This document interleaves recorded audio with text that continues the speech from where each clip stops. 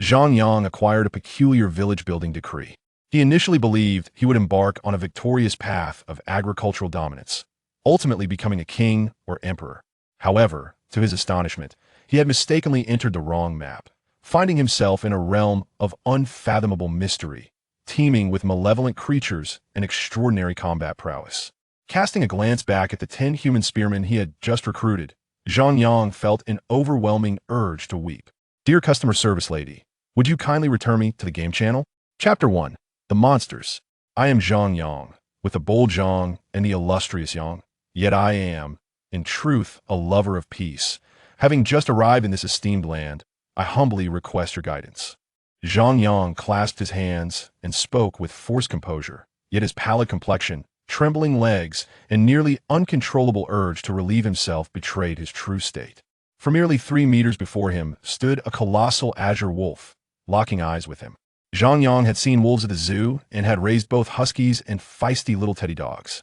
Yet, the azure wolf before him was utterly terrifying, with a head the size of a grinding wheel, crimson eyes, elongated fangs as sharp as daggers, and a body as large as a freight truck. This creature was undoubtedly not a terrestrial being. This thought struck Zhang Yang as he regained his composure. The situation was quite bizarre. Merely 3 minutes prior, he had been leisurely enjoying watermelon on his balcony, when, from above, an unknown malicious individual had carelessly dropped a brick, striking him squarely on the head. In the blink of an eye, he was transported to this place, without even a chance to bid farewell to his mother, who was engrossed in watching the story of Ming Lan in the living room. And then he encountered this beastly azure wolf. As for why he had not yet been devoured, it was due to a protective white barrier enveloping him within a 3-meter radius, preventing the wolf from entering, while he, of course, did not dare to venture out. So is this the infernal brick? After taking 3 full minutes to collect himself, Zhang Yang picked up a brick that shimmered with a bluish-purple sheen and appeared quite ancient, upon which was inscribed a character that danced like a dragon and phoenix. Decree. What decree? The moment this thought flickered in his mind, a flash of white light emanated from the brick, and a game-like attribute panel materialized before his eyes. Fantasy Village Building Decree. Energy, 97. Status, semi-activated. Usable traits, Level 1 Stealth. Usable traits, Level 1 Protection. Usable traits, Level 1 Vision. Usable functions, Initial Recruitment. Recruitment Population List, Spearmen /1 Energy Point, Sword and Shield Soldiers /1 Energy Point, Archers /1 Energy Point, 5 Farmers /1 Energy Point, for Lumberjacks /1 Energy Point, 3 Hunters /1 Energy Point, 2 Butchers /1 Energy Point, 1 Craftsman /1 Energy Point. Village Chief, Zhang Yang. Age, 18 years. Strength, F-. Agility, F-. Defense, F-. Soul, C. The information displayed on the attribute panel was scant, yet it swiftly enlightened Zhang Yang regarding his environment and predicament. Firstly, if he did nothing, he would only survive for another 97 minutes, after which the Level 1 protective energy shield would deactivate due to energy depletion, unless he was willing to sell his soul. Secondly, he was exceedingly weak, and the soldiers he could recruit also appeared feeble, with a maximum recruitment limit of 500 individuals. Even those who perish would occupy a recruitment slot. Thirdly, before him, there had been 981 unfortunate souls bound to this so-called village chief role, all of whom had perished. So, what if I were to sell a portion of my soul? The instant this thought emerged in Zhang Yang's mind, a golden balance scale appeared before him, one side displaying his soul, while the other indicated energy. His C strength soul could astonishingly be exchanged for 1,300 energy points. Yet, what use is this corporeal form without the presence of my exceedingly intriguing soul? Zhang Yang resolutely opted against the sale of his essence, his gaze fixated on the azure wolf as he endeavored to discern its vulnerabilities. It was abundantly clear that this creature remained composed and unperturbed, seemingly aware of the delectable feast that awaited it, not even blinking. Observing its robust physique, razor-sharp teeth, and striking azure fur, one could ascertain just how fearsome this beast truly was. The previous 981 gentlemen were likely not lacking in intelligence. After all, only souls of C grade or above can bind to this infernal village building order, so they must have explored various methods. What then was the outcome? Perhaps they all perished at the jaws of this azure wolf, or maybe some managed to pass this trial only to meet their demise during the subsequent village construction process, for this is indeed a vast primordial forest. Zhang Yang mused to himself, his eyes drifting beyond the azure wolf. This was no mere backdrop, but rather, he had genuinely materialized in a primeval forest. Hypothesis 1. If the monsters encountered each time a new village chief is bound are exclusively azure wolves, there's a high probability that someone could slay it with no more than 100 energy points, thus rendering the sale of my soul unnecessary to navigate this predicament. Hypothesis 2. If the monsters faced during each binding of a new village chief are random, then my life may be in jeopardy. However, selling my soul remains an unappealing option. No, I shall not part with my soul. Hypothesis 3. No, there is no hypothesis 3. It is a matter of life or death. If one desires my exceedingly captivating soul, they shall find no entry. Within a mere few seconds, Zhang Yang comprehended what was most precious to him, his sea-level soul. It was not about its allure, but rather the realization that the preceding 981 failed village chiefs likely faltered due to having traded portions of their souls to some extent. Of course, he could be mistaken, yet that is of little consequence. What matters is that Zhang Yang not only wishes to slay this azure wolf, but also desires to survive through the ensuing village-building process, enduring indefinitely. If he were to temporarily survive by selling a portion of his soul, only to ultimately perish, he would be better off succumbing to this azure wolf from the outset. What if this were merely a dream? There is still half a chilled watermelon waiting for him to devour on the balcony. Zhang Yang contemplated this with resolute clarity, and then he took action. He selected the recruitment option on the village building order, enlisting a spear wielder, a sword and shield warrior, and a longbowman. He temporarily recruited these three and would devise a plan to ambush the azure wolf based on the circumstances. In a flash of white light, three towering soldiers materialized before Zhang Yang. Each stood an impressive height of nearly 2 meters, embodying the quintessential earthly yellow race, their physiques robust and powerful, capable of becoming the most elite and formidable warriors on Earth. The three soldiers donned simple leather armor, their defensive capabilities appearing to be quite comparable. In terms of weaponry, the spear wielder wielded a 2.5-meter-long wooden spear with a sharp iron tip, but that was the extent of its prowess. The sword and shield warrior brandished a long knife and a thick wooden shield, the quality akin to that of the spear wielder. The longbowman was equipped with a recurved bow and 35 arrows.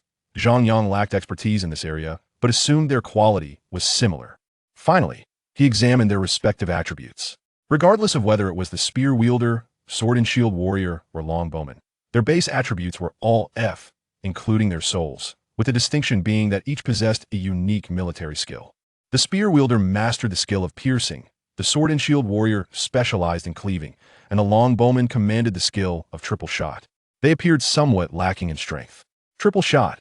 Zhang Yang commanded the longbowman first, and the longbowman skillfully and swiftly notched 3 arrows, releasing them with a whoosh. 3 arrows hurtled through the air towards the azure wolf. In that instant, the azure wolf seemed startled, leaping to evade, albeit somewhat clumsily. It avoided 2 arrows, while the final arrow struck its back, penetrating 10 centimeters deep, blood oozing forth. Remarkably, it had breached its defenses. Zhang Yang chuckled. If he were to recruit more longbowmen, could he not rain arrows upon the azure wolf from within the protective barrier? Indeed, only a fool would think so.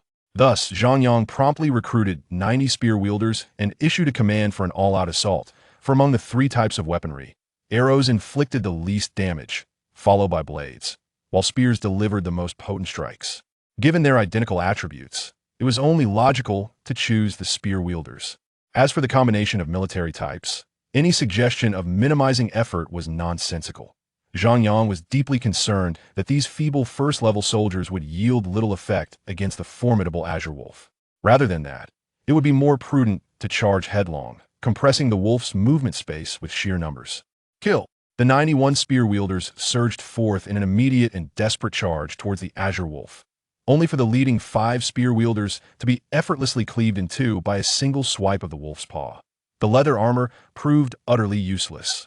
With such devastating power, could a mere arrow truly penetrate 10 centimeters deep? Goodness, even the monsters of this age have learned the art of deception. In a moment of poignant reflection, 5 spear-wielding soldiers recklessly charged forward, resulting in the immediate demise of 4, who fell victim to the savage jaws of the azure wolf. Only one soldier managed to survive for a fleeting second, during which time his spear swiftly pierced the creature's chest, yet it penetrated a mere 5 centimeters. This was the outcome of activating the piercing skill. Zhang Yang, observing from a distance, felt a mix of relief and trepidation. The prowess of the Azure Wolf was formidable, and its intelligence was equally impressive. With a resounding bang, the skull of the 10th spear soldier was crushed beneath a single paw, blood spraying outward in a chaotic fountain. However, this did not deter the subsequent spear soldiers from launching their assault.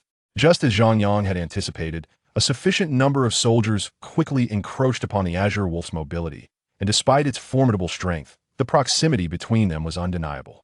In an instant, 90 spear soldiers were summoned, surging forth like a relentless tide. Even though each passing second brought with it significant casualties, there would inevitably be a few spear soldiers who managed to strike true. BFF. Almost in the blink of an eye, as over 40 spear soldiers met their end, one soldier finally seized the opportunity, driving his spear into the Azure Wolf's left eye, penetrating 10 centimeters deep.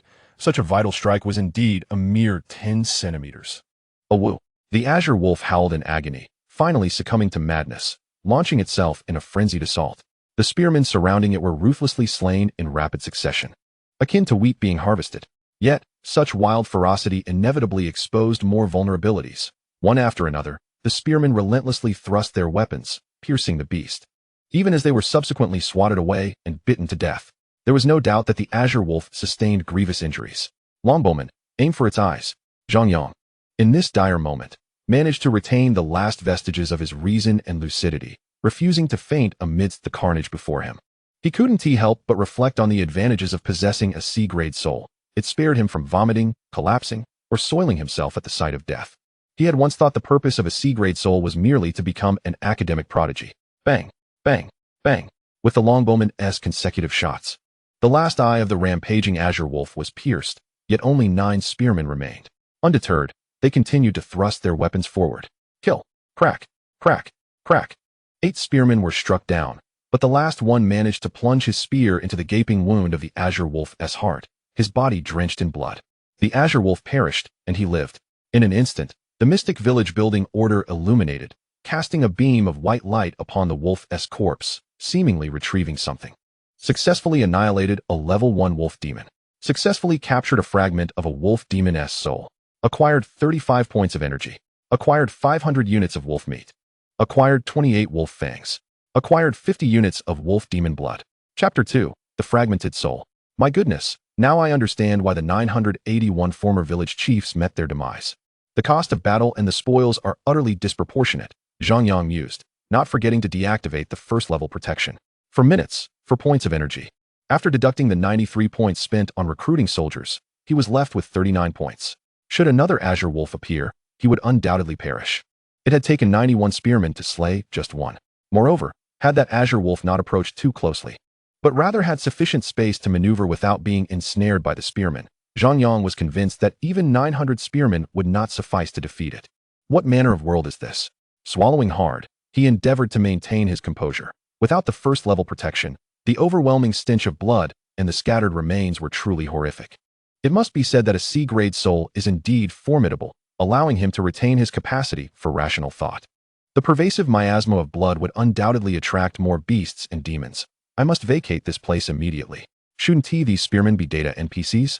Why do their corpses appear so disturbingly real? This is a primeval forest, teeming with wild beasts and demons. It won't be long before I encounter danger. Thus I must recruit soldiers.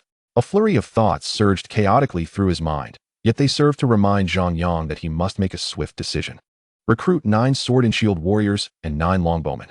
In this ancient forest, towering trees and dense underbrush rendered any path nearly non-existent, making the need for sword and shield warriors imperative. The longbowmen could take refuge within the first-level protection circle while firing outward. Activating first-level vision. Zhang Yang expended 5 points of energy to activate another feature of the mystic village building order. In an instant, a beam of white light flashed, revealing a radar-like screen that encompassed a 1-kilometer diameter area, upon which several light points appeared. 5 yellow light points, with no red ones, thankfully. This first-level vision proved quite useful. At the very least, Zhang Yang could ascertain that those 5 yellow light points had yet to move toward him, though with the scent of blood dispersing. It wouldn't be long before they did. What is the purpose of that Azure Wolf's fragmented soul? Zhang Yang pondered, and as if in response to his thoughts, a golden balanced scale materialized before his eyes, one side bearing the Azure Wolf's soul, surprisingly rated as F. The other side held 50 points of energy. How cheap? Was this truly a demon's fragmented soul? Perhaps due to its incomplete nature? He mused inwardly, shifting his gaze downward to discover another use for the Azure Wolf's soul. Utilize the demon's fragmented soul to cultivate powerful warriors. Currently, there is one level 1 Azure Wolf demon soul available, capable of cultivating an elite spearman, archer, or sword and shield warrior. Note: soldiers who personally slay the Azure Wolf will have a 30 increase in cultivation probability. Cultivating an elite soldier requires 10 points of energy, 20 units of wolf demon blood, and 5 wolf fangs, with a success rate of 60. For every additional 5 points of energy expended, the success rate increases by 10. Furthermore, during the cultivation process, there is a 50 chance that the soldier's weapon will be further enhanced, the higher the demon's soul's level, the greater the enhancement probability and quality. Upon reading this, Zhang Yang made a decisive choice. He would cultivate an elite spearman.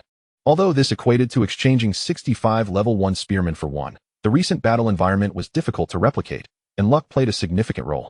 What if the next encounter was with a demon unperturbed by group combat? However, I must first leave this place. Zhang Yang then departed from the bloody battlefield, guided by the positions of the yellow light points he had seen in first-level vision, ultimately halting over 300 meters away. He could advance no further, for there were no paths in this forest. Even with first-level vision, it was uncertain what he might encounter, so he needed to hasten the cultivation of the elite spearman. Cultivating elite spearman. Due to the cultivation target being the soldier who killed the Azure Wolf, the success probability is increased by 30. The base success probability is 60. By expending an additional 5 points of energy, the success probability increases by 10. The overall success probability is 100, requiring 5 minutes. A stream of data flashed before Zhang Yang's eyes, and a beam of white light enveloped the longbowman. Notably, it seemed that the mystic village building order contained its own space, alleviating any concerns about the items obtained from slaying the Azure Wolf. 5 minutes swiftly passed, and with a flash of white light from the mystic village building order, a message appeared before Zhang Yang's eyes. Your soldier has successfully been cultivated into an elite spearman. Soldier, Zhao Shower. Class, elite spearman. Strength, E. Agility, E. Defense, E. Soul strength, E. Base spear proficiency, 245. Skill, Gale thrust. Zhang Yang found it difficult to assess the combat prowess of this elite soldier, as he observed Zhao Shower himself, who appeared unchanged, still standing coldly with his spear, resembling a mere NPC. However, a more favorable piece of news was that the spear in his hand had been successfully enhanced. The once iron spearhead now gleamed with the luster of fine steel, and 3 prominent edges had been added, while the wooden shaft was enveloped in a layer of iron, giving it a heavy appearance. Surely, this should be capable of slaying the Azure Wolf from earlier, Zhang Yang thought uncertainly, yet just as he prepared to depart, a roar echoed through the air. A thunderous roar suddenly reverberated through the air, and in the next instant, a towering black bear, standing over 5 meters tall, charged forth from the forest with a speed akin to that of a locomotive. The 2 sentinels, tasked with vigilant watch, had yet to react when they were sent flying several dozen meters away. Level 1 defense. Whoosh. In that fleeting moment, as the colossal bear barreled toward them, Zhang Yang activated his defensive shield. Yet, in the subsequent moment, a resounding hum echoed as the very shield that even the Azure Wolf demon could not breach trembled violently. As if on the brink of shattering, Zhang Yang was momentarily paralyzed with fear. This was utterly unpredictable. Fortunately, at that critical juncture, a glimmer of cold light erupted as the elite gunner Zhao Shower lunged forth with his firearm, exploiting the momentary vulnerability created by the bear's impact against the shield. He thrust his weapon into the bear's left foreleg, precisely beneath its armpit. The black bear let out an earth-shattering roar. Its paw, which was initially aimed at the defensive shield, swung around to strike Zhao Shower, sending him hurtling like a ragdoll for dozens of meters. His body contorted and blood cascading down like rain, a sight that suggested certain death. Attack! At that moment, Zhang Yang's mind snapped back to reality, and he shouted. The sword and shield soldiers surged forward, hacking wildly, while the archers unleashed a barrage of arrows, yet their efforts proved largely ineffectual. The black bear merely swatted a few times, and not a single sword and shield soldier remained. This was truly terrifying. Zhang Yang felt as though he might lose control of his bladder from fright. However, he recognized that fleeing was not an option. Gritting his teeth, he deactivated the level 1 defense and summoned 12 spearmen, expending all his energy in the process.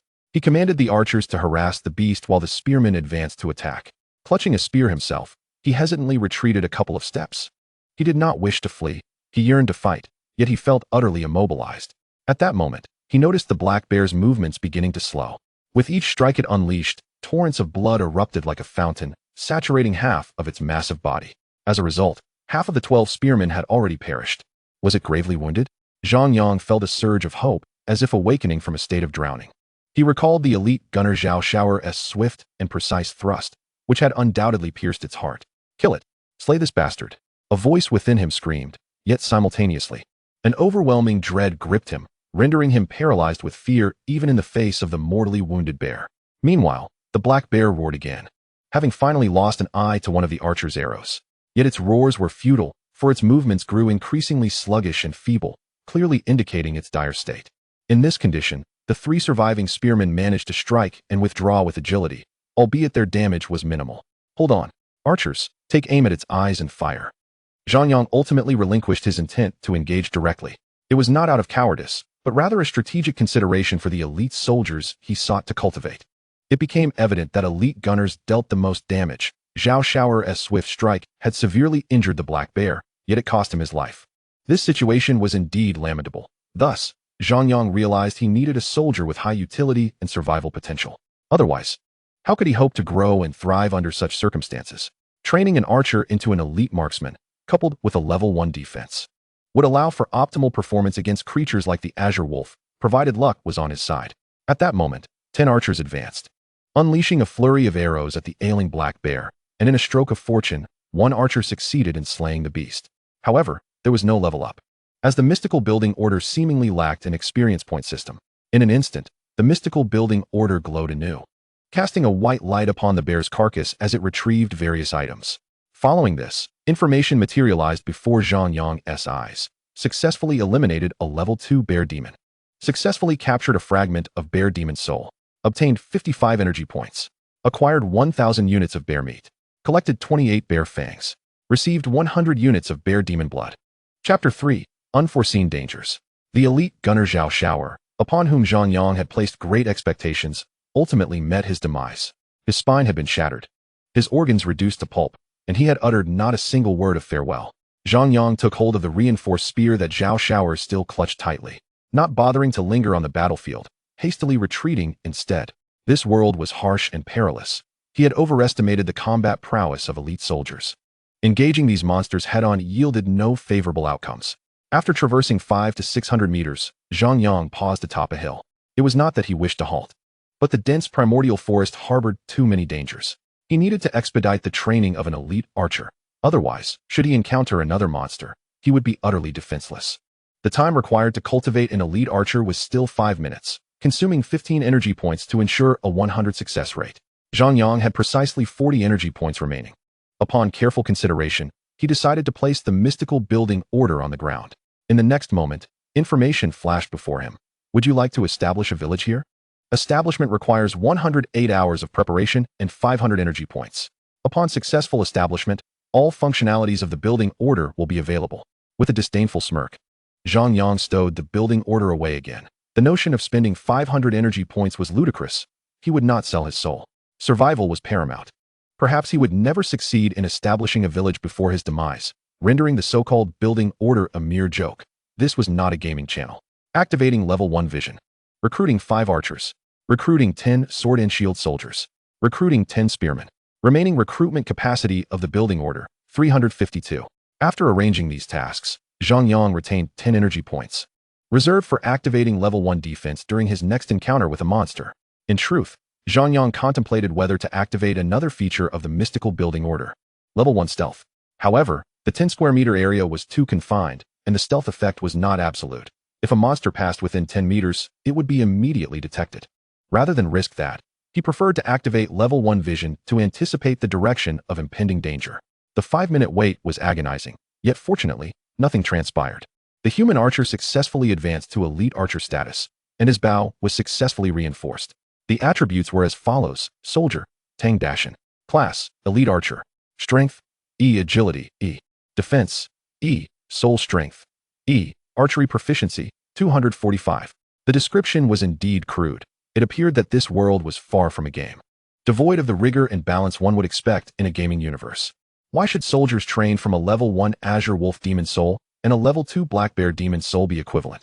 Zhang Yang still found the spirit to jest, and thus he led one of his elite archers, 14 longbowmen, 10 sword and shield soldiers, and 13 spear wielders onward.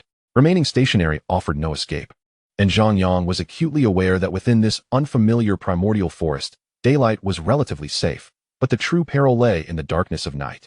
Observing the sky, it appeared to be morning. Thus he had to either find a path out of the forest or devise a means to seek refuge or construct one himself. Regardless, his priority should be to hunt more monsters, thereby acquiring additional energy and the remnants of their souls, enabling his soldiers to advance. This was the very essence of his survival. The direction remained uncertain. Even if there were one, it would be of little use. Hence, Zhang Yang settled upon a singular notion: ascend to a higher peak, where he could survey the surroundings and seek an escape route. The forest was not level, but rather comprised of numerous undulating hills, colossal trees rising above like a multitude of giant umbrellas, distinctly layered and artistically arranged. Partitioning the sky from the earth, birds chirped among the treetops, accompanied by an array of unidentifiable peculiar insects. Yet, having traveled less than a mile, one of Zhang Yang's soldiers perished. He had been bitten by a venomous creature, able only to let out a cry before succumbing to the poison. Left with no choice, Zhang Yang expended 1 point of energy to recruit 3 hunters to lead the way. Indeed, expertise matters. With 3 hunters forging ahead, their pace improved significantly. 10 minutes later, after gauging the approximate distance, Zhang Yang activated his first-level vision, confirming the absence of immediate threats in their direction. Ahead lay another hill, relatively elevated, promising a far-reaching view. "Everyone, hasten your pace. We must ascend," Zhang Yang commanded, feeling fatigued and eager for a brief respite. It was then that he heard a piercing call from above. He refrained from looking up, instead instinctively activating his first-level defense. Regardless of his sea-level soul strength, he had become a startled creature. The next moment, he was met with a fierce rush of wind and the alarmed shouts of his soldiers. Bang! The first-level protective shield shattered violently, and Zhang Yang was left in utter bewilderment, realizing a monster had come to devour him, one seemingly more fearsome than the Black Bear Demon. Shattering his protective barrier with ease, the force of the explosion left him dazed, along with several nearby soldiers and the creature that had swooped down from the sky. It paused for approximately a tenth of a second before 3 arrows swiftly struck it, causing it to lose its balance, and as it plummeted several meters, it was met with a barrage of spears that pierced its wings, leaving it no option but to crash to the ground. Yet, matters were far from straightforward. A few seconds later, as Zhang Yang regained his senses, he found himself pinned to the ground by a sword and shield soldier, while fragments of blood and viscera swirled above him, accompanied by furious cries and the sound of a howling wind. Upon looking up, he beheld a towering red eagle, its massive wings unfurling, flapping and leaping like a colossal crimson top. Each beat of its wings sent forth a blade of azure air, effortlessly severing anyone within a 10-meter radius in two. What kind of monster is this? More than half of the 39 soldiers Zhang Yang had painstakingly led out were now dead, including his highly regarded elite archer, Tang Dashan, who had managed only a 3-shot burst before being slain at close range. What sins have I committed? Was I cursed in a past life?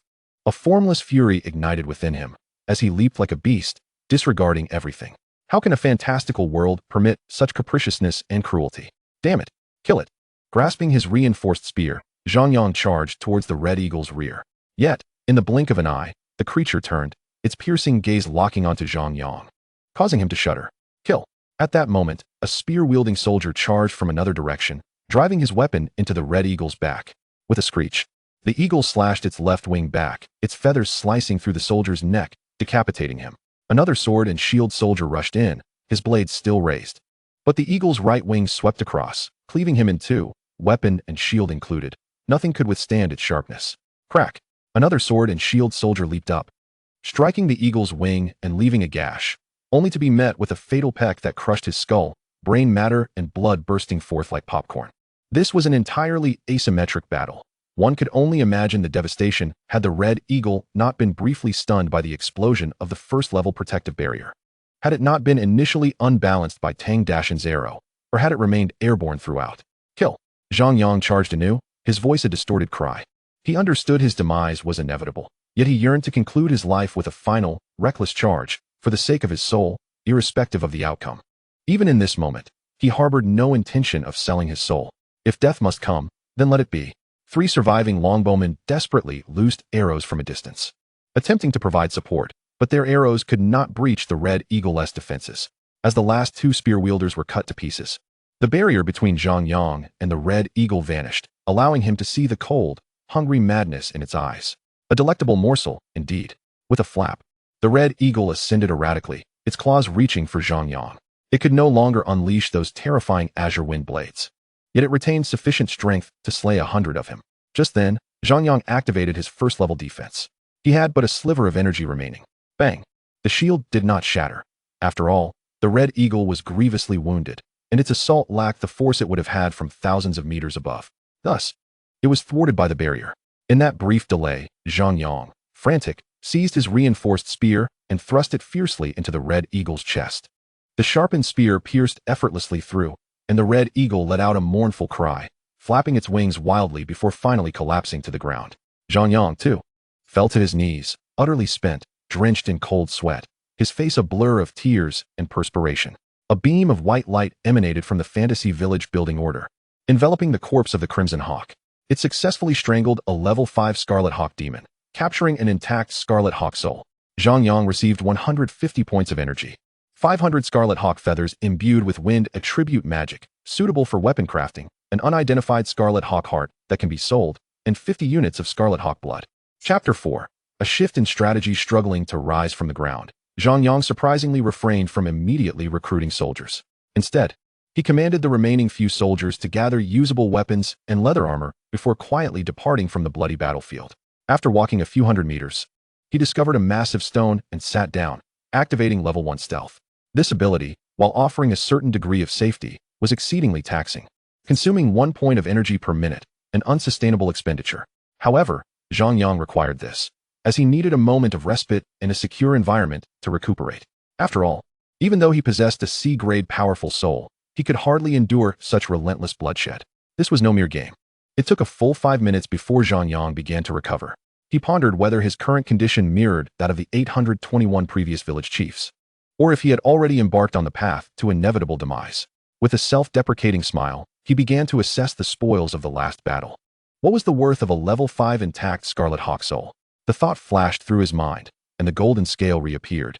One side bearing the Scarlet Hawk soul, and the other a full 500 points of energy, both sufficient for Zhang Yang to establish a village. Yet, his gaze did not linger there. Instead, it swept downward. Utilizing the complete demon soul could nurture formidable warriors. Currently, he possessed 1 level 5 Scarlet Hawk soul, capable of cultivating 5 elite gunmen, archers, and sword and shield soldiers. Note: soldiers who personally slay the Scarlet Hawk will see a 30 increase in nurturing probability. Note: a complete Scarlet Hawk soul will enhance the nurturing probability by 20. Note: a level 5 Scarlet Hawk soul will guarantee the enhancement of elite soldiers' weapons.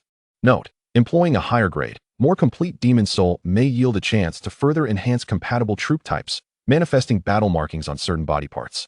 To cultivate 5 elite soldiers, it would require 50 points of energy, 50 units of Scarlet Hawk blood, and 50 Scarlet Hawk feathers, with a base success rate of 60. Each additional 5 points of energy could increase a single soldier's success probability by 10. Using a complete demon soul would enhance the village building order holder's strength. With 1 level 5 Scarlet Hawk soul at hand, it would randomly elevate 1 attribute by a level and grant a random talent from the Scarlet Hawk, with a certain chance of producing compatible battle markings.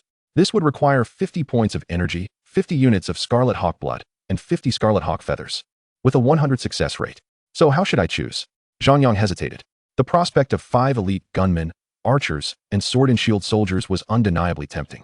With such elite forces, he could easily overpower the Blue Wolf demons, confront the Black Bear demons head-on, and, after a certain cost, eliminate the Scarlet Hawk demons. However, if he merely enhanced one of his attributes, even with an accompanying random talent and a certain chance of battle markings, it would equate to the combat power of just a few ordinary soldiers. It seemed rather unwise. Yet, only a complete demon soul could augment the village building order holder. An incomplete demon soul lacked this option, compelling Zhang Yang to consider the drop rate of complete demon souls. Moreover, should he choose the former option, he would need to expend 100 points of energy, while the latter would require only 50 points. These thoughts flowed rapidly through his mind. Yet Zhang Yang did not arrive at a decision. Instead, he spoke to himself. Among the 981 previous village chiefs, some must have faced circumstances akin to mine.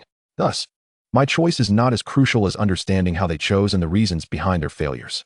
Furthermore, Reflecting on the 3 battles he had just endured, he noted that each encounter had pitted him against increasingly formidable demons. Was this mere coincidence? Despite possessing an elite gunman capable of confronting the Blue Wolf, a level 2 bear demon had emerged and slain his elite gunman. Had he managed to preserve that elite gunman, his elite archer could have survived the subsequent encounter with the level 5 hawk demon. Now, despite having fought 3 demons, including a level 5 hawk demon, and reaping significant rewards, his power had not visibly increased. The surplus energy might be entirely depleted in the next encounter, perpetuating a vicious cycle. This was merely a hypothesis. Perhaps his next encounter would be with a level 1 Blue Wolf demon. However, it was evident that among those 981 former village chiefs, there were surely individuals more astute than he. Frankly, he did not consider himself particularly clever. His thoughts and choices were trapped within the confines of ordinary logic, suggesting a high likelihood of becoming the 982nd deceased village chief. If he wished to survive, he must first break free from this damned vicious cycle, whether it was mere coincidence or the influence of some supernatural force. Thus, his upcoming choice would be pivotal, potentially determining his ultimate fate. Zhang Yang closed his eyes. After a long moment, he opened them, and, contemplating without regard for external factors or the fallen 981 village chiefs, recognized that he would undoubtedly opt for the second option, prioritizing the enhancement of his own strength. This was an irresistible temptation for anyone, especially with nightfall still far off and numerous monsters lurking in the forest. Engaging in battle with a multitude of ordinary soldiers was feasible, yet complete demon souls capable of augmenting one's strength were rare. However, he could not claim to represent everyone. Many village chiefs might have chosen the first option. Why then? Did they all ultimately perish? The answer might be that, despite having 5 or more elite soldiers, the demons they faced grew increasingly powerful. No matter how hard one tried or how well one developed, they could not keep pace with the strength of these formidable demons. Thus, the situation returned to square one, this damned fantasy world. With a bitter smile, Zhang Yang's gaze gradually grew resolute.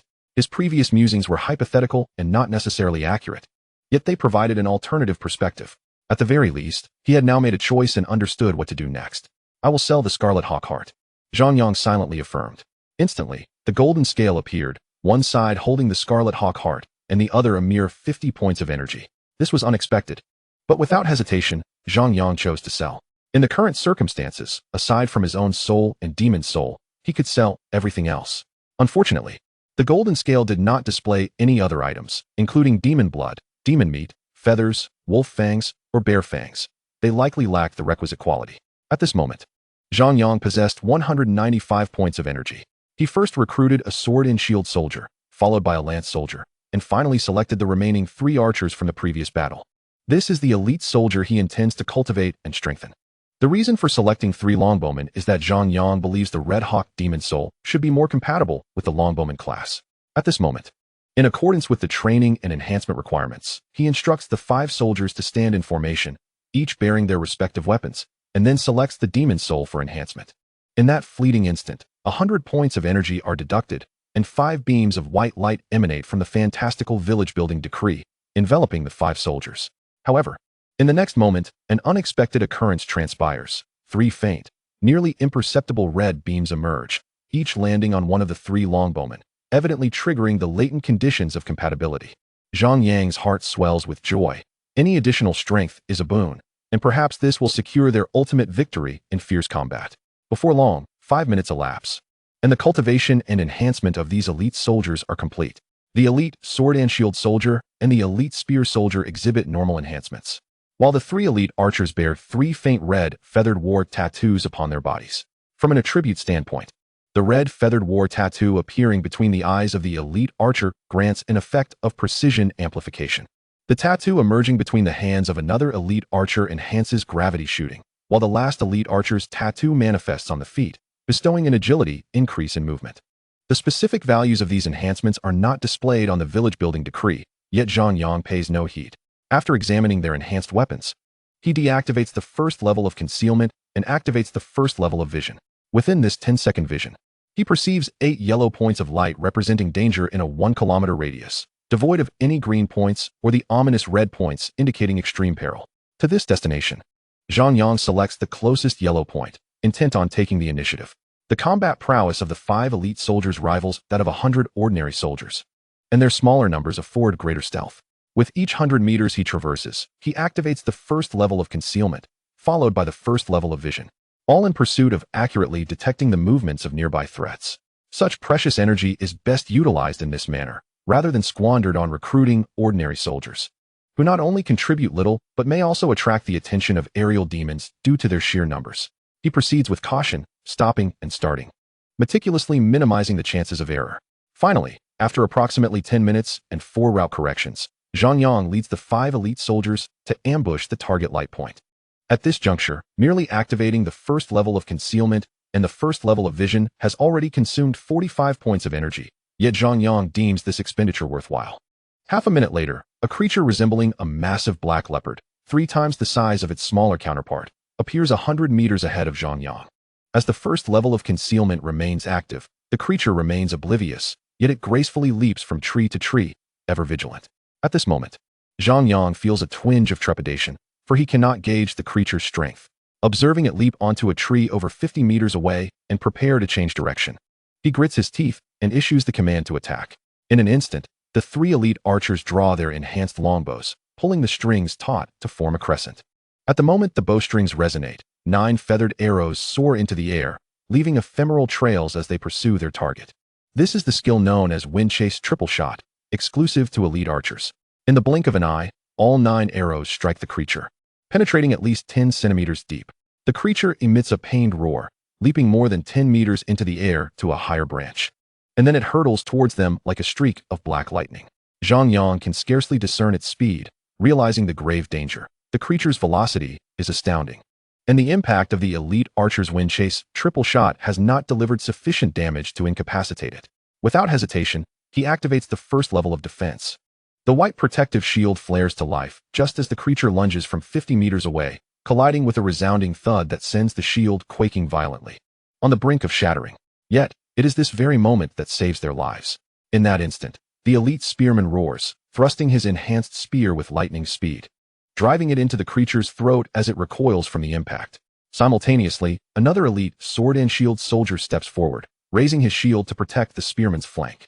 Just as the creature, in its dying throes, swipes with its deadly claws, the enhanced shield shatters with a crack, sending the elite sword and shield soldier staggering back several steps. Nevertheless, the life of the elite spearman is preserved. The entire confrontation unfolds in mere moments, leaving Zhang Yang momentarily stunned, drenched in cold sweat. How perilous! Indeed, how perilous! Had there been any flaw in the coordination of the 6 of them, 5 elite soldiers plus himself, their fates would have been sealed. Against such a terrifyingly swift creature, even 100 recruited soldiers would have proven futile. Chapter 5, The Spider Battle. Successfully slayed a level 4 leopard demon. Captured a fragmentary black leopard demon soul. Acquired 100 points of energy. Obtained 50 units of black leopard meat. Acquired 50 units of black leopard demon blood. Gazing upon the kill notification transmitted by the fantastical village building decree, Zhang Yang falls into contemplation. The level 4 leopard demon and the level 5 eagle demon differ by a single tier, yet the demon soul obtained from the kill is incomplete. Is this a matter of probability, or is it due to the fact that he personally delivered the fatal blow? If it is indeed the latter, is it connected to the rank of his own soul? It appears that gradual verification is in order. Zhang Yang reflects, acknowledging that his previous victory over the Red Hawk was indeed a stroke of luck under normal circumstances. He would not have been able to slay even a mere blue wolf, let alone this lightning-fast black leopard, whose shadow he could scarcely discern. Next, he commences the cultivation and enhancement of his soldiers, initially intending to amplify the existing 5 elite soldiers further, only to find no response. Thus, he resorts to recruiting another spearman, consuming a black leopard demon soul, and expending 50 points of energy to successfully cultivate and enhance him, along with an enhanced spear. This price is rather steep, yet it is deemed worthwhile. With 6 elite soldiers now equipped with enhanced weaponry, their configuration is undeniably formidable. Zhang Yang continues to adhere to his established strategy, activating the first level of concealment and the first level of vision, locking onto a target light point within range. Stealthily, he advances, utilizing continual concealment and route corrections, ultimately intercepting a second demon half an hour later. This demon, a black spider the size of a millstone, resides among the crowns of trees several dozen meters high, weaving its black webs and shrouding an area of several hundred meters. The ominous black spider appeared fearsome, yet it seemed somewhat more manageable compared to the various monsters Zhang Yang had previously encountered. Most importantly, Zhang Yang surmised that this black spider specialized in ranged attacks. And fortuitously, he had 3 elite archers at his disposal. Activating first-level concealment, he commanded the 3 archers to commence their assault from over 100 meters away. Whoosh, whoosh, whoosh. The trio unleashed a volley of 3 arrows in swift succession, 9 feathered projectiles traversing the distance in mere moments, each striking the black spider with precision. From afar, Zhang Yang could see the viscous fluid splattering from the spider's body as it convulsed violently before succumbing to its wounds. Was it truly that simple? In the next instant, the notification of a kill flashed before him. Black spider successfully slain. He had gained 1 energy point. Wait, what was going on? Wasn't he this a monster? Zhang Yang paused, realizing that the spider, which was as large as a millstone, did not fall under the classification of a monster. Yet, why was its danger level marked in yellow within his first-level vision? Suddenly, Zhang Yang's expression shifted dramatically as he spotted another spider of the same size rapidly approaching from an unknown direction. He hastily activated his first-level vision, only to be taken aback by the sight of hundreds of yellow dots densely populating the radar. What in the world? Just 3 minutes prior, there had been none. Retreat? The thought barely formed in his mind before he suppressed it, as the yellow dots on the radar had already encircled them. Shoot them. Conserve arrows. First-level defense. Recruit 0 shield bearers. Recruit 0 spear wielders. Recruit 20 longbowmen. Zhang Yang issued a flurry of commands, gripping his reinforced spear, his mind racing with frustration. Who could have anticipated that even first-level vision would have dangers beyond its detection? Whoosh, whoosh, whoosh. The 3 elite archers had already commenced rapid fire. Their archery skills exceptional and their arrows potent, averaging 2 arrows to slay a single black spider. The newly recruited longbowmen, however, required a barrage of 7 or 8 arrows to achieve the same feat, yet, with hundreds of black spiders looming before them, mere arrows alone could not suppress the onslaught. Within mere seconds, the spiders began to descend from the trees or crawl from the ground, a truly chilling sight. Fortunately, these black spiders were not classified as monsters, allowing ordinary soldiers to engage them. Zhang Yang's shield bearers and spear wielders coordinated their efforts, with the shield bearers blocking and the spear wielders piercing through, each thrust capable of killing a spider. The 5 elite soldiers under Zhang Yang's command fought with relentless vigor. However, mere moments later, the soldiers began to slow their movements, as though time itself had decelerated. Unbeknownst to them, they had been ensnared by numerous strands of black webbing. Zhang Yang watched helplessly as his soldiers succumbed one by one, dragged away by the relentless spiders. Yet, he found himself powerless to intervene. The protective circle encompassed only 10 square meters, sufficient for the 3 elite archers and 5 longbowmen to maintain their fire, while the remainder had to engage in combat outside the barrier. Despite the continuous deaths of black spiders, the sheer number overwhelmed their efforts. Gradually, strands of webbing began to litter the ground and air, and Zhang Yang's forces had suffered significant casualties, with even the 5 elite soldiers beginning to struggle against the overwhelming webbing. Resolute, Zhang Yang summoned an additional 50 shield bearers, 0 spear wielders. His energy reserves were adequate, yet the remaining recruitment slots dwindled to just 189. Once depleted, he would be left to fend for himself in this perilous fantasy world. Kill! Zhang Yang charged forward, spear in hand, his heart filled with a mix of solemnity and determination. He understood that hiding within the protective circle was futile. He must fight like a soldier to survive. Farming? In this damned fantasy world, what good would that do? Thrust. His spear pierced the head of a black spider, its inky fluid splattering across his face and body, reeking horrifically and carrying a searing, corrosive sensation. Nevertheless, he brushed aside his disgust, withdrawing his spear to seek another target. Suddenly, 2 shield bearers dashed ahead, slashing down the nearest spider before he could react. Turning back, he noticed that at least half of the soldiers had instinctively gathered around him. This stirred a poignant memory of his earlier encounter with a level 5 red-winged monster, where a soldier had been felled by a wind blade while trying to protect him. Damn it. Even if they were NPCs, they were still his soldiers. A surge of inexplicable emotion washed over Zhang Yang, spurring him to run faster. Before him loomed a dense web of black strands, akin to a resilient fishing net. A solitary individual could not break through, even with a blade. Insufficient force would result in entanglement. However, a collective charge would yield different results. Follow me. Shield bearers, cut through the webs. Zhang Yang shouted. As he ran, his soldiers quickened their pace, transforming into a torrent that swiftly tore through the nearly formed spider webs. With the obstruction of the webs removed, their combat efficiency surged. After all, Zhang Yang had successfully recruited 160 ordinary soldiers in a single breath, and even accounting for those dragged away, over 100 remained. Having already slain more than half of the black spiders, The balance of power on the battlefield shifted, the number of black spiders dwindled, while Zhang Yang's forces grew increasingly emboldened. Even Zhang Yang himself managed to fell 3 black spiders, exhilaration coursing through him.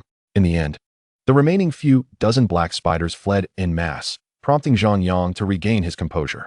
Upon tallying their numbers, he discovered losses were under 20, with some of the dragged soldiers having been rescued in time. Village chief, it seems these black spiders emerged from underground. Otherwise, they could not have appeared en masse. There may be a spider nest nearby, remarked an elite archer, whom Zhang Yang recognized as Qini Dao, marked by the red-winged battle insignia on his arms. He had been among the most prolific spider slayers, utilizing the insignia's power to unleash gravity arrows, capable of killing a spider with a single shot. After exhausting his supply of arrows, he even borrowed a quiver from another archer, which indicated he had likely slain at least 60 black spiders. Though they were not classified as monsters, such a feat was indeed remarkable. Let us clear the battlefield, then search the vicinity, Zhang Yang commanded, activating first-level vision once more. As expected, the recently fled black spiders had vanished, undoubtedly retreating underground. He had now realized the limitations of first-level vision. It could only scout the surface, failing to detect threats from above or below. This was a lesson he would not soon forget. Chapter 6. Demon Arts. Only just realizing the gravity of the situation after meticulously surveying the area, Zhang Yang discovered that approximately 1/3 of the trees were grotesquely twisted and gnarled, as if they harbored the tortured and despairing souls within.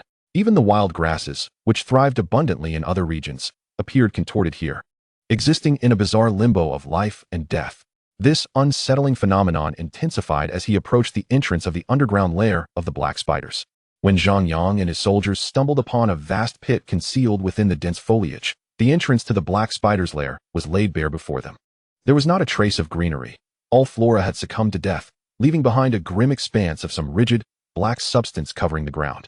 Within the pit, a dark maw, at least 5 meters high and over 10 meters wide, loomed ominously, reminiscent of a legendary monstrous gullet, prompting Zhang Yang to hesitate.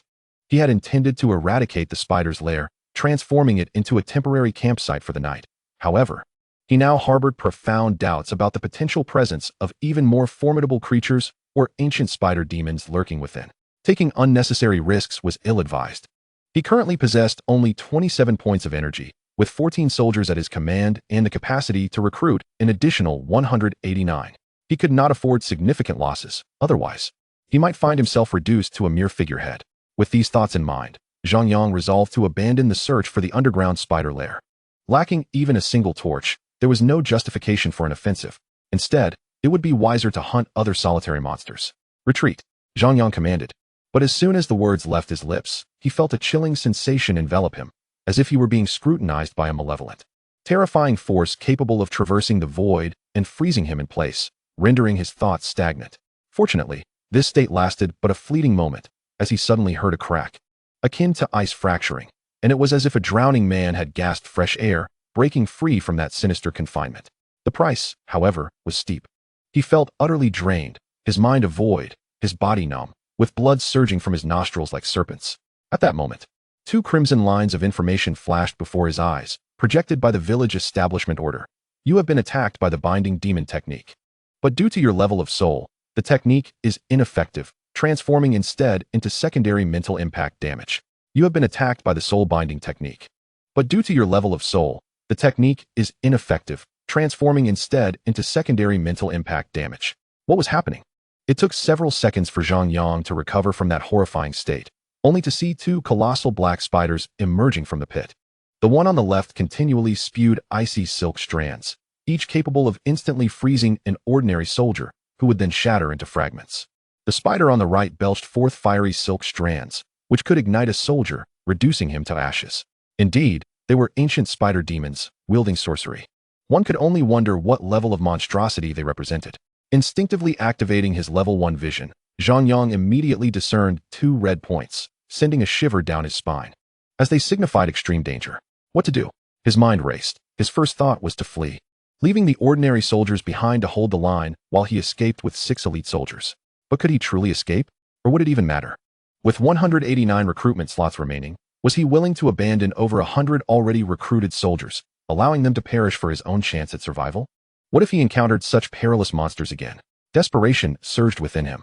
Without hesitation, Zhang Yang recruited 180 pikemen, The two giant black spiders boasted formidable defenses, their thick coats of black fur rendering arrows ineffective. Only the projectiles of 3 elite archers could penetrate their armor. Thus, he resolved to employ a strategy of overwhelming numbers, surrounding the formidable foes with sufficient pikemen. Burn the boats. Pikemen, charge. Elite soldiers, await your opportunity, Zhang Yang shouted, as over 200 pikemen surged forward like a tidal wave. Though the two massive black spiders could swiftly unleash icy and fiery silk strands, they could not possibly obstruct every attack. In an instant, the pikemen closed in, launching their piercing attacks. Even as ordinary soldiers, and despite facing the ancient spider demons, the nature of their weaponry ensured they could inflict some degree of damage. Hissing in fury, the two immense black spiders retaliated, spewing silk while deftly maneuvering, releasing clouds of black, ink-like toxic smoke from beneath them. Within moments, any soldier who inhaled the noxious fumes began to cough violently, succumbing to the poison in mere seconds. Yet, this grim scene did not waver Zhang Yang's resolve. He did not order a retreat. He understood that this was his only method. Each pikeman could deliver at least 3 piercing strikes before succumbing to the poison, accumulating damage against the two monstrous spiders. At this juncture, Zhang Yang activated level 1 protection, a decent defensive measure, albeit one that rendered him immobile. He ordered 3 elite archers and 1 elite shield bearer to enter the protective circle, while 2 elite pikemen stood by, ready to exploit any openings. Ordinary soldiers alone could not vanquish the ancient spiders. Can we pierce their eyes? Zhang Yang inquired. It seems not, village chief. We have already attempted, but our arrows always veer off course at the last moment, as if influenced by some unseen force. In fact, not only our attacks, but even the piercing assaults of the pikemen seemed to be deflected, failing to inflict fatal damage. An elite archer named Lu Dali responded. An invisible force? Zhang Yang froze, recalling the 2 deadly spells that had nearly claimed his life moments ago. These perilous black spiders were indeed formidable. If that were the case, would the lives of his 200 pikemen be for naught, failing to harm the spiders at all? I refuse to believe your protective force is without limits. Zhang Yang commanded Wu Yuan and Duan Jiu to join the assault, prioritizing the left black spider while cautioning them to avoid the toxic mist. Then, he instructed the 3 elite archers, Lu Dali, Qin Yidao, Sun Goden, take cover and refrain from shooting for now. When Wu Yuan and Duan Jiu unleash their swift piercing strikes, you 3 will execute a triple shot and aim for the eyes of that black spider. Chapter 7. The Spider Lord. As Zhang Yang finalized his strategy, 4 to 5 dozen pikemen had already perished on the battlefield, their corpses rapidly decomposing, releasing a substance akin to black toxic smoke, further exacerbating the spread of the poisonous mist. If not for the unwavering bravery of those pikemen, a rebellion would have surely erupted by now. Zhang Yang contemplated the possibility of temporarily retreating his pikemen from the noxious fumes. Yet the 2 enormous black spiders could launch their silk strands several dozen meters with remarkable agility, embodying the essence of long-range combatants. Attempting to kite them would prove fruitless. Moreover, they possessed the sinister arts of confinement and soul-binding, which, while ineffective against Zhang Yang's spirit, could easily ensnare lesser soldiers. Thus, he found himself relying on the tactical coordination between the 2 elite pikemen and 3 skilled archers. At that moment, the 2 elite pikemen, Wu Yuan and Duan Jiu, seized the opportunity to enter the fray, shielded by their fellow spearmen. They executed their maneuvers with precision and caution. However, within mere seconds, the 2 colossal black spiders inexplicably turned their attention to the pair, unleashing icy and fiery silk strands at them with abandon. Thankfully, the agility of these elite pikemen allowed them to evade the onslaught, bolstered by the cover of their comrades. Otherwise, Zhang Yang's plan would have been doomed to immediate failure. Nevertheless, they could not approach within 20 meters of the monstrous spiders, should they become ensnared by the icy or fiery silk. Even elite pikemen would meet their demise without a doubt. This stalemate could not continue. Taking a deep breath, his heart pounding like a war drum, Zhang Yang recognized his course of action. The situation was glaringly evident. He faced creatures of at least boss-level intelligence, cunning enough to anticipate their tactical intentions. Meanwhile, the 3 archers, representing ranged output, had taken their positions, yet they found themselves stymied by the elite pikemen, unable to advance toward the boss and fulfill their strategy. We like a tank. You all cover me. Zhang Yang disengaged his first-level protection and rallied a dozen sword and shield soldiers, charging into the battlefield. He alone could fulfill the tank role, or more accurately, the first-level protection granted by the village construction order. However, as the first-level protection could not be activated while moving, he had to advance alone for now. At this juncture, tactical cover was out of the question. Zhang Yang was terrified, but the formidable strength of his spirit kept him alert. He charged forward, wielding his reinforced spear, flanked by a cadre of sword and shield soldiers. His intentions were swiftly detected by the two colossal black spiders, and in the next instant, icy and fiery silk strands were hurled toward him, resulting in the immediate demise of two sword and shield soldiers. Yet, Zhang Yang remained undeterred. As long as the soldiers in front of him had not been entirely wiped out, he would not perish. Of course, he would activate his first-level protection if the need arose. Simultaneously, with Zhang Yang diverting the attention of the two colossal black spiders, Wu Yuan and Duan Jiao seized the opportunity to advance, their skillful wind piercer technique being a formidable threat. A single thrust could severely wound a black bear demon, undoubtedly posing a significant danger to the invisible protective field surrounding the giant spiders. As the two elite pikemen bravely plunged into the toxic fog to execute their wind piercer, calamity struck. The foremost pikeman, Duan Jiao, suddenly froze, as if some unseen force had pressed the pause button on his body. Panic surged within Zhang Yang. This had to be the result of the spiders unleashing their confinement or soul-binding sorcery. But there was no time for rescue. The left spider abruptly turned its rear toward the immobilized Duan Jiao and charged at him.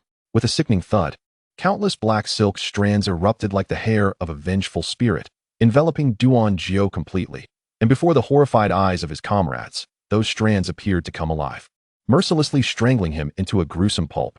Zhang Yang watched in horror, his hair standing on end. Who could have anticipated such a hidden ace up the spider's sleeves? Kill! At that moment, just shy of being obliterated, Wu Yuan roared, seizing the fleeting opportunity presented by Duan Jiao's demise, and thrust his spear toward the massive abdomen of the left spider. The strike was like lightning, trailing a glimmer of cold light, exuding an extraordinary momentum, fueled by vengeance. Its power was unmistakable. Yet, just as Wu Yuan's reinforced spear was about to pierce the spider's flesh, a grayish web materialized, ensnaring the spear's tip with a vice-like grip.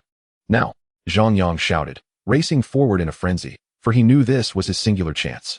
There would be no further opportunity to deliver such potent damage that would expose the invisible barrier encasing the giant spider. With a whoosh, the three hidden elite archers emerged from their concealment, instinctively drawing their bows in unison to unleash the gale triple shot. 9 arrows, shrieking with sharpness, flew toward the spider's ocular region. Bang! An icy silk strand shot forth, shattering 2 arrows. A fiery strand followed suit, obliterating another 2. Yet, 5 arrows pierced through the veil of protective silk, striking true into the spider's eye.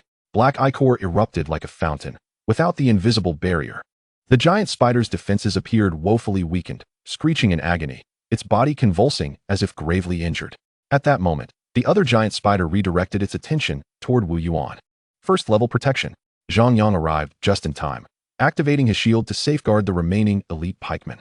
However, in the next heartbeat, a torrent of black silk surged forth, ensnaring the protective barrier and constricting it with alarming swiftness. It visibly trembled, threatening to collapse entirely.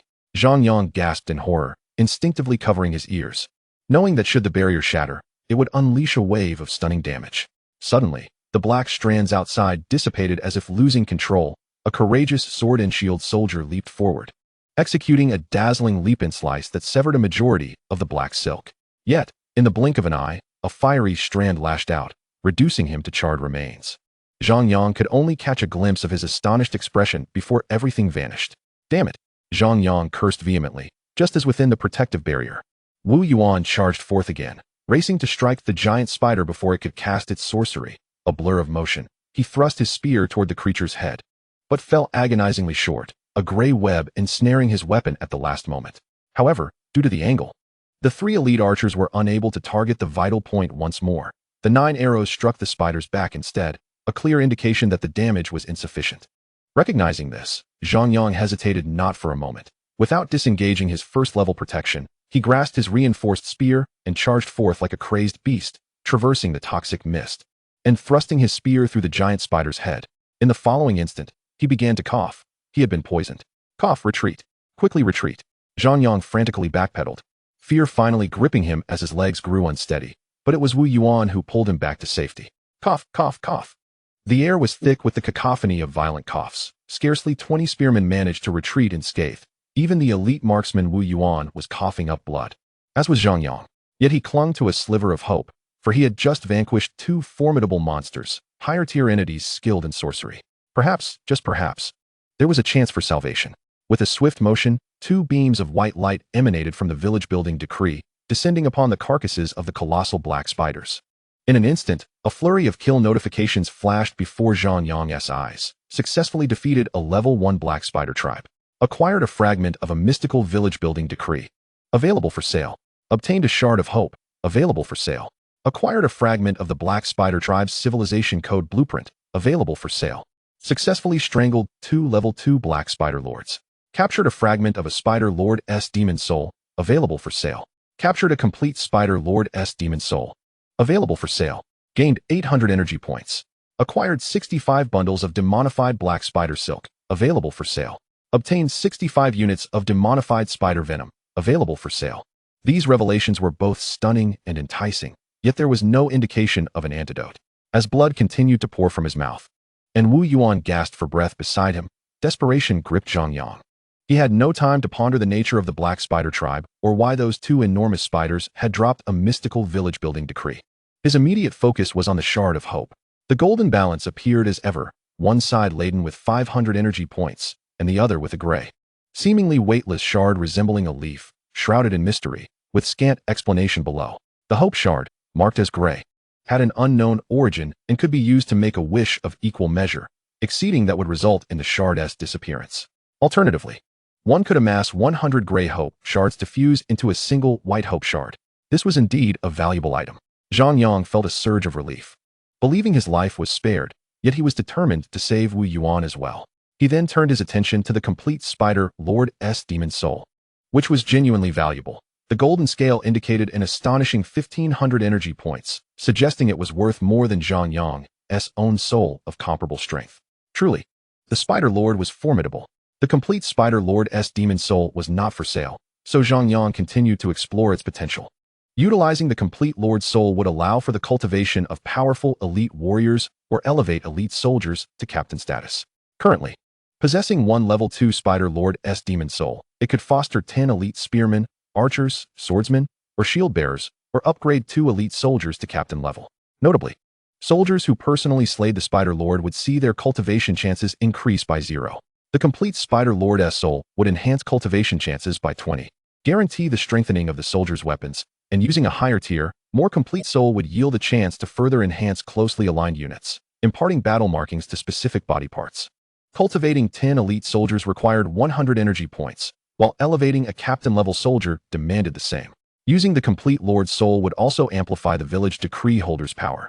With the level 2 Spider Lord's soul, it would raise strength, agility, defense, and spirit attributes by 1 level and randomly grant a Spider Lord's innate spell, with a chance of producing closely aligned battle markings. This required 100 energy points, 10 bundles of demonified spider silk, and 10 units of demonified venom, with a 100 success rate.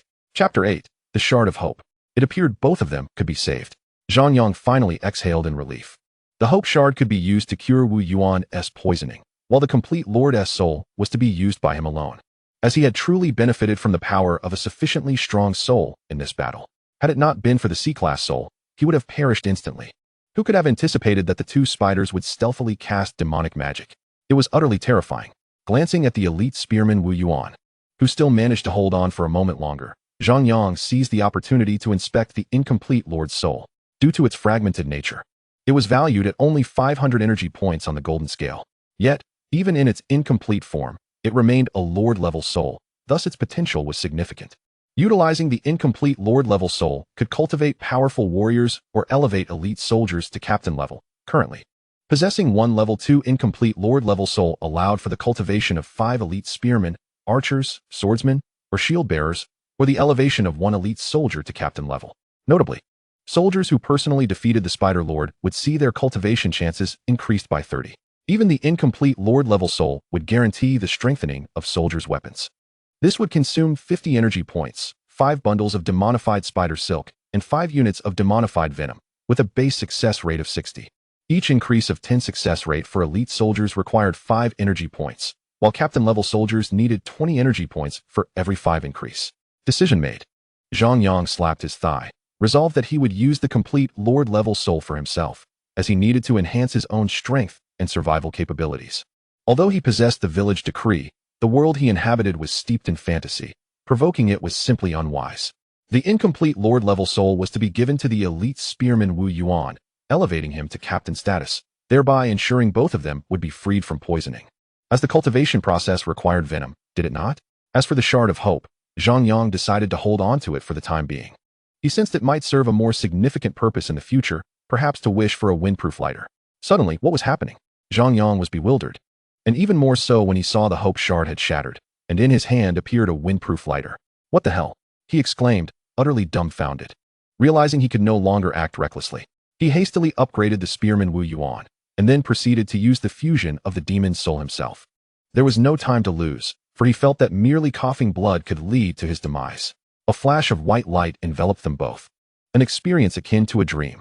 No one cared about Wu Yuan's sensations, but Zhang Yang felt remarkably rejuvenated, as if immersed in a hot spring. With countless tiny hands kneading and massaging him, a blissful sensation that was ineffable. Moments later, 5 minutes had passed, and upon opening his eyes, Zhang Yang sensed an extraordinary silence surrounding him. He could hear his own heartbeat, the heartbeats of nearby soldiers, and the distant chirping of birds and insects. The world appeared clearer, as if he could discern the twisted texture of a tree trunk 100 meters away, akin to perceiving a lighter with the naked eye from the same distance. Then, suddenly, it was gone, truly gone, save for an invigorated sense of vitality. Opening the attributes panel reflected by the village decree, he discovered that indeed, all his attributes had ascended by 1 level. Strength, F. Agility, F. Defense, F. Soul, B. Acquired soul traits, keen, passive, capable of anticipating certain signs of impending danger. Mastered spell, confinement, which consumes one's own soul energy to immobilize low-speed or stationary targets, rendering them in a state of continuous corporeal and spiritual confinement, with a maximum casting distance of 200 meters, should the target be in motion at high speed. The likelihood of failure is significantly increased. As for the closely aligned battle rune, it has yet to materialize, suggesting that the gaze has not been confirmed. At this moment, the gunner Wu Yuan has also successfully leveled up. First, his poison state was automatically dispelled, and then he grew at least 10 centimeters taller, appearing more robust and formidable, with arms muscular enough to rival Zhang Yang's thick thighs. Furthermore, the enhanced spear in Wu Yuan's hand has been upgraded once more, transforming it into a captain-level weapon. This spear, predominantly black, features intricate silver thread patterns resembling the thickness of a goose egg, and its composition remains unknown. The spear measures 2 meters in length, with a 50-centimeter tip and 6 sharp edges, glinting with a menacing black sheen under the sunlight, undoubtedly sharpened further. Wu Yuan's attributes, however, have undergone a more significant transformation, which perplexes Zhang Yang. He had only experienced a single tier increase using a complete Lord-level demon soul. Yet these soldiers, upon leveling up, inevitably leap tiers. Originally a common soldier at F, upon ascending to elite status, they become E, and now as a captain, they transform into D. Such disparities seem utterly unreasonable. One notable point is that the soldier's soul strength is generally quite low. Even Wu Yuan, now a gunner captain, has only elevated his soul strength to E, fortunately. This does not detract from his combat prowess, as he has gained an additional skill. The original Gale Thrust has evolved into Gale Triple Thrust, effectively tripling his instant damage output. The newly acquired skill, Soul Severing Thrust, instantaneously quintupled his damage and inflicted a staggering stun effect upon the target.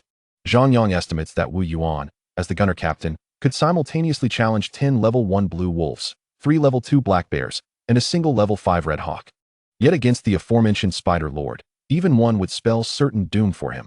He would be unable to resist the 2 sorceries, confinement and soul binding. This world is indeed both perilous and wondrous, Zhang Yang muses, then proceeds to account for the remaining soldiers, instructing them to gather wood, ignite torches, and begin a thorough search of the spider lair. This endeavor proved utterly straightforward. Dozens of torches illuminated the spider lair as brightly as day. And under the leadership of Captain Wu Yuan, they slaughtered every black spider without exception. As for the presence of a spider lord within, that was improbable. Half an hour later, the entire spider den had been thoroughly searched, all remaining black spiders eradicated, and spider eggs and webs incinerated. Zhang Yang refrained from attempting to domesticate any spider pets, although he had heard that this was the greatest trope of the fantasy world.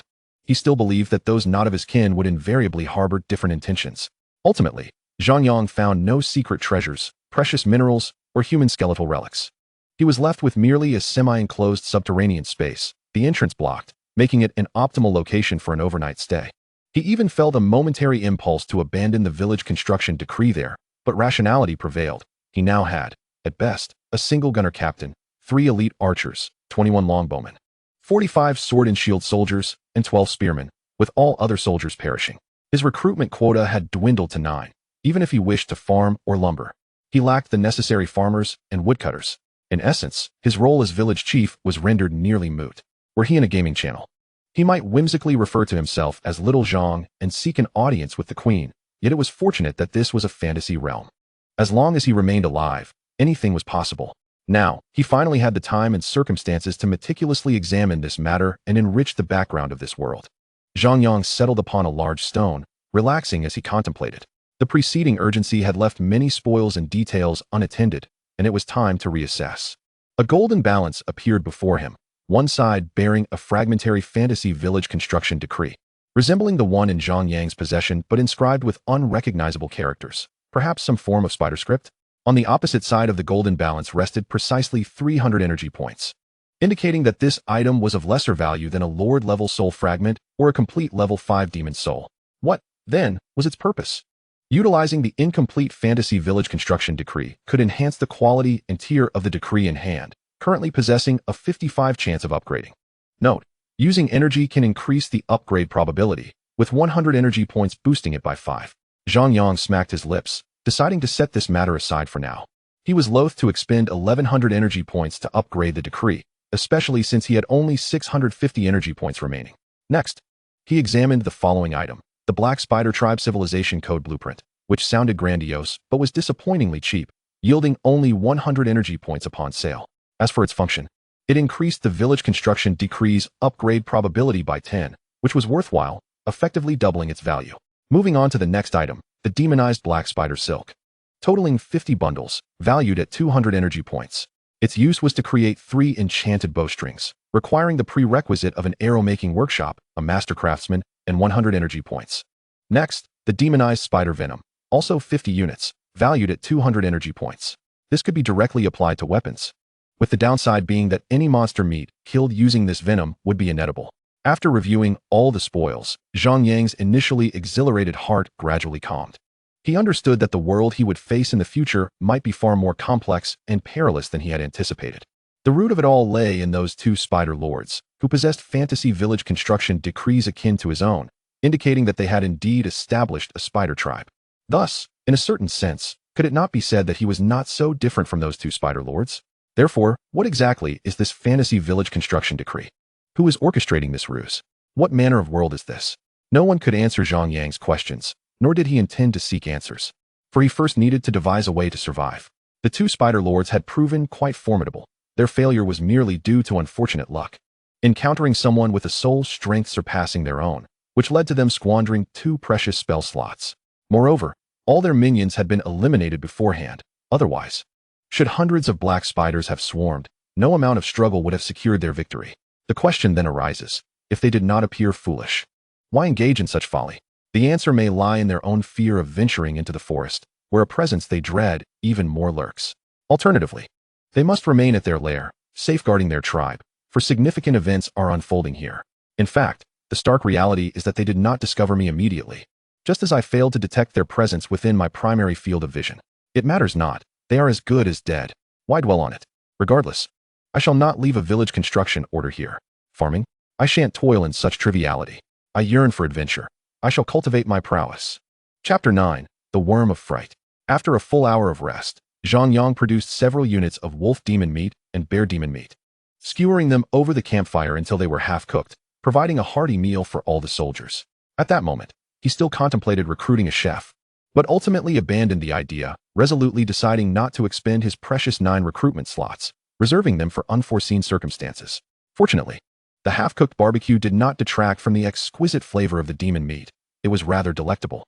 The only drawback was that, upon consuming the demon meat, the typical tropes of the fantastical world, such as an overwhelming warmth, a transformative experience, or a significant surge in strength, did not manifest.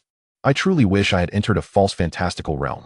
Zhang Yang chuckled, teasing himself, as his mindset had adjusted quite well, perhaps aided by the influence of his B-grade soul, granting him remarkable resilience to pressure.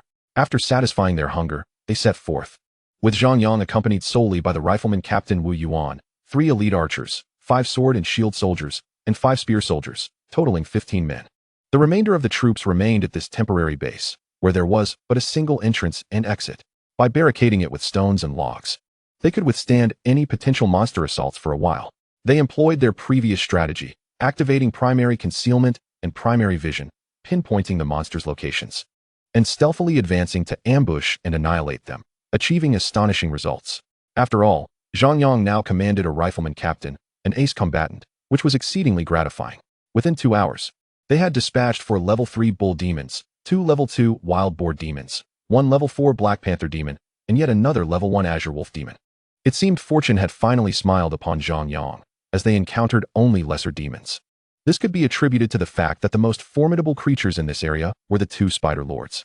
8 minor demons had yielded 4 elite riflemen and 4 elite sword and shield soldiers, thus augmenting Zhang Yang's military strength to unprecedented heights. 1 captain-level soldier and 11 elite soldiers, coupled with Zhang Yang's mastery of a restraining skill, made for a formidable force indeed. It was time to return. Zhang Yang's spirits were high, though he remained grounded, not allowing the increase in combat prowess to lead him into hubris.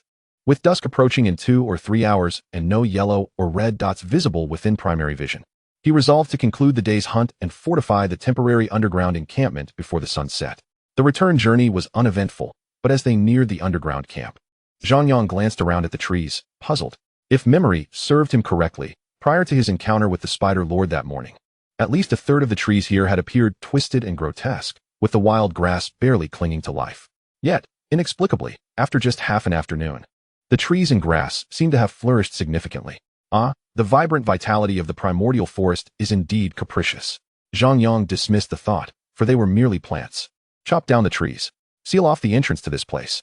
The nighttime forest is perilous. Prepare extra campfires, and when those monsters come, we shall slay them one by one.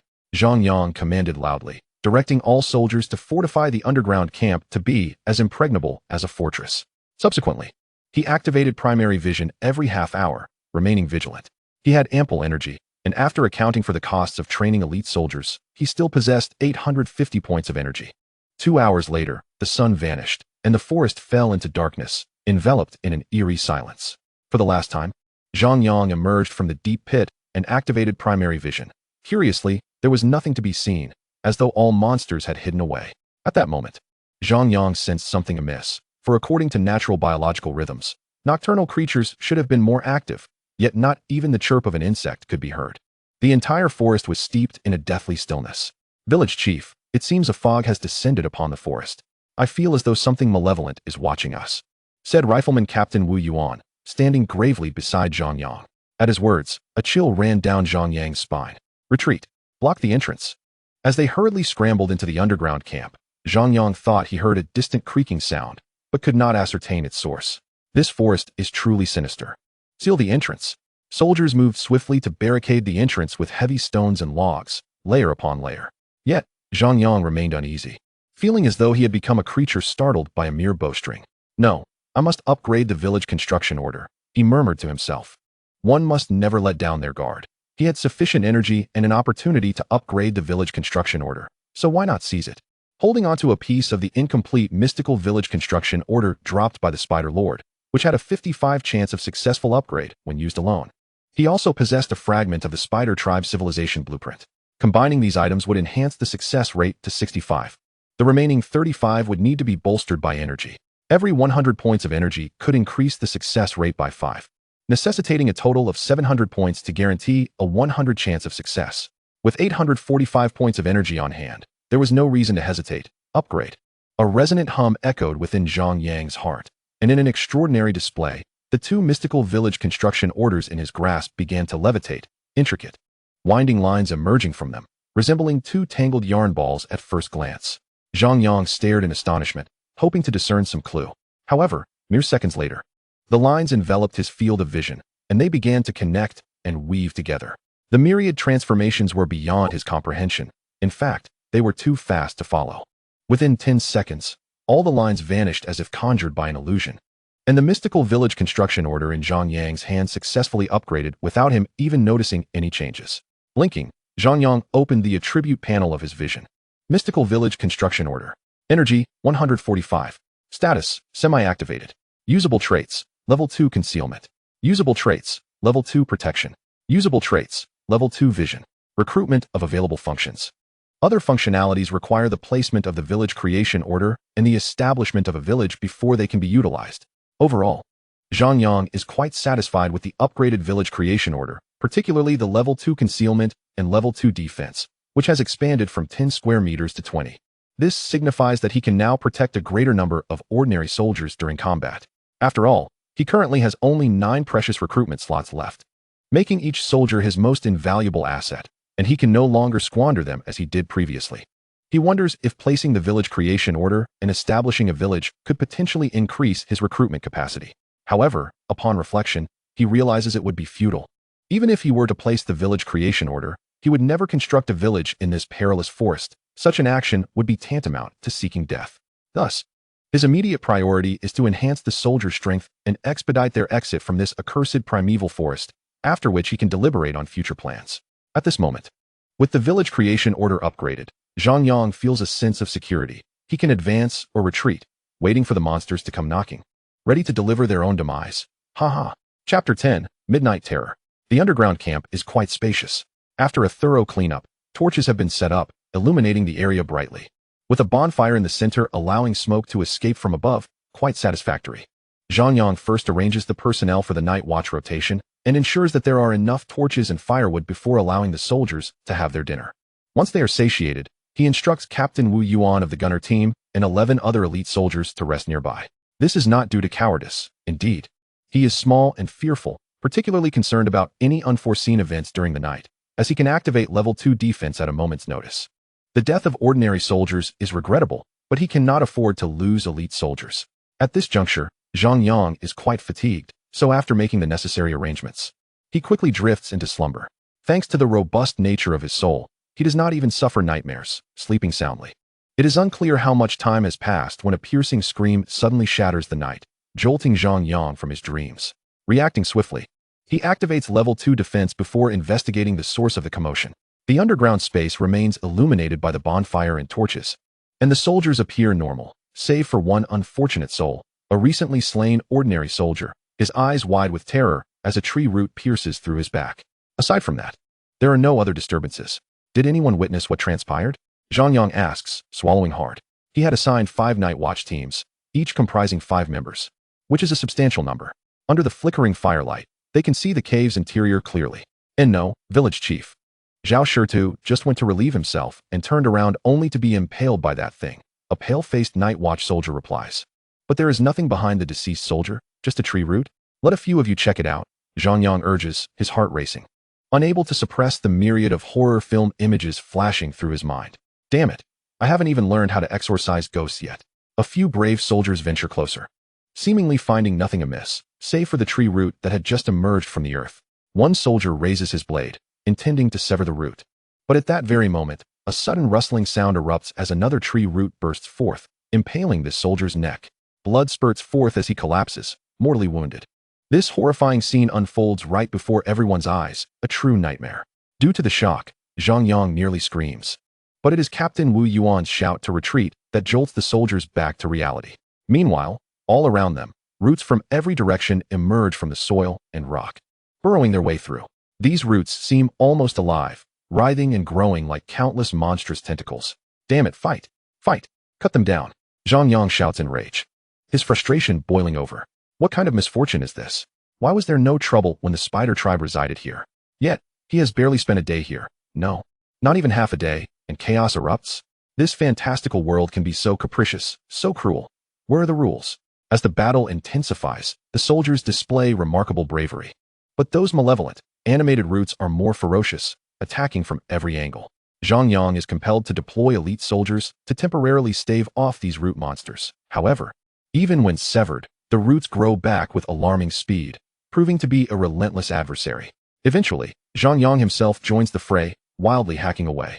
In no time, soldiers begin to sustain injuries and fatalities, forcing everyone to gather together while also guarding against roots emerging from above. Who knows why these roots possess such tenacity? Increasing numbers of roots flood into the underground space, methodically encroaching, extinguishing torches and crushing the bonfire, plunging everything into darkness. Save for the anguished cries of the soldiers as they face their demise. Within Zhang Yang's level 2 defense circle, he and 7 other men are nearly pressed together, unable to fend off the onslaught, especially in this pitch-black environment. Fortunately, while the roots are cunning, they cannot penetrate the level 2 defense. They merely writhe outside, continuously growing.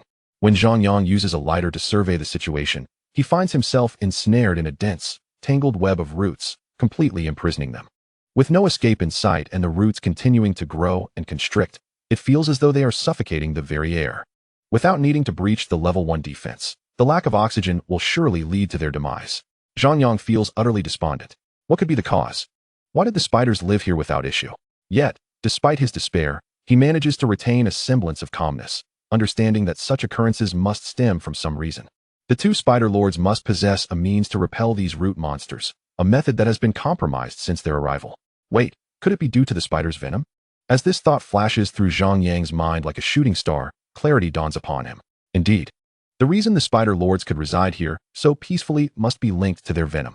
He recalls the first time he encountered the spider nest, a pit surrounded by a black, tar-like substance that extended hundreds of meters around it, saturating every corner of the nest, within a 300-meter radius. Not a single tree could survive, while beyond that distance, numerous trees twisted grotesquely, all due to the corrosive effects of the venom. This venom was also the spider tribe's most crucial defense against the root monsters. However, after asserting his dominance in this territory, Zhang Yang commanded his soldiers to clear a vast expanse of viscous black tar-like substance, thoroughly cleansing the subterranean space. This action inadvertently dismantled that defensive line.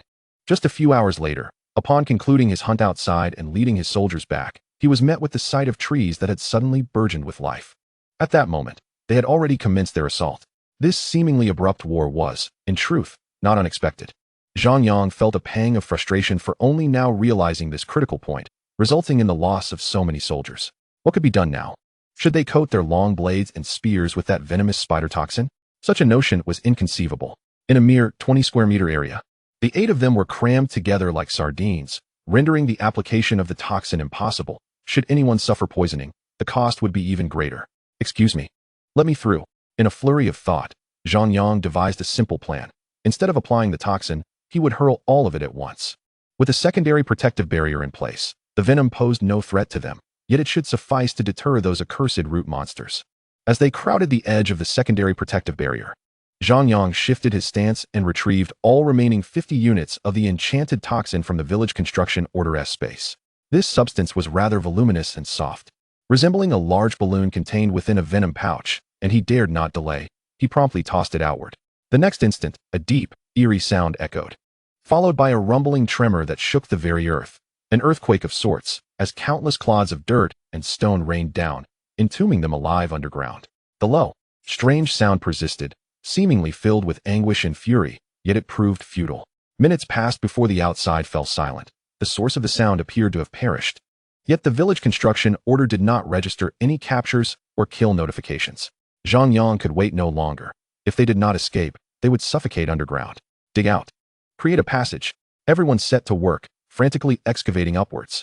After a mere 10 minutes, they emerged from the ground like beleaguered groundhogs, only to be met with shock. Chapter 11. Confinement. It turned out that dawn had broken outside.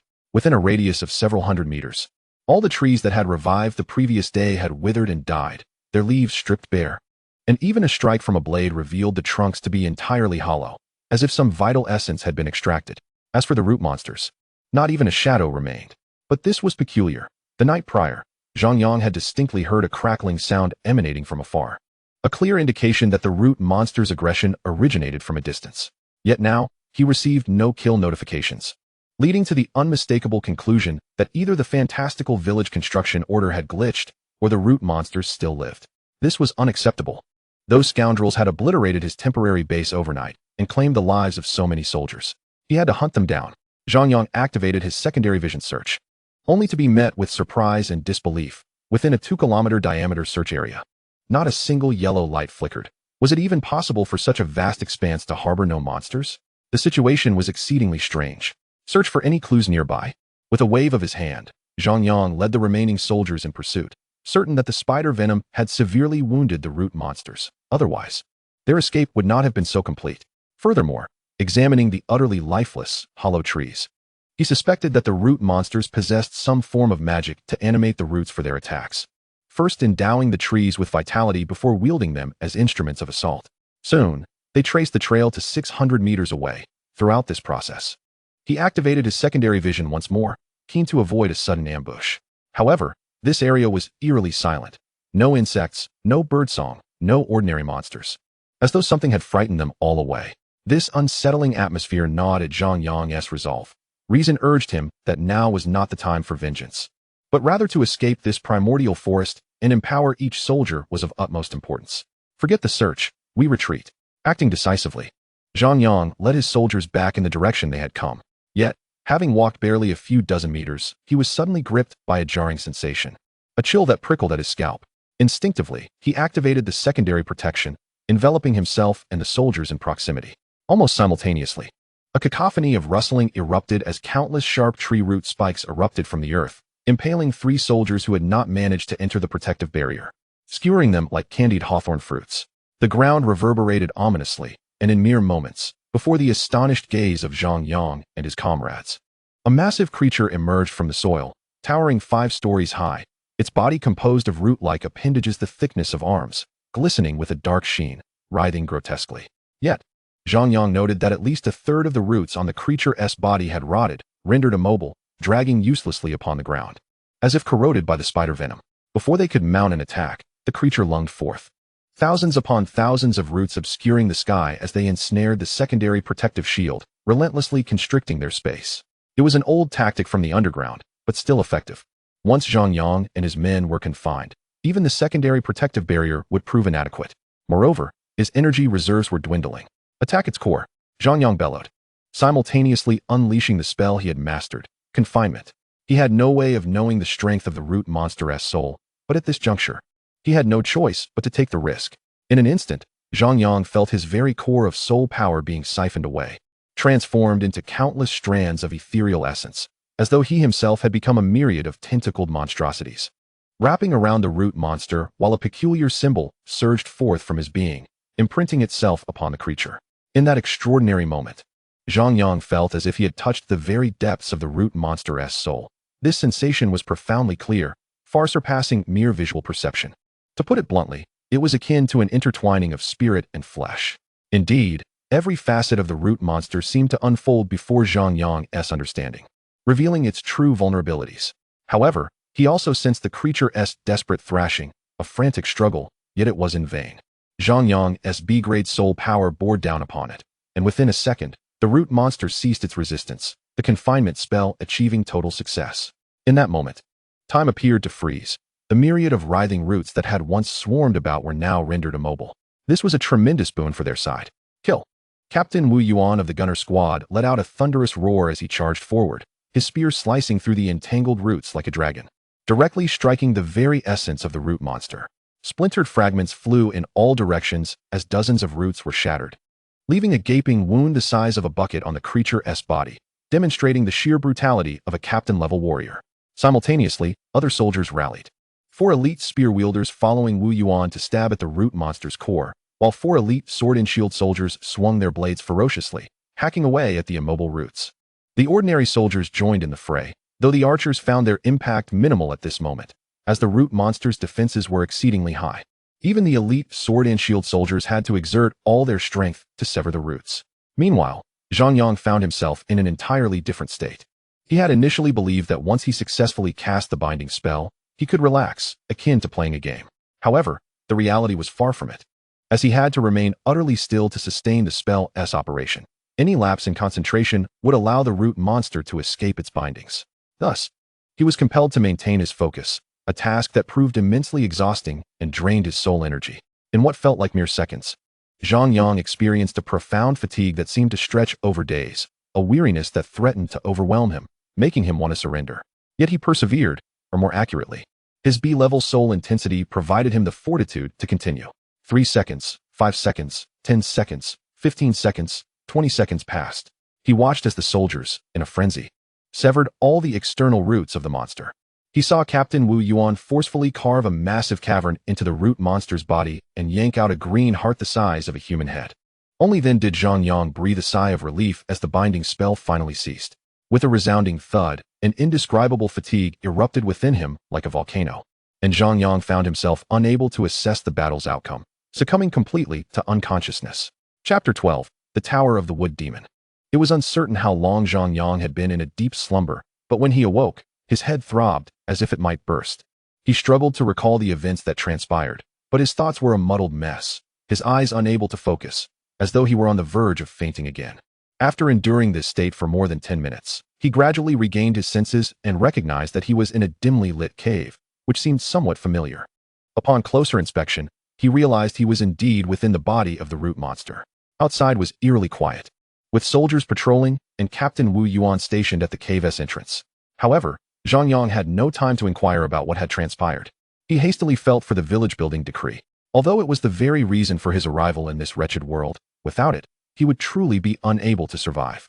"Village chief, you are awake?" Captain Wu Yuan called from outside the tree hollow. "What is the situation? How long was I unconscious? That thing is truly dead, right?" Zhang Yang asked. "Village chief, the area outside is secure, and no other monsters have been detected. You were unconscious for approximately an hour. As for the tree demon, it is indeed dead. Furthermore, your condition was quite dire earlier.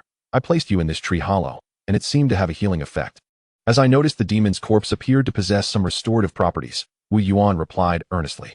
Zhang Yang nodded and began examining the information reflected by the village-building decree. However, after searching thoroughly, he found no indication of a kill nor any sign of the tree demoness soul. What could this mean? Had Wu Yuan pocketed the rewards? He vaguely recalled seeing Wu Yuan tear off a green heart before losing consciousness. Just as this thought crossed his mind, a familiar white light flickered before him, and several pieces of information materialized. Successfully defeated the level 15 Earthbound Wood Demon. Due to your sustained use of the binding spell until its death, the village-building decree is unable to obtain energy. Due to your sustained use of the binding spell until its death, the village-building decree is unable to acquire the demoness soul. Due to your sustained use of the binding spell until its death, the village-building decree is unable to collect materials. You have obtained a special item, Level 1 Tower of the Wood Demon. Tower of the Wood Demon, Level 1. Effect 1. Carrying the Tower of the Wood Demon while traversing the jungle grants a passive camouflage ability, significantly increasing the chances of evading enemy detection, with the effect peaking when stationary. If no trees are within 100 meters, this effect will cease. Effect 2. Utilizing the Tower of the Wood Demon can gradually restore injured soldiers until they fully recover. Effect 3. Using the Tower of the Wood Demon accelerates the recovery of soul energy. Note: the volume of the Tower of the Wood Demon exceeds the storage capacity limit of the village-building decree. Please upgrade the decree's quality. Such a delightful turn of events. Zhang Yang felt immense satisfaction, as it was no small feat to have defeated a level 15 creature. Had he not cast the binding spell to hold it from start to finish, his mere soldiers would never have been able to slay the wood demon. It was worth noting that even the two spider lords had to rely on venom to keep this wood demon at bay. Thus, he was genuinely content with this outcome. Moreover, he had inadvertently discovered another function of the binding spell, which genuinely astonished him. Initially, he had dismissed the binding spell as merely a control-type skill, akin to those in games that immobilized a target for a few seconds. However, to his surprise, this binding spell could hold the target's soul indefinitely. Its effect was nothing short of tyrannical, truly a divine skill. The only caveat was that the caster's soul strength had to exceed that of the target. Otherwise, it would be futile. Zhang Yang felt a wave of relief wash over him. Had it not been for his B-level soul, had he not resisted the temptation to sell his soul, he would have likely been bound by those two spider lords and turned into a special item. It seemed imperative that he prioritize upgrading and strengthening his soul in the future. Otherwise, he might meet an untimely end without even realizing it. With these thoughts in mind, Zhang Yang chose to remain within the Tower of the Wood Demon, sensing that his soul energy had yet to fully recover. Meanwhile, Captain Wu Yuan proactively reported, "Village Chief. During the battle, I tore out the heart of the tree demon, but before I could comprehend the situation, it vanished from my grasp. Do not worry. The disappearance of the heart is related to my spell," Zhang Yang reassured him. That heart must have been quite precious, but under the binding spell, no material can escape. After a full hour, Zhang Yang finally emerged from the Tower of the Wood Demon, feeling rejuvenated. In fact, he now regarded this special item as even more valuable, as it could expedite the recovery of his soul energy, effectively increasing the frequency with which he could utilize the binding spell. Should he encounter another formidable foe like the Earthbound Wood Demon, he would no longer be daunted. Am I now considered a mysterious, noble, and terrifying sorcerer? Zhang Yang mused to himself, reveling in his newfound identity. Behold, my second-tier vision can be likened to a long-range reconnaissance magic. The second-tier concealment can be likened to an invisibility spell, while the second-tier protection is akin to a shield spell. Coupled with a binding spell, one might wonder, what else could a mage be? As for establishing a village and cultivating the land? I have no intention of tilling the soil in this lifetime. However, after indulging in such fantasies, Zhang Yang's expression quickly shifted to one of melancholy. The reason was quite simple. First, he was devoid of energy, having exhausted it all previously, thus unable to activate his second-tier vision and ascertain the locations of any lurking monsters. Second, the towering wood demon tower loomed at an impressive height of 10 meters, requiring 7 or 8 individuals to encircle it. Although it had shrunk in size, such mass and weight posed a daunting challenge for relocation. Even if it could be moved, this was an ancient forest with a convoluted terrain. What if they encountered a monster ambush? What if the soldiers were worn out and then faced with a creature? It seemed that this object was unsuitable for relocation and could only be utilized in a fixed position. Perhaps I could establish a village here? This area appears quite flat. No, I cannot build a village. I only have 9 slots left for village creation, and I still need to reserve some for reinforcements at critical moments. Establishing a village here would be a path to ruin, and I would never make such a blunder. Just as Zhang Yang found himself in a quandary, suddenly, a jolt of alarm surged through him, and the soldiers hastily drew their weapons, shouting in unison. Upon lifting his gaze, he beheld a colossal black deer gracefully emerging from the depths of the forest. However, this creature was far too large. Or perhaps it was not a deer at all, but merely bore the head of a massive stag, its overall height likely reaching 15 meters, half of which was comprised of enormous antlers. Strangely, various oddities adorned its antlers: wolf heads of blue wolves, feathers from a red eagle, green fruits, horns from wild bulls, black mushrooms, and vibrant flowers. Its body was cloaked in dark green moss, making it resemble a mountain deity from a distance, particularly if it remained motionless amid the tall grass. The monstrous deer strode nonchalantly to a distance of 100 meters from Zhang Yang and his troops, its eyes reflecting emotions akin to those of a human, fixated on the wood demon tower, clearly drawn to it.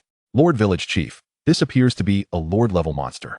And it is shrouded in mystery, murmured Captain Wu Yuan of the gunner squad, his demeanor exceptionally grave. Zhang Yang's heart sank. It seemed his luck was abysmal. Having vanquished a small spider, he was now confronted by a giant spider. After defeating the giant spider, a wood demon emerged, and now, having finally dispatched the wood demon, its corpse had transformed into a tower that attracted this mountain deity-like creature. Form a defensive formation, back against the wood demon tower.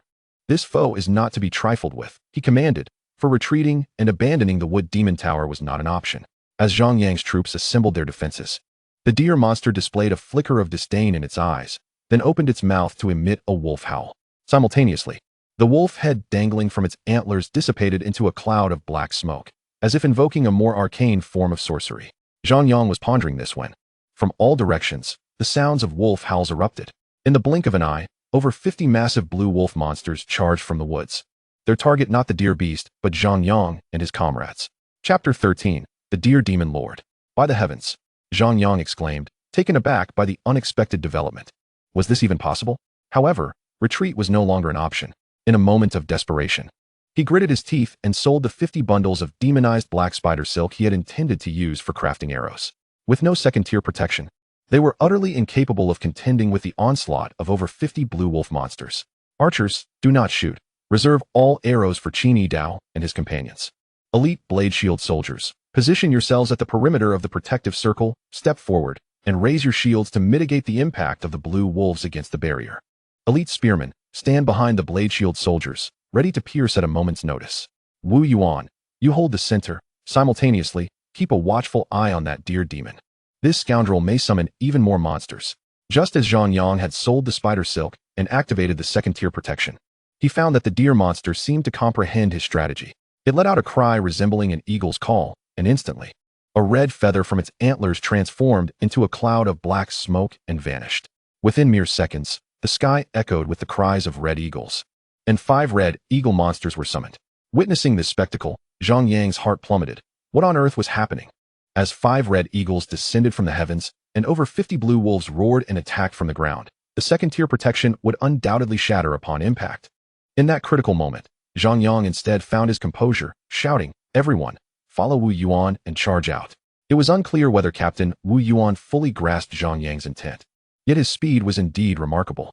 In an instant, he darted out of the second-tier protective circle, covering over 20 meters in a flash, skewering one blue wolf with his spear. With a swift motion, he swept his spear horizontally, toppling 3 more blue wolves, followed closely by 4 elite gunmen who unleashed their gale-piercing skill, crossing several meters to engage the wolves and swiftly eliminating 4 of them. However, the other soldiers lagged by a second or two, and in those fleeting moments, the 5 red eagles had already recovered from the explosion of the protective barrier. With powerful flaps of their massive wings, 3 blue wind blades shot forth, cleaving through an elite gunman from head to toe. Binding. At that moment, Zhang Yang burst forth from the wood demon tower and unleashed a binding spell, successfully ensnaring the 3rd red eagle. This level 5 creature stood no chance against the might of a level 15 wood demon, and before it could even struggle, it was bound successfully and plummeted to the ground, where an elite blade shield soldier dispatched it with 3 swift strikes. The entire process unfolded with astonishing ease, leaving even Zhang Yang himself astounded. Astonished though he was, his response was swift. He immediately targeted the 4th red hawk. Seizing the moment before it could ascend rapidly, he unleashed his binding spell once more, effortlessly bringing the creature crashing to the ground. However, this time, Zhang Yang preemptively ended the confinement, charging forward with his reinforced spear for a relentless barrage of thrusts. Simultaneously, the elite archer Sun Godin unleashed a trio of rapid shots, yet the 5th red hawk had already soared over 100 meters into the sky. Seemingly intimidated by Zhang Yang's binding spell, "Die!" came a thunderous roar, and in an instant, a silver flash pierced the air as the squad captain, Wu Yuan, hurled his spear with ferocious intensity, striking down the last red hawk from its lofty perch. Such formidable combat prowess was indeed befitting a captain. Even without a weapon, he could still dispatch or severely wound several of the approaching azure wolf monsters with his bare hands, maintaining the situation until Zhang Yang dispatched the red hawk and reactivated the second-tier defense. In a mere few seconds, Zhang Yang's side displayed an astonishing combat capability that even he found surprising. 5 of the most troublesome red hawk monsters were annihilated in the blink of an eye, with the cost being merely 4 ordinary soldiers and 1 elite soldier. But that was where it ended, with the reactivation of the second-tier defense. The dazed soldiers regained their footing, and the scales of slaughter tilted immediately. 100 meters away, the deer-headed monster appeared taken aback by this outcome, its gaze wavering momentarily. But such hesitation quickly morphed into overwhelming ferocity as it fixed its gaze on Zhang Yang, clearly perceiving him as a significant threat that needed to be eliminated promptly. With that, it raised its colossal hoof and struck the ground, mimicking the bellow of a bison. Instantly, the bison horn hanging from its antlers transformed into black smoke and vanished. In less than 10 seconds, the earth trembled as 12 Tier 1 bison monsters charged forth from the left forest. Simultaneously, the deer-headed monster began to spin furiously in place, voraciously consuming various wild fruits, mushrooms, small flowers, and grasses dangling from its antlers. This creature was evidently preparing to unleash a formidable attack. Zhang Yang had been closely observing the deer-headed monster. Now, recognizing the situation, he understood he had to fight with all his might. Frankly, with the astonishingly powerful spear captain Wu Yuan on his side, along with 10 elite spearmen and 19 ordinary soldiers, bolstered by the second-tier defense, the impending threats posed by the 30-odd Tier 1 azure wolves or the 12 Tier 1 bison seemed manageable. The true danger lay with the deer-headed monster, whose antlers bore hundreds of branches and an abundance of peculiar items, suggesting a myriad of strange capabilities. Could he remain so passively reactive against such an adversary? Wu Yuan, take command of the battle. Whatever happens, we cannot allow the bison herd to breach the protective barrier.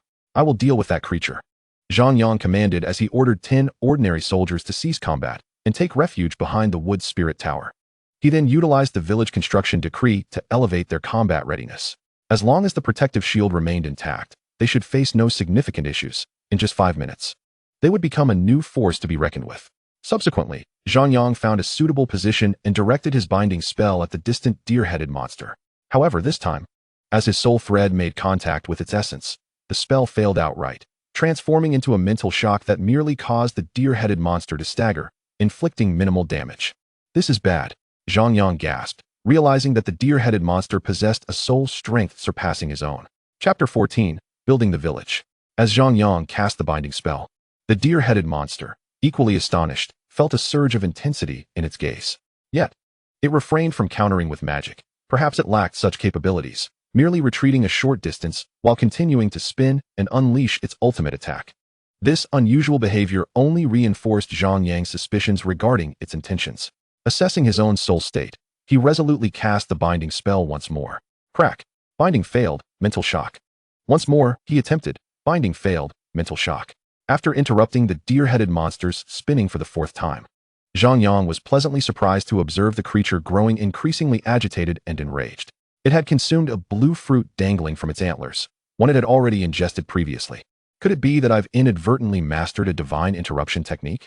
Zhang Yang laughed maniacally, even as blood streamed from his nostrils, ears, and mouth, the cost of rapidly casting binding spells. Yet, it was all worth it, especially with the wood spirit tower at his back, continuously replenishing his soul power. Meanwhile, outside the protective barrier, the combat had stabilized. Captain Wu Yuan led the elite soldiers in steadfastly resisting the charge of the 12 bison, at the cost of 3 elite spearmen and 1 elite sword and shield soldier. However, the second-tier barrier remained intact, as Tier 1 Azure Wolves could not breach it, and the bison monsters, having lost their charge, fell prey to relentless attacks. Thus, it became a matter of endurance. Again, crack. Binding failed, mental shock. Crack. Binding failed, mental shock. Time and again. The deer-headed monster grew increasingly frantic, while Zhang Yang began to falter, his mind awhirl, blood covering his head and face. Yet he continued to exude bravado, shouting defiantly that he would see this through to the end, perhaps due to its uncertainty regarding Zhang Yang's capabilities, or for other reasons. After being interrupted for the 9th time, the deer-headed monster hesitated. At that moment, Captain Wu Yuan, having slain the last bison monster, shouted vigorously and hurled his spear at the deer-headed creature. The spear flew like a comet, trailing a sonic boom, reaching its target in an instant. Yet, just as the spear was about to strike the deer-headed monster, a blinding white light erupted, deflecting the spear away. In that instant, Zhang Yang, on the brink of fainting, felt as though his eyes might pop out. What had he just witnessed? He had glimpsed the 3rd-tier protective barrier, the one provided by the mystical village construction decree. At that moment, the deer-headed monster cast a meaningful glance at Zhang Yang, no longer entangled in conflict. Deactivating the 3rd-tier barrier before retreating into the depths of the dense forest with several graceful leaps, just ahead of Captain Wu Yuan and his soldiers' encirclement. It would return.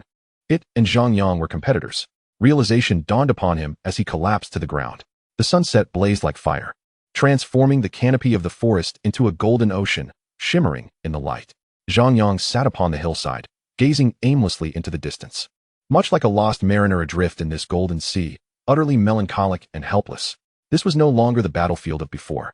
3 hours prior, he had awakened and immediately upgraded all remaining ordinary soldiers, instructing them to transport the wood spirit tower, weighing tens of thousands of pounds, to this hillside 3 kilometers away. Now, he was faced with an extraordinarily difficult decision. Due to the formidable threat posed by the deer-headed monster, particularly given its possession of a superior village-building decree, he found himself severely agitated. However, the burden of the wood spirit tower was excessively great. He faced a choice: either relinquish the wood spirit tower and embark on a lighter journey, or retain it and endure the relentless pursuit of the deer-headed monster. Currently, he commanded a captain-level soldier, 12 elite shield bearers, 6 skilled archers, and 7 proficient gunmen, totaling 26 individuals. With such strength, they could undoubtedly navigate the primal forest with ease and likely escape the clutches of the deer-headed monster. Yet, if he chose to keep the wood spirit tower, he could not evade the pursuit of the monster, even though he had erased their tracks and the tower possessed innate camouflage abilities. Once the deer-headed monster had laid eyes on the wood spirit tower, it was merely a matter of time before it located them again. Hence, he required a village. He needed the additional functionalities provided by the village-building decree, even if he now had only 9 recruitment slots remaining. With a bitter smile, Zhang Yang made his decision. For the wood spirit tower was of paramount importance. Not only had he experienced the miraculous recovery of his soul power within a mere 3 hours after exhausting it twice in a single day, but he also had to consider the 12 wounded soldiers from the previous battle, including the heavily injured Captain Wu Yuan. Without a doctor or medicine, how could they recover in this perilous primal forest? However, with the wood spirit tower at his disposal, even the most grievously injured soldier would likely be healed by dawn. Such a crucial artifact he would never abandon, especially not under the threat of the deer-headed monster. He would rather perish than surrender it. Very well. Let us establish the village, and consider my previous words as mere folly. I am eager to discover what skills that creature possesses to wrest the wood spirit tower from my grasp. Having reached his decision, Zhang Yang did not dwell on it further, for he had no other alternatives. The location of the village was inconsequential. Cultivating crops was no longer an option. What he sought to preserve was the wood spirit tower. He cast aside the village-building decree, expending 500 energy points, and entered the village construction phase. Initially, Zhang Yang believed it to be a mere formality, but the event proved to be quite extraordinary. The decree automatically melted into white threads, swiftly delineating 2,000 square meters of village area on the hillside with precision. Following this, a message manifested before Zhang Yang's eyes. Village construction in progress. Due to the white quality of your village building decree, the initial village area will expand to 2,000 square meters, and the village will be entitled to 2 pre-constructed buildings, which will be erected alongside the village. Please expend 500 energy points to select. How intriguing. Zhang Yang's spirits lifted upon reading this. Had this information appeared yesterday, he would have expressed his frustrations vehemently. Of course, at that time, he had no desire to establish a village. Yet now, he was filled with anticipation, primarily because his fortunes had improved. Despite his inability to deal with the deer-headed monster, he had successfully vanquished 5 level 5 Red Hawk demons, 57 level 1 Green Wolf demons, and 12 level 3 Wild Bull demons in the preceding battle. Among these, 1 Red Hawk demon had been completely restrained by Zhang Yang, resulting in a unique item akin to the Wood Spirit Tower. Another had met its end at his hands, granting him a complete demon soul. The remainder were fragments of demon souls. After upgrading all 18 ordinary soldiers, he was left with 54 incomplete demon souls, 3 of which were Red Hawk souls he chose to retain, selling the rest, which yielded a total energy of 290 points. Additionally, he possessed 4 Red Hawk hearts, providing another 200 points. Thus, Zhang Yang found himself amply supplied with energy and promptly selected his options. Level 1 training ground, including 1 instructor. Level 1 blacksmith, including 1 blacksmith. Level 1 arrow tower, including 10 archers. Level 1 granary, including 100 units of wood, 100 units of iron ingots, and 100 units of grain. Level 1 farmland, including 5 farmers. Level 1 residential area, including 4 households. Level 1 barracks, including 50 new recruits. Level 1 artisan camp, including 1 artisan. Level 1 armory, including equipment for 100 soldiers. Level 1 apothecary, including 1 healer. Chapter 15, Hero? Upon viewing these options, Zhang Yang's emotions surged with exhilaration, to the point that tears almost welled in his eyes. Indeed, why had he been so despondent before? It was solely because his village-building decree had only 9 recruitment slots remaining. Even if he established a village, what could be achieved? Who would have thought that the process of building a village could also yield human resources? Although it seemed the recruitment cap could not be expanded. After several seconds of calming his elation, Zhang Yang immediately selected the level 1 training ground and level 1 barracks, reiterating that cultivating crops was not an option. He needed warriors. Upon confirming his selections, a second message promptly appeared. Special building detected. Level 1 Wood Spirit Tower. Would you like to incorporate it into the village construction? By expending 500 energy points and 1 incomplete demon soul, you may upgrade it to level 2. This was indeed an attractive proposition. Zhang Yang readily complied, making the necessary payments. Subsequently, no further messages appeared, nor was there any mention of a village construction protection period or a novice protection period. The 2,000 grids emitted by the village building decree swiftly sank into the ground as if nothing had occurred, yet Zhang Yang could still perceive the countdown of 108 hours. Moreover, although the Wood Spirit Tower was now integrated into the village as a special building, it continued to function, which was crucial. After carefully inspecting to ensure nothing was overlooked, Zhang Yang fell into deep contemplation. He began to reevaluate the significance of this fantastical village-building decree. Initially, he believed he had merely latched onto a time-traveling force, transported to a mystical realm. Yet now, it appeared to be anything but a mere coincidence. The 2 Spider Lords possessed village-building decrees, as did the deer-headed monster. Was this not a competition for survival, where the fittest prevailed? Did he represent the human faction? Or were there other human village leaders? What of the 981 village leaders bound before him? Ultimately, this fantastical village-building decree must not be perceived as a mere game mechanic. It represented something far more profound, a set of rules formed for purposes unknown to him. Curiously, these rules did not provide any active prompts. Had it not been for the deer-headed monster forcing him into a corner, he might not have been so swift to establish a village. Nevertheless, regardless of the circumstances, strengthening oneself was invariably wise. Zhang Yang murmured to himself and proceeded to utilize the complete level 5 Red Hawk Demon Soul. 5 minutes later, his strength attribute advanced from an F rank to an E rank, and he acquired a talent possessed by the Red Hawk Demon, Eagle Eye, passive talent, enabling enhanced vision and accuracy. This talent, to the self-proclaimed sorcerer Zhang Yang, is scarcely more than a trifle. Its effect is merely that he can stand at a distance of 150 meters and discern a lighter with remarkable clarity. Subsequently, Zhang Yang took the opportunity to examine the peculiar item that had resulted from his binding spell, a complete corpse of a red hawk monster. While it is designated as a special item, it pales in comparison to the wood spirit of the tower, given that the earthbound wood spirit is of level 15, whereas the red hawk is a mere level 5. Thus, this special item has but a singular purpose: attack, by infusing a small amount of soul power. The item may be transformed back into a red hawk to launch an assault on a specified target, with a duration of 60 minutes and a total of 11 uses. This is quite commendable, equivalent to possessing an additional trump card at a crucial moment. Master Villager, I have completed a patrol of the area surrounding the village within a 5-mile radius and have yet to discover any traces of monsters. However, should we arrange a night watch team for tonight? Captain Wu Yuan of the gunner squad approached Zhang Yang, bowing respectfully from 3 paces away. These matters had been previously entrusted to him, and Zhang Yang had faith that Wu Yuan would handle them with greater proficiency than himself. Manage these affairs at your discretion, but ensure the soldiers suffer no casualties. In the event of an emergency, a retreat is permitted. I shall activate the secondary defense. However, there is a matter I wish to inquire about. Zhang Yang turned to regard Wu Yuan, who now stood at an impressive 2 meters tall, robust, and formidable, resembling a god of war. He still recalled Wu Yuan's extraordinary throwing prowess from their last battle. It was the first time he had witnessed someone hurl a lance with such force that it created a sonic boom.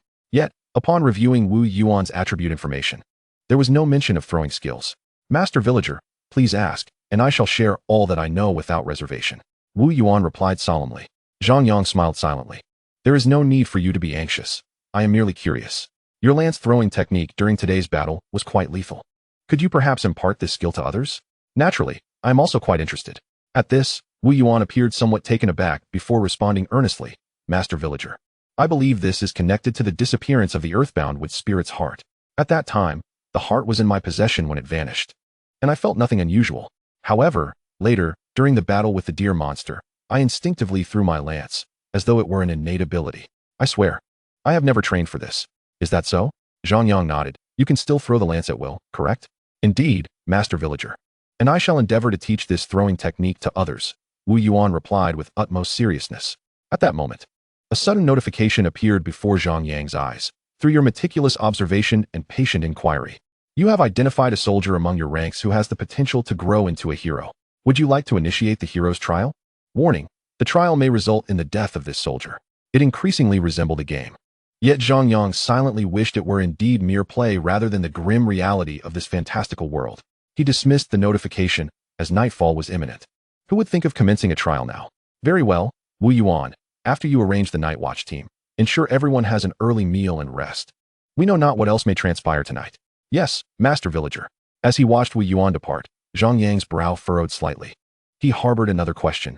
Did these individuals understand their origins?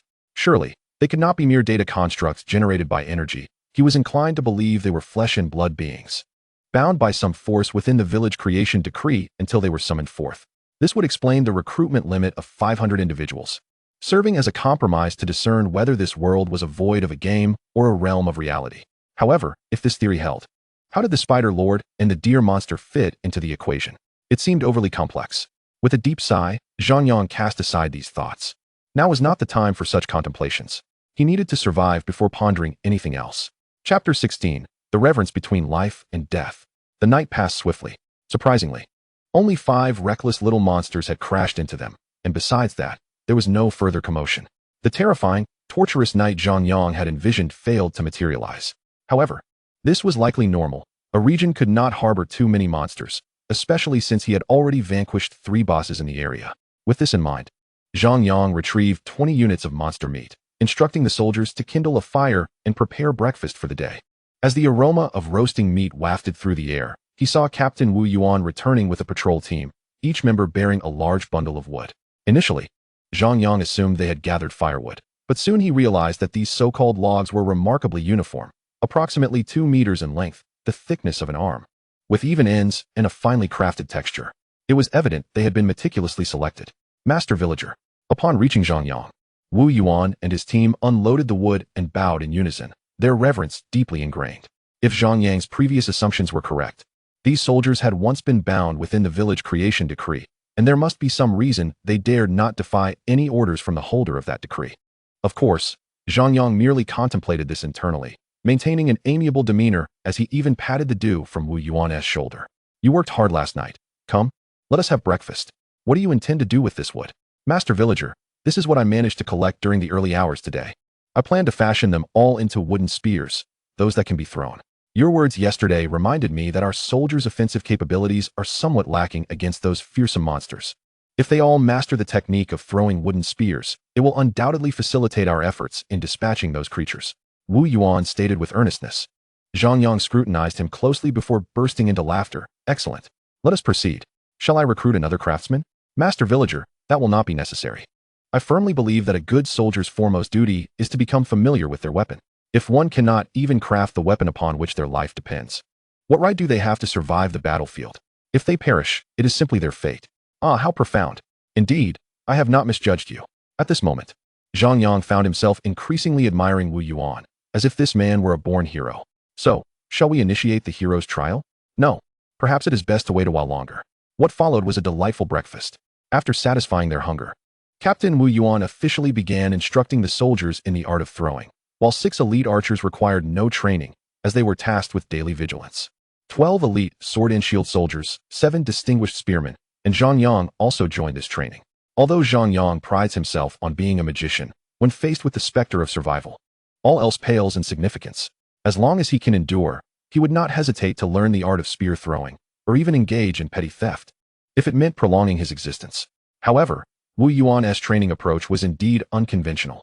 20 trainees were each provided with 10 rough wooden sticks and a long knife, instructed to carve their own spears and to cease only when they deemed their creations satisfactory. Despite his inner doubts, Zhang Yang approached the task with earnestness. One must possess the right attitude when learning. To merely shout about knowledge without understanding is rather unrefined. As he began to carve, he found it neither exceedingly simple nor overly difficult. After all, aside from not being an academic prodigy, he had always possessed remarkable dexterity and destructive capability, thanks to his father's profession as a mechanical engineer. Before long, Zhang Yang successfully crafted his first spear, feeling quite pleased with his work. Perhaps it was related to his B-class soul strength or the power of E, but his hand remained steady as he wielded the long knife, producing a spear that was impressively smooth and polished. Yet, when Wu Yuan approached, his expression turned peculiar. My lord, forgive my bluntness, but while your carving is commendable, I sense a lack of reverence towards the task at hand. If you wish to continue learning the art of spear throwing, I must dare to impart to you the essence of what it means to possess reverence. Reverence? Zhang Yang was puzzled, as he believed he was quite serious in his efforts. He was focused, without a single distracting thought. Look at the other soldiers. None had even managed to carve their first spear, and those that had were hardly commendable. I don't quite understand. Could you clarify? My lord, I apologize, but I cannot articulate it further. I simply feel that you lack the necessary reverence for this endeavor, and I beg your pardon. Wu Yuan seemed troubled, as though certain memories had become fragmented. This only solidified Zhang Yang's earlier suspicions. Very well, express this reverence to me in whatever way you can.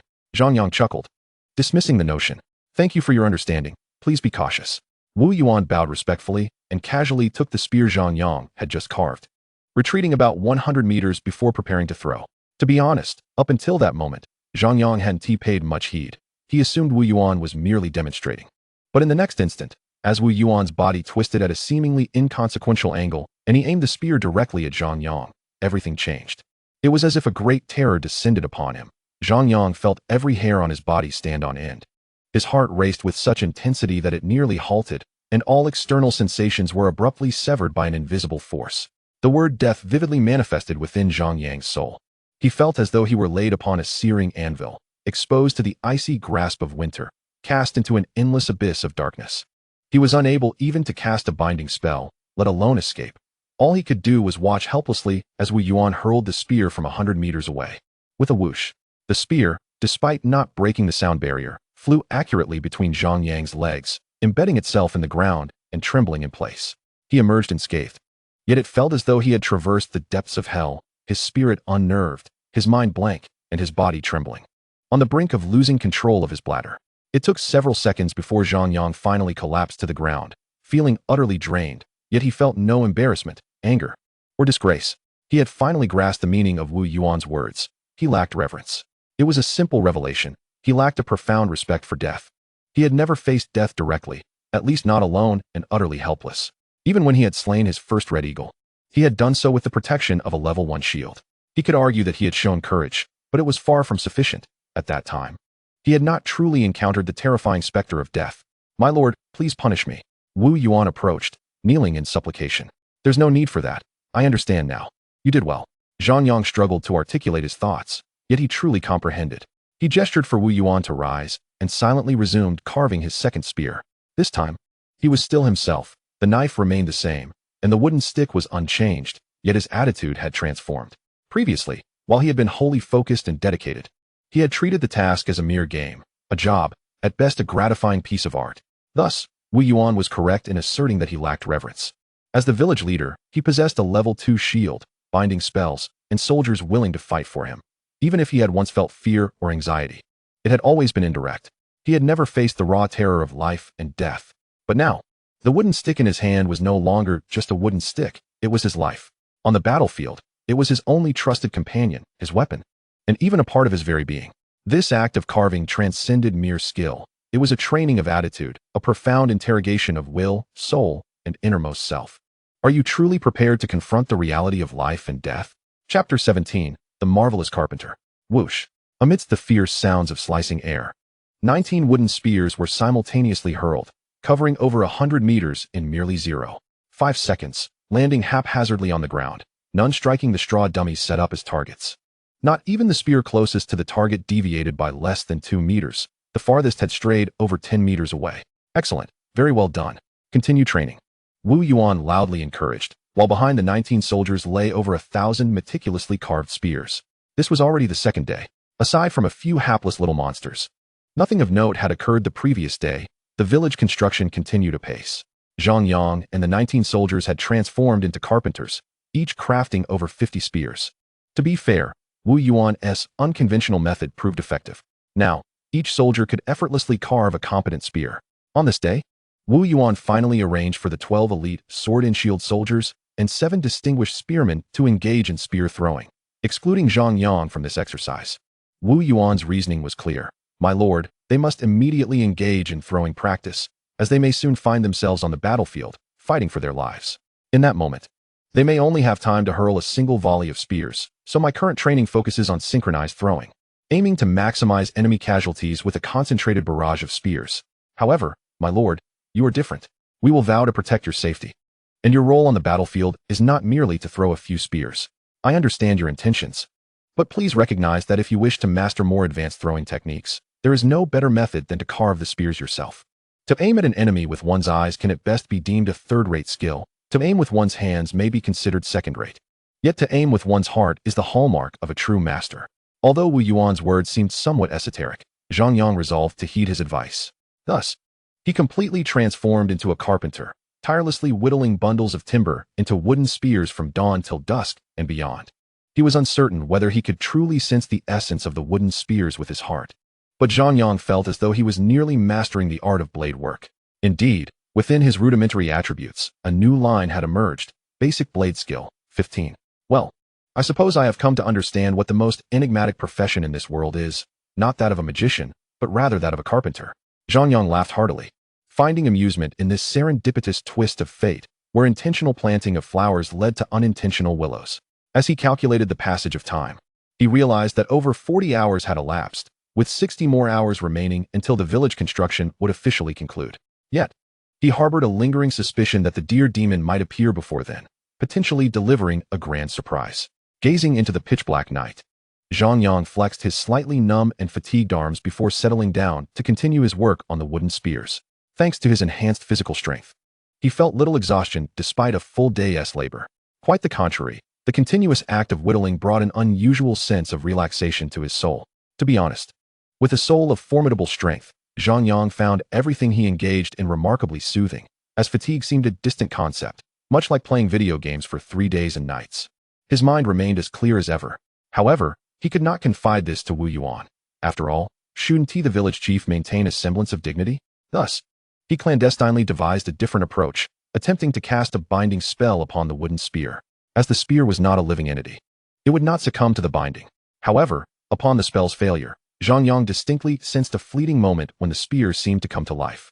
Could it be that my failure to cast the binding spell transformed into a mental impact, causing this wooden spear to undergo a form of evolution? No.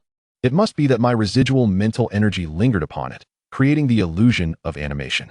Zhang Yang swiftly analyzed this in his mind, and concurrently, a bold idea emerged.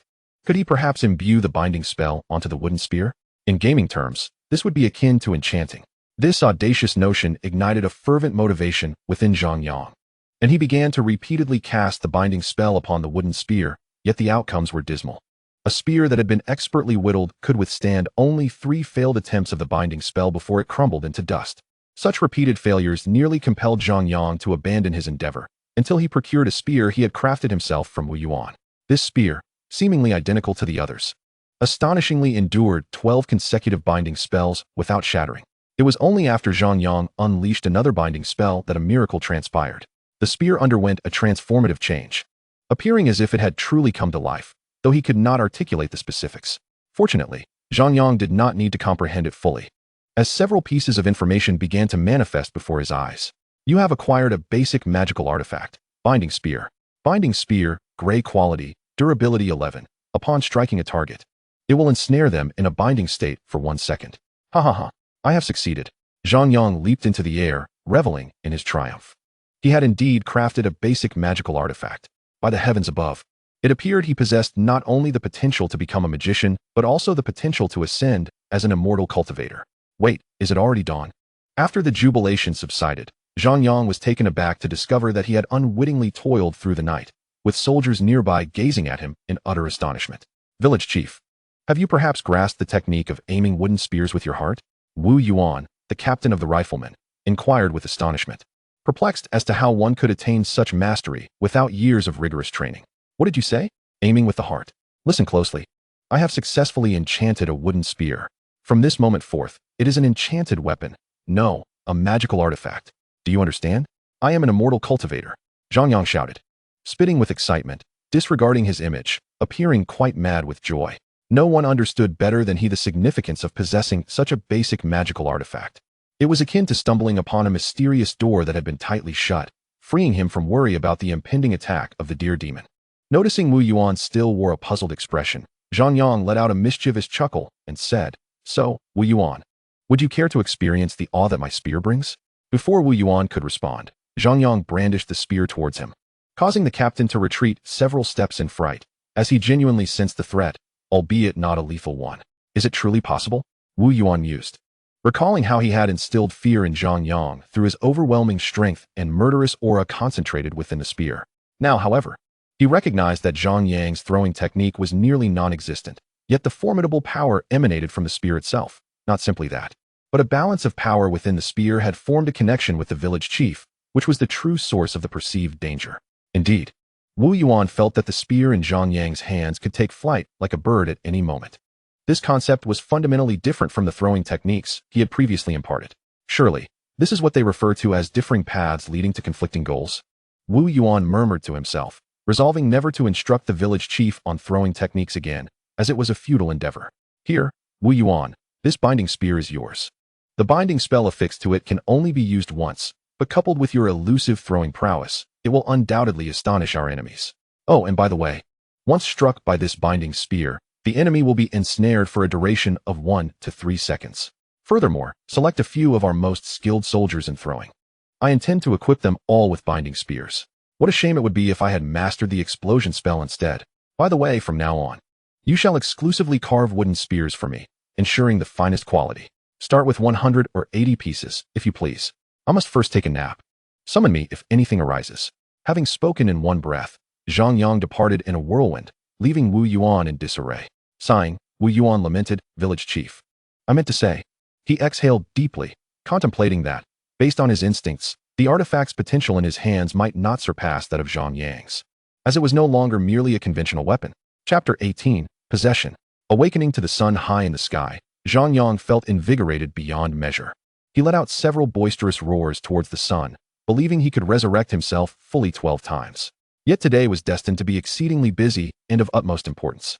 At this moment, Zhang Yang's mind was particularly sharp, as he swiftly recalled the events of the past 2 days and arrived at a conclusion. The process of crafting a wooden spear bears no direct correlation to its transformation into a magical artifact, yet an indirect connection exists. My success is not primarily attributed to my mastery of the binding spell, but rather to the superior quality of the wooden spear fashioned by Wu Yuan. which can endure multiple applications of the binding spell. Consequently, the failure of the spell morphs into a mental shock, allowing me to continuously nurture the spear with my soul's power, ultimately enabling the imprinting of the binding spell upon it. Thus, I find it entirely unnecessary to redundantly cast the binding spell. I merely need to ensure that my soul's power can bypass this step and directly nourish the spear.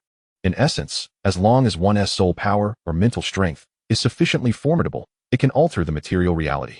The underlying principles of this process are of no concern to me. After all, I am not one to quibble over minutiae. My foremost priority now is to incessantly craft these binding spears, ideally producing over 100, so that when the deer demons launch their assault, I can strike them squarely in the face. Just as Zhang Yang was lost in a peculiar smile directed at the sky, Wu Yuan had already led 19 elite soldiers before him. Their spear-throwing skills were currently comparable. It was unclear what level of proficiency he required. Wait, what do you mean by comparable? Zhang Yang was taken aback. He had previously instructed Wu Yuan to select the soldiers with the best throwing abilities, intending for them all to employ the binding spears. After all, if they lacked precision, it would be a waste of effort. At that moment, Wu Yuan picked up a stone from the ground, tossed it into the air to a height of several dozen meters, and swiftly drew one of the wooden spears. In the blink of an eye, he shattered the stone midair with a swift throw. This display was utterly breathtaking, yet it did not represent Wu Yuan's true throwing prowess. Zhang Yang remained silent, awaiting further elaboration. Wu Yuan continued, "Sir, the 19 soldiers have just commenced their training. Thus, they can currently only hit stationary targets within a 50-meter range. However, if they train for another 2 days and nights, all of them will be able to reach the level I just demonstrated." Zhang Yang instantly comprehended the situation. However, did they truly have 3 days of additional training time? Moreover, if they did not rest, their bodies would inevitably suffer. Should the deer demons decide to attack during this window, all their efforts would be in vain. After contemplating the matter, he turned to Wu Yuan. "Even if we are fortunate and the deer demons do not appear soon, how do you propose we address the issue of rest? They have been training until midnight for the past 2 days, sleeping only 4 hours each night, which will surely lead to excessive fatigue, hampering their performance against an enemy. Furthermore, could they truly advance so rapidly in their training to become throwing experts within just 5 days? Or did you possess some secret method?" "Sir," Wu Yuan replied, "concerning fatigue and recovery, this is not an issue at all. I have discovered that as long as we are near the Wood Demon Tower, our fatigue dissipates swiftly. All that is required is your permission for them to take respite within the tower. As for your second point, there is no secret. Their rapid training progress is solely predicated on the fact that they are already elite soldiers. To instruct warriors accustomed to life and death, whose physical prowess is at its peak, in a relatively uncomplicated attack skill, 5 days is, in my opinion, quite ample. In other words, their coordination of hand, eye, and body is exceptionally strong. Once they grasp the basic techniques, their improvement will be immediate." Wu Yuan meticulously explained to Zhang Yang, then hesitated before suggesting, "Sir, I have a proposal that may or may not be feasible. I am uncertain why you chose to establish the village here, but our numbers are alarmingly few. While we can handle sporadic monster attacks, we would be easily overwhelmed by a large-scale assault. Therefore, I propose we should consolidate our defensive perimeter around the Wood Demon Tower, felling trees, digging trenches, and constructing rudimentary palisades. This way, we can avoid open field combat with the enemy and reduce our reliance on secondary defenses. When the enemy launches an attack, our trained spear-throwing skills will come into play. Very well, let us proceed as you suggest. But do not forget to craft the wooden spears, ensuring they are of the highest quality." Zhang Yang wholeheartedly concurred with Wu Yuan's suggestion, as it aligned with his own thoughts. After all, with the preliminary magical artifact, the binding spear, the question of how to engage in battle warranted serious consideration. Subsequently, all began to mobilize. The 19 elite soldiers resumed their training in spear throwing. Wu Yuan seized the opportunity to craft the wooden spears. After meticulously recalibrating his strategy, Zhang Yang clenched his jaw and recruited 6 additional archers, utilizing the fragmented demon souls to elevate them to elite status. He assigned them, alongside the previous 6 elite archers, to fell trees and construct the rudimentary palisades. This was crucial. In his plan, utilizing the palisades for defense, combined with the advantageous terrain of the hill, would allow them to gain the upper hand. With the binding spears, they could ensnare the enemy, swiftly dispatching them with ordinary wooden spears. It was a flawless strategy. However, this plan hinged on Zhang Yang's ability to produce a sufficient number of binding spears. He hoped fortune would favor him, that the deer demons would not appear prematurely. Zhang Yang pondered these thoughts, but did not place undue hope in them. After all, he currently commanded 1 elite soldier and, with Wu Yuan, held a positional advantage. giving him confidence even in a direct confrontation. He did not immediately rush to craft the binding spears, but rather continued to explore the possibility of bypassing the spellcasting step, directly nurturing the spears with his soul power, which would significantly conserve his energy. However, this endeavor proved somewhat challenging. My mastery of the binding spell arose from the direct influence of the village-building decree and the Lord's demon soul on my body, enabling me to learn instantaneously. But how could I now apply the intangible essence of soul power to tangible objects in reality? While deep in thought, Zhang Yang inadvertently glanced up to observe Wu Yuan's process of crafting the wooden spears. Wu Yuan's speed in crafting the spears was remarkable, possessing an indescribable rhythm. Each stroke of his tool sent wood shavings flying with an aesthetic grace that was visually pleasing. Zhang Yang was even struck by the illusion that Wu Yuan was bestowing life and spirit upon the spear, truly animating it. Perhaps maintaining absolute focus is indeed a commendable approach, akin to the reverence Wu Yuan previously mentioned. Zhang Yang mused that perhaps he had strayed from the right path or misdirected his thoughts. The reverence Wu Yuan spoke of encompassed not merely fear, but also the profound engagement of body and mind, akin to confronting life and death. In such a state, one could naturally tap into a more concentrated power. For me, this realization might be the key to bridging the gap between soul power and reality. Moreover, if my soul power is sufficiently potent and precise, I could perceive far more details than the naked eye could discern. Grasping a raw wooden stick, Zhang Yang withdrew his long knife, closed his eyes, and cleared his mind. Uncertain how much time had elapsed, the chirping of insects from the grass crept into Zhang Yang's mind, and suddenly, an unknown insect, no larger than a yellow bean and possessing 4 pairs of wings, vividly materialized before him, as though he were witnessing it with his own eyes. No, it was even more vivid than mere sight could convey, for the intricate internal structure of the insect was laid bare at that moment. Startled, Zhang Yang blinked, and in the next instant, the illusion vanished, only for a similar insect, dozens of meters away in the grass, to explode into a pulpy mess. Well, I never knew it could be done this way. Calming the tumult within, Zhang Yang continued to experiment. With his initial success, subsequent attempts flowed smoothly, and he gradually mastered the intricacies of manipulating his soul power. Initially, he pondered whether this soul power belonged to the realm of magic or to the practice of immortality. But upon gaining control over it, he realized that distinction was of little consequence. What truly mattered was that he could wield it. After rendering several insects into indistinguishable remains and reducing a dozen wild grasses to mere powder, Zhang Yang successfully focused his soul power on the wooden stick in his hand. The sensation was wondrous. He no longer needed to rely on sight or touch. The stick materialized in an entirely blank realm, where it was incessantly deconstructed, its bark, knots, wood grain, and fibers, down to the most minute components, were all revealed. I understand now, Zhang Yang murmured to himself, maintaining delicate control over the stick as he sliced through it effortlessly. The cut was not awkward. Rather, it was executed with precision, following the internal structure of the stick without a hint of error, from the innermost knots to the outer layers. Every detail of the fibers and the bark's thickness was meticulously delineated. He then sculpted the wood with these internal details in mind, not merely for uniformity, but to ensure each fiber remained intact, preserving the structural integrity of the entire stick. It was a seamless process, a true embodiment of the B-level soul's capabilities, transcending mere spellcasting. When Zhang Yang opened his eyes once more, he found Wu Yuan staring at him, wide-eyed, his mouth agape in astonishment, as if an egg could fit inside. Esteemed village chief, how did you achieve this? It's astonishing. Me? Oh, it's just a case of being possessed by a spirit. Zhang Yang laughed heartily, reveling in the joy of his discovery. Chapter 19, The Spear of Confinement. 2 wooden spears lay side by side, indistinguishable at first glance, seemingly identical. One was carved by Zhang Yang, the other by Wu Yuan. However, after inspecting them with his soul power, Zhang Yang was certain that his spear was superior. The reason was simple. Wu Yuan relied on experience, feel, and skill, much like a skilled butcher avoiding damage to the majority of the wood fibers, thereby ensuring the spear's overall stability and strength under identical material conditions.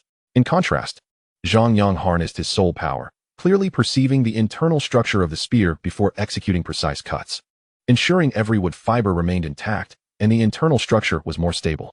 Thus, he triumphed without question. Yet he could do even better. For the quality of the raw materials for these spears was limited, and certain knots and insect holes were inevitable. Hence, he resolved to personally select the materials. Zhang Yang contemplated, then took Wu Yuan with him into the forest to handpick the wood. His method of selection was entirely different from Wu Yuan's. He relied not on sight or experience, but merely on the touch of a tree, allowing his soul power to intervene for clarity.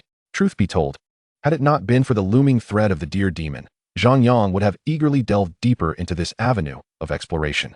Nevertheless, even under such constraints, he couldn't help but wonder if he could advance the nurturing process, initiating it while the tree was still growing, thus perfectly avoiding the damage caused by felling. This notion consumed him, compelling him to implement it immediately. This endeavor lasted an entire day, during which his soul power was depleted twice before he finally had Wu Yuan carefully fell the tree. My lord, this is astonishing. I cannot fathom what has transpired. Or if you have cast some mysterious spell upon this tree. Its quality has at least doubled, nearly rivaling ironwood. Wu Yuan was astounded, as this completely shattered his previous understanding. Zhang Yang chuckled with pride, although he himself was unaware of the underlying principles. He discovered that applying soul power to a growing tree, by stimulating the smaller structures while consuming soul power, could accelerate the tree's growth at a visibly rapid pace. In this process, he adjusted the density of the wood fibers with his soul power, resulting in such remarkable outcomes. Now it's your turn to carve, but be careful. This tree could yield at least 10 exceptional wooden spears. Zhang Yang entrusted the carving task to Wu Yuan, not out of reluctance to do it himself, but because, given his current strength, it would be exceedingly difficult to carve at such a minute level on wood as hard as steel. It was far better to leave it to Wu Yuan, who possessed greater strength and experience. After a hearty meal, Zhang Yang retreated into the wood demon tower to expedite the recovery of his soul power. The next morning, he beheld the 12 spears, their hardness rivaling that of steel. Upon inspecting them with his soul power, he found the integrity of the wood fibers and internal structure exceeded 90%.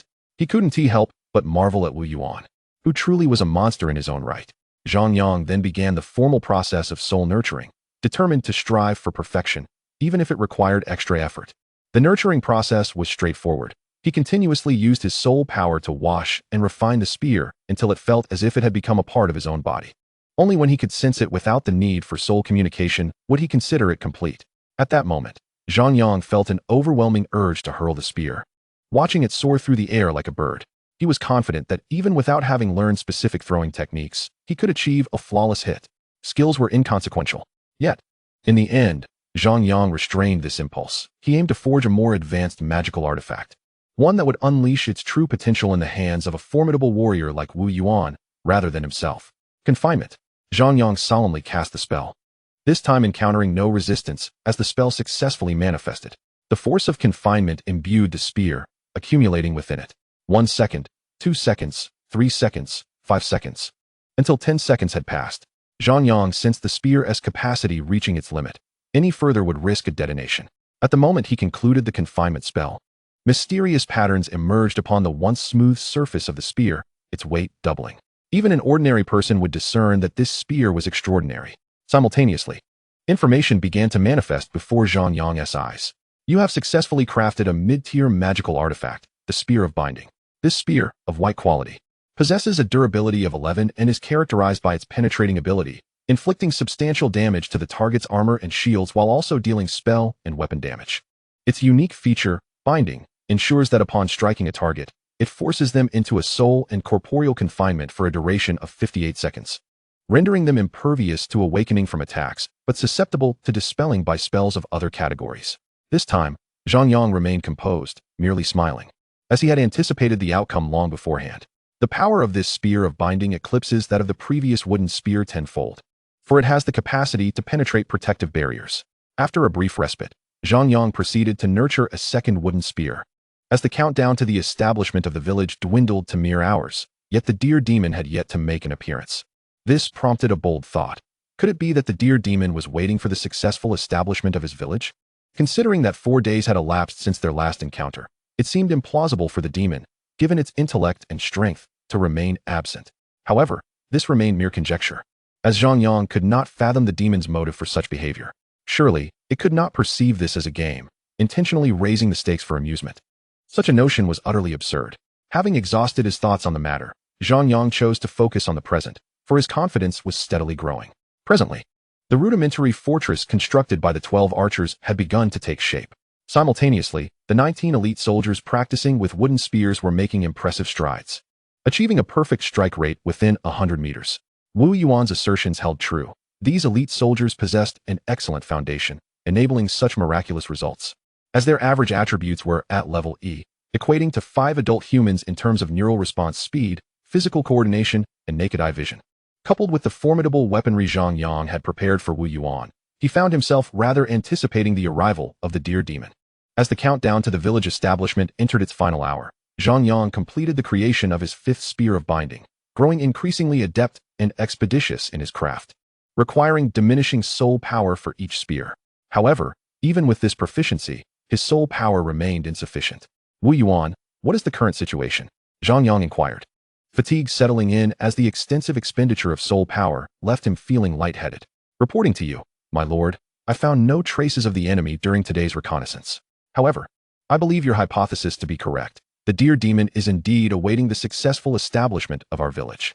Over the past few days, the wild monsters in this region have noticeably diminished, leading me to surmise that the deer demon and its forces are lurking in some concealed location not far from us. Fortunately, we are well prepared for battle. The rudimentary fortifications are complete, and we have excavated trenches utilizing the elevated terrain for advantageous counterattacks. The 12 elite archers have replenished their quivers, and the 19 soldiers have honed their throwing skills to a commendable level. Additionally, we have stockpiled 2,000 suitable wooden spears. As long as we defend our position, I believe the deer demon's forces will struggle to mount an assault. Regarding the 5 artifacts you crafted, I suggest we hold off on their use for now and deliver a decisive blow to the deer demon when the opportunity arises. Should we eliminate it, victory will be ours.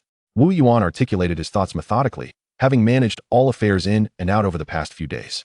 Yet, after conveying this, he hesitated and asked, My lord, are you truly not considering using them? From my perspective, the efficacy of these artifacts would be amplified in your capable hands. After all, they are magical artifacts. I am well aware of their nature, but the issue lies in their durability being merely one. They are consumables. I have expended considerable resources to create them not for my own amusement, but to ensure your effectiveness as the primary combat force. These spears of binding must be wielded by you. Zhang Yang firmly declined Wu Yuan's suggestion. What nonsense! I declare myself a cultivator. Do you take that literally? I lack confidence in this matter, so prudence is paramount. Once we navigate this crisis with the deer demon, I shall play as I please. Very well, everyone. Take a moment to rest. A fierce battle awaits us, Zhang Yang added before retreating to the Tower of Wood Spirits to recuperate his soul power. With only an hour remaining until the village's establishment, he was eager to discover what changes awaited him that could compel the deer demon to remain in hiding for so long.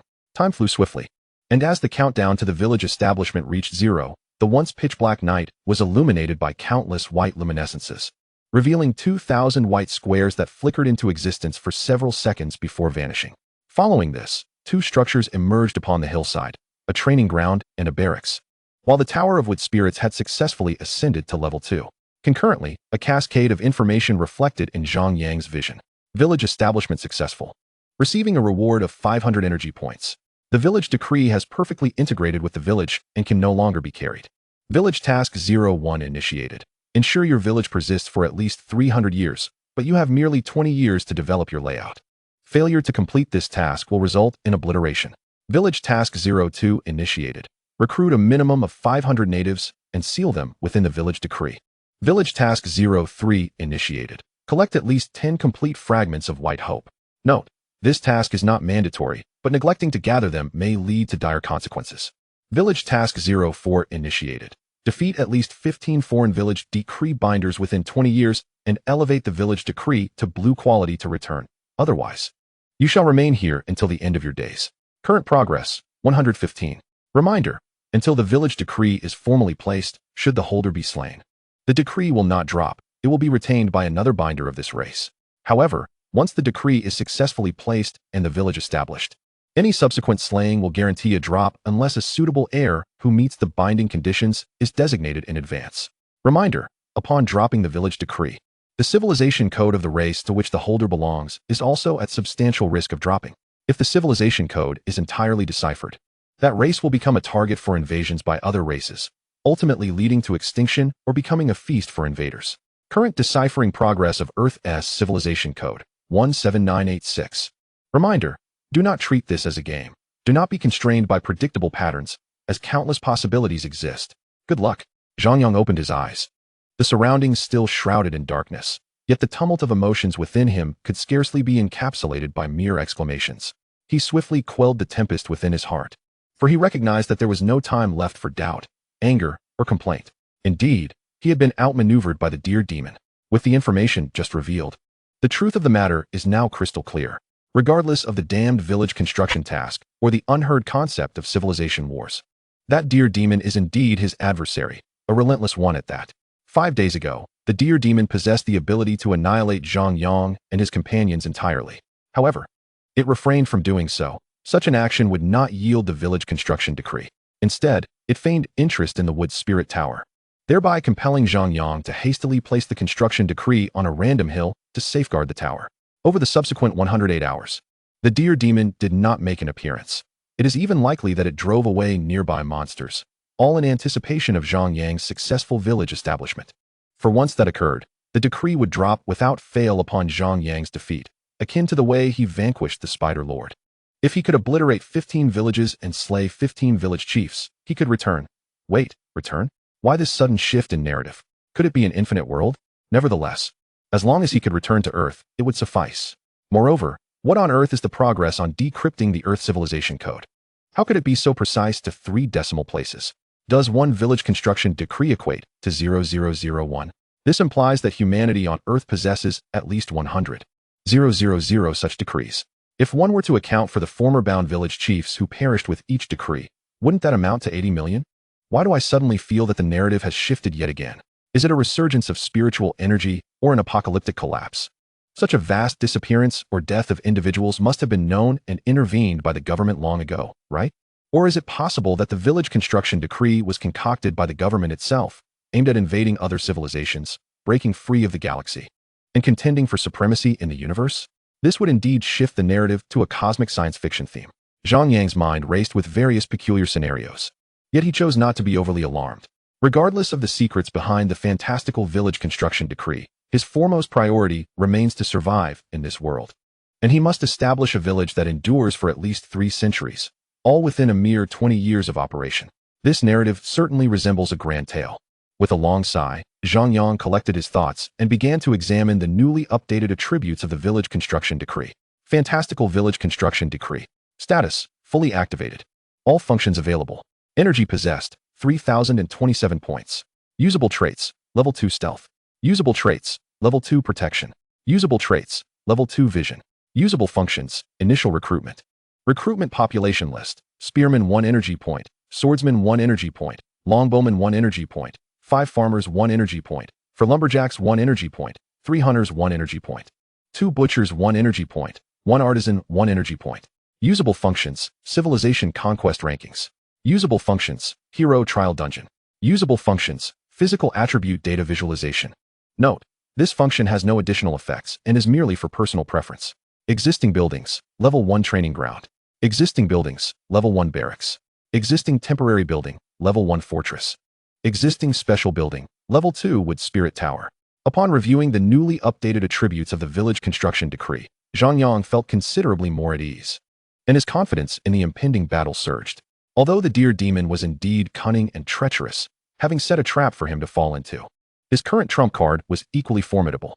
The level 2 wood spirit tower alone provided him with a wealth of surprises, and he presumed that even if the deer demon anticipated this, it would be caught off guard. After all, how could it possibly have guessed that the wood spirit tower had been upgraded? Or even if it had, what of it? Could it have fathomed that Zhang Yang, through the wondrous profession of a carpenter, had grasped the threshold of crafting magical artifacts? Let the battle commence, and may the victor emerge. On the 6th day at noon, the sun blazed high in the sky, and the weather was pristine. 9 red hawks circled at an altitude of over 1,000 meters, displaying their might. Yet they did not strike, for the deer demon's army had yet to arrive.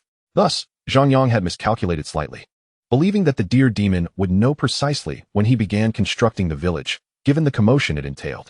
In reality, the deer demon's arrival was a full 9 hours later than he had estimated. Reflecting on the reason, it became apparent. The deer demon could neither see the white light emitted upon placing the construction decree nor that which signified the village's successful establishment. Consequently, it remained unaware of when the village was completed. It required a clear day to spot the newly erected buildings from afar before mobilizing its forces for an assault. This additional 9 hours allowed Zhang Yang to enchant 5 white-quality binding spears. He had initially felt quite pleased until he laid eyes on the deer demon leading its cadre of deer warriors, which heightened his vigilance once more. He could not deny that the deer demon was a fearsome opponent, cunning, scheming, and when it struck, It did so with the ferocity of a lion hunting a rabbit.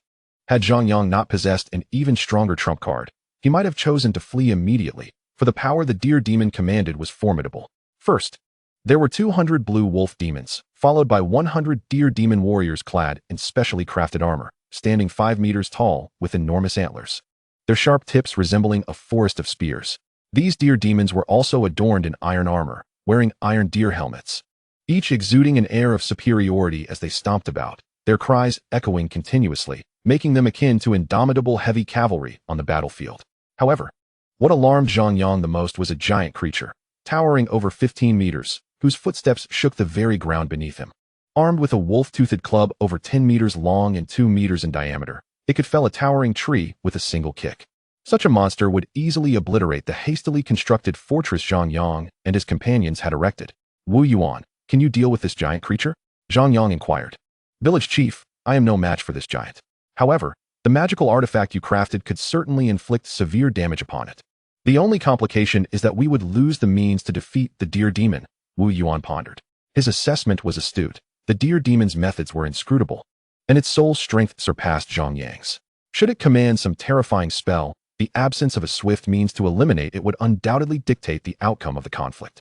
Then we shall forego slaying the deer demon and focus on the giant instead. I wager it has a high probability of retreating. Zhang Yang decided after a mere second of contemplation. For in a scenario where death meant irretrievable loss, any uncertainty would cause the deer demon to hesitate, as evidenced by the trap it had set and the massive army it commanded. It was a being of utmost caution. Thus, should they succeed in defeating the giant, the deer demon would have to consider whether its level 3 protection could withstand the intimidation posed by Wu Yuan's binding spear. Certainly, Zhang Yang had contemplated eliminating the deer demon first, capturing the ringleader to subdue the rest. However, that individual stood a full 300 meters away, promptly activating a level 3 defense, clearly anticipating that Wu Yuan, the captain-level soldier, might launch a reckless assault. Thus, if they could first vanquish the behemoth, Wu Yuan could infiltrate alone and intimidate the deer demon into retreat. Yes, esteemed village chief, I comprehend, Wu Yuan nodded solemnly. Given the present circumstances, achieving total annihilation of the enemy was a mere pipe dream. Defeating and driving them away would afford them precious respite. With sufficient time, they could forge more binding spears. At that moment, as Zhang Yang finalized their combat strategy, the deer demon commenced a full-scale assault without hesitation. Over 200 azure wolves and more than 100 armored deer demons surged forward, flanking a behemoth that resembled a small mountain, exhibiting a semblance of order. Above, 9 red hawks accelerated their circling but refrained from diving in immediately, evidently waiting for Zhang Yang to activate the level 2 defense. At that point, they would swoop down to breach the defense, unleashing a widespread shockwave that would indiscriminately affect friend and foe alike. Just as you desire. Zhang Yang fixed his gaze on the deer demon, snorting disdainfully, then gestured to Wu Yuan before activating the level 2 defense within the fortress. As anticipated, 4 red hawks immediately dove down, their wind blade attacks powerful enough to shatter the level 2 defense. The remaining 5 hawks maintained a 50-meter distance, preparing for a second wave of engagement, a commendable tactical maneuver. Unfortunately, 2 seconds later, Zhang Yang abruptly deactivated the level 2 defense. By then, the 4 hawks had descended to a height of 50 meters, while the other 5 approached 100 meters. At that moment, from a different position, Wu Yuan led 19 elite soldiers in simultaneously hurling their wooden spears. With piercing sounds cutting through the air, 20 spears struck true, like the fangs of death, piercing the bodies of the 9 red hawks without a single miss. The training over the past 6 days had proven immensely effective. In the blink of an eye, the corpses of the 9 hawks plummeted to the ground. In the first round, Zhang Yang's side emerged victorious, once again activating the level 2 defense. Zhang Yang leaned out from the fortifications and mockingly gestured a middle finger at the distant deer demon, hoping to lure it closer, at least within 100 meters. With Wu Yuan's strength and the binding spears, they stood a chance of slaying it. Yet, the deer demon paid no heed, remaining securely within its 300-meter protective barrier. With a thunderous roar, the behemoth charged forward, closing the distance to just 50 meters from Zhang Yang's fortress. Wu Yuan, attack. Archers, concentrate fire on the azure wolves. The rest, target the armored deer demons with wooden spears. Zhang Yang commanded swiftly. No sooner had he spoken than Wu Yuan leapt onto the fortifications, instantly launching a binding spear that struck with a resounding explosion, rendering the spear invisible to the naked eye. Almost simultaneously, a massive blood hole erupted at the behemoth's neck, as the binding spear's effects activated, momentarily halting its assault. Seizing the opportunity, Wu Yuan unleashed 4 more binding spears in rapid succession, all finding their mark in the behemoth's eye sockets. The once formidable creature, silenced before it could even emit a cry, succumbed to the blows. Its head punctured with a wound the size of a water barrel, perishing in an instant. The power of the binding spear was truly terrifying.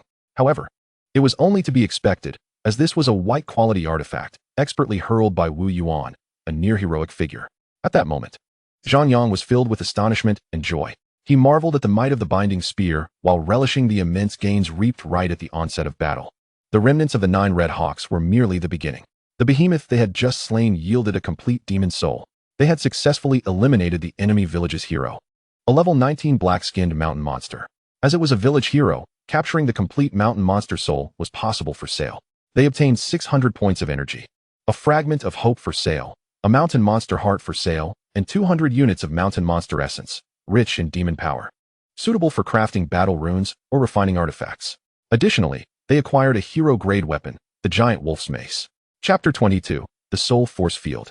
At the instant Wu Yuan vanquished the behemoth, the morale of Zhang Yang's side soared to unprecedented heights. The 12 elite archers, along with the 19 elite soldiers, continued to shoot and throw with fervor. At this distance, from their elevated position, the damage inflicted by wooden spear throws far surpassed that of arrows, with 3 spears capable of bringing down a single azure wolf, while the elite archers required 6 shots to achieve the same. Wu Yuan, having jumped back behind the fortress wall, joined his fellow soldiers in launching ordinary wooden spears. Given his prowess, he could effortlessly strike targets within 200 meters, achieving a perfect hit rate. Whether it was azure wolves or armored deer demons, there was no doubt. Each spear found its mark. In mere seconds, over 100 charging azure wolves and armored deer demons lay slain, unable to close the distance. It was worth noting that Zhang Yang and Wu Yuan had previously stockpiled 2,000 wooden spears. With favorable terrain, clear visibility, and ample strength and skill, the deer demon's army was merely offering themselves as fodder. However, just as the azure wolves and armored deer demons suffered heavy casualties and began to retreat, 300 meters away, within the protective barrier of the deer demon, something transpired. The demon performed some arcane ritual, igniting its massive antlers, standing at least 8 meters tall, into flames, reducing them to ash. Accompanied by a chilling wail, a cloud of black smoke surged into the air, writhing and roaring ominously.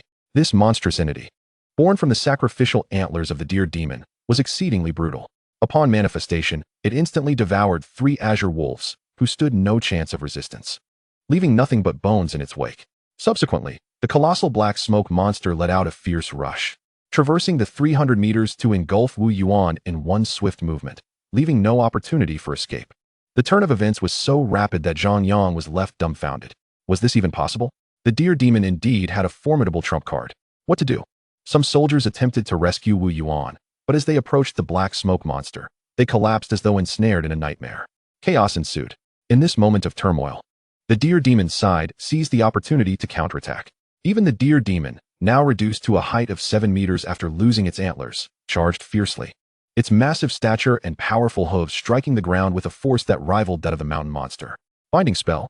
Amidst the confusion, Zhang Yang reacted swiftly, casting the binding spell towards Wu Yuan, who was engulfed in the black smoke monster, as it was his only recourse. To his astonishment, the purported advantage of the binding spell, which claimed to simultaneously ensnare both body and soul, was no mere jest. The incantation was instantaneously successful, and the shadowy creature was ensnared alongside Wu Yuan's corporeal form. However, the side effect was that Zhang Yang felt as though he had plunged into a frigid abyss, with countless wails and cries echoing in his ears. For a fleeting moment, he even experienced hallucinations. Yet ultimately, those sinister auditory illusions dissipated, and he returned to his senses, confronting Wu Yuan's body while the shadowy entity vanished without a trace. Before Zhang Yang could take a closer look, an azure wolf demon leapt over the stockade, lunging directly at him. "My lord, take care!" A valiant blade and shield soldier bellowed as he dashed forward, cleaving the ambushing azure wolf in twain. However, the situation remained dire. Without a formidable presence like Wu Yuan to maintain order amidst the chaos instigated by the shadowy creature, the azure wolves of the deer demons surged forth. Even worse, the suddenly aggressive deer demons had breached 100 meters, and if no countermeasures were taken, a gruesome slaughter was inevitable. In a flash of insight, Zhang Yang shouted, "Launch the binding spears. Focus fire on the deer demons." Yet, At that moment, no soldiers could spare the time to respond. They were far too overwhelmed to mount a counterattack, crushed beneath the sheer numbers of their foes. Whoosh! The sound of rushing wind pierced the air as an azure wolf demon leaped over the soldiers guarding Zhang Yang. And even if he had time to reach for a weapon, it would have been futile. Engaging in close combat with such a massive beast was out of the question.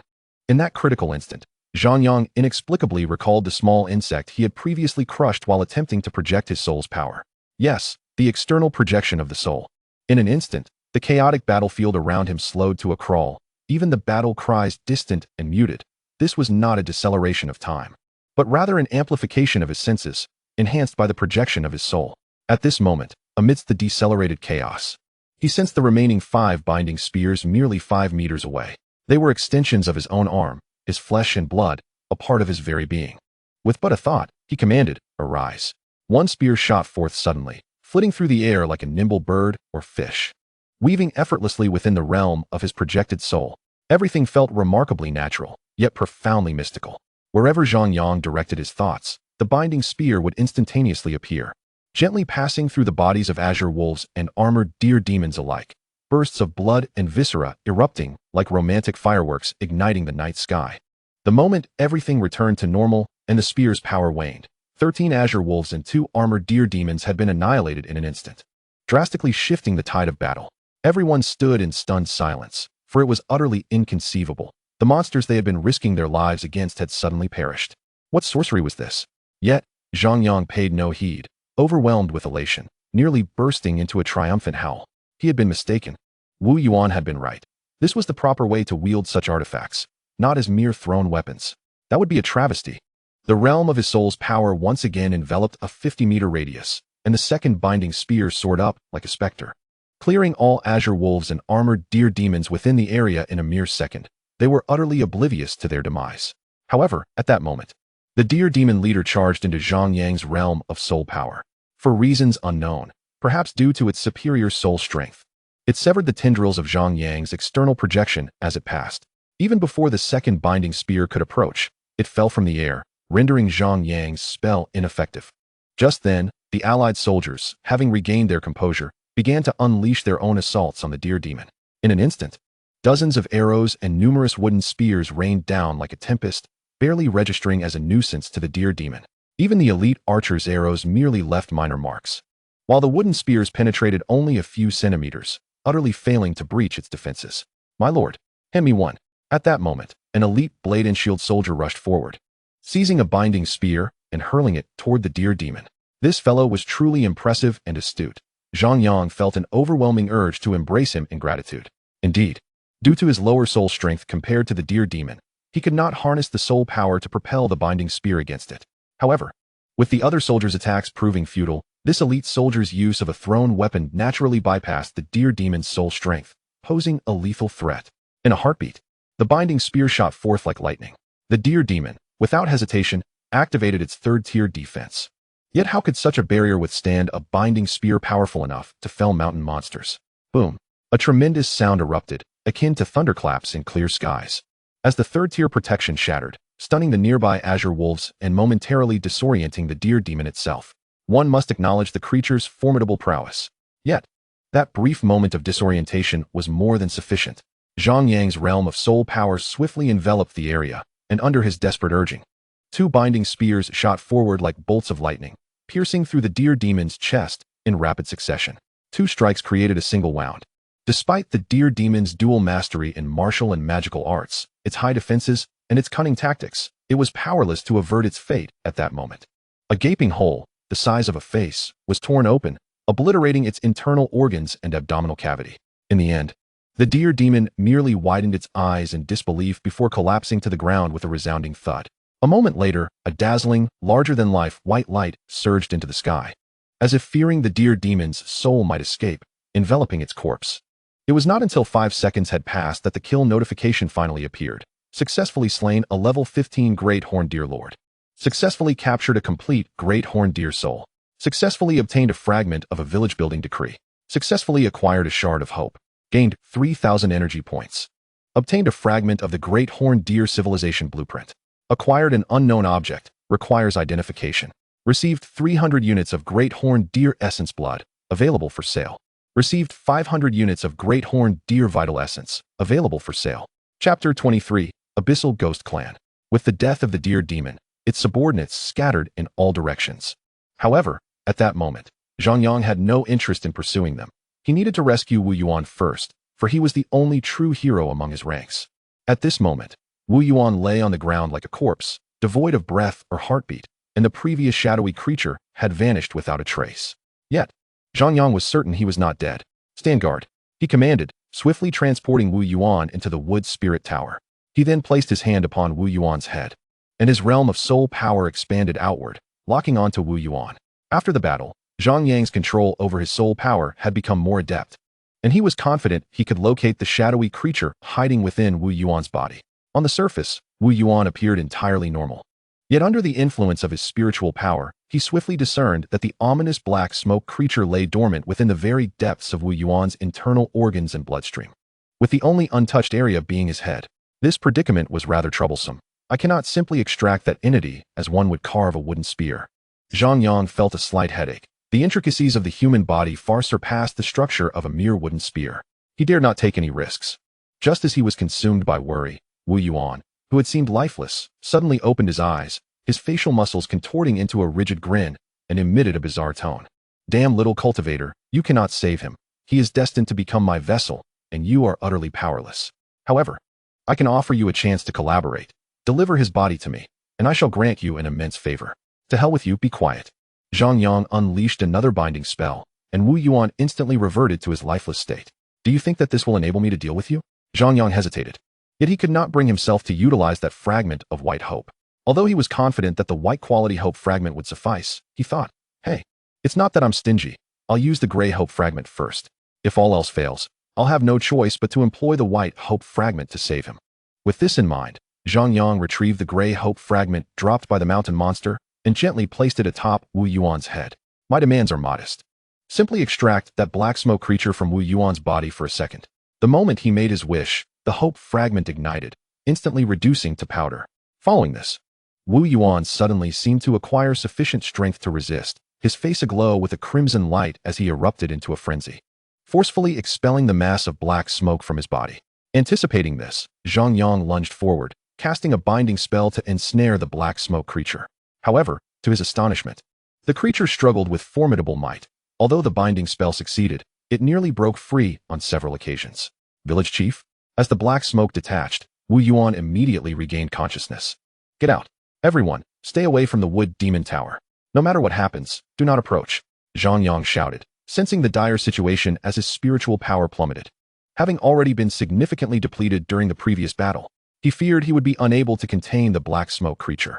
Mere seconds later, the binding spell faltered, and the creature roared, lunging directly into Zhang Yang's body, attempting to seize control. This turn of events left Zhang Yang astounded. He could not fathom whether the black smoke creature had lost its mind or what, for it had been exceedingly difficult to bind the creature from the outside. Yet, through sheer misfortune, it chose to possess Zhang Yang, making it remarkably easier to handle. Did it truly believe that a B-level spiritual strength was insignificant? In just a second, the black smoke creature seemed to realize its predicament and sought to escape, but that was utterly impossible, as it was met with the brutal onslaught of Zhang Yang's remaining spiritual power. 3 minutes later, the notification of its demise illuminated before Zhang Yang's eyes. Successfully eradicated a level 5 abyss demon. Successfully captured a complete abyss spirit, available for sale. Gained 750 energy points. Received an abyss demon mark, which is non-transferable and non-discardable. This mark is a curse unique to the abyss demons, increasing the likelihood of future abyss demon attacks. Good heavens, this creature is formidable. It seems I have entangled myself in quite a predicament. Zhang Yang was astonished. Previously, slaying that black-skinned mountain monster yielded only 600 energy points. Yet vanquishing this abyss demon rewarded him with 750. Leaning against the wood demon tower, he recuperated his spiritual strength while grinning foolishly. For the spoils of this battle were immense, akin to trading a sparrow for a cannon, propelling him onto the path of a true victor in life. It took quite a while for Zhang Yang to rouse himself from this state of elation. After sternly admonishing himself not to become complacent, he began to assess his specific gains.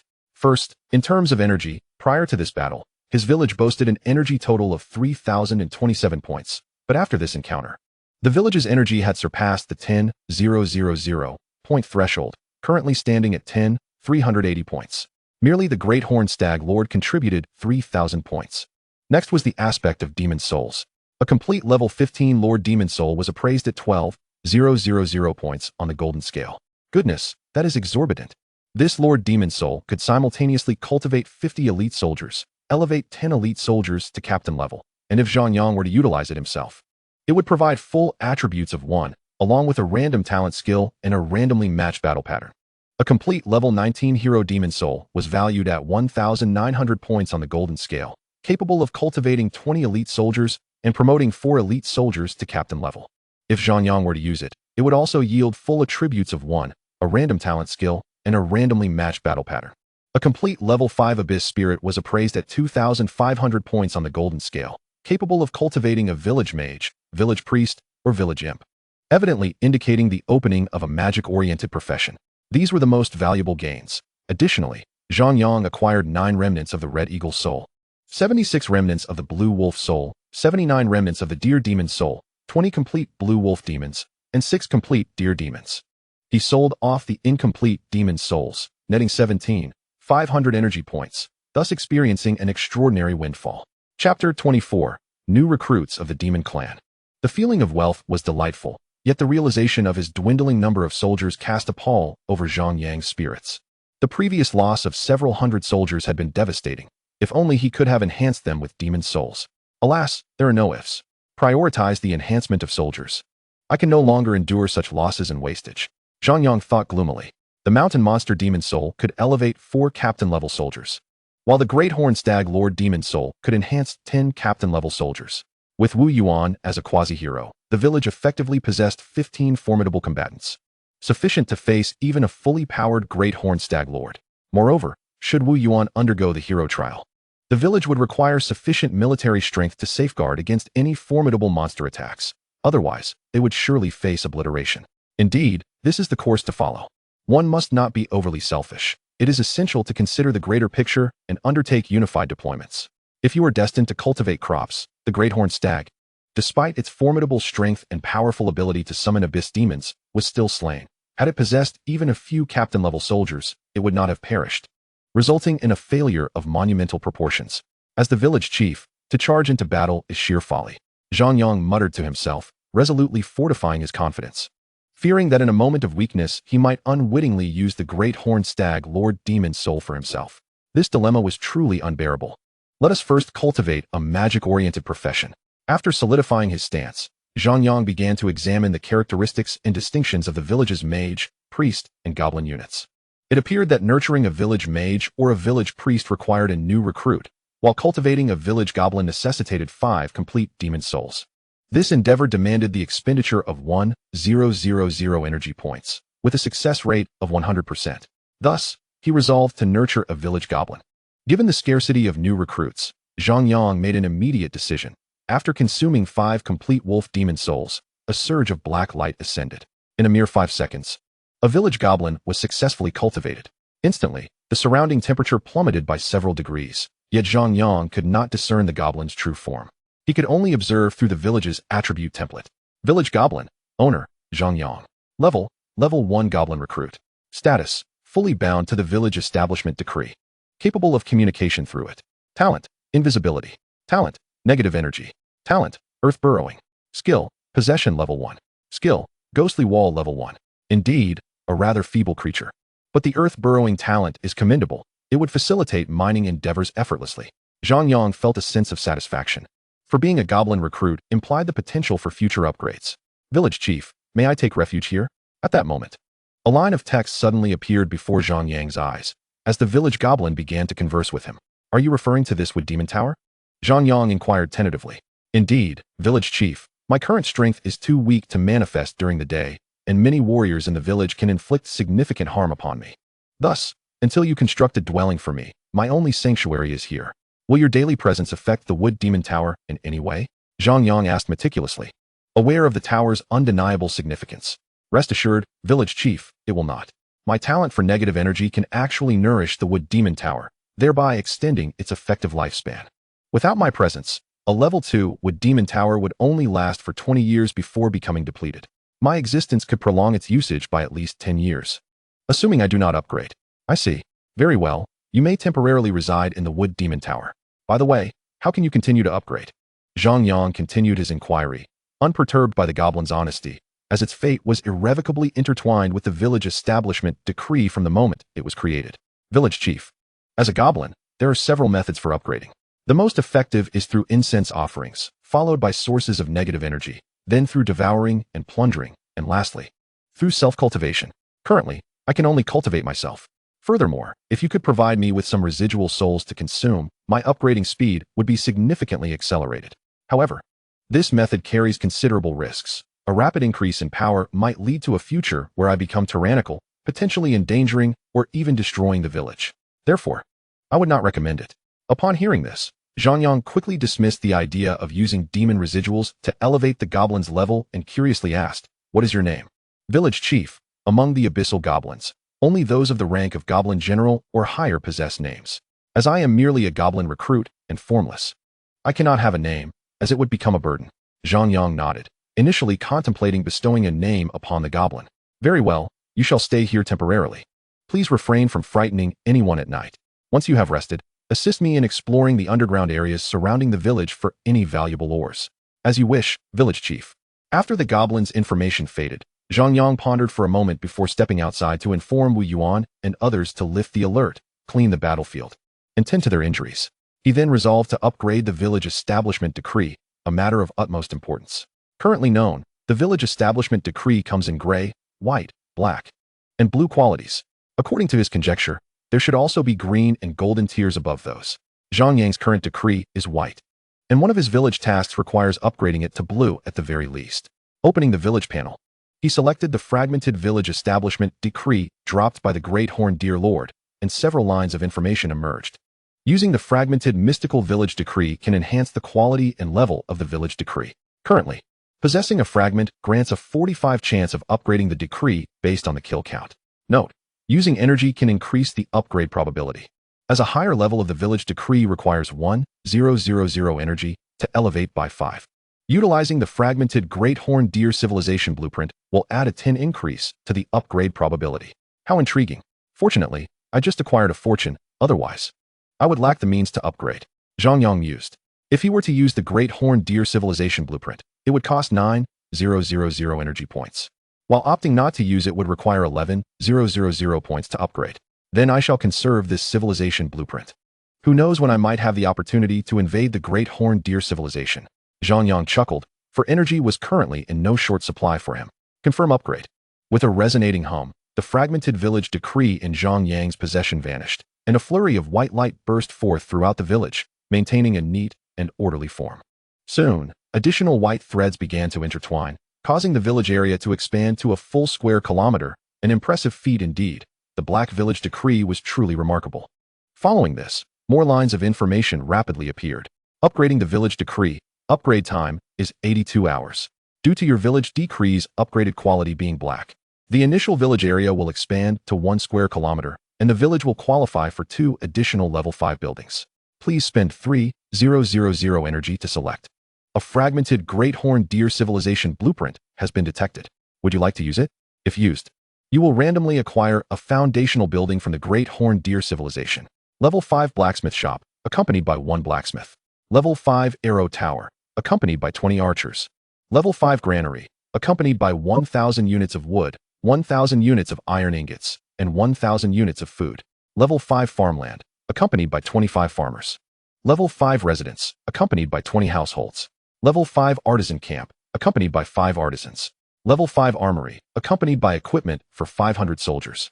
Level 5 herbal shop, accompanied by 1 healer. Chapter 25, The Bowman Running Errands.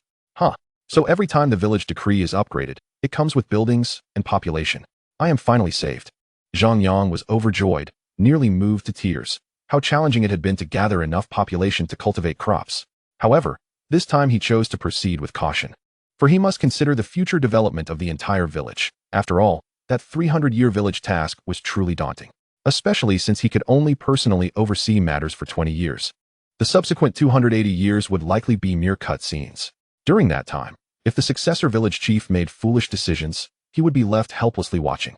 Therefore, it was imperative to lay a solid foundation for the village, even if it meant slowing his own advancement in strength. It was essential to choose level 5 housing.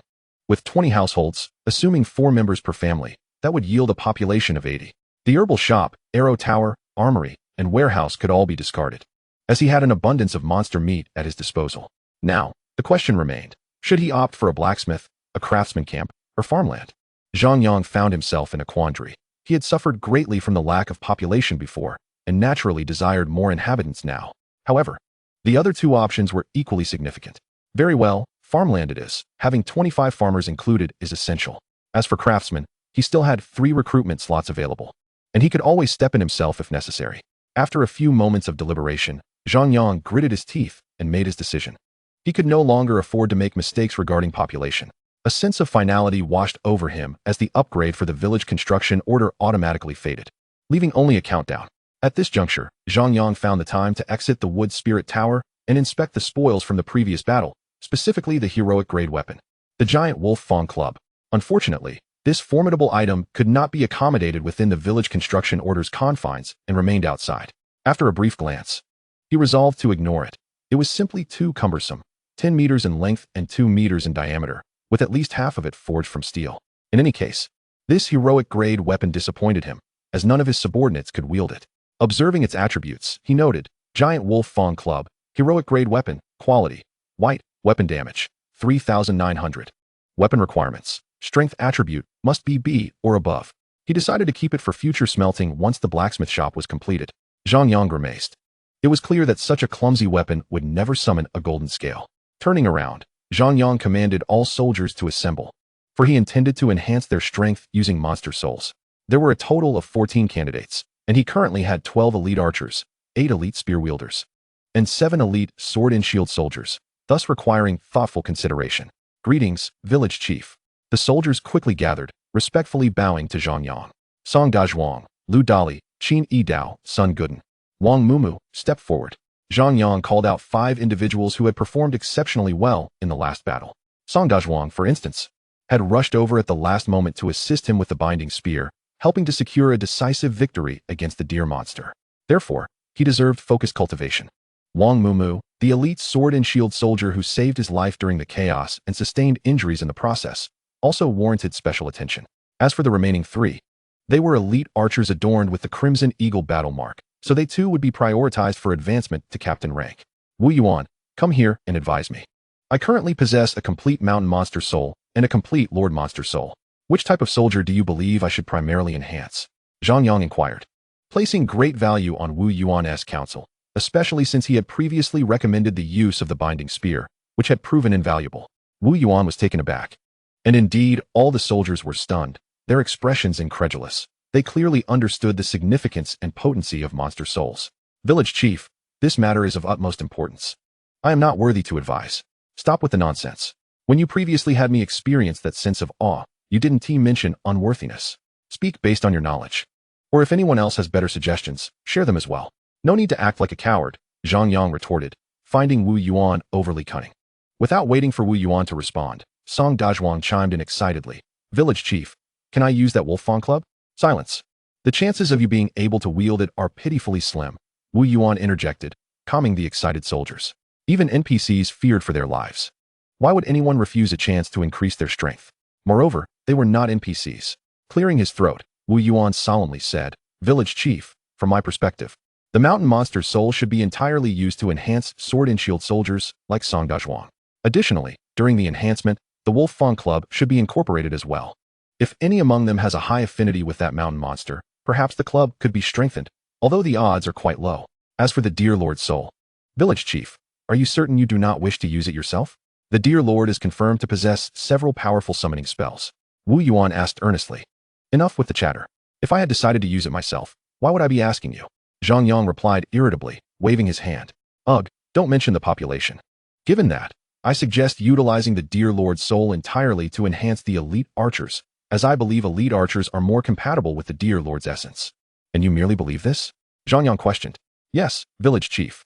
In matters of strengthening with monster souls, other factors are inconsequential. The most crucial aspect is the compatibility of essence.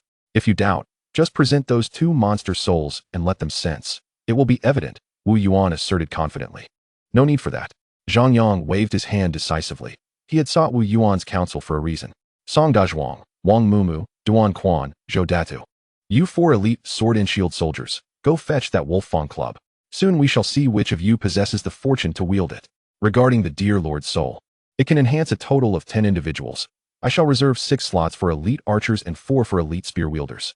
Zhang Yang felt invigorated, preparing to elevate 14 soldiers to captain rank, instantly bolstering his village's combat strength manifold. Village chief, I have something to say. This time, it was the elite archer Qin Yidao who urgently interjected. May we postpone our enhancement? We need to craft some suitable feathered arrows first, and only then shall we strengthen ourselves. As you know, without arrows, our combat effectiveness is practically nullified. Oh, elaborate on that. What do you require? Zhang Yang responded, in high spirits and eager to assist. Thank you, village chief. Your wisdom is unparalleled.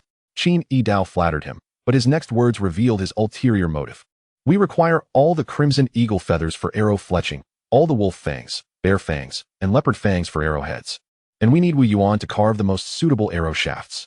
Only then can we produce the best eagle feather penetrating arrows. Excellent. No problem. Without hesitation, Zhang Yang agreed, as he too was curious to ascertain whether the captain-level archers remained as formidable as he had suspected. Chapter 26. The Violent Bear Quartet.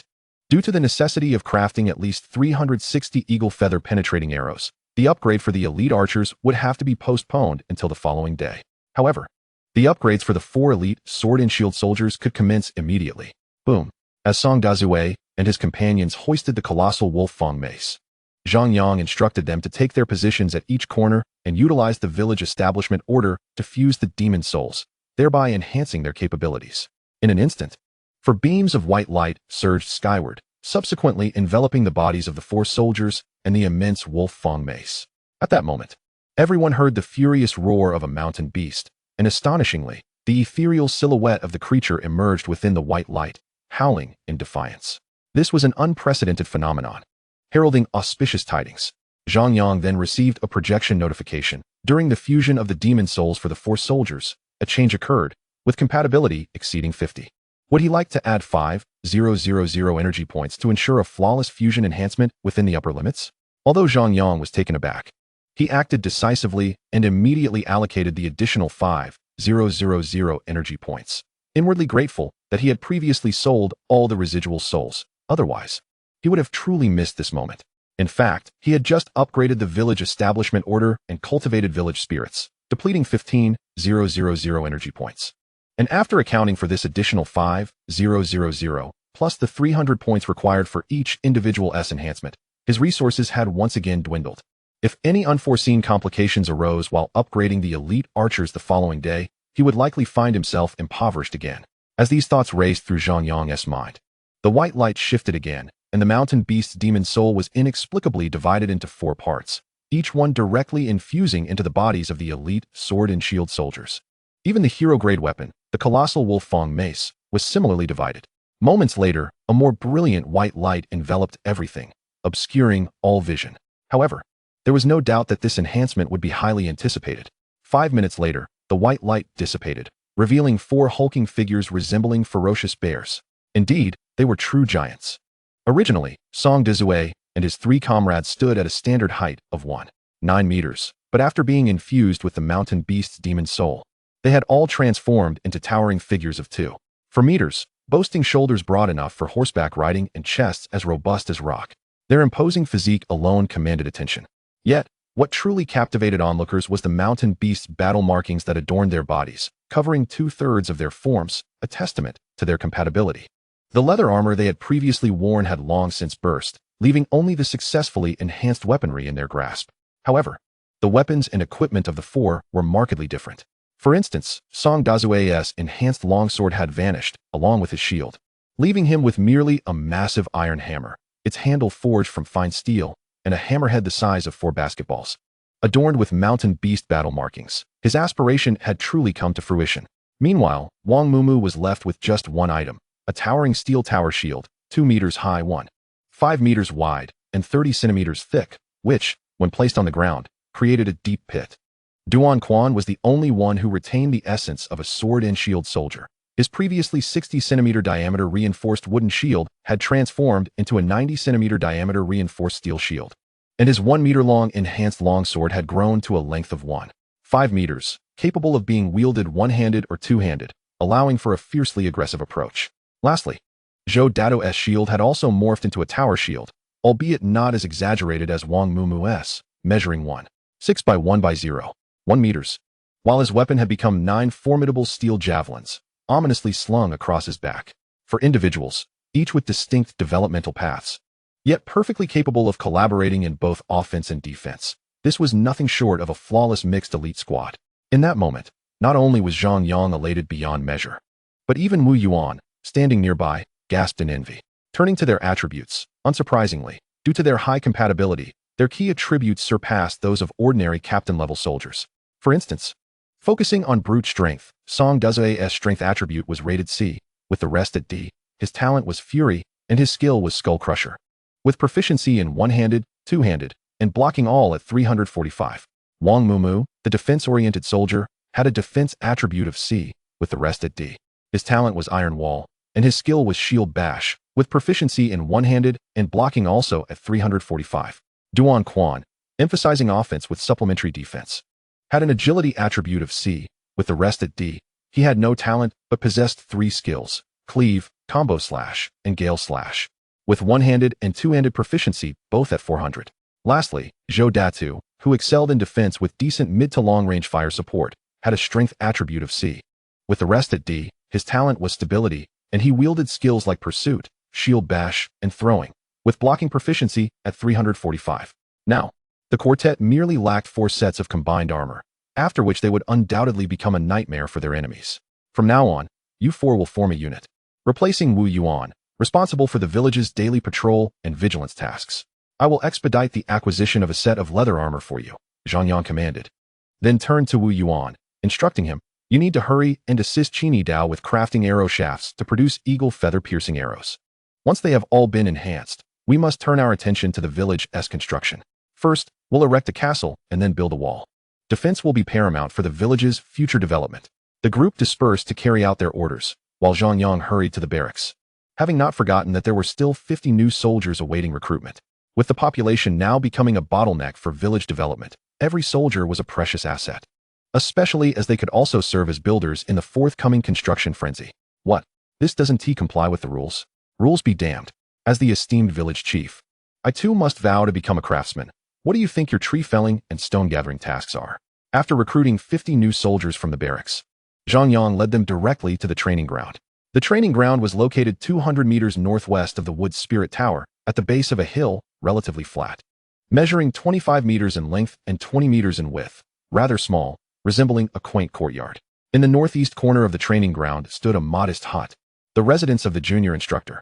Upon Zhang Yang's arrival, the junior instructor was basking in the sun, looking quite comfortable, exuding a languid demeanor. However, upon noticing Zhang Yang, he stood up, curiously sizing him up before respectfully bowing. Village chief, do you require me to train these new recruits? He inquired. Not just yet. Let me see what you can train them in, Zhang Yang replied, scrutinizing the seemingly frail young instructor, who appeared to be merely 25 or 26 years old, sporting a pair of small black mustaches, as he seemed more like a living being than the soldiers he had recruited. Village chief, I can train the recruits to become spear wielders, archers, or sword and shield soldiers, and I can also train hidden troop types, which are all the classes previously trained by former village chiefs bound to the village establishment order. But this requires specific conditions to activate, the junior instructor stated nonchalantly, his demeanor still casual. What specific conditions? Zhang Yang inquired. To upgrade the village to a town, elevate the level of the training ground from level 1 to level 5.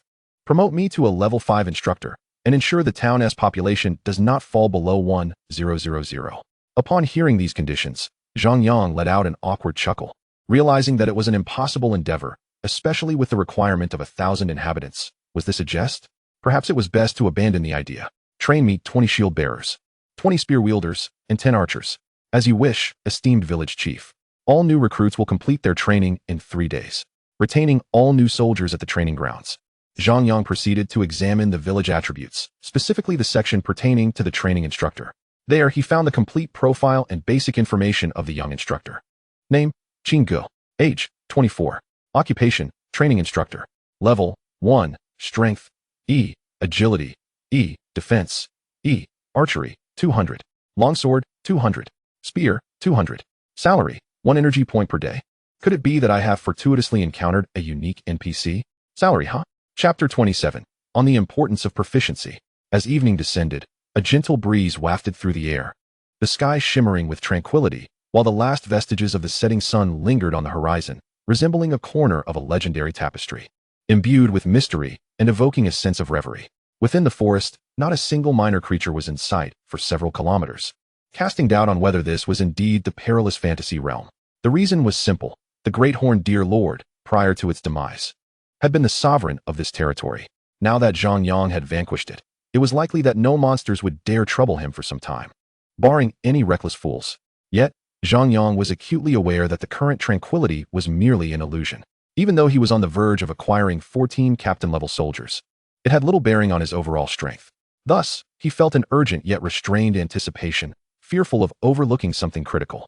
Wu Yuan and Qin Yidao's crafting of eagle feather arrows would still require some time, but it should be completed by tomorrow evening.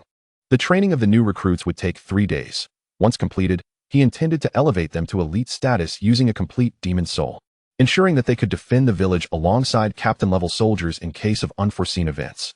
The little demon's exploration of the surrounding underground mines would likely take about 20 days, given its limited strength and need for training, as it could only search a small area each night. However, this was not urgent and could be postponed. The upgrade of the village construction order would take another 74 hours, 3 days, before completion.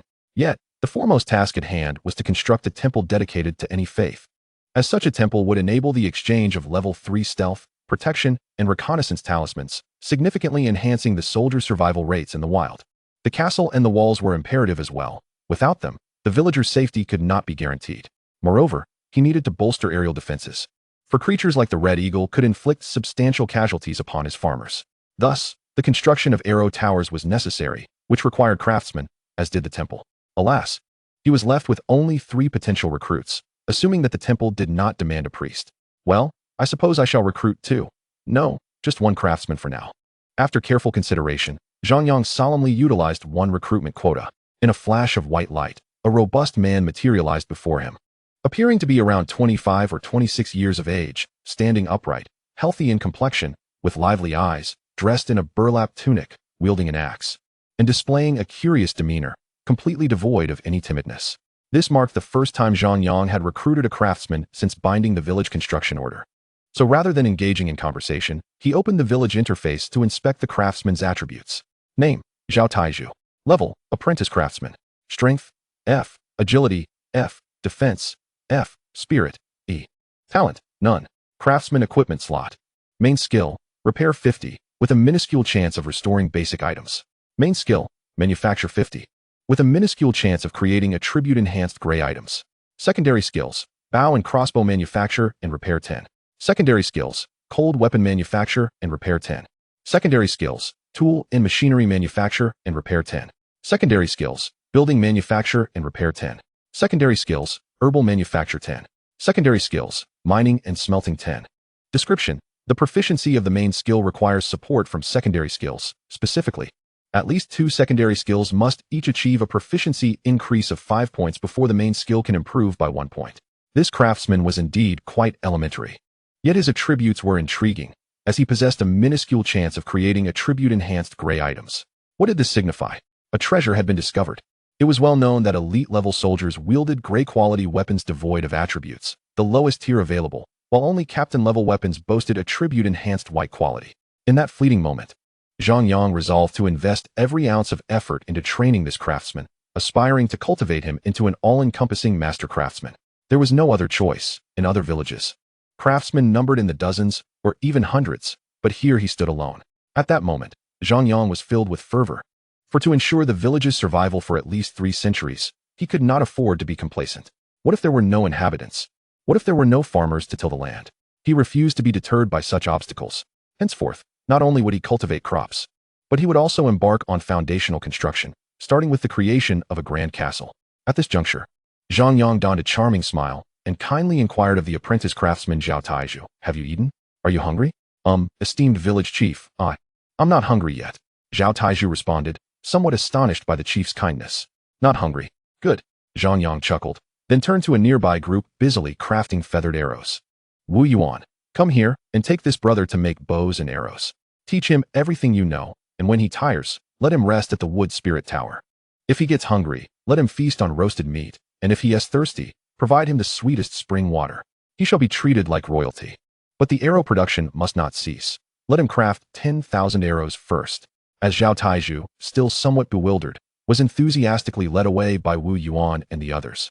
Zhang Yang did not linger. He instructed someone to summon Wang Mumu, who was resting. As night fell, the patrols did not need to cover vast areas. Zhang Yang's directive was to patrol in circular routes with the wood spirit tower as the center, extending to the training grounds.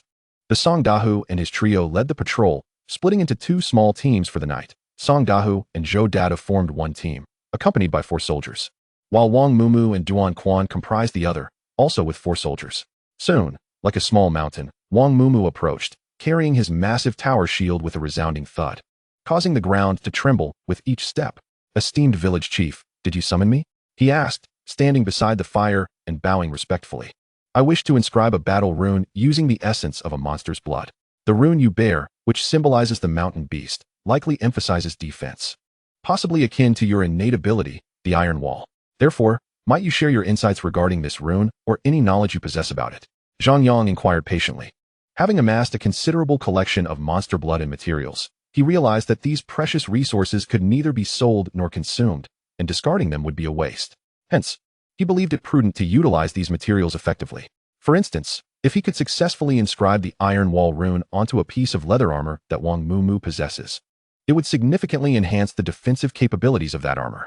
Furthermore, these runes could be etched onto city walls, fortresses, or gates, serving to bolster their defenses.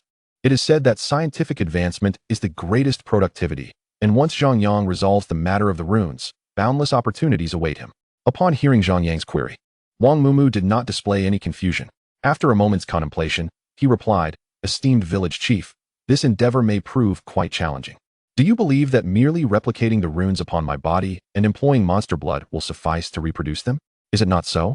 Zhang Yang was momentarily taken aback, as he had initially entertained this very notion. Certainly not. In truth, prior to my acquisition of the Mountain Beast rune, I shared your perspective, dear village chief. Everyone tends to think in such a manner. However, the reality is far more intricate. The rune you observe now represents less than 20% of its complete form. Within me, the essence of my blood is imbued with the power of this rune, and it is imprinted in my bones, my flesh, and even.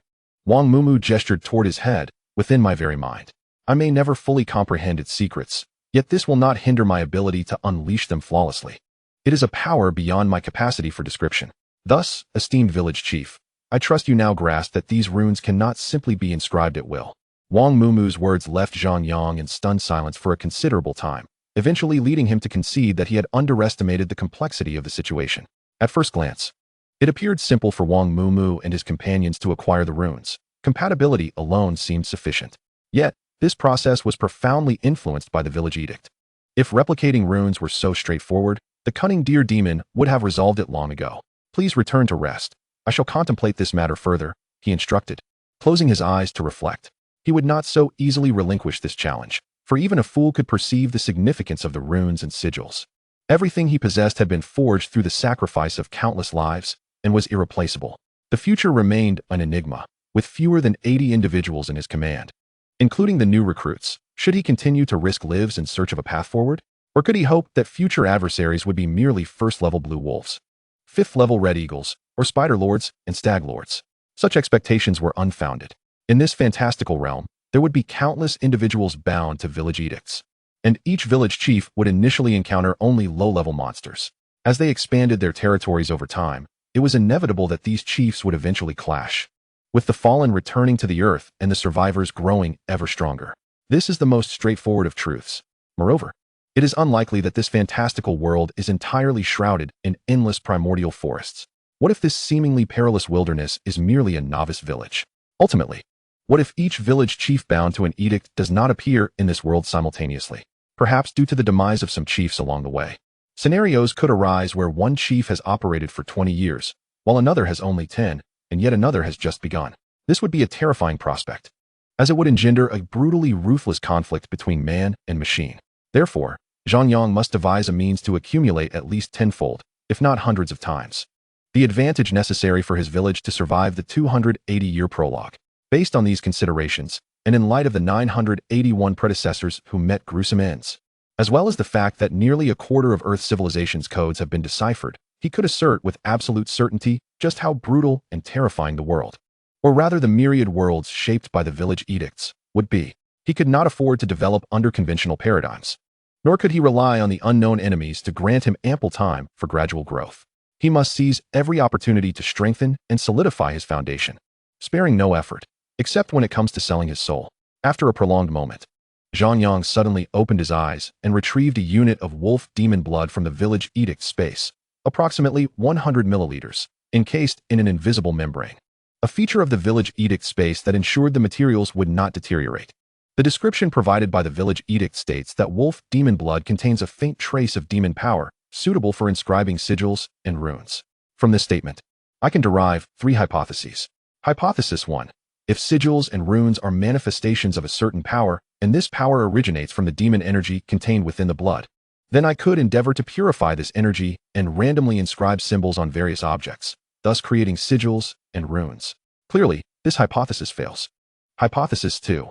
If the key to inscribing sigils and runes lies primarily in technique and a specific matrix pattern akin to an electronic circuit with its own set of rules, then demon energy is merely a form of energy akin to electric current. Could this be the secret to sigils and runes? Hypothesis 3. It is improbable that all demon energy in this world is identical, as there are variations in compatibility. Therefore, a uniform method for inscribing cannot exist. Is it possible that for ordinary demon energy, the rules for inscribing are standardized, much like an electronic circuit, while for special demon energy, the inscribing rules must adapt to the variations of the energy? Conclusion. Since I lack knowledge regarding the methods to inscribe sigils and runes, and no one has imparted the rules to me, may I not reverse engineer these rules based on the range of variations in demon energy? After all, logically speaking, demon energy must precede the creation of sigils and runes. I am merely retracing an old path.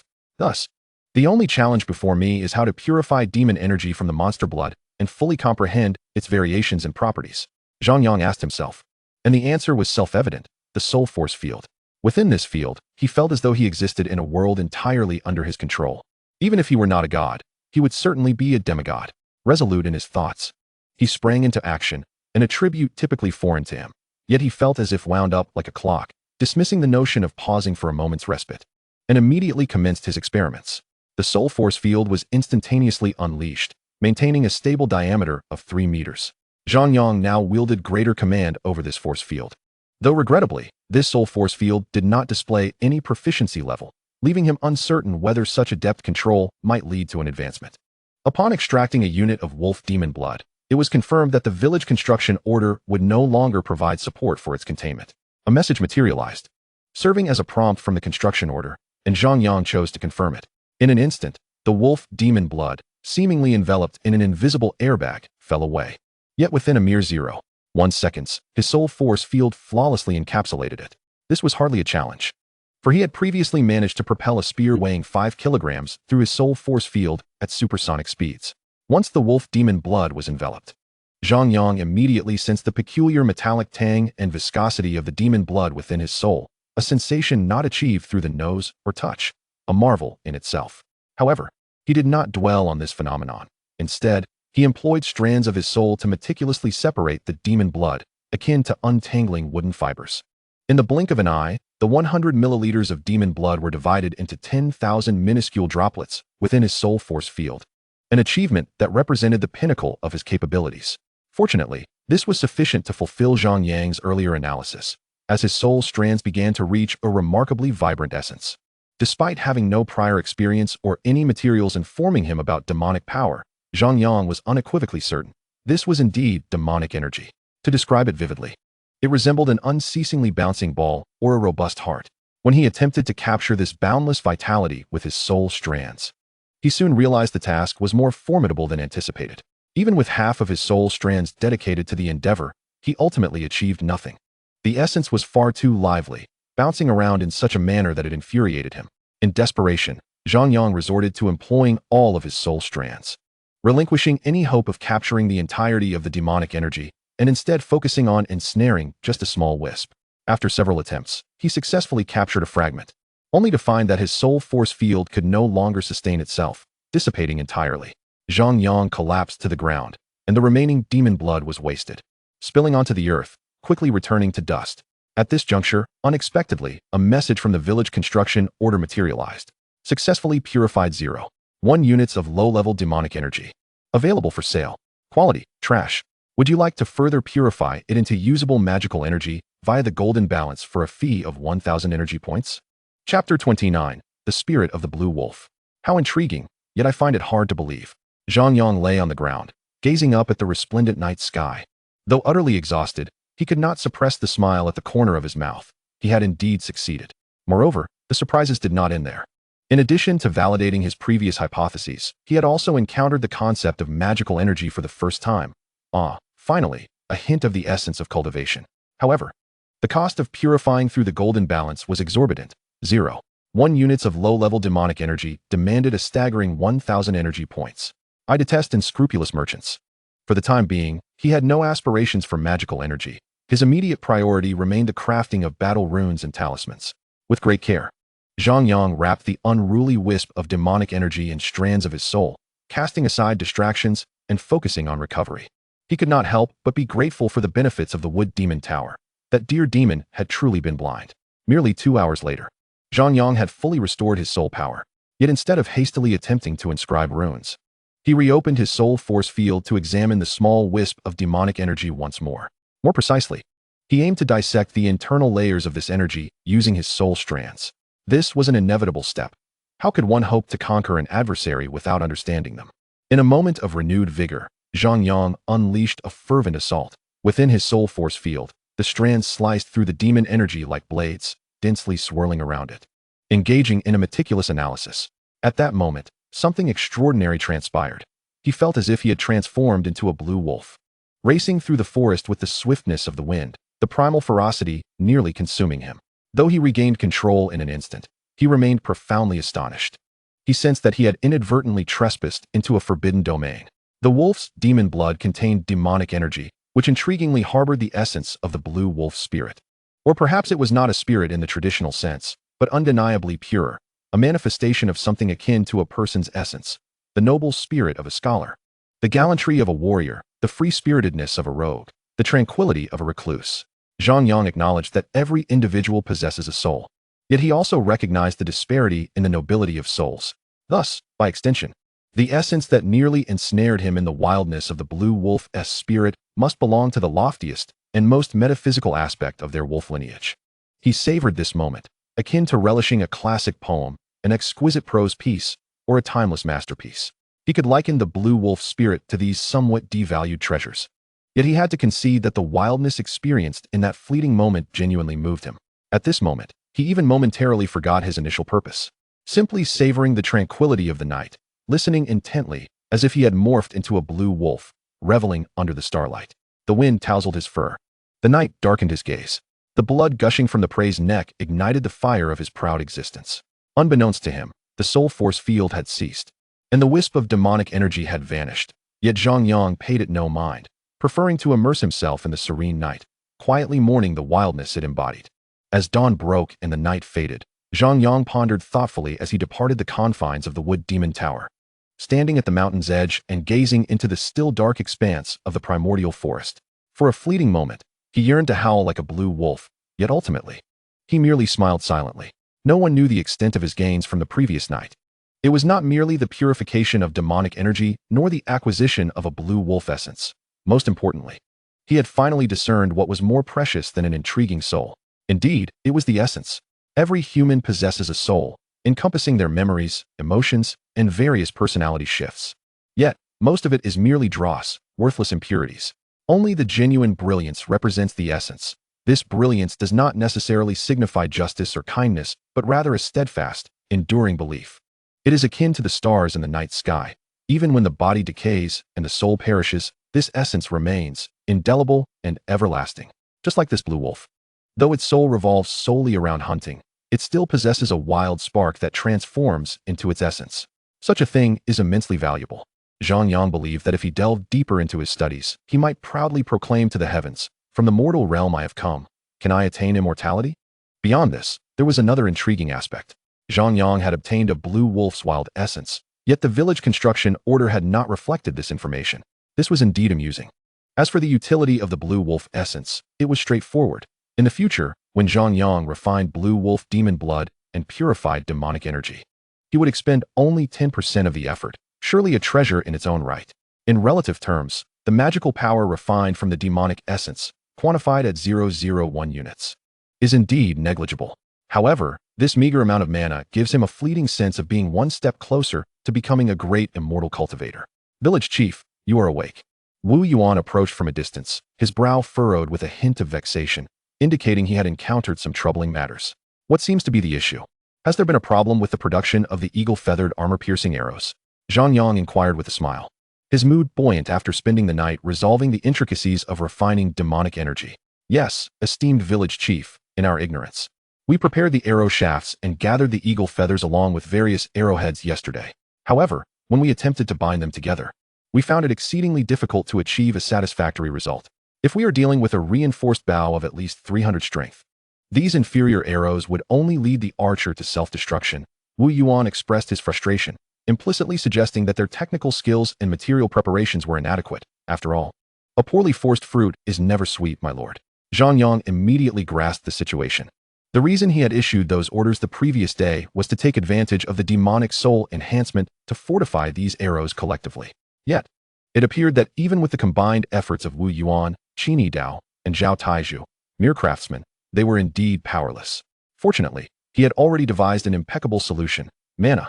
With mana at his disposal, all obstacles would be rendered trivial. Do not worry about this. I shall find a way to resolve it. Tell Qin Yidao and the others to rest quickly. In an hour, I shall conduct the demonic soul enhancement for them. Chapter 30. Enemies in the Shadows. Before dawn, ominous black clouds gathered in the sky, hinting at impending rain. Zhang Yang stood solemnly within the small fortress, the only structure in the village with defensive capabilities. He had initially planned to dismantle it after some time to construct a larger castle. Yet, reality is often cruel. Just as he had vanquished the formidable deer demon, new foes emerged. Moments ago, a village ghost reported to him that enemies were spying on the village. Specifically, 3 rookie demons were lurking just 10 meters underground, ceaselessly patrolling and observing the area around the village. Under normal circumstances, Zhang Yang would have been completely oblivious, as even his second-tier vision would not detect them. However, he had recruited a village ghost the previous day. This ghost was quite timid. Instead of exploring the surrounding territories as it was supposed to, it merely conducted a limited search around the wood demon tower while Zhang Yang was unable to supervise. It was only this morning that it discovered traces of the other 3 village ghosts' activities underground. When Zhang Yang first received this information, he was nearly infuriated. Now, having calmed down, he continued his inquiry. What exactly did those 3 village ghosts ascertain from our village? Esteemed village chief, those 3 ghosts likely discerned our numbers and the count of our warriors. Our village lacks walls. However, they did not detect me or the wood demon tower, as they are as weak as I am and dare not approach within 50 paces of the warriors. What constitutes a warrior? What are the criteria for such a designation? Zhang Yang asked, having heard the village ghost mention it more than once. To report back to you, esteemed village chief. This is the assessment method of our abyssal demon clan, akin to that of the human race. Skin as tough as rock, bones as strong as fine iron, tendons like a great bow, blood boiling, with vital organs brimming with energy. Those possessing a strength of 300 are deemed warriors. The next tier, the samurai, requires skin like an iron wall, bones like tempered steel, organs fortified, blood flowing like a river, with a strength of 900 to qualify as a samurai. By this standard, our village has 4 warriors, 1 prospective samurai, and 23 elite soldiers. As for you, my lord, those ghosts would be unable to ascertain your true strength. After hearing the ghost's explanation, Zhang Yang nodded, his eyes reflecting deep contemplation. According to the ghost, it was highly probable that their abyssal demon clan and the human race were the indigenous inhabitants of this world. As for the notion of possessing a strength of 300, as Wu Yuan had mentioned earlier, it likely referred to captain-level strength, though the specific metrics remained unclear. From now on, you need not venture out of the village for reconnaissance, but instead, keep a watchful eye on the enemy's ghosts. Under no circumstances must they approach the wood demon tower. After issuing new orders to the ghost, Zhang Yang swiftly organized his defenses. He instructed Wu Yuan to personally lead a patrol with Song Dezhu and 3 others along the village's perimeter, ready to retreat swiftly upon any sign of trouble. Subsequently, He commanded Qin Yidao and 10 elite archers to enter the small fortress, where they would receive enhancements from the demonic soul. The remaining elite soldiers were tasked with fortifying the fortress's defenses. This approach was crucial given the unknown strength of the enemy. A defensive stance was paramount, making the 10 captain-level archers essential. Only after ensuring these measures did Zhang Yang allow himself to fully calm down and analyze the situation's cause and effect. Firstly, the 3 village ghosts master was undoubtedly bound to the village-building decree, making them his competitors and adversaries. Secondly, the fact that they had managed to probe the village on the very day the deer demon's influence was eradicated indicated that they were likely already aware of the deer demon's existence and possibly posed an equal threat, thus refraining from rash actions. Lastly, with the deer demon's power extinguished and their village's strength laid bare, the enemy might seize the opportunity to launch a swift attack, catching them off guard. Even if the enemy did not rush into assault, the arrival of war was inevitable. In other words, this mysterious foe would inevitably strike. The only distinction being whether they would employ elite forces for a lightning raid or advance with overwhelming numbers. At this point, crafting restraining spears was no longer feasible. Should the enemy's army have indeed mobilized, he was grateful to have a trump card. Zhang Yang took a deep breath, his gaze shifting to the fruits of Wu Yuan and the others' labors from the previous day. 300 meticulously crafted arrow shafts, 100 polished wolf fangs, and trimmed red eagle feathers. All materials stood ready, save for the means to connect these 3 components into a cohesive whole. He was uncertain of the adhesive used for arrow production back on Earth. Yet it was evident that Wu Yuan and Qin Yidao lacked the means to bind these materials and forge them into instruments of combat. Picking up one of the meticulously carved arrow shafts, Zhang Yang silently affirmed Wu Yuan's craftsmanship, which was undeniably masterful. The shaft was 1.30 meters in length, with a diameter of 3 centimeters, hefty enough that an ordinary soldier might wield it as a spear. This, however, was a shaft meant for captain-level archers. Thus, its potential lethality upon successful completion was immense. Rather than hastily employing mana, Zhang Yang first utilized his soul force to nurture the shafts, based on prior experience that such treatment could enhance their material quality, making subsequent binding with mana considerably easier. After nurturing 30 shafts in one breath, he then picked up a wolf fang arrowhead. The blue wolf demon was quite large, and upon first sight, one might perceive it as even more daunting, as Zhang Yang had once thought its fangs were at least the length of an arm. In reality, the longest fang he now observed measured merely around 30 centimeters. And after polishing, the arrowhead was reduced to a mere 10 centimeters. Nonetheless, even so, this wolf fang arrowhead was exceedingly sharp and possessed formidable armor-piercing capabilities. Originally, if it were an ordinary wolf's fang, the installation method would simply involve inserting it directly into the arrow shaft, or if it were an iron arrowhead, it could be fitted onto the shaft.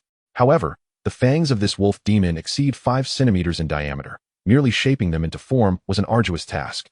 Yesterday, Qin Yidao and his team spent an entire day and night grinding on a large stone, managing to produce only 100 wolf fangs, leaving them utterly exhausted.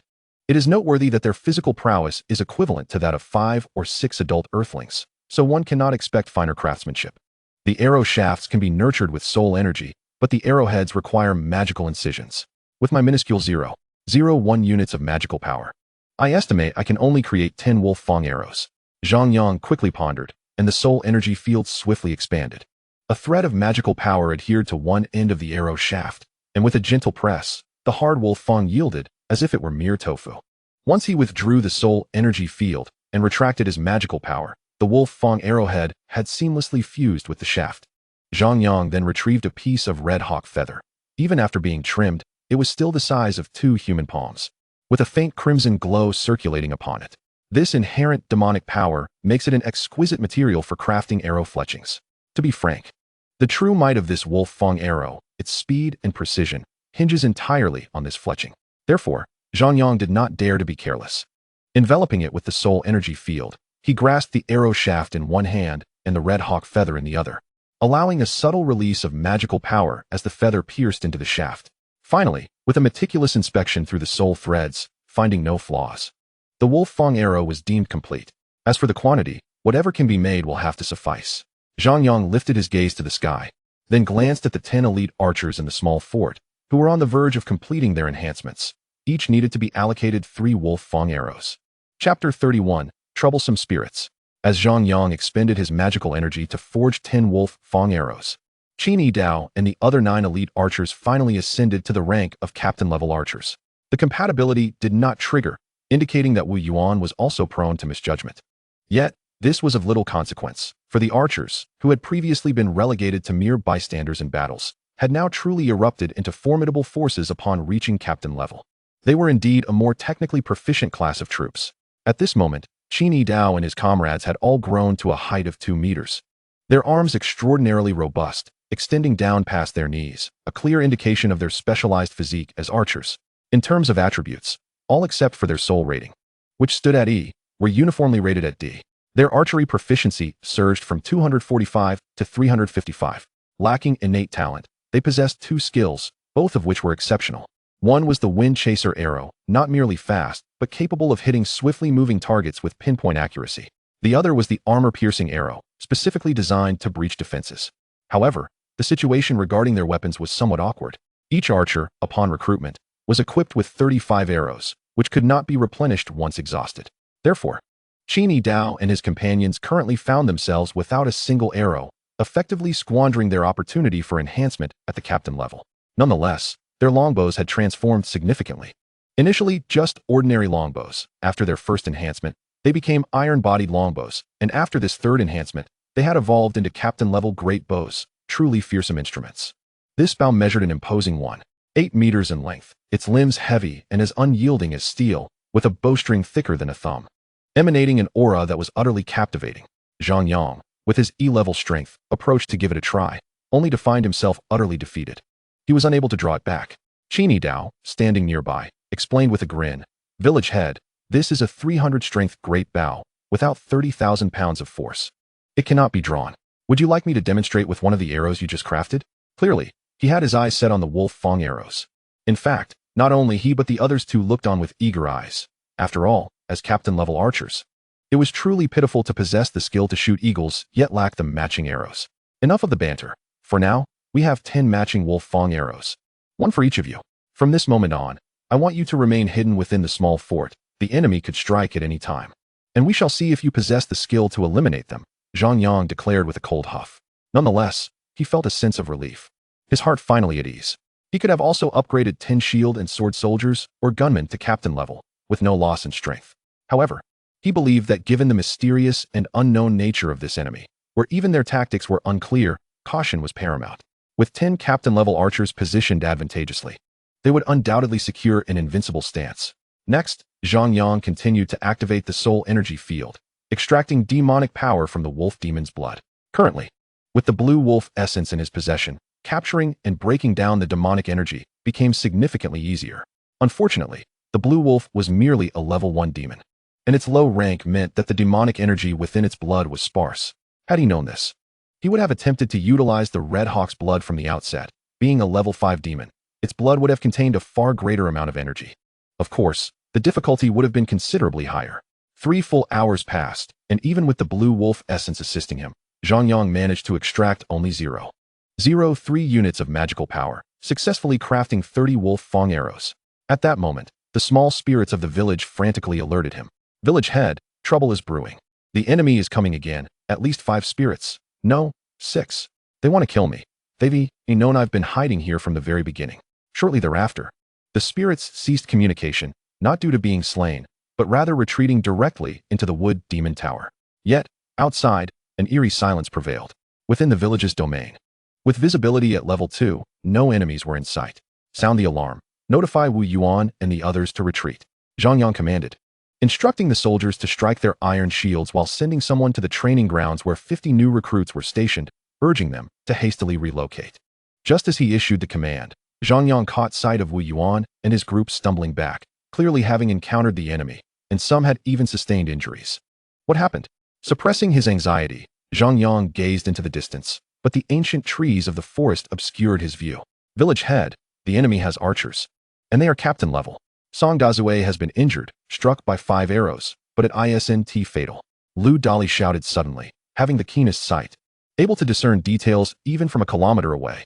Upon Zhang Yang's closer inspection, indeed, Wu Yuan and his group, with Wu Yuan, Wang Mumu, and Duan Quan holding the rear, were seen.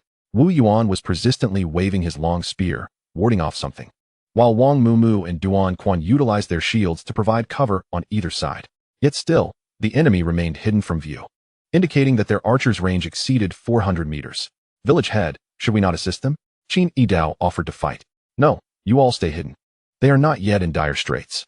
Zhang Yang furrowed his brow, keeping a watchful eye on the status of Wu Yuan and the others as recorded in the village orders. In this brief span of time, 4 of their group had already been struck by arrows, with Song Deze suffering the most severe injury, yet still capable of retreating within the Wood Demon Tower's protective range. Among the wounded was even Wu Yuan himself. 1 arrow had taken 1/5 of his health. This exemplifies the vulnerability of being unarmored. Otherwise, the formidable bear squad could have launched a counterattack. Zhang Yang harbored a deep-seated resentment. Although the bear squad was indeed powerful, at present, apart from a single hide apron, they were bare-chested, rendering them utterly ill-equipped to face the captain-level archer of the opposing team, which was tantamount to courting death. At long last, as Wu Yuan and his group retreated into the protective radius of the Wood Demon Tower, Zhang Yang promptly activated the Fog of War, a costly endeavor, consuming 100 energy points per minute, yet capable of diminishing the enemy's visibility by 2/3. In an instant, billowing clouds of verdant mist ascended, enveloping a 100-meter radius. Meanwhile, at a distance of over 400 meters, 8 figures emerged, though they appeared anything but human. Their limbs resembled those of men, yet atop their necks rested wolf heads. Armed with bows akin to ours, there were 6 archers and 2 shield bearers, all presumably of captain rank. Village chief, is this all the enemies we face? Lu Dali inquired, sensing something amiss. Damn it, Zhang Yang cursed, his mind racing to a conclusion. This could either be the enemy's advance party, with the main force lurking behind. Though that seemed implausible, if this Wolfman village could muster 15 captain-level soldiers in one go, they would have simply encircled us for a direct assault. Alternatively, it could indicate that the mysterious enemy was temporarily unable to deploy a larger force, thus sending only 6 captain-level archers and 2 captain-level infantry to blockade our village's development. They possessed sufficient range and lethal prowess, while we had no long-range capabilities to suppress them, allowing them to comfortably obstruct our village until the enigmatic enemy could summon reinforcements. With this thought, a fierce light ignited in Zhang Yang's eyes. Charge out and engage them in a volley. Village chief, shouldn't we utilize the fog for a flanking ambush? Qin Yidao queried, pointing out that the enemy currently held the advantage of terrain and numbers. A direct exchange would inevitably result in casualties, and it would be challenging to annihilate the foe. Flank. They have imps underground, well prepared. The Fog of War won't conceal you, and should there be a ruse, we need to retreat swiftly back to the fortress, Zhang Yang retorted, seizing the last confinement spear and rushing out. He had a foreboding sense that this mysterious adversary would be even more cunning and troublesome than the deer demon. Thus, failing to catch them off guard now might mean losing the opportunity forever. Chapter 32. A clash imminent.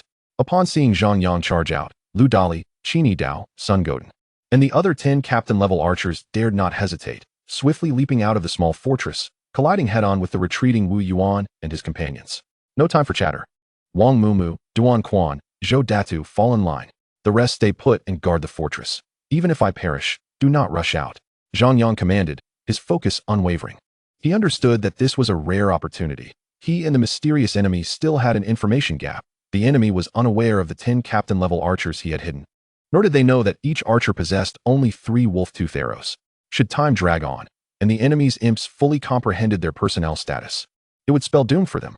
Upon reaching the edge of the Fog of War, immediately unleash the Wind Chaser arrow skill. 3 of you focus fire on a single target, and Qin Yidao will provide a follow-up shot. I want them dead on the spot. As he spoke, Zhang Yang and his comrades surged to the fog's periphery. At that moment, the 8 wolf soldiers in the distance did not initiate an attack, but observed the fog for a moment before beginning to retreat.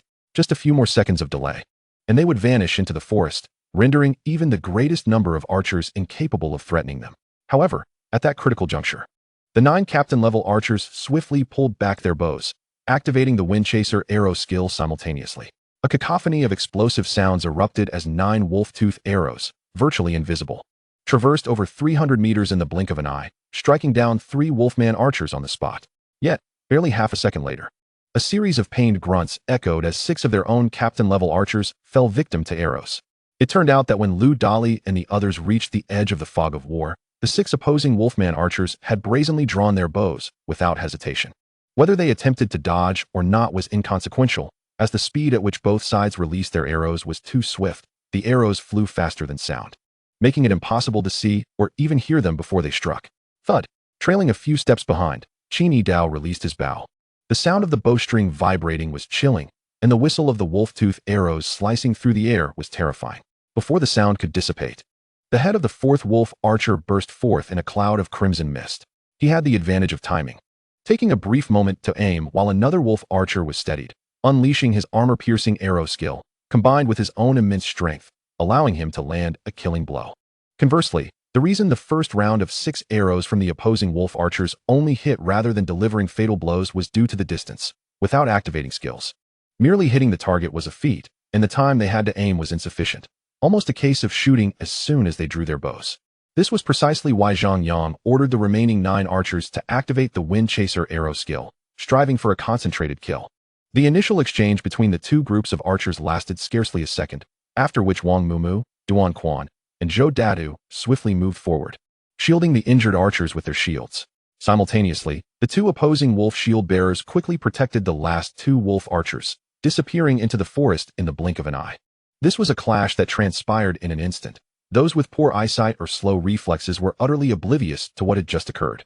Retreat, Zhang Yang decisively commanded, not pursuing, neglecting even to check for kill notifications as he hurried back to the small fortress, allowing himself a slight exhale.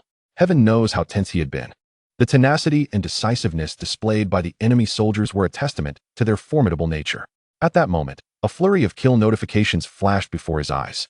Kill the level 15 Wolfman Archer Captain. Gain 4 level 15 Captain level fragments of Demon Souls. Acquire 4 Shards of Hope. Receive 2,000 energy points. Obtain 4 Captain level longbows. Acquire 60 Golden Eagle armor-piercing arrows.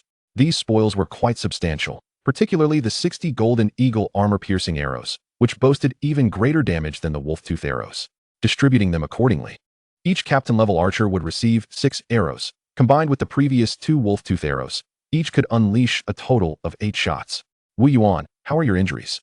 Zhang Yang inquired, recognizing that they had successfully repelled the vanguard of the mysterious enemy, yet a fierce battle loomed on the horizon, making recovery essential. Thank you for your concern, village chief. Our injuries are manageable. Even if it's Song Dachui, he LLB as lively as ever by dawn. However, it appears the enemy we encountered is even more troublesome than the deer demon, especially those wolf archers. They shoot swiftly and accurately. If they come again, we must remain vigilant. Wu Yuan solemnly remarked, his expression betraying a lingering trepidation. It was fortuitous that he led the team this time. His formidable prowess was capable of intercepting a majority of the arrows. Otherwise, the quartet known as the Savage Bears would have stood little chance against the enemy's onslaught. Zhang Yang nodded thoughtfully, contemplating for a moment before activating the Golden Balance to inspect the 4 captain-level residual souls. As anticipated, these captain-level souls had the potential to enhance soldier ranks. However, each soul could only elevate a single captain-level soldier, and the probability of weapon enhancement was considerably low. The terrifying deterrent posed by captain-level archers was already apparent. Without powerful shields and armor, the captain-level gunmen and sword and shield warriors would be utterly crushed if they could not engage closely in combat. Wu Yuan's health bar could withstand merely 5 arrows. So the pressing question remained, should I prioritize enhancing the archers? After a brief hesitation, Zhang Yang summoned the little spirits. Can you sense if the enemy's little spirits are still present? Yes, esteemed village chief. There are at least 8 little spirits, stationed at the 8 cardinal points outside the village, observing your every move with clarity. Excellent, as long as they can see everything clearly. Zhang Yang thought with a cold smirk.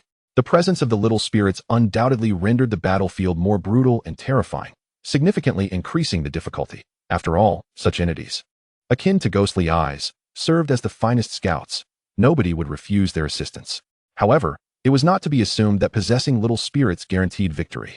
In the current situation, it was possible to turn the little spirits against the enemy, leading them into a trap. Gritting his teeth, Zhang Yang utilized the last 2 incredibly precious recruitment slots to summon 2 archers, which, combined with the 2 previously summoned, would allow all 4 to be upgraded to captain-level archers. 10 minutes later, the fusion of the demon souls was successful, but only 1 archer's weapon was successfully enhanced, granting him a captain-level longbow and 35 golden eagle penetrating arrows. The remaining 3 captain-level soldiers were left to make do with the weapons dropped by the Wolfman archers. Yet, this was far from sufficient. Subsequently, Zhang Yang decided to expend the 4 pieces of gray hope shards, exchanging them for 12 shovels. He was prudent, refraining from risking the upper limit of hope shards, as the most crucial task at hand was to expand the small fortress. instilling in the enemy the impression that he intended to rely on 14 captain-level archers, combined with the terrain and the war fog, to hold his ground resolutely. Now, I shall see how you will act.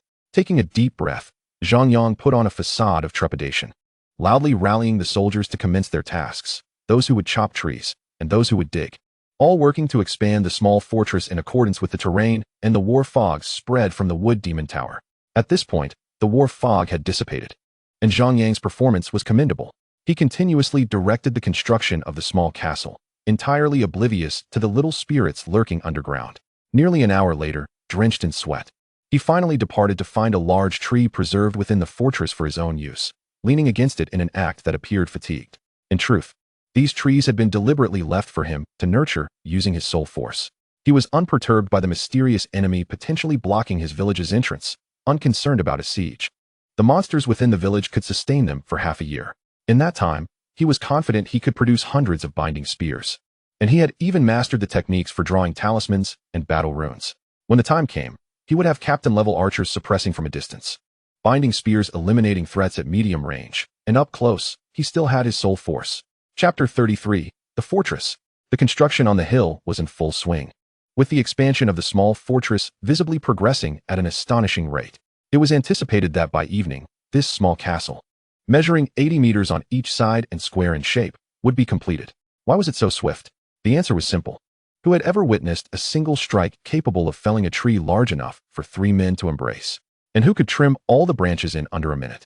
Holding a long knife, Duan Quan smiled silently. Who had ever seen someone drive a 20-meter tall, 2-meter diameter tree trunk down to a depth of 7 or 8 meters with just 5 powerful blows? The injured Song Dazue smiled quietly. Who could wield a shovel to excavate a cubic meter of soil in 3 seconds? Wang Mumu scoffed at the notion. In summary, constructing a fortress primarily from tree trunks and earth was a trivial matter. Yet, such a fortress was equally inconsequential to enemies of comparable strength.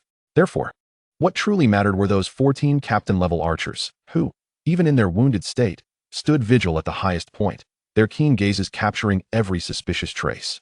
At that moment, after confirming that the enemy's little spirits were entirely obscured from view, Zhang Yang hastened his nurturing efforts. 2 hours later, a superior quality ironwood was successfully nurtured. Striking it with a refined long knife left only a faint mark. Ultimately, he had to call upon the village's strongest swordsman, Duan Quan, who, wielding his captain-level enhanced long knife, made 72 precise cuts before finally toppling the ironwood. Esteemed village chief, this ironwood can yield at least 15 wooden spears and 30 arrow shafts, Wu Yuan reported, busying himself with Duan Quan's knife. As other long knives were utterly incapable of cutting through, Zhang Yang was fatigued but continued to lean against the wood demon tower, silently pondering if there were any details he had overlooked. Simultaneously, he feigned nonchalance while earnestly contemplating the mysterious enemy and the deer demon. For instance, what had allowed the deer demon to maintain a semblance of balance between the mysterious enemy and itself, appearing to coexist peacefully? It must be the heavily armored deer cavalry. In open terrain, they were indeed the archers and infantry's greatest adversaries, not to mention the deer demon's summoning spells, capable of calling forth level 5 abyssal fiends, along with its own formidable physique that could charge recklessly into battle. Assuming it had constructed its village on flat ground with wide visibility, clearing away surrounding trees. Then with 100 heavily armored deer cavalry, at least 50 of my current 20 captain-level soldiers would be too intimidated to provoke them. No, it would require at least 50 captain-level soldiers. I would be foolish to engage such heavily armored deer cavalry in open fields. Zhang Yang could not help but recall the battle from yesterday, where over 100 heavily armored deer cavalry had met a dire fate.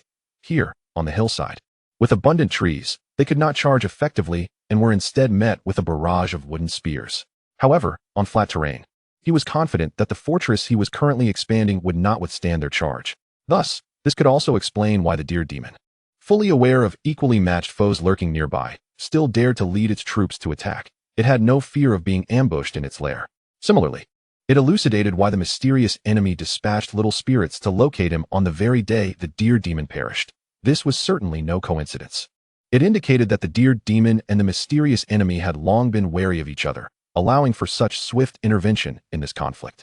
Moreover, with the demise of the deer demon and the subsequent drop of its village construction order, would the village it built simply vanish? That seemed improbable. After all, this was not a mere game. Before embarking on their expedition yesterday, The deer demons must have left behind capable heroes or captain-level soldiers to command their forces, along with at least 100 heavily armored deer cavalry. Thus, it begs the question, have these little deer demons transformed into wild monsters at this very moment? Much like those solitary little monsters I previously hunted down? With this thought, Zhang Yang felt a surge of excitement. An organized group of wild monsters, and what more? It was the lair of the deer demons, undoubtedly promising numerous benefits. Furthermore, he pondered whether the soldiers who survived from the past human villages, if they had perished, might also have morphed into wild monsters, wandering the wilderness, and whether he could recruit them if they crossed his path. Alas, the wild monsters left behind by the deer demons would surely be devoured by that mysterious enemy, and I must also consider this desperate battle. Perhaps the only silver lining is that the main force of that enigmatic adversary is likely preoccupied with eliminating the wild monsters left by the deer demons. So they may not appear today, or even tomorrow, but they will undoubtedly come for us the day after. I hope I am still in time. After all, the only forces that can counter the heavily armored deer cavalry are infantry and archers. Therefore, this mysterious enemy must excel in mountain warfare, making them my most formidable foe. If I can secure victory in this battle, my village will officially claim dominance in this region. Having come to this realization, despite his physical and mental exhaustion, Zhang Yang felt an unprecedented surge of fervor. He recalled his initial arrival in this place, how pitiable he was, consumed by fear and uncertainty, relying solely on his soldiers who sacrificed their lives to carve out a path for survival, ultimately leading to this makeshift refuge. If yesterday's confrontation with the deer demons was a matter of life and death, as he had no retreat, then the upcoming battle would determine the future development of the village. The stakes were high. Whoever lost to that mysterious enemy would forfeit their claim over this territory. Victory in this conflict was imperative for him to develop his agrarian pursuits in peace. As the day unfolded, the enemy indeed did not show their face, just as Zhang Yang had anticipated. After all, the deer demon held a third-tier village construction decree, promising immense spoils. Should the subordinates of the deceased deer demon become wild monsters, they would undoubtedly be formidable foes, even if the mysterious enemy was audacious enough to mount an all-out assault. Seizing the spoils would not be a simple feat. Zhang Yang was only concerned that the mysterious enemy, having acquired the deer demon's legacy, might concoct some nefarious and terrifying strategy. Fortunately, his side was also developing quite well. By the evening, the small fortress had been successfully expanded, now perched upon a hill, standing an impressive 40 to 50 meters above the surrounding terrain, which provided a significant advantage for Zhang Yang, who already commanded 14 captain-level archers. With such a height advantage, they could easily rain arrows upon the enemy. Moreover, the fortress could still be further fortified, compelling the mysterious enemy to launch a direct assault. It seemed imperative for Zhang Yang to hasten the crafting of wolf-tooth arrows, as he was uncertain of the enemy's strength after they acquired the deer demon's legacy. As he gazed up at the inky night sky, he was suddenly interrupted by a message flashing before his eyes. Successfully constructed a level 1 fortress, completion at 80. Would you like to incorporate this building into the village construction decree system? It was noted that inclusion in the construction decree system would not hinder further enhancements. Once the completion reached 100, the fortress would upgrade to level 2. Yes. Zhang Yang paused momentarily, then agreed, and instantly several more notifications appeared. The level 1 fortress has been incorporated into the village construction decree system. As this is the first self-constructed village, village prosperity has been activated. Note: 10 points of prosperity will increase livability by 1 point. 100 points of prosperity will enhance village cohesion by 1 point. And 1,000 points of prosperity will grant 1 point of legendary value. Currently, the village possesses 4 buildings, with a prosperity level of 13 and a livability value of 1 point. Craftsman Zhao Taizhu, who witnessed and participated in the construction of the level 1 fortress, gained 10 points in construction proficiency. He also gained 10 points in bow and arrow crafting proficiency for making 100 ordinary feather arrows. Zhao Tieju's main skills in repair and manufacturing each increased by 2 points. Chapter 34, War Clang. The not-so-clear sound of metal striking metal abruptly shattered the tranquility of the morning. Zhang Yang leapt from his slumber, his ears also catching Wu Yuan's thunderous roar, enemy attack. From the west, 3 miles away, 39 elite archers, 12 captain archers, 40 elite shield soldiers, 55 captain shield soldiers, and 12 heavily armored deer cavalry. Archers, take to the walls and erect barriers. The rest, prepare your spears. Amidst the chaotic footsteps, Zhang Yang swiftly ascended the walls, taking a few deep breaths to regain his composure. He was both right and wrong. Yesterday, he surmised that the mysterious enemy had set out to claim the deer demon's legacy, which was undeniable. Otherwise, The presence of heavily armored deer cavalry among the enemy forces would be inexplicable. In fact, of the 67 captain-level soldiers now appearing, at least 1/5 must have rapidly risen through the ranks by seizing the deer demon's legacy. The notion of fighting to sustain war is no mere jest. Yet, where he erred was in assuming that the mysterious enemy would take at least until this afternoon or tomorrow to emerge after acquiring the deer demon's legacy. Instead, they had arrived overnight. Was yesterday's battle a catalyst for their haste? The fog of war had descended. Order all new recruits in the training grounds to take refuge in the fortress, including that instructor named Qin. Arm him and have him join the fight, Zhang Yang commanded, and an immediate notification appeared. Would you like to temporarily hire training ground instructor Qin Gu to participate in this battle? Please select a payment method, one-time payment of 100 energy points, with an additional 100 energy points per enemy killed. What nonsense. That frail-looking fellow. Zhang Yang expressed considerable skepticism. Yet, given the current shortage of soldiers, he opted for the one-time payment of 100 energy points, wagering that the instructor might manage to slay at least one enemy throughout the battle. At this moment, the fog of war expanded, completely enveloping the newly constructed fortress. The expenditure of 100 energy points per minute was well worth it. Visibility from within the fog to the outside was unaffected, while external observation into the fortress would face at least a 2/3 obstruction. Meanwhile, the enemy forces quickened their pace, and as they drew nearer, Zhang Yang and his comrades finally discerned what they were up against: towering figures around 1.8 meters tall, possessing human-like physiques yet slightly hunched, moving with remarkable speed, wolfmen. Their weaponry was largely similar to that wielded by Zhang Yang's soldiers. Qin, take aim and fire, Zhang Yang commanded. Lu Dali, Sun Godin, Su prepare yourselves. The moment the enemy unleashes their level 3 protection spell, I want you to obliterate it. As the wolfmen soldiers charged within 500 meters, Zhang Yang issued the order. They now had the advantage of height. Leveraging the natural elevation of the hill combined with the fortress's height, there was nearly a 50-meter drop, resulting in a vastly different impact for archers of the same caliber. With a commanding shout from Zhang Yang, Qin Dao was the first to draw the captain-level longbow. The creaking sound that emanated was uncomfortably jarring as he pulled the bowstring to its full moon shape, yet he remained calm and composed. The effect of the Eagle Warrior battle emblem was unmistakably revealed at that moment. Other captain-level archers could not match such force. After aiming for a full second, Qin Dao abruptly released the bowstring, a radiant light accompanying the golden eagle armor-piercing arrow, which indicated he had simultaneously activated the armor-piercing skill. In an instant, a sonic boom erupted. 500 meters away, a Wurg archer seemed to attempt evasion, but it was too late. The golden eagle arrow was invisible until it struck, obliterating its entire arm and half of its shoulder in a mist of blood. The power of this shot rivaled that of a high-caliber sniper rifle on Earth. However, before Zhang Yang's group could cheer, a series of explosive sounds rang out as the Wurg archers retaliated, firing arrows in response. This, of course, was futile, as the fortress walls had been fortified with 2-meter-high wooden parapets since yesterday. Despite their prowess, the Wurg archers could not penetrate the 50-centimeter-thick barriers from such a distance without activating their skills. Seemingly aware of this, the opposing Wurg archers, after a round of fire, began to sprint forward, while the Wurg shield-bearers advanced with shields raised, their agility surpassing even that of Song Dazhong and his companions. Zhang Yang felt that they could effortlessly leap onto the fortress walls. Agile, are they? This is why I despise rabid dogs, he muttered, continuing to issue orders. Everyone be cautious. All archers, form small groups for concentrated fire. Prioritize eliminating those captain-level archers. Wu Yuan, keep an eye out for any leaders or heroes among the Wurgs, and ensure no one sneaks around behind us.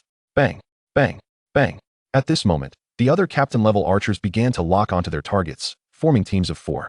Qin Dao and Lu Dali paired up, adhering to their previously established strategy. They needed to eliminate the enemy's ranged firepower first, as their arrows were limited. The plan was straightforward. One would fire a test shot, and if it hit, splendid. If not, it didn't matter. For 3 allied archers would immediately follow up with supporting shots to ensure a kill. This tactic proved exceptionally effective, particularly given their advantageous position in the fortress and the cover of war fog. By the time the Wurg infantry reached 400 meters, 3 captain-level Wurg archers had already been shot down by concentrated fire. The village construction order enveloped the area in a white light, and the plundered demon souls, energies, and shards of hope were inconsequential. The vital prize was the golden eagle armor-piercing arrow, an enhancement provided by the officials. Zhang Yang promptly distributed these arrows among his comrades, acknowledging that this feature of the village construction order was remarkably suited for sustaining warfare. However, the Wurgs were undeniably fierce, even at this critical moment. They chose not to activate their level 3 protection talismans and charged headlong into the deadly hail of arrows, evidently experienced enough to know that even with the talismans, they could not withstand the onslaught of captain-level archers and would merely knock themselves out. Yet, this reckless bravery turned them into living targets. In mere seconds, as they closed to 300 meters, another 4 captain-level warg archers fell, leaving the enemy with only 4 remaining, having lost 7 and severely wounding 1. At that moment, clouds of black smoke suddenly rose from all directions, engulfing the war fog. Before Zhang Yang and his team could react, the fog was consumed entirely. Even though the black smoke, transformed by the minor demons, was almost immediately annihilated by numerous captain-level soldiers, the wargs had achieved their objective. The abruptness of the event left them facing a torrential rain of arrows, as there were still 39 elite warg archers among them. This unforeseen deluge of arrows resulted in the immediate deaths of 3 captain-level archers from Zhang Yang's side, while 1 suffered grave injuries. Even though the remaining 4 captain-level warg archers were swiftly countered by the enraged Qin Yi Dao and his comrades, it was too late. Outside the fortress, all the warg shield-bearers unleashed chilling howls, their charge accelerating dramatically, especially those captain-level shield-bearers, who left behind afterimages as they surged forward. In just a few breaths, they closed the 300-meter gap, despite Wu Yuan's booming shouts as he hurled wooden spears. With only 5 captain-level warriors on their side, the rest being elite soldiers, their numbers were insufficient. After 2 rounds of spear throws, they achieved little. Wu Yuan managed to kill 2 wargs, and Zhou Dada 1, while the rest missed entirely. As over 50 captain-level warg shield-bearers approached the fortress walls, the quartet of Song Dazhong, Wang Mumu, Duan Quan, and Zhou Dada roared as they leaped out to intercept the oncoming tide. Die!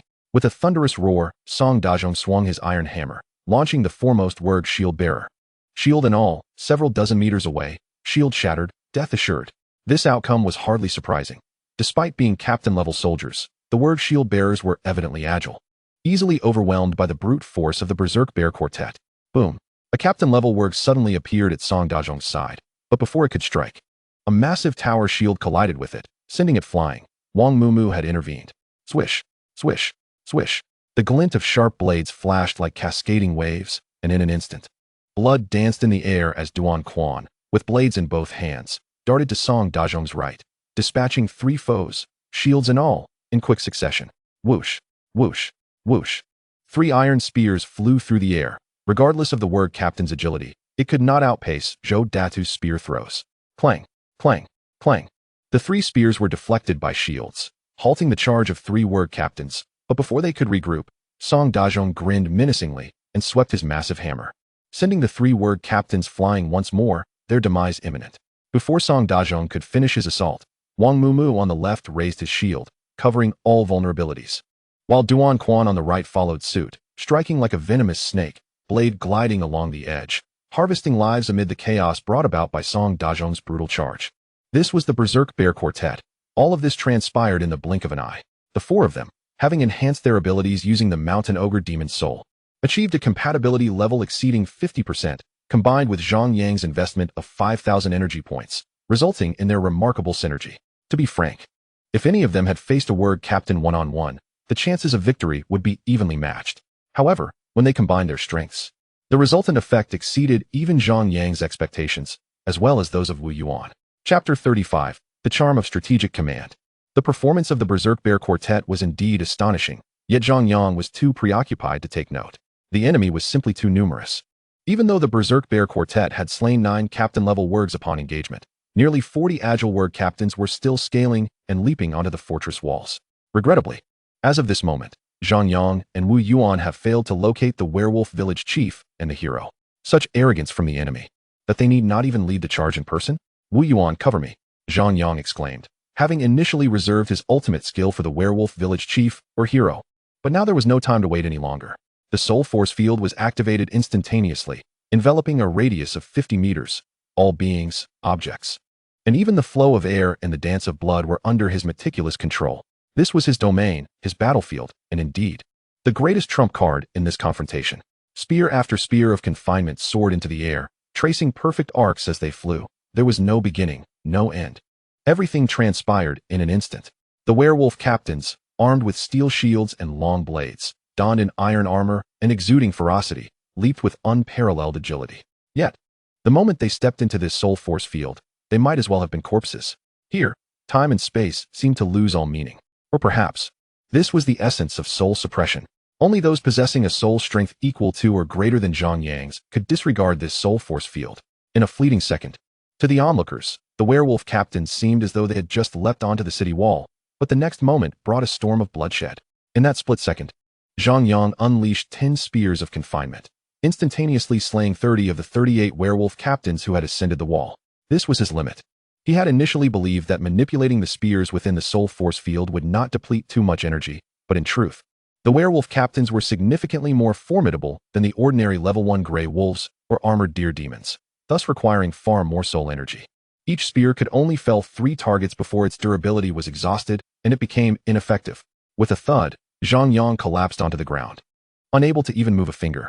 Kill! Wu Yuan's battle cry thundered like a clap of thunder, his spear piercing through and shattering the shield of one werewolf captain. Slaying him, the remaining soldiers surged forward, leading to a gruesome scene. Even with 7 werewolf captains remaining, they inflicted horrific casualties upon Zhang Yang's side in the briefest of moments.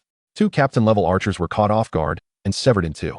3 elite gunmen attempted to stab the 2 werewolf captains with their long spears, only to be evaded with incredible agility, resulting in 3 heads soaring into the air upon landing. Captain level and elite level were simply not in the same league. The bowstring twanged as 4 golden eagle-piercing arrows struck down the 2 werewolf captains, yet in the blink of an eye, another captain-level archer was cleaved in 2.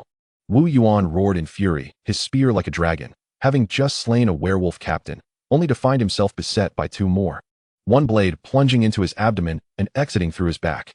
Abandoning his spear, he unleashed a punch that knocked one werewolf captain unconscious.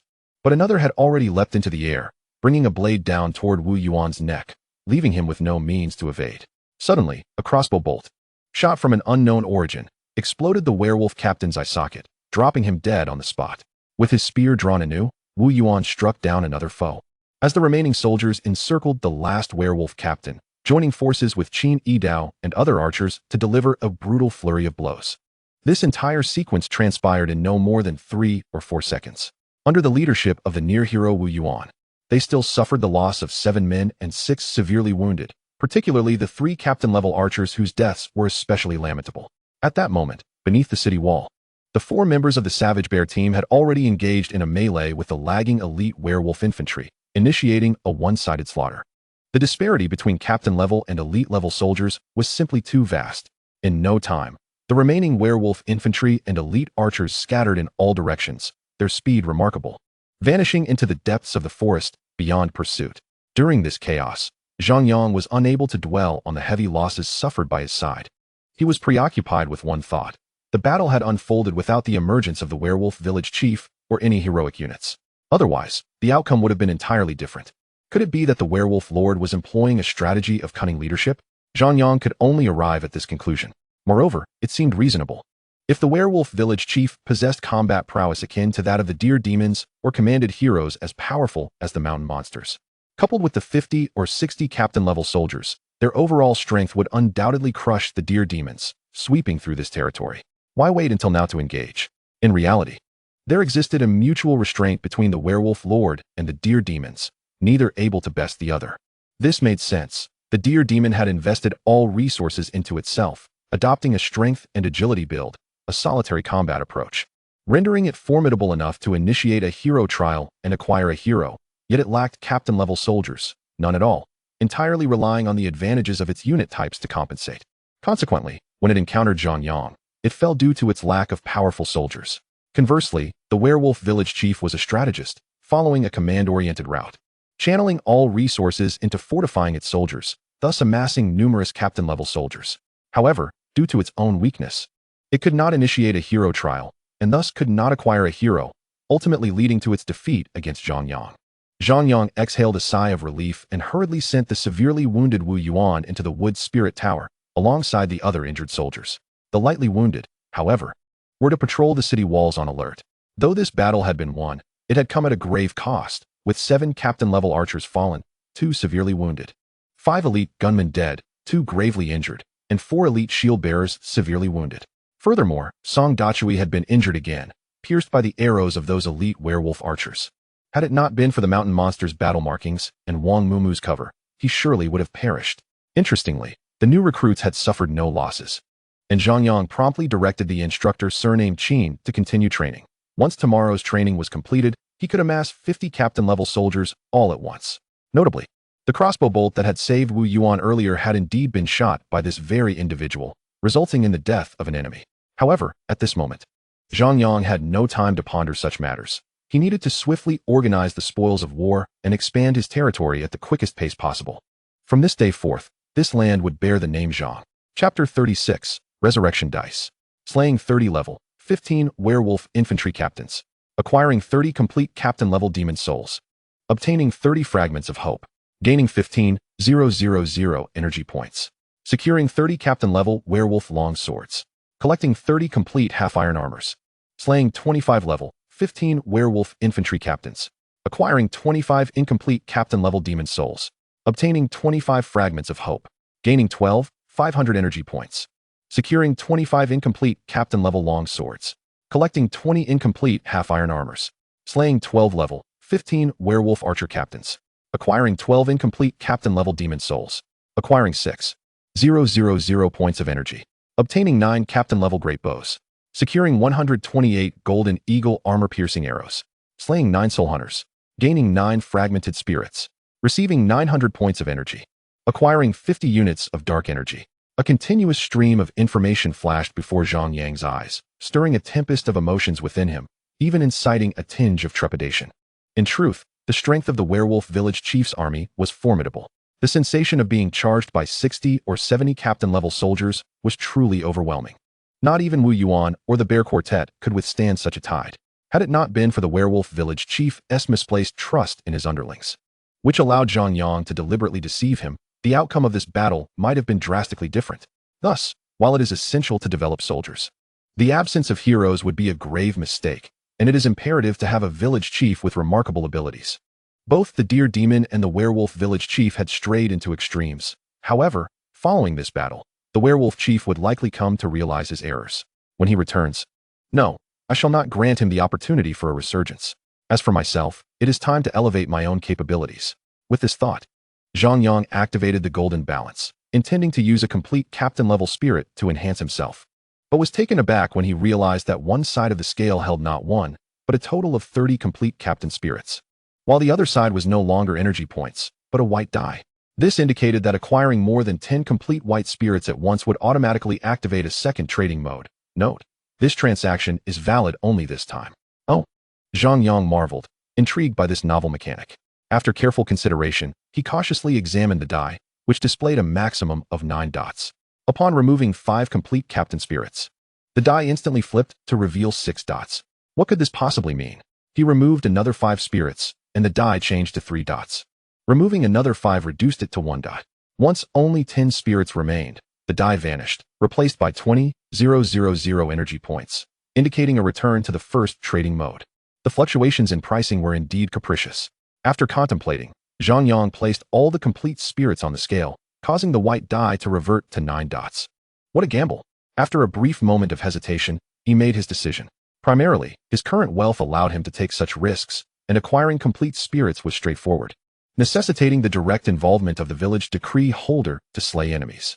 This condition was nearly impossible for the werewolf village chief, but not for Zhang Yang. I choose to trade. With a flash of light from the golden balance, all 30 complete captain spirits vanished, and Zhang Yang found himself in possession of a white die, at which point he could finally inspect its attributes. Name: Resurrection Die. Quality: Golden. Durability: 2020. Use: when the resurrection die is thrown, it can resurrect one fallen ally whose death occurred within the last 12 hours. Note: heroes and lords cannot be resurrected. By the heavens! Zhang Yang was overwhelmed with excitement. An uncontainable energy surging through him as he leapt into the air, shouting frantically, "Come quickly! Bring our fallen brothers over here! Hurry, hurry!"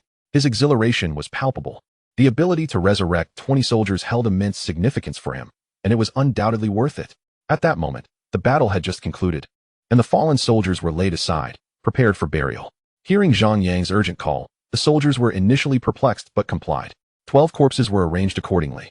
Zhang Yang took a deep breath to steady himself before carefully retrieving the resurrection die.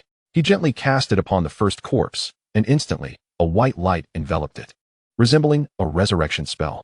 Yet, what mattered was that under the white glow, the wounds of the deceased soldier began to heal, and he was revived. At that moment of resurrection, the durability of the resurrection die decreased by 1 point.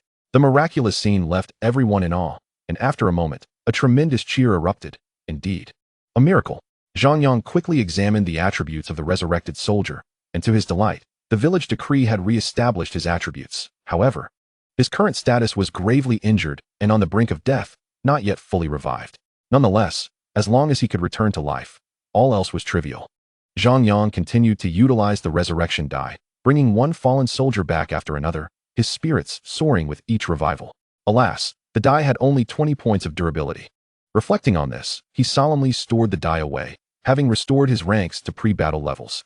The tally stood at 1 potential hero for captain-level infantry, 14 captain-level archers, 6 elite gunmen, 5 elite shield bearers, 50 trainees, 1 novice craftsman, 1 village spirit, 1 instructor, and of course himself. Furthermore, after the village decree upgrade tomorrow, more farmers would emerge. It had not been easy. He had finally accumulated some resources. Pleased yet vigilant, Zhang Yang promptly summoned the 9 fragmented spirits, eager to recruit additional village spirits. While they held little combat value, they were invaluable for reconnaissance and intelligence gathering. However, disappointment awaited him as he discovered that the captured spirits were of too low a level to recruit as village spirits. They could only be used to upgrade the existing spirit. This was no matter, and Zhang Yang promptly expended 3 fragmented spirits, elevating the village spirit to a soul hunter. Thus, the werewolf village chief's minions had all advanced to soul hunters, which explained why his spirits were too terrified to venture out. Yet, when Zhang Yang chose to further upgrade, the soul hunter presented a branching choice. Should he expend 6 fragmented spirits, 50 units of dark energy, 10 ordinary spirits, and 50 units of ordinary demon blood to elevate the soul hunter to a ghost assassin? Or should he expend 6 fragmented spirits, 50 units of dark energy, 10 ordinary spirits, and 50 units of ordinary demon blood to elevate the soul hunter to a ghost priest? This was intriguing. The ghost assassin was undoubtedly a potent offensive class, whereas the latter. Zhang Yang glanced up at the tree demon tower, and a decision crystallized in his mind. The ghost priest would undoubtedly provide substantial benefits to the tree demon tower, and the situation of the numerous wounded soldiers attested to this necessity. I choose to upgrade to ghost priest. In an instant, a swirl of dark mist materialized before Zhang Yang, startling the surrounding soldiers, and the ambient temperature plummeted by several degrees. Yet, this black smoke bowed respectfully towards Zhang Yang before swiftly vanishing into the tower of the wood spirit. At that moment, everyone felt a refreshing coolness, a delightful comfort, as the air became imbued with a sweet fragrance. Zhang Yang then examined the attributes of the ghost priest within the village construction order, and indeed, they were markedly different. Ghost priest race, abyssal ghost clan faction, humanity affiliation, village of chief Zhang Yang level, 15 soul color, white talent, self-generating in chi skill, wall of ghosts, level 5, skill, possession, level 5, skill, ghostly escape, level 5, passive skill, ghost eye, automatically generates 2 ghost eyes daily, which can be randomly placed within a radius of 5 kilometers from the main body. Upon inspecting the Tower of the Wood Spirit, its properties had also transformed.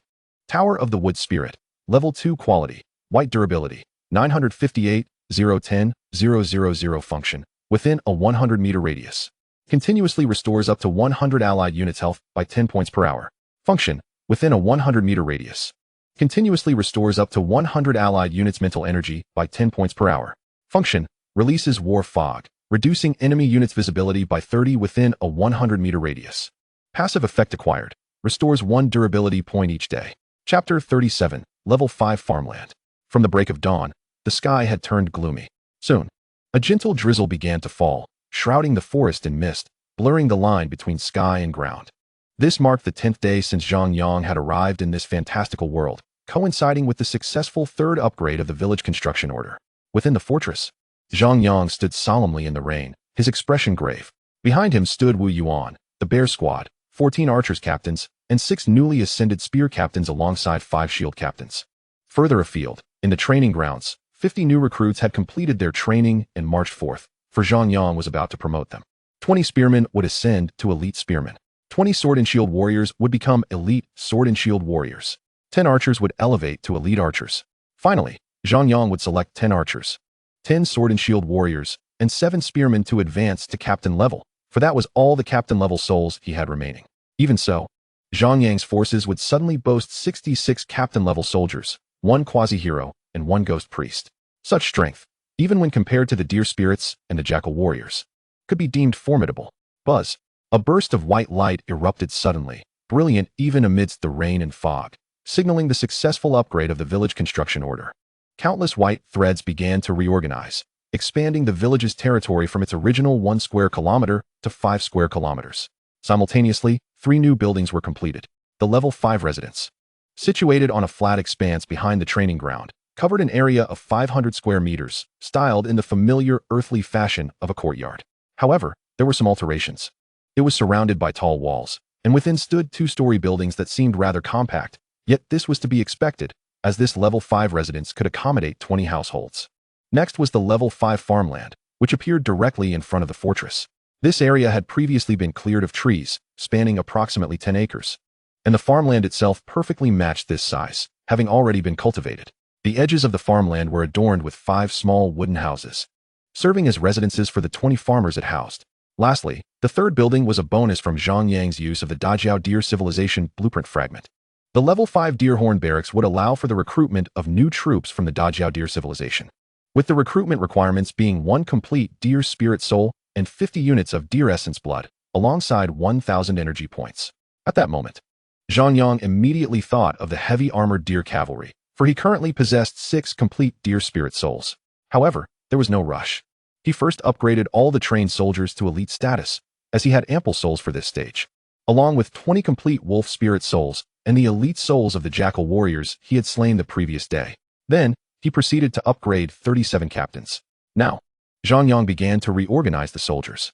First, he established a fixed patrol hunting team, led by Wu Yuan, comprising the Bear Squad, for newly promoted spear captains, for newly promoted shield captains, and several archers captains. Their task was to oversee the forest within a 10-kilometer radius centered around the village.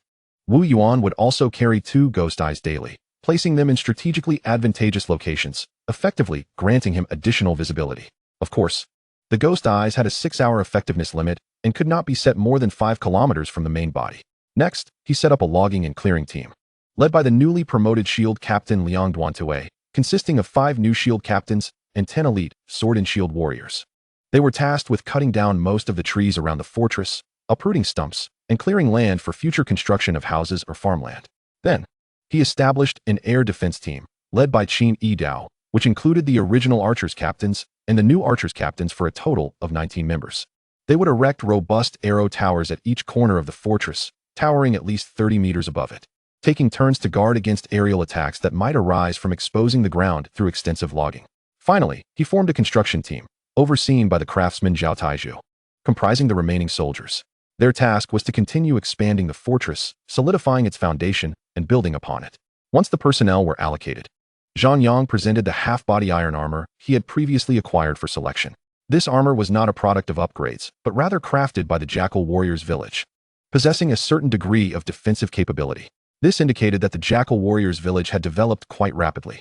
Even the deer spirits had donned iron armor, which Zhang Yang had previously dismissed, but now realized that both the deer spirits and jackal warriors must have acquired the ability to smelt iron. This signified that their villages had surely entered a phase of steady development. Had it not been for the deer spirits' reckless decision to lead their forces into battle, only to meet their demise at Zhang Yang's hands, their losses would not have been so grievous. Initially, due to the hasty establishment of the village, the lack of iron or exploration, and insufficient personnel, pursuing the iron smelting technology tree had seemed impossible. Thus, Zhang Yang's immediate focus remained on successfully enchanting the iron wall battle inscription from Wang Mumu. Until then, he would have to make do. After a careful selection, none of the captain-level soldiers chose the armor, as it fit poorly even on elite soldiers, and the matter was thus set aside. After reiterating his instructions, the teams dispersed to their tasks. Zhang Yang did not rush to study the iron wall battle inscription enchantment or to forge the spear of confinement. There was no urgency. Instead, he proceeded to the Level 5 farmland. In the village construction order, the Level 5 farmland possesses its own attributes. Farmland, Level 5. Area, 10 acres. Usable crops, wheat, potatoes, sorghum, millet, rice, buckwheat, oat, soybeans, and various vegetables. Growth and harvest cycle, 2 crops per year. Current recommended crops for planting: wheat, yielding approximately 540 kilograms per acre, and oat, yielding approximately 600 kilograms per acre. Number of unexpected events occurred: 0. Goodness, only 2 harvests in a year? That is hardly scientific. In a typical game, isn't the harvest ready in just a month? Zhang Yang instantly felt the chilling malice of the situation. It is important to note that his population had increased significantly, which meant a greater demand for food, especially for the captain-level soldiers who required at least 2 units of meat per day. Although he had previously stored nearly 20,000 units of monster meat, it would not suffice to sustain such rapid consumption. Calculating on the basis of 2 kilograms of grain per unit, the 10 acres of farmland would simply not be enough. The cultivation of land and the undertaking of hunting expeditions must be prioritized. As Zhang Yang pondered, he suddenly came to a realization. He lacked seeds.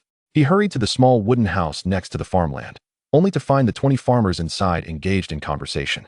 Farmer A, have you eaten? Farmer B, I have. Farmer C, what did you eat? Farmer D, I had meat. Farmer A, have you eaten? It seemed these farmers were the true NPCs. Zhang Yang opened the village construction orders attribute template and randomly selected one farmer's attributes. Name, Zhao Xiaomao. Occupation, farmer. Talent, none. Skills, planting level 5, weeding level 5, harvesting level 5. Current status, standing by. After some contemplation, Zhang Yang realized he could only pin his hopes on the shards of hope, as he could not think of any other place to procure seeds. Fortunately, he had harvested a total of 67 shards of hope from the previous battle. Taking out a gray shard of hope, Zhang Yang solemnly declared, I request 1 acre of wheat seeds. Whoosh. The hope shard turned gray, exceeding the hope limit. Zhang Yang was not surprised and continued, I request half an acre of wheat seeds. Whoosh. The hope shard transformed into flames. And as he felt a weight in his hand, a small bag of wheat seeds appeared, emblazoned with the name of a seed company from Liqing District, Jinan, Shandong. Along with a phone number, Zhang Yang was left speechless. Chapter 38, The Crisis of Bachelorhood. With the wheat seeds in hand, could he simply plant them and wait for buns and dumplings to appear? That was an impossibility. After expending 21 shards of hope to acquire sufficient seeds, he realized he still lacked the necessary tools for farming. At the very least, he needed a plow for tilling the land. Thus, he resolutely procured 2 rudimentary iron plows. As for the oxen to pull the plow, he couldn't possibly have the farmers do it, as their average attributes were merely F. Therefore, he summoned 4 elite gunmen, whose E-level strength was equivalent to that of 5 adult earthlings, not inferior to that of a large water buffalo. Brothers, I appreciate your hard work in advance. Ensuring there were no oversights, Zhang Yang swiftly departed amidst the resentful gazes of the 4 elite gunmen. The task of farming was indeed daunting. Next, Zhang Yang ventured to the level 5 residential area, where he finally found great solace, for he could hear the cheerful laughter of children from a distance. A comfort surpassing even the consumption of elixirs. He first observed the attributes from outside. Residential area, level 5. Capacity, 20 households. Current population, 98 individuals. Elders, 6 persons. First-generation residents, non-recruitable. Adults, 40 persons, second-generation residents, among whom the female heads of households are non-recruitable, while the male heads may be recruited as lumberjacks, farmers, craftsmen, hunters, or chefs. However, forcibly recruiting them as new soldiers would decrease loyalty and lead to a decline in population. Young adults, 29 persons, third-generation residents, all of whom are recruitable. But recruiting females will decrease the birth rate. Youth, 11 persons, third-generation residents, non-recruitable. Children, 8 persons, fourth-generation residents, non-recruitable. Infants, 4 persons, fourth-generation residents, non-recruitable. Warning, the village's reproduction requires attention. Before the 6th-generation residents reach adulthood, new blood must be injected or unexpected events may occur. Current villager loyalty, 50. This was intriguing. Zhang Yang calculated that the first-generation residents were inconsequential. He began counting from the 2nd generation. There were 20 males and 20 females, resulting in 40 offspring, yielding 24 males and 16 females. Presently, among the 3rd-generation residents, 6 pairs had wed and produced 12 children, constituting the 4th generation. Among the remaining 3rd-generation residents, there were still 28 individuals. Assuming a traditional male-female marriage structure, this would result in 8 bachelors. As for the 4th-generation residents, the 12 children comprised 7 males and 5 females, a rather unfavorable ratio. Therefore, he must find a way to expand the population. For the time being, he should construct a new residence, as the current one was overly cramped. Among the 2nd-generation residents, there should still be many couples capable of having a 3rd child. If there were more spacious accommodations and improved conditions, many 3rd-generation residents could marry and procreate. However, the requirements for having a 3rd child were quite stringent. Villager loyalty must reach 80, village prosperity must exceed 100, and livability index must surpass 20. Zhang Yang contemplated and swiftly opened the village construction order panel. The calculation for village prosperity is as follows. One level 1 building increases prosperity by 1 point. Special buildings by 5 points, and each level increase adds 5 points, while each upgrade of building level increases prosperity by 2 points. 10 points of prosperity will yield a 1-point increase in livability index. He currently possessed 1 level 1 training ground, 1 level 1 barracks, 1 level 5 residential area, 1 level 5 farmland, 1 level 5 deer soldier barracks, and the wood spirit tower, resulting in a total prosperity of 40 and a livability index of 4, a daunting task ahead. Thus, he decided to recruit 8 craftsmen, 8 lumberjacks, 2 butchers, and 2 chefs. Zhang Yang swiftly completed the recruitment of these 22nd-generation residents, all of whom were robust men between the ages of 30 and 45, rightful heads of households. Forcing them into military service would surely be inappropriate, resulting in a loss of loyalty. However, recruiting them for ordinary professions posed no issue, as they needed to support their families. In other words, if he were to recruit new soldiers, he should not seek those with families. As Zhang Yang successfully recruited through the village construction order, 20 robust men emerged from the level 5 residential area, regrettably empty-handed, without even an axe.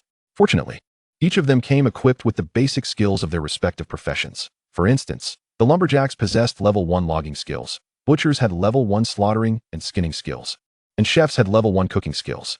The craftsmen's skills were largely comparable to those of Zhao Taizhu. Indeed, they were starting from scratch, with nothing but their bare hands. With a sigh, Zhang Yang could only once again retrieve the gray-quality fragments of hope, tentatively acquiring 16 saws, 16 axes, 8 hammers, 8 chisels, 2 bone knives, 2 kitchen knives, 2 large iron pots, and 50 kilograms of salt. This consumed 20 units of hope fragments. After equipping these tools, he arranged for the 2 cooks to prepare lunch and sent the 8 lumberjacks to the nearby forest to gather timber, as skill enhancement necessitates proficiency.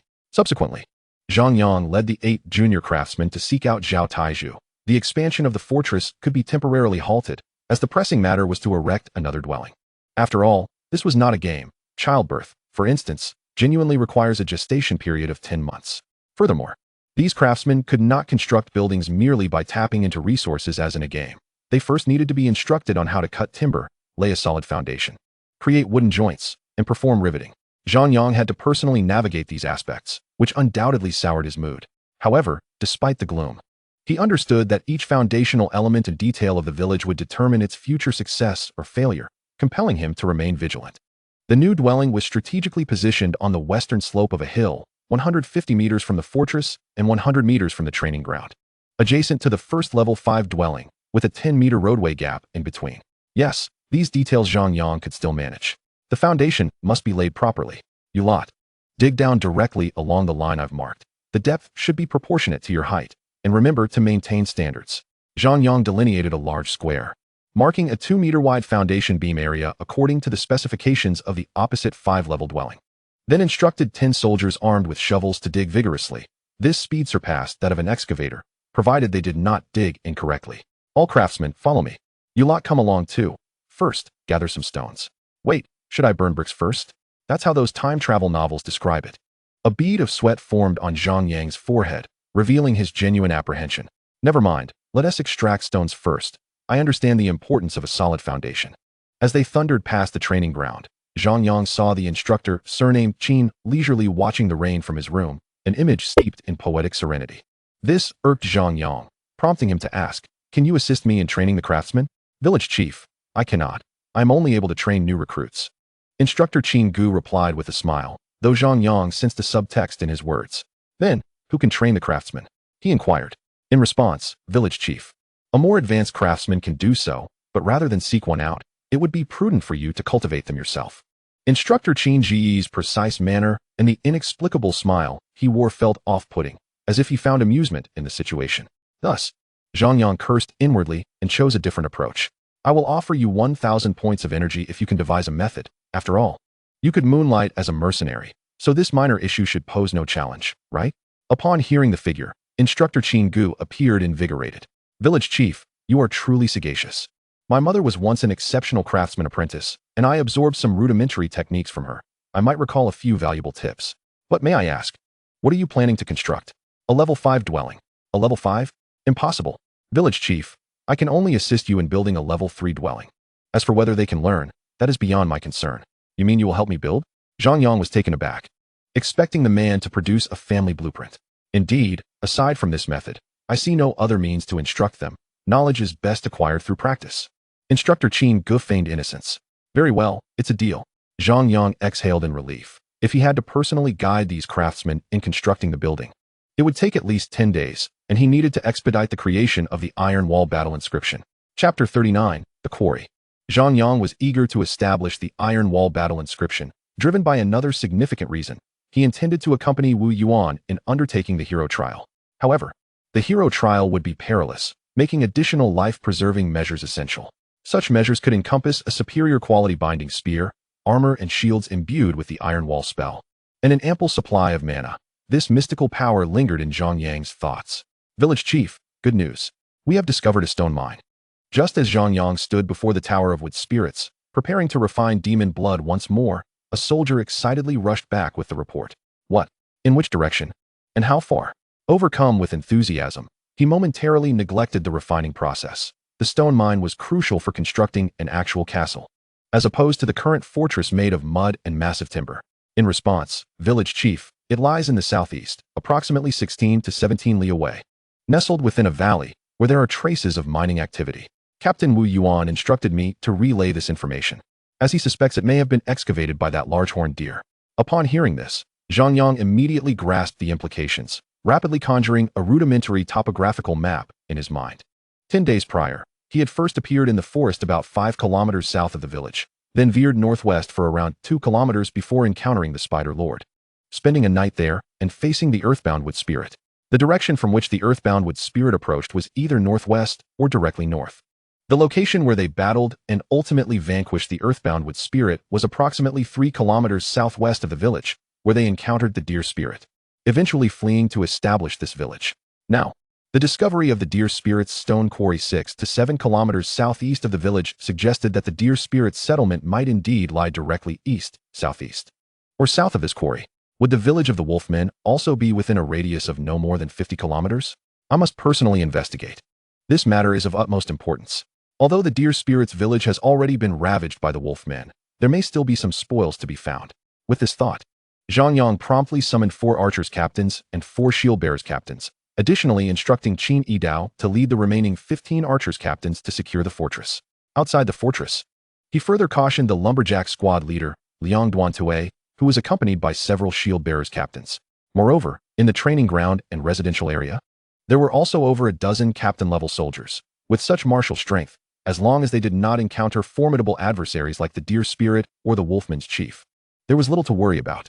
Subsequently, Zhang Yang, accompanied by 9 soldiers, sprinted forward, no longer concerned about small monsters in the vicinity. For many of the lesser creatures had already been cleared away, and it seemed that the emergence of powerful settlements had deterred numerous solitary small monsters from approaching. Of course, this was not an absolute guarantee. On several occasions during their journey, Zhang Yang spotted a level 4 black panther perched on a tall treetop, which promptly turned and fled upon seeing them, disappearing in the blink of an eye.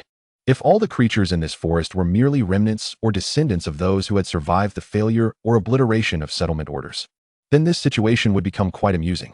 After more than half an hour, Zhang Yang and his companions successfully arrived at the valley. To their surprise, the vegetation here was quite sparse. On one side stood a rocky mountain, while the other was a dirt hill. The so-called quarry was established atop the rocky mountain, where clear signs of excavation were visible, along with dozens of massive stones, each measuring a square meter, which had been hewn but remained untransported. Following the traces of excavation, a rudimentary path could be seen extending beyond the valley. Village Chief Wu Yuan approached, his expression brimming with excitement. I have just sent a team to explore this path leading out of the valley. If we proceed southward for 3 to 4 miles, skirting around a hill, we will encounter a vast expanse of cleared land, 3 miles wide from east to west, and 10 miles long from north to south. That is where the village of the Stag Demons resides. However, due to the open visibility of that area, I dared not venture closer. As for this quarry, I have investigated thoroughly. I believe the miners here are likely mountain monsters, although I remain uncertain about how the Stag Demons exert control over them. Furthermore, based on the evidence present, we can ascertain that the mining creatures were still here prior to yesterday, but they have since departed, and there are no signs of conflict. Hence, I boldly speculate that they may have been recruited by that werewolf.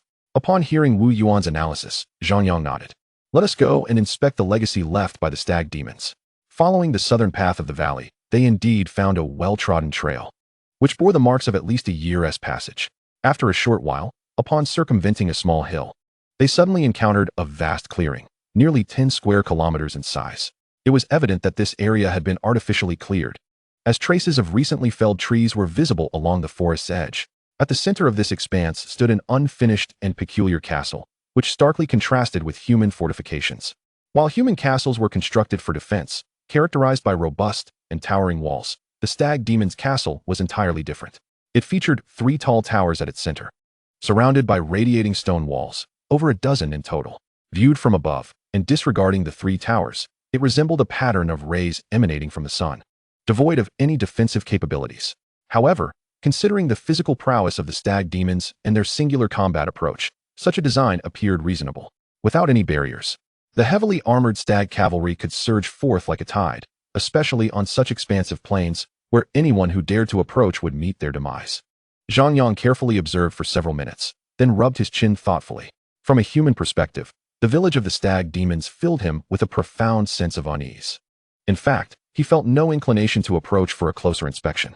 Wu Yuan, what are your thoughts? Reporting to you, village chief. This place is a perilous terrain for military engagement, Wu Yuan replied, shaking his head solemnly.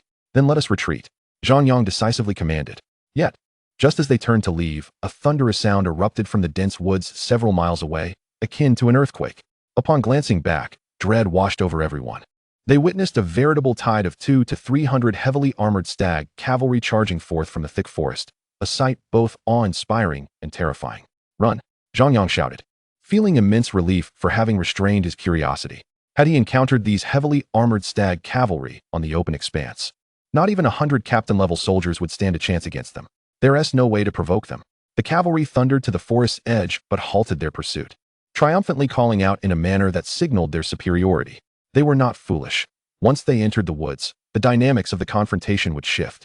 It appeared that the werewolf village chief had not reaped many benefits here either, leading Zhang Yang to reflect on the unfortunate fate of the stag demons. Such a vast enterprise, lost due to a moment's carelessness, had now devolved into a den of wild creatures. A cautionary tale indeed. Chapter 40. Daily crafting of wooden spears. At this moment, the quarry felt somewhat superfluous to Zhang Yang. Returning to the quarry, he found himself conflicted, as it was approximately 8 kilometers away from his village. If routine extraction were to occur, he would need to allocate at least 40 captains to ensure safety. Wu Yuan, instruct your men to each carry a block of stone and return. We shall leave this for another time. Ultimately, Zhang Yang made his decision. There were several pressing matters to address in the village, and the quarry could wait. The journey back to the village was uneventful, as the local tyrant was no trifling matter. Upon his return, Zhang Yang first inspected the construction of the new residences, fearing that the instructor, Qin Ge, might be a charlatan. If this individual dared to deceive him, the only recourse would be to eliminate him, as he was integral to the construction process. Unlike soldiers recruited directly from the village decree, who exhibited unwavering loyalty, even to the point of sacrificing themselves without hesitation. However, upon arriving at the construction site of the new residences, Zhang Yang was pleasantly surprised to find it orderly and efficient. Both craftsmen and laborers were working in a rhythmic manner, while instructor Qin Ge was busy cutting various pieces of wood alongside 9 other craftsmen, displaying a commendable proficiency.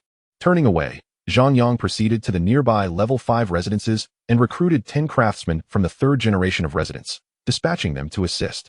With such an opportunity, how could you not learn a trade worthy of your title? Subsequently, after much deliberation, Zhang Yang recruited 10 male farmers from the 3rd generation of residents. As long as they remained unmarried, their transition into new soldiers would not affect their loyalty.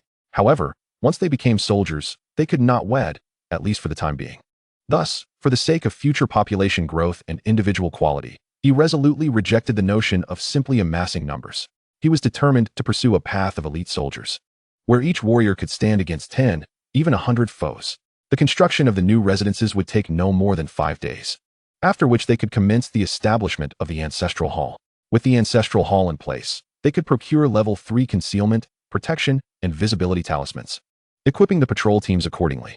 Coupled with the 2 ghostly eyes generated daily by the ghost shaman, a preliminary outer patrol network would take shape, ensuring that no enemy could approach unnoticed. Next was the expansion of farmland. 10 acres of wheat would scarcely suffice. Therefore, further cultivation was necessary. scaling up to at least 200 acres. This would require the soldiers to toil harder, with one farmer capable of tending 5 acres, necessitating 40 farmers for 200 acres. It seemed imperative to recruit all available third-generation residents. Lastly, there was the matter of enhancing the soldiers' combat capabilities. Aside from the archers, all remaining spear and shield soldiers must master the skill of throwing wooden spears. Zhang Yang could craft binding spears for them, ensuring that henceforth, each infantry captain would be equipped with no fewer than 3, ideally 5, binding spears. While it may seem somewhat wasteful, even a squandering of resources, I am unperturbed by such extravagance. Much like Wu Yuan, who managed to slay a hero with merely 5 binding spears, the cost-effectiveness of this strategy is undeniable. It is foreseeable that if all 40-odd captains of my infantry were equipped with 5 binding spears each, and each attained throwing skills on par with Wu Yuan, their combat prowess could enable them to annihilate thrice their number in equally ranked foes, at least 150 captain-level soldiers. Magic indeed has the power to reshape the future. However, I might find myself utterly exhausted. 42 captains, each wielding 5 binding spears, and I must also carve out time to study the Iron Wall battle rune. Goodness, this is hardly a life for a human. Having prioritized the tasks at hand, Zhang Yang commanded Wu Yuan, a prospective hero with formidable abilities, to oversee these matters without issue. Subsequently, Zhang Yang embarked on an arduous and relentless endeavor of crafting wooden spears. First, he nurtured selected trees into ironwood, which Wu Yuan would then carve, followed by the enchantment of each spear, resulting in a mere 10 spears per day, far from the target. The only solace in this laborious process was that Zhang Yang's village appeared to have become a regional powerhouse, with no trace of monsters within a 5-kilometer radius. Occasionally, a few red eagle monsters would flit by overhead, but even they dared not linger, fleeing in terror. One day, a colossal flying monster, fierce in appearance and estimated to be at least level 25, comparable to a hero's strength, circled menacingly overhead, but ultimately fled. Deterred by the sight of 24 captain-level archers and 42 infantry captains poised with drawn bows or binding spears, ready to strike. This unexpected occurrence made Zhang Yang acutely aware of the dangers lurking beyond, yet it also reinforced his conviction that his strategy was sound. 5 days later, the construction of the new residential building was completed. Though it was merely a level 3 dwelling, it held monumental significance for Zhang Yang. Thus, he paused his spear-making to personally celebrate this achievement. In contrast to the level 5 residences, this level 3 dwelling was quite modest, accommodating 10 households and contributing 5 points to the village's prosperity. However, its most significant yet intangible contribution lay in the fact that during these 5 days of construction, 19 junior craftsmen had each gained varying degrees of proficiency. Notably, among these craftsmen, 3 distinguished themselves, elevating their secondary skill in building and repairing from an initial 10 points to 65, 60, and 55 points, respectively. Such impressive proficiency indicated that these 3 could independently construct another level 3 dwelling. The remaining craftsmen saw only modest increases in their proficiency, ranging from 10 to 15 points. Recognizing this potential, Zhang Yang decided to appoint these 3 craftsmen as leaders to oversee the construction of another level 3 dwelling, understanding that talent must be nurtured in this manner.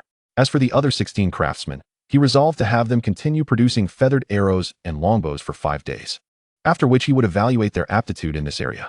Those lacking potential would be assigned to quarry stone, as craftsmen possess a multitude of secondary skills. There would surely be something suitable for each of them. Zhang Yang did not harbor expectations of discovering a polymath akin to Lu Miaoji among them. One must learn to be content. Having addressed the craftsmen's matters, Zhang Yang personally presided over the division ceremony, allocating the level 3 dwelling to 10 promising youths, specifically the 3rd-generation residents, which included the 3 outstanding craftsmen. Indeed, all 3 exemplary craftsmen were 3rd-generation residents, quite young, suggesting that this was no mere coincidence.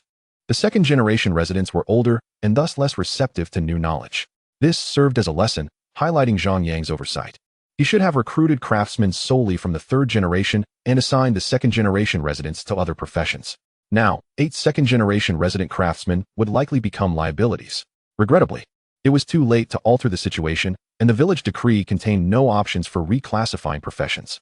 From this experience, Zhang Yang discerned the stark differences between initial and regular recruitment. The 500 individuals he initially recruited were entirely malleable, readily following orders to engage in battle, fell timber, carry stones, plow fields, or cut grass without question. However, those obtained through regular recruitment would not be so compliant. Attempting to assign a craftsman to agricultural work would result in an immediate decline in loyalty, impervious even to the allure of energy bribes.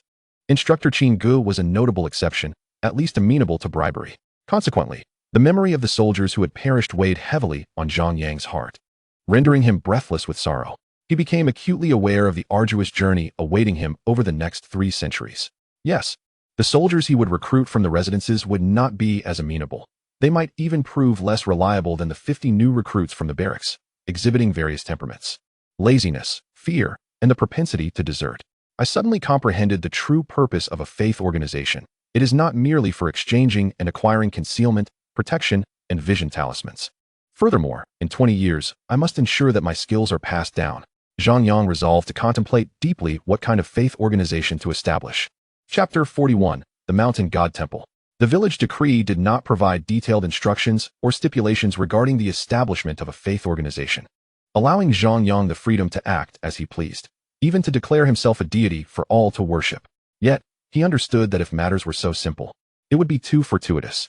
Given the stakes of survival over the next 3 centuries, he must select a faith organization that is the most widespread, least challenging, and devoid of complications.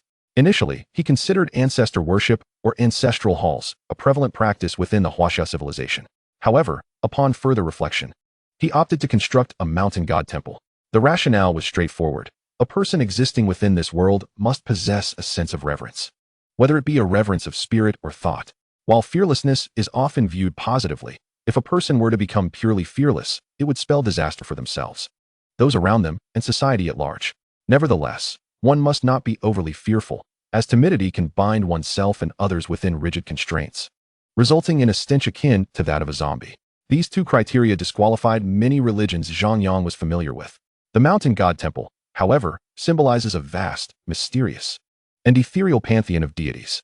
Yet, this intricate system, which could be explored for days on end, does not bind individuals too tightly while still instilling a sufficient measure of reverence.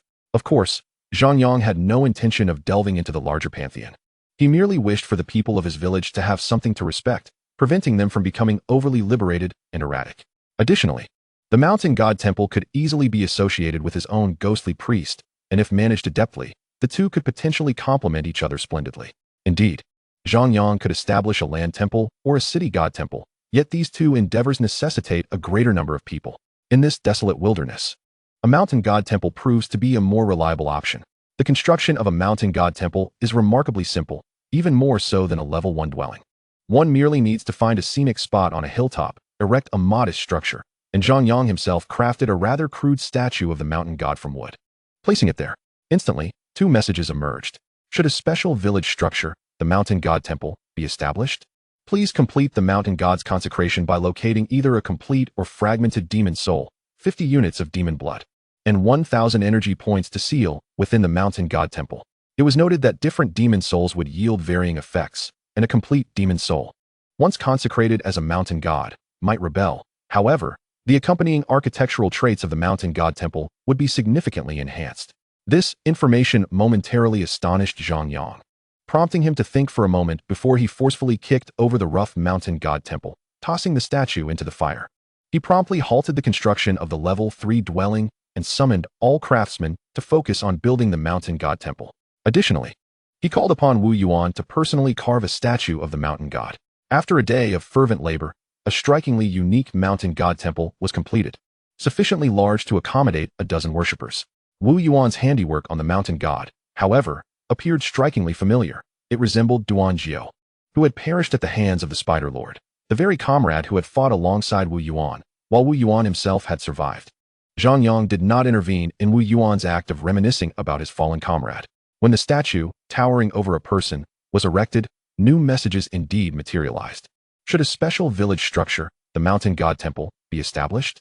Please complete the mountain god's consecration by locating at least a level 5 complete demon soul, or a sufficient number of level 5 fragmented demon souls, 100 units of demon blood, and 2,000 energy points to seal within the mountain god temple. It was further noted that an excessively powerful mountain god would inevitably rebel, thus preparations for battle should be made. The prospect of a rebellious mountain god was indeed intriguing. Zhang Yang chuckled and beckoned Wu Yuan to bring the Berserker Bear Quartet over. They stood like iron towers at the entrance of the mountain god temple, and Zhang Yang retrieved the 9 residual souls of the Red Hawk he had preserved, activating the village decree for consecration. In an instant, a brilliant white light enveloped the mountain god statue, within which the 9 spectral forms of the red hawks screeched and surged into the statue. Within mere seconds, the statue animated, emanating an aura of authority and gazing intently at Zhang Yang, as if thunderous wrath was imminent. Yet at that moment, Wu Yuan and the Berserker Bear Quartet stepped forward, radiating an aura of menace. The minor deity pays respects to the village chief. To Zhang Yang's astonishment, the animated mountain god statue immediately broke into a radiant smile, slightly bowing in acknowledgement. The next moment, the white light dissipated, and the statue reverted to its original form, accompanied by a flurry of messages. Successfully constructed a special structure, level 3 mountain god temple. Village prosperity increased by 15 points. Architectural effects. Energy can be expended to purchase level 3 concealment talismans, protection talismans, and visibility talismans from the mountain god temple, each costing 100 energy points. Architectural effects. Dissuasion, morale of soldiers and beast-type demons increases by 15 during combat. Architectural effects. Faith, villager loyalty increases by 5. Architectural effects. Submission, a slight chance of subduing wild demons. Architectural effects. Haunting, occasional ghostly occurrences may transpire within the village. Architectural effects. Blessing, there is a minuscule chance of successfully praying for favorable weather. How splendid! Zhang Yang was thoroughly pleased. The mountain god temple, steeped in a mystical background, proved to be exceedingly beneficial. He promptly expended 6,000 energy points to purchase 20 each of concealment, protection, and visibility talismans, entrusting Wu Yuan with their distribution among the patrol team members. These 3 talismans were invaluable, potentially life-saving in critical moments, despite their considerable drawbacks. Having concluded matters regarding the mountain god temple, Zhang Yang hurried to inspect the farmland that Wu Yuan and his team had cultivated over the past 5 days. A sprawling expanse of 200 acres lay before him, a truly magnificent sight that attested to the diligent efforts of Wu Yuan and his men, who had evidently not slacked off. They had first felled trees, cleared enormous roots, and dug the land down to a depth of 40 centimeters with shovels, no small feat. As Zhang Yang stood amidst this vast expanse of cleared land, new information naturally emerged within the village decree. Newly cultivated land, 210 acres. Soil fertility, level 5. Land cultivation level, level 5. Soil moisture, level 5. Weed count, level 5. Cultivation successful, acquired 21 plots of level 5 farmland. After the first harvest of crops, village prosperity will be attained. This news filled Zhang Yang with elation. Previously, he had wondered why the farmland did not contribute to village prosperity, only to realize it was contingent upon the first harvest. Furthermore, the calculation method of the village decree counted 10 acres of farmland as one structure, factoring in soil fertility and other indicators to determine the farmland's level. Indeed, the soil within this primordial forest was extraordinarily fertile. 22 plots of level 5 farmland equated to 198 points of prosperity, and should he devise a means to elevate villager loyalty to 80, the villagers would be able to bear 3 children. This held immense significance for Zhang Yang, as he could only oversee affairs for 20 years, thus only being able to guide the 4th generation of residents. The more children born during this period, the greater the assurance of navigating through the subsequent 280 years of animated sequences. Chapter 42. Haunting. With the land cultivated, crops must be sown without delay. The seeds required for 210 acres were no trivial matter, and Zhang Yang could not afford to wait for the previous 10 acres of wheat to mature. Thus, with determination, he retrieved the white hope fragment obtained from defeating the deer demon. This item was precious, as its properties indicated. Hope fragment, white quality. A primary material for crafting resurrection potions. Under different circumstances, Zhang Yang would have been reluctant to utilize it, yet for the swift advancement of the village, he was willing to take the risk. However, the method of employing this white quality hope fragment proved to be quite perplexing, as it could not be dismantled. After much contemplation, Zhang Yang stated with the gravitas of one casting a spell, "I require a variety of seeds sufficient for 210 acres of farmland." That was the only course left to him. The next moment, the white quality hope fragment did not ignite immediately. Instead, it transformed into a myriad of light and shadow. 3 seconds later, a multitude of seeds materialized before Zhang Yang. During those few seconds, he was engulfed in anxious perspiration, but fortunately, the white quality hope fragment was indeed formidable. Upon closer inspection, the assortment of seeds was plentiful. 50 acres of corn seeds, 50 acres of wheat seeds, 50 acres of rice seeds, 20 acres of potato seeds, 10 acres of peanut seeds, 10 acres of fruit tree seeds, 10 acres of beet seeds, and finally, 10 acres of various vegetable seeds. This was precisely what he had envisioned. With a sigh of relief, Zhang Yang finally comprehended that the wishes granted by the shards of hope need not be articulated in a single phrase. In truth, as long as the quality of the hope shards is sufficiently high, it would be entirely acceptable to express them in 100 utterances. Upon acquiring the seeds, Zhang Yang promptly arranged for their planting, for the land could yield 2 harvests a year. One must not miss the season. Fortuitously, with these seeds in hand, barring any unforeseen circumstances, the forthcoming yields from the land would adequately satisfy the village's needs, while also providing seeds for continued development. Given the significance of the 220 acres of farmland, Zhang Yang commanded Wu Yuan to construct sturdy log palisades around the fields, while also designating a small patrol unit for regular surveillance. Once these matters were addressed, he immersed himself in the noble endeavor of crafting wooden spears. After 5 days of relentless toil, he had successfully fashioned 100 binding spears, all classified as mid-tier magical artifacts, which were subsequently distributed among the 42 infantry captains. At this juncture, the second level 3 residence was officially completed, bringing the village's prosperity to 5 and the villagers' loyalty to 2. Thus, among the third-generation residents, with the exception of the 8 bachelors, all others had moved into their new homes and would soon wed within the coming months. By next year, a fresh wave of 4th-generation infants would grace the village, should fortune favor them, and the village's livability index reach 20. A new batch of 3rd-generation infants could also be expected. Zhang Chunlei, Wang Qiuyu, Chu Beifeng, your performances have been commendable. Therefore, each of you shall be rewarded with an acre of farmland. Standing before the newly constructed level 3 residence, Zhang Yang was filled with joy and generously praised the 3 craftsmen, who had previously excelled under the tutelage of instructor Qin Ge. 5 days prior, their proficiency in secondary skills related to building and repairing had already reached 75, 70, and 65 points, respectively. Now, after personally overseeing the construction of a level 3 residence, their expertise had soared to 145, 140, and 135 points. Consequently, Zhang Yang decided to have them construct yet another residence. Once their proficiency reached 200 points, they would be eligible to embark on the construction of a castle. He subsequently visited the craftsmen responsible for bow and crossbow production, and, as anticipated, 3 craftsmen had distinguished themselves over the past 5 days. Their proficiency in the secondary skill of bow and crossbow crafting had improved from an initial 10 points to 65, 60, and 55 points, respectively, while the proficiency of other craftsmen had also risen by 10 to 15 points.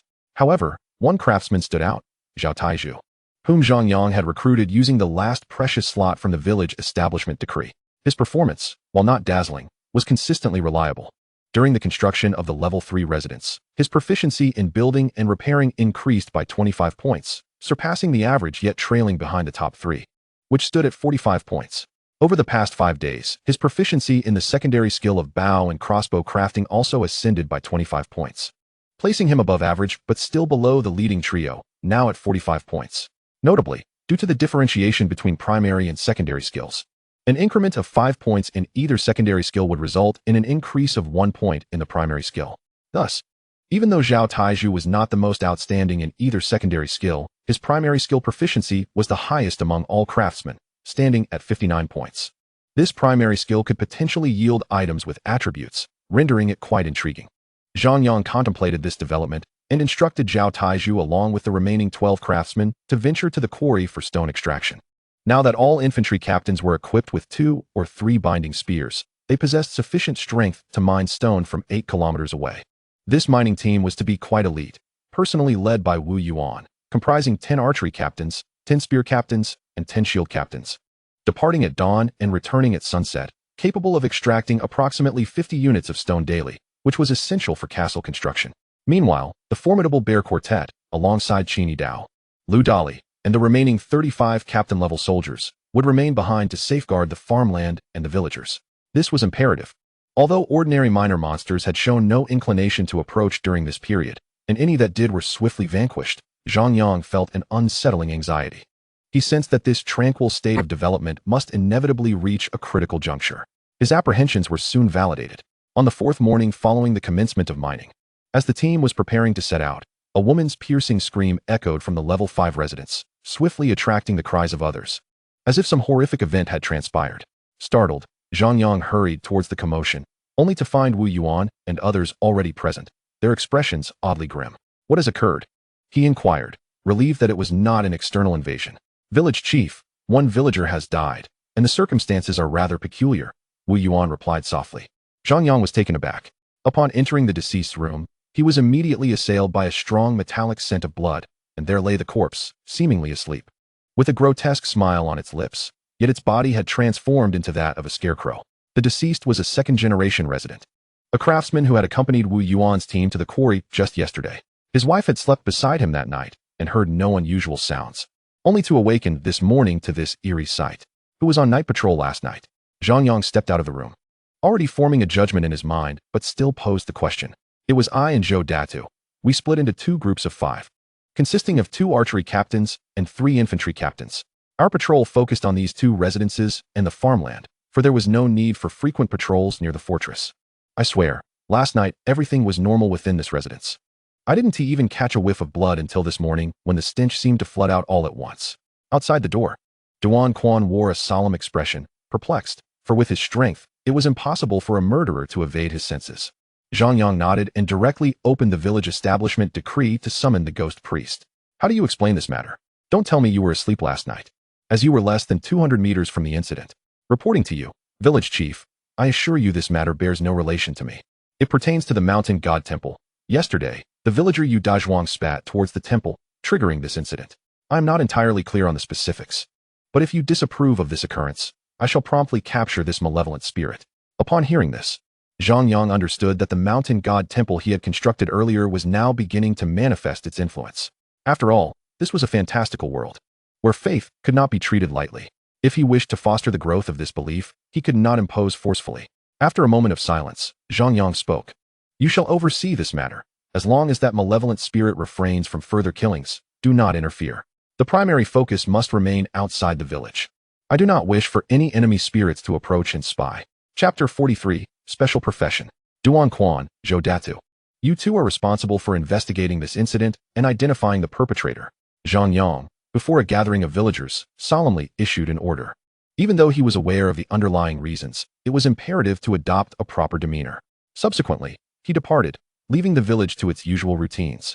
However, following this trend, the incense at the mountain god temple would soon be lit.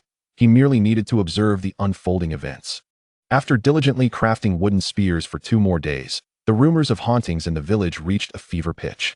Many villagers fervently claimed to have witnessed the ghost of Yu Dazhuang howling and wailing in the dead of night.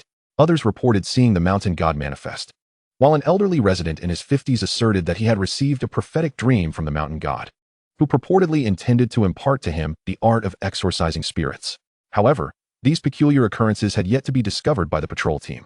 Duan Quan even spent 2 consecutive nights in the room where Yu Dazhuang had died, without encountering any spectral cries or apparitions, which left him feeling troubled and remorseful.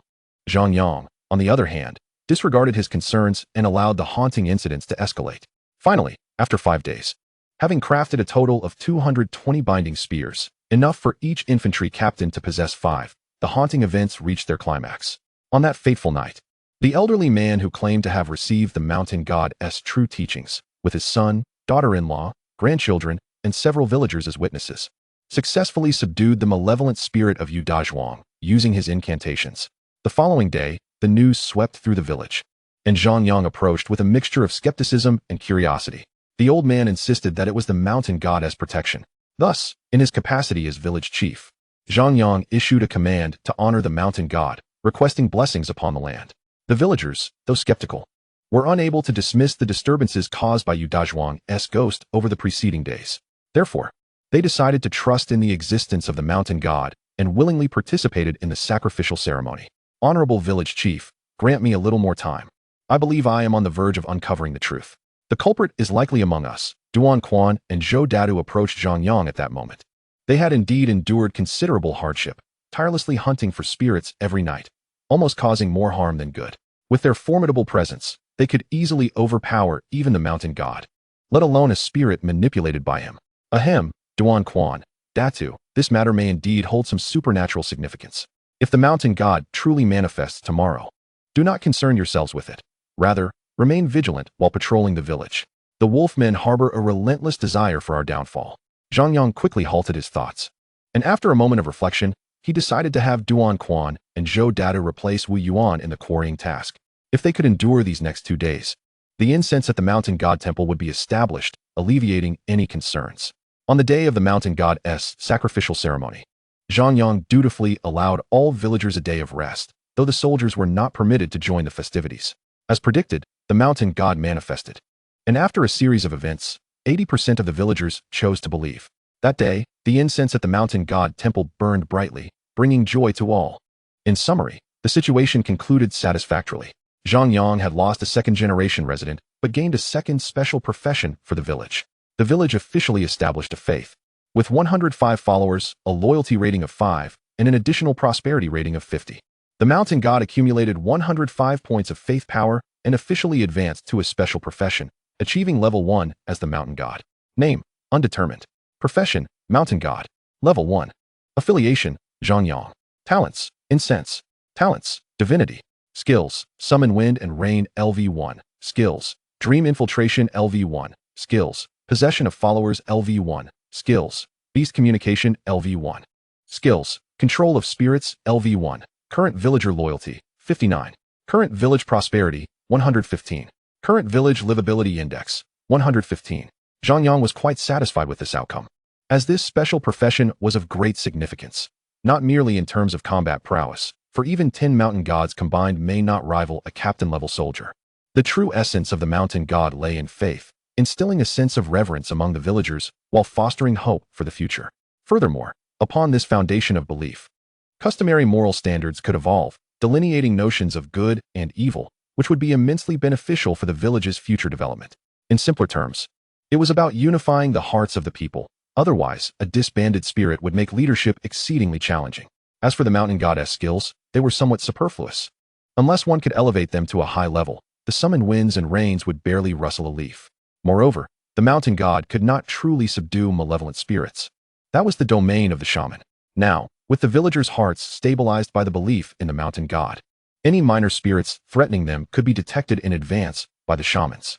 The soldiers' combat capabilities had been significantly enhanced, and agricultural efforts were back on track. Once the quarrying yielded sufficient stone, they could construct a castle, at which point Zhang Yang anticipated being able to officially commence the hero trials. As Zhang Yang strolled outside the mountain god temple, deep in thought, he realized that the village had successfully laid its first foundational stone. Even if the wolfmen regained their strength, they would likely hesitate to launch another attack. However, this was not a time for complacency. The greatest bottleneck to the village's development was its population. He needed to devise a means to locate the indigenous people of this fantastical world or some humans who had become wild beasts or deserters. Regardless of the situation, it required him to venture beyond the village, even beyond the forest. Yet, for this to happen, a hero must remain to oversee the village. Half a month, he resolved. If I cannot accomplish the enchantment of the Iron Wall battle marks within this time frame, it cannot be delayed any longer. I refuse to believe that with the binding spear, I cannot complete a hero trial. Zhang Yang made his decision, filled with ambition and confidence. Indeed, the benefits of tirelessly crafting wooden spears over the past days had borne fruit. Although the quality of the binding spear had yet to improve, his soul's power field had expanded by 10 meters, now encompassing a diameter of 60 meters.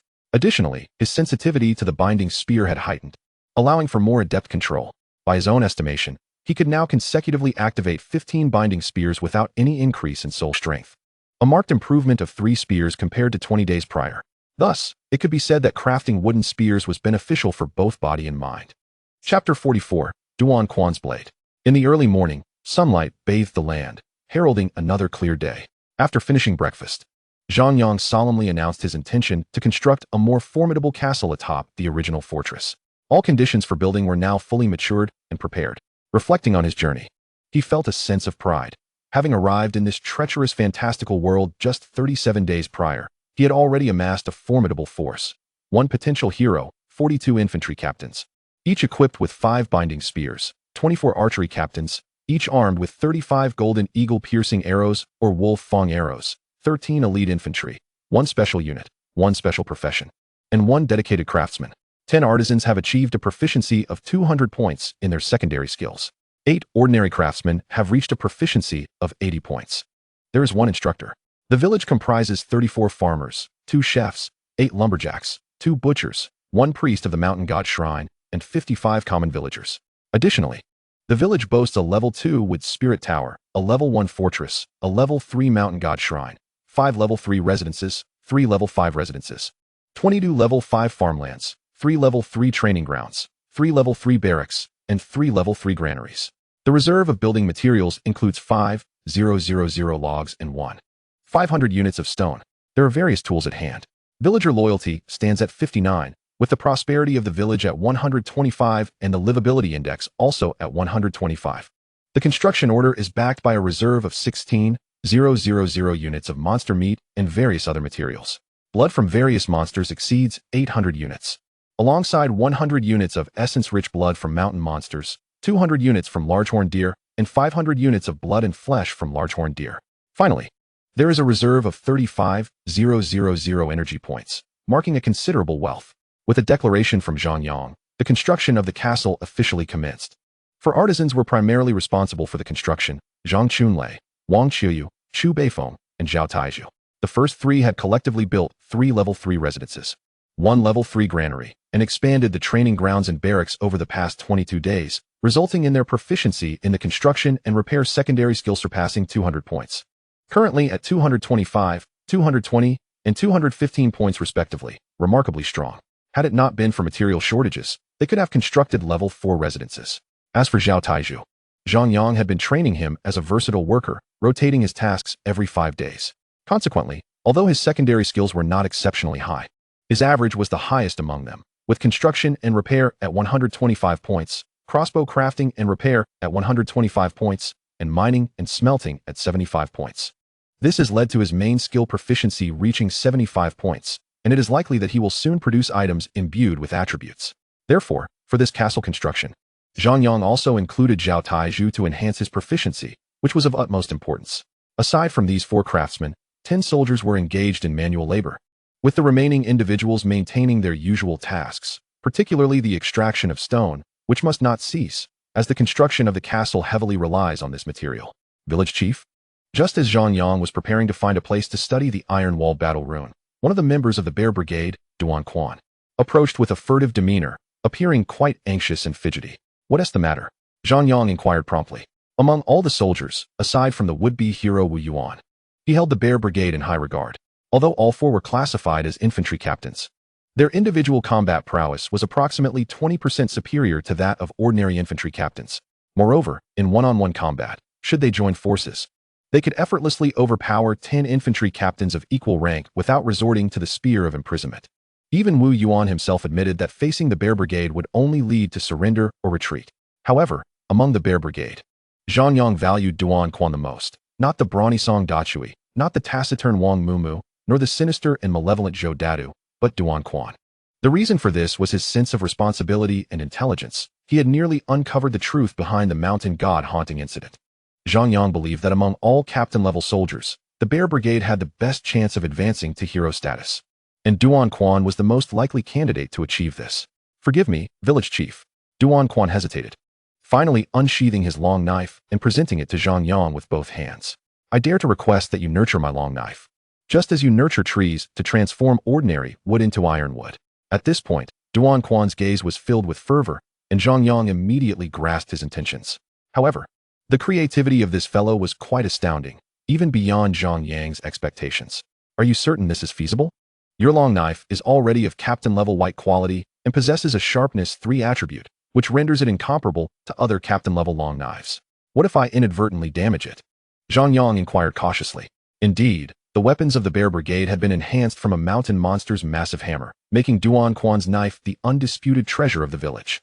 He cherished this long knife to an almost obsessive degree, treating it like a beloved partner, never letting it out of his sight during meals, sleep, or even when using the restroom.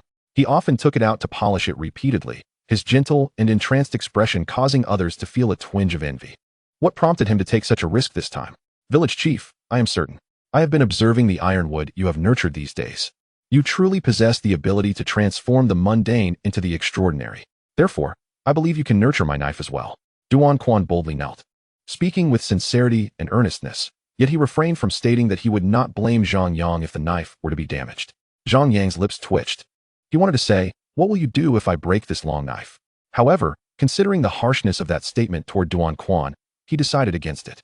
"I will give it a try. I can provide you with an answer before noon. Now, go back to your tasks." Zhang Yang ultimately acquiesced. "No, village chief. I shall guard you," Duan Quan insisted, displaying an unwavering loyalty. Zhang Yang rolled his eyes, ignoring him, and proceeded to the wood spirit tower. While Duan Quan followed closely behind, eyes wide and fierce, making one wonder just how loyal he truly was. What a fine knife. Sitting within the wood spirit tower, Zhang Yang examined the long knife closely, unable to suppress a note of admiration. This long knife would be excessively long and heavy for an average person, weighing a full 30 kilograms, and only the members of the Bear Brigade could wield it effortlessly. Notably, this knife was genuinely sharp. The ironwood Zhang Yang had been nurturing recently had nearly reached the hardness of gray cast iron, yet this long knife could still effortlessly slice through it. The phrase slicing through iron like mud was no exaggeration. After a few minutes, Zhang Yang gathered his thoughts, dispelling distractions, and activated his soul power field. In that instant, everyone within a 60-meter diameter felt a shiver run down their spines, their body hair standing on end. However, this sensation was fleeting, as Zhang Yang quickly retracted his soul power field, manipulating it with ease. This was the result of the daily practice he had engaged in over the past 20 days, honing his skills through repetition. As the soul energy field contracted to a diameter of 5 meters, Duan Quan, who stood outside and intended to protect Zhang Yang, suddenly widened his eyes, his heart pounding uncontrollably like a drum. After enduring for but a few seconds, he was overwhelmed by a vision of myriad illusions before hastily retreating from that vicinity, his face etched with terror, truly a frightful experience. Simultaneously, the ghost priest residing within the wood demon tower also fled underground, believing calamity had befallen him. Even the exterior of the wood demon tower trembled slightly. Fortunately, mere seconds later, Zhang Yang further condensed the soul energy field to a diameter of 1 meter and 50 centimeters, completely enveloping the long knife. Only then did everything return to normal. In truth, Zhang Yang himself was uncertain of the effects of compressing the soul energy field. Previously, nurturing the spear of confinement did not require such measures, as a standard soul energy field sufficed. However, since Duan Quan had presented him with a conundrum this time, he sought to adopt a different approach to see if he could successfully nurture it. Chapter 45. The Essence of the Mountain Monster. At this moment, Zhang Yang was not within the soul energy field he had released, yet it seemed as though his soul energy field had materialized into reality, within reach. This sensation was profoundly different. For a fleeting moment, he felt as if his soul had detached from his body, observing the world from an independent perspective. Of course, this was merely an illusion. In the next instant, all of Zhang Yang's awareness converged upon that long knife. The first sensation he experienced was a torrent of blood energy. Reflected in the soul energy field, this blood energy surged like a river, akin to dark clouds, vast and overwhelming. However, this torrent of blood energy did not significantly impact Zhang Yang, for his condensed soul energy field possessed superior control capabilities, with only a mere thought. The blood energy on the long knife was dissected and laid bare. What emerged was the furious roar of the black-skinned mountain monster, a sound Zhang Yang found all too familiar. Reminiscent of the day the mountain monster's spirit had empowered the 4 members of the violent bear group. How intriguing. Could my compressed soul energy field delve into such depths? Zhang Yang continued his analysis, believing that his soul energy field still had reserves. This time, what he perceived was remarkably grand. It was as if he stood in an endless desert, where countless black grains of sand accumulated alongside massive, oddly shaped black stones, creating a completely unfamiliar world. Zhang Yang was astonished, but in the next moment, his soul energy field suddenly collapsed, having exhausted its power. Leaning against the wood demon tower, he remained perplexed until, a dozen minutes later, a flash of insight illuminated his mind, and he suddenly realized what he had witnessed. By heaven! Zhang Yang exclaimed, his excitement making him want to roll on the ground. Although he was not an academic prodigy and had not grasped the significance of his revelation immediately, it was not too late to reflect. Could it be that through the compressed soul energy field, he had glimpsed iron ions? No. That long knife had long surpassed the hardness of alloy steel, and its unique sharpness was unlike any terrestrial steel he had known, as if it had been restructured into a wondrously intricate metallic bond. Alas, had he known, he would have diligently studied physics and chemistry from the outset. Zhang Yang quickly calmed himself, realizing that as a less than brilliant student, even if he could perceive iron ions or that special metallic bond through his soul energy field, he still comprehended little. Thus, he could only nurture that long knife in the most primitive way he understood. However, his soul energy was insufficient. Even if he compressed the soul energy field to that extent, he could only tear through the first layer of blood light and the second layer of the mountain monster's spirit, ultimately unable to reach the essence of the long knife.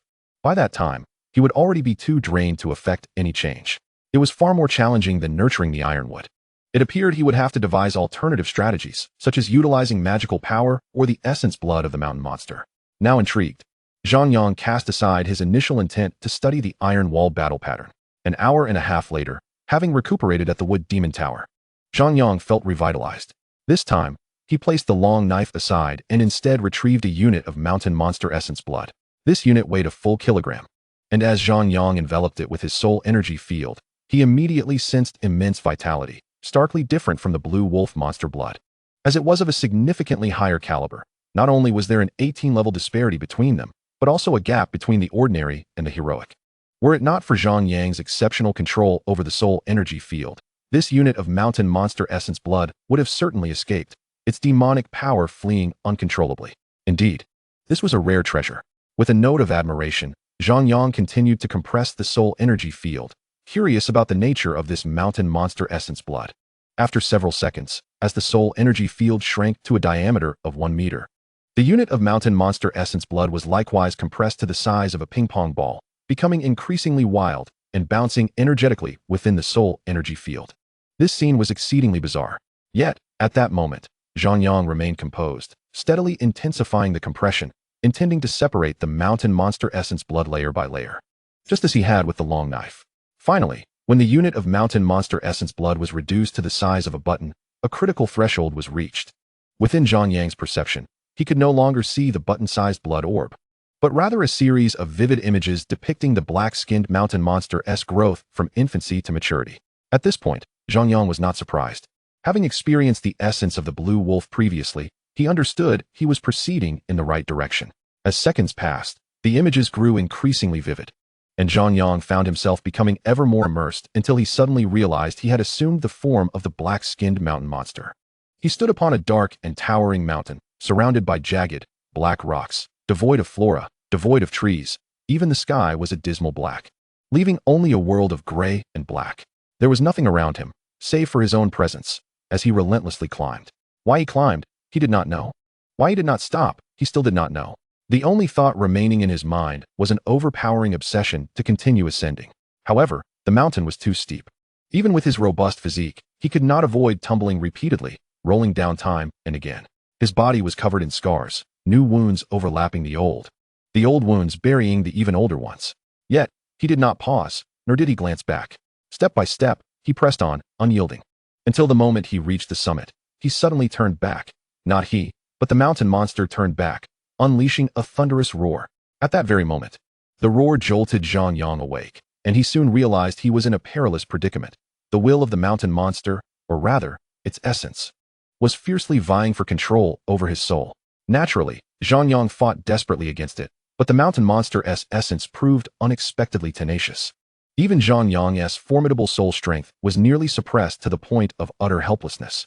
In that moment, it is beyond description how terrified he was, for he felt utterly powerless to call for help. This confrontation on a spiritual level was one where no one could offer assistance. The only course of action available to Zhang Yang was to endure, to persist, and to never yield. As for retaliation, he lacked the strength to retaliate at all. He could not tell how much time had passed, perhaps 1,000 years or even 10,000, but Zhang Yang felt as if he were on the verge of decay. Yet he still saw no glimmer of hope. His consciousness seemed to be teetering on the brink of an endless abyss. It was at this very juncture that a wolf, a creature of the night, burst forth from the shadows beneath the moonlight, merging instantaneously with Zhang Yang's consciousness. That primal power ignited into a blazing inferno, and in that fleeting moment, Zhang Yang reclaimed control. Upon opening his eyes, he found himself still within the wood's spirit tower, bathed in the glorious sunlight outside. With Duan Quan still standing guard nearby, it seemed as though scarcely any time had elapsed. Yet, he felt as though he had lived an entire lifetime. Having endured the harrowing cycle of life and death, his body was drenched in sweat, motionless. He remained in place for a full half-hour before regaining all of his awareness and memories, finally realizing that what had transpired was merely a nightmare. Yet it was no ordinary nightmare. The power within the mountain spirit's essence was utterly terrifying.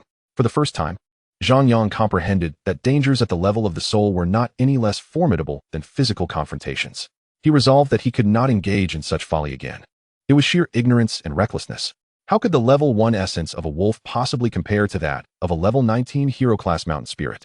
Fortunately, he had only extracted a unit of the mountain spirit's blood, Otherwise, he would have already become the 982nd village chief to fall on the village decree. With a self-deprecating smile, Zhang Yang began to reassess his gains. Indeed, this cycle of life and death had yielded benefits.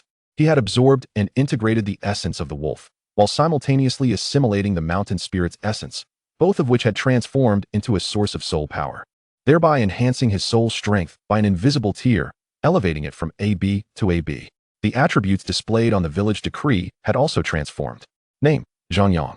Age: 19. Strength: D. Agility: F. Defense: F. Soul strength: B. Acquired soul traits: keen, passive, allowing for the early detection of impending dangers. B-level souls come with innate traits, requiring no consumption. Acquired soul traits: wildness, passive, significantly increasing soul resilience. Specifically, when subjected to suppression from a higher-level soul, there is a substantial chance of immunity. Acquired soul traits: tenacity, passive, greatly enhancing soul strength. Even when severely injured or excessively drained, it will not cause grave damage. Mastered constant spell: binding, indicating that this spell has no level, proficiency, or priority restrictions. Its power and range of release depend on the strength of the soul. Mastered constant spell: soul force field, with a maximum coverage range of 100 meters. Chapter 46: Breaking the Evil. It turns out that one can level up without the need for soul fusion. Zhang Yang pondered. Then what is the principle behind using the village decree to fuse demon souls? However, he quickly abandoned this thought. For now is not the time to delve into the mysteries of the fantastical village decree. 1 unit of wolf demon blood can refine 0.1 units of demon power, which can then be distilled into 0.01 units of magical power. However, the mountain spirit's blood was quite extraordinary, as 1 unit could yield 0.9 units of demon power, which could ultimately produce 0.09 units of magical power. Zhang Yang mused as he observed the small strand of pure power preserved within the soul force field. This was magical power, and due to its greater quantity, it was more intuitive and clearer than before. He did not even require the village decree to explain it. Zhang Yang understood what magical power was, from the perspective of an earthling, or rather, from the standpoint of earth science. This was a force that could integrate almost flawlessly into the human body without any side effects. It could substitute for food, preventing hunger. It could provide strength, being safer, more reliable, and more effective than any known stimulant or drug on Earth. Just 0.001 units of magical power could transform an ordinary person into a superhuman on the battlefield or in the bedroom within an hour. Furthermore, it could enhance the physical condition of a person, making the human body healthier and stronger at the cellular level, including all animals and even plants. If this power could be applied on a large scale on Earth, Zhang Yang was certain it would signify a resurgence of spiritual energy. Ultimately, this wondrous power could also affect inanimate objects, altering their molecular and atomic structures to bring about significant transformations, thus embodying the legendary art of artifact refinement practiced by immortals. In any case, this was undoubtedly a miraculous power that could provide abundant energy supply for any civilized society. In the face of this new type of energy, oil, coal, nuclear energy, and electronics paled in comparison. Now, whoever could master this power and apply it on a grand scale would be the ultimate victor. Thus, the deer demon and the werewolf village chief were of little consequence, for they had failed to discover this power, or perhaps they simply lacked the time to do so. Yet, I must not let my guard down, for certain village chiefs bound to the village decree must have recognized this power. They represent the true grave thread of life and death. Should I encounter them, with my current strength, I would be utterly annihilated. As Zhang Yang contemplated, he gradually infused that strand of magical power into his body. In an instant, it was as if he had immersed himself in a hot spring. Every pore and every cell in his body seemed to cheer, and that sensation of bliss would be forever unforgettable. Just a few seconds later, he could not resist the wave of drowsiness and drifted into a deep sleep. When Zhang Yang awoke once more, the day was nearly dark. However, upon checking the strand of magical power within his body, he was taken aback, for it had completely vanished. Moreover, his body seemed to have undergone no significant changes, save for a profound sense of vitality. How peculiar. Had the magical power truly dissipated, or was it because I lacked the cultivation methods described in novels?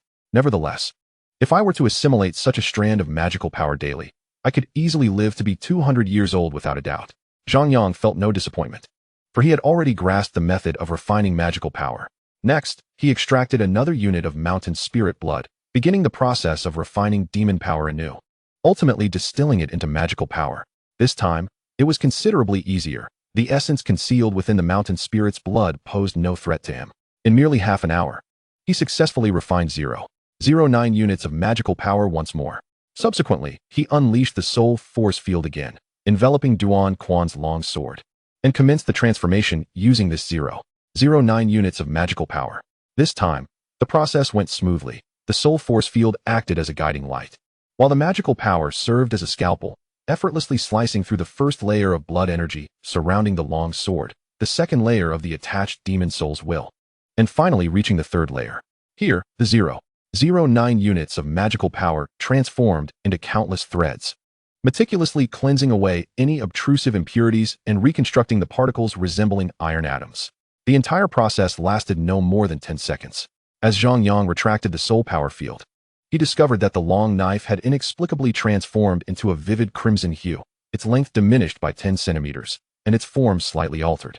Upon inspecting its attributes, he noted that it had evolved into a sharpness level of 5, rendering it incapable of further micromanipulation. Should he attempt to refine it once more, the blade might very well become irreparably damaged, for the quality of its material was subpar.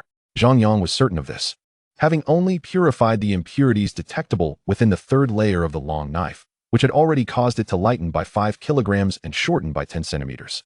Another attempt would likely reduce it to a mere dagger. However, he realized he could enhance it from other dimensions. The power of Duan Quan's long knife comprised 3 layers. The first layer, Bloodlight, served as an embedded aura of killing intent. The second layer, Demon Soul, embodied the will of the mountain beast, enabling the knife to penetrate the enemy's soul power field or aura during combat. And the third layer represented the essence of its material. After a moment of serious contemplation, Zhang Yang retrieved a unit of the mountain beast's essence blood. This time, he purified it solely into demonic energy and infused this energy into the second layer of the long knife, corresponding to the mountain beast's will. The effect was astonishing. As he infused 0.9 units of demonic energy, the long knife began to hum autonomously, waves of bloodlight rippling outward in a manner that appeared mystical, at least to onlookers. Yet for Zhang Yang, who had grasped the intricacies of the process, it was a trivial matter. At last, the quality of the long knife transformed, elevating from its original white quality to a black quality, and it acquired an additional characteristic, evil breaking, which allowed it to inflict substantial damage upon ghosts, phantoms, and soul-type spells. Gazing at the long knife, now so distinctly different, Zhang Yang felt an overwhelming urge to laugh triumphantly.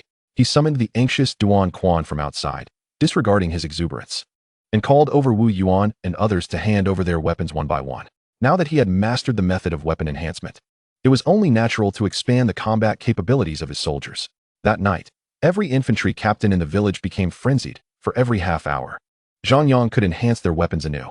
Essentially, each weapon attained a sharpness level of 3, along with an additional characteristic. The sharpness was achieved through magical refinement, while the characteristics were derived from the infusion of demonic energy, extracting the essence of will from the demonic blood. It took Zhang Yang 5 full days to complete the enhancement of all 66 captain-level soldiers' weapons, including the great bows wielded by the archers and the large shields held by the shield-bearers, leaving nothing overlooked. The cost was that Zhang Yang had nearly exhausted all the demonic blood in his possession, with only 120 units of deer demon blood remaining, which was of a higher grade, and he dared not purify it just yet. However, this sacrifice was immensely worthwhile. If previously each infantry captain had been issued 5 binding spears, effectively doubling their combat power, then this wave of weapon enhancement would once again double their strength. Especially for the 4 members of the Bear Brigade, whose weapons were forged from that mountain beast's great hammer, their starting point was already high. Thus the enhancement effects were even more pronounced. For instance, Duan Quan's long knife achieved a sharpness of 5 with the characteristic evil breaking. Song Dachui's great hammer reached a heavy strike of 5, also with the evil breaking characteristic. Wang Mumu's shield attained a durability of 200, featuring the same characteristic, while Zhou Dadu's throwing spear transformed into an armor-piercing spike with a sharpness of 5 and the evil breaking characteristic. Such opulence. Yet, just as Zhang Yang and his subordinates brimmed with morale and confidence, the ghost priest suddenly reported that small demons were lurking on the outskirts of the village. Chapter 47. Luring the Enemy. Wolves of the Wild. Zhang Yang instinctively thought, but then he dismissed the notion. Although 27 days had elapsed since their last brief skirmish, it would not be easy for the wolfmen to regain their strength. It was worth noting that in the previous battle, they had lost 61 captain-level soldiers and 37 elite troops. Even if the wolfmen could resolve the source of the demon souls, what about their population? Surely, Zhang Yang's village decree limited recruitment to 500, while theirs could not simply be 5,000. Could their identity be confirmed? Reporting to you, esteemed village chief, it cannot. The recruitment difficulty of the Abyssal Ghost clan is not high, hence I cannot ascertain their allegiance. The only certainty I possess is that the 3 small demons that have recently appeared are exceedingly cautious, daring not to approach within 5 kilometers of the village. Had it not been for my ghost eye fortuitously detecting their presence, I would have found it exceedingly difficult to notice them. Moreover, when I attempted to capture them, they vanished without a trace. The ghost priest did not provide much further insight, and Zhang Yang did not blame it for being unable to catch 3 small village demons. Given that the ghost priest's primary role was to gather energy and continually restore the durability of the wood demon tower, rather than engage in combat. Otherwise, had it been a ghost assassin, those small demons would have had no chance of approaching within a 10-kilometer radius. However, this situation was not without merit. At the very least, there was no need to worry about the enemy gleaning the village's strengths and weaknesses through the small demons. Furthermore, in a certain sense, this could be viewed as a warning bell sounded by the enemy. He ordered a notification to be sent out, increasing the vigilance of the patrol teams. In areas not monitored by the ghost eye, a level 3 vision talisman should be utilized every 10 minutes. The construction of the castle continued, with the stone extraction team persistently quarrying the stone, which Zhang Yang personally led. After a moment's contemplation, he issued the command. His expression one of surprise rather than worry or panic. He even found himself anticipating an enemy assault. Ever since driving away a hero-level flying demon half a month ago, Zhang Yang had commanded the archery teams led by Qin Yidao, Lu Dali, and Sun Godin to adopt a new form of vigilance, concealment. A total of 12 archery captains and 10 spear captains did nothing throughout the day but remained hidden within the castle, ready to unleash concentrated fire against any flying demon daring to approach the village. Each archery captain carried 30 ordinary golden eagle penetrating arrows or wolf fang arrows, along with 5 arrows enhanced by Zhang Yang's magical and demonic energy, achieving a sharpness of 3 and possessing the evil breaking characteristic. Adding to this were the captain-level great bows, which had also been reinforced, bestowing upon them a terrifying offensive capability. The 10 spear captains were similarly treated with special consideration, permitted to each carry 10 binding spears. Their presence allowed them to cover a 3-dimensional space with a radius of 500 meters centered around the castle, extending 300 meters high. Within this area lay barracks, training grounds, residences, and granaries, all conveniently within the protective range. Beyond the 500-meter mark, extending to 1,000 meters, lay the village's farmlands, where Zhang Yang had arranged 2 daily patrol teams. Each team comprised 5 members, including 1 archery captain, 2 shield captains, and 2 spear captains. In the event of any unexpected occurrences, they would promptly converge towards the fortress, joining forces with the other 17 elite soldiers to shield the farmers and villagers as they retreated into the stronghold, relying on the fortress for combat support. This constituted the village's inner defense line, followed by the outer defense line, which encompassed a 5-kilometer patrol alert zone, composed of the Bear Brigade and 4 archery captains.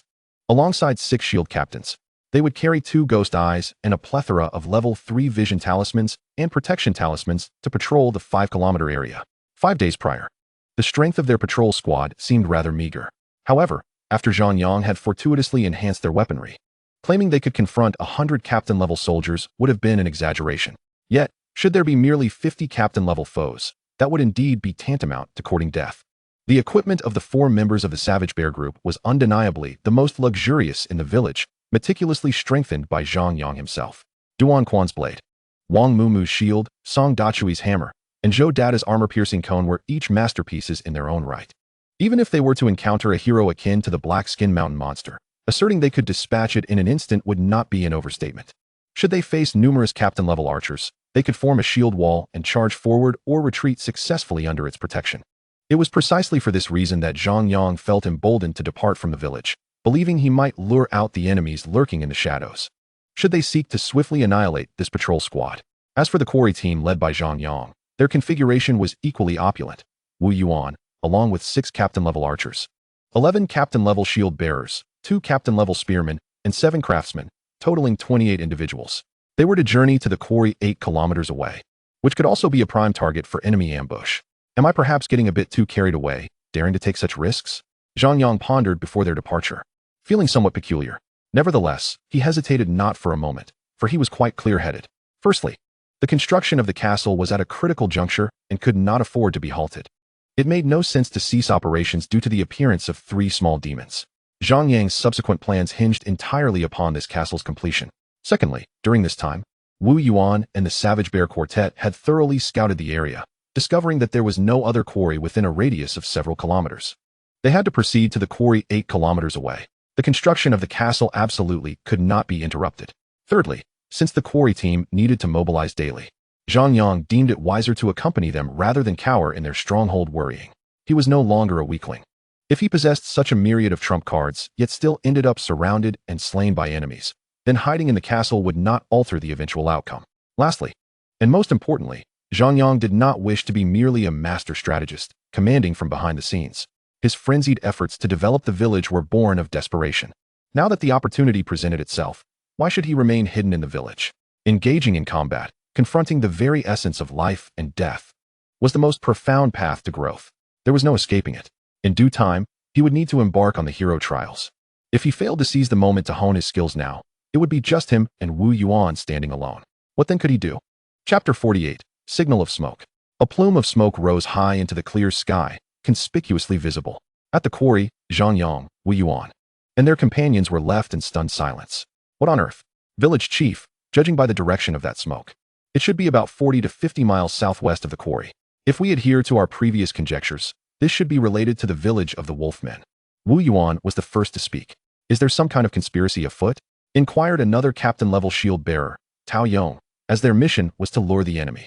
Thus, all eyes turned to Zhang Yang, for in this primal forest, where information was severely lacking, no one dared to predict what would transpire next, nor could anyone bear the weight of the consequences. Therefore, the one who could make a decisive call was solely Zhang Yang.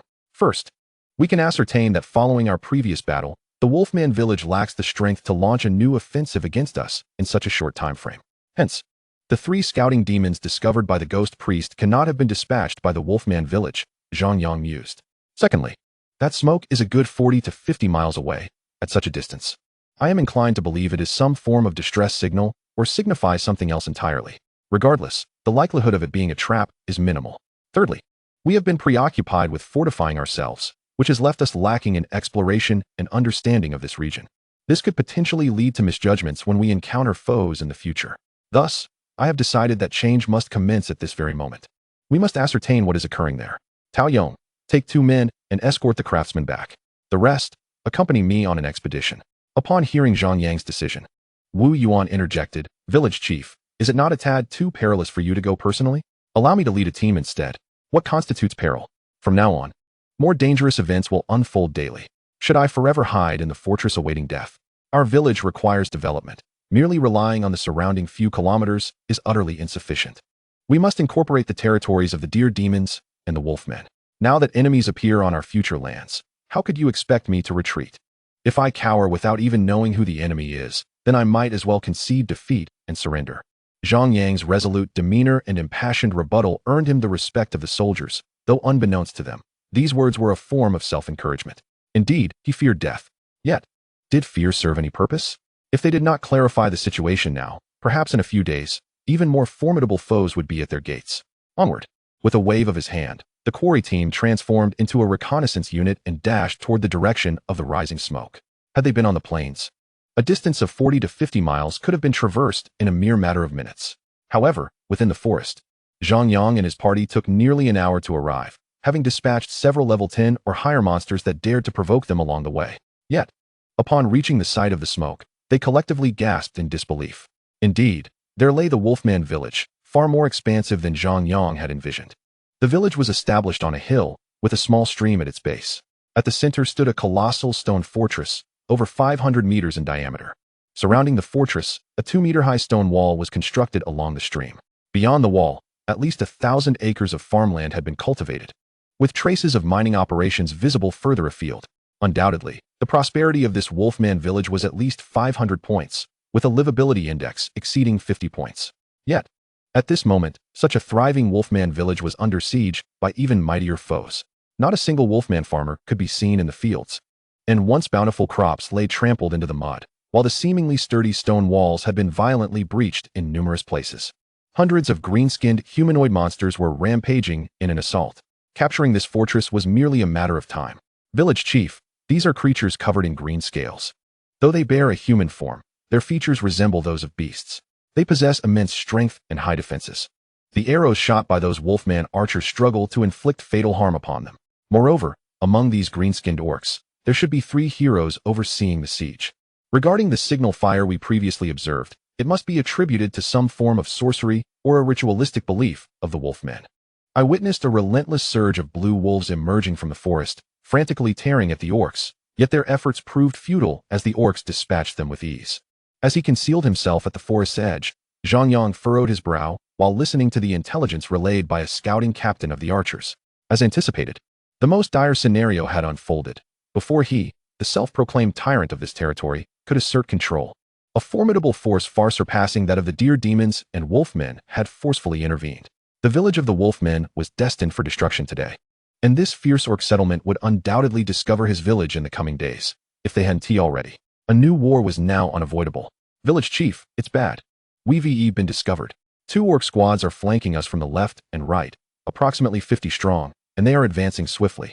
A soldier assigned to watch duty suddenly shouted, "Excellent, prepare for battle." Zhang Yang gritted his teeth and issued the command.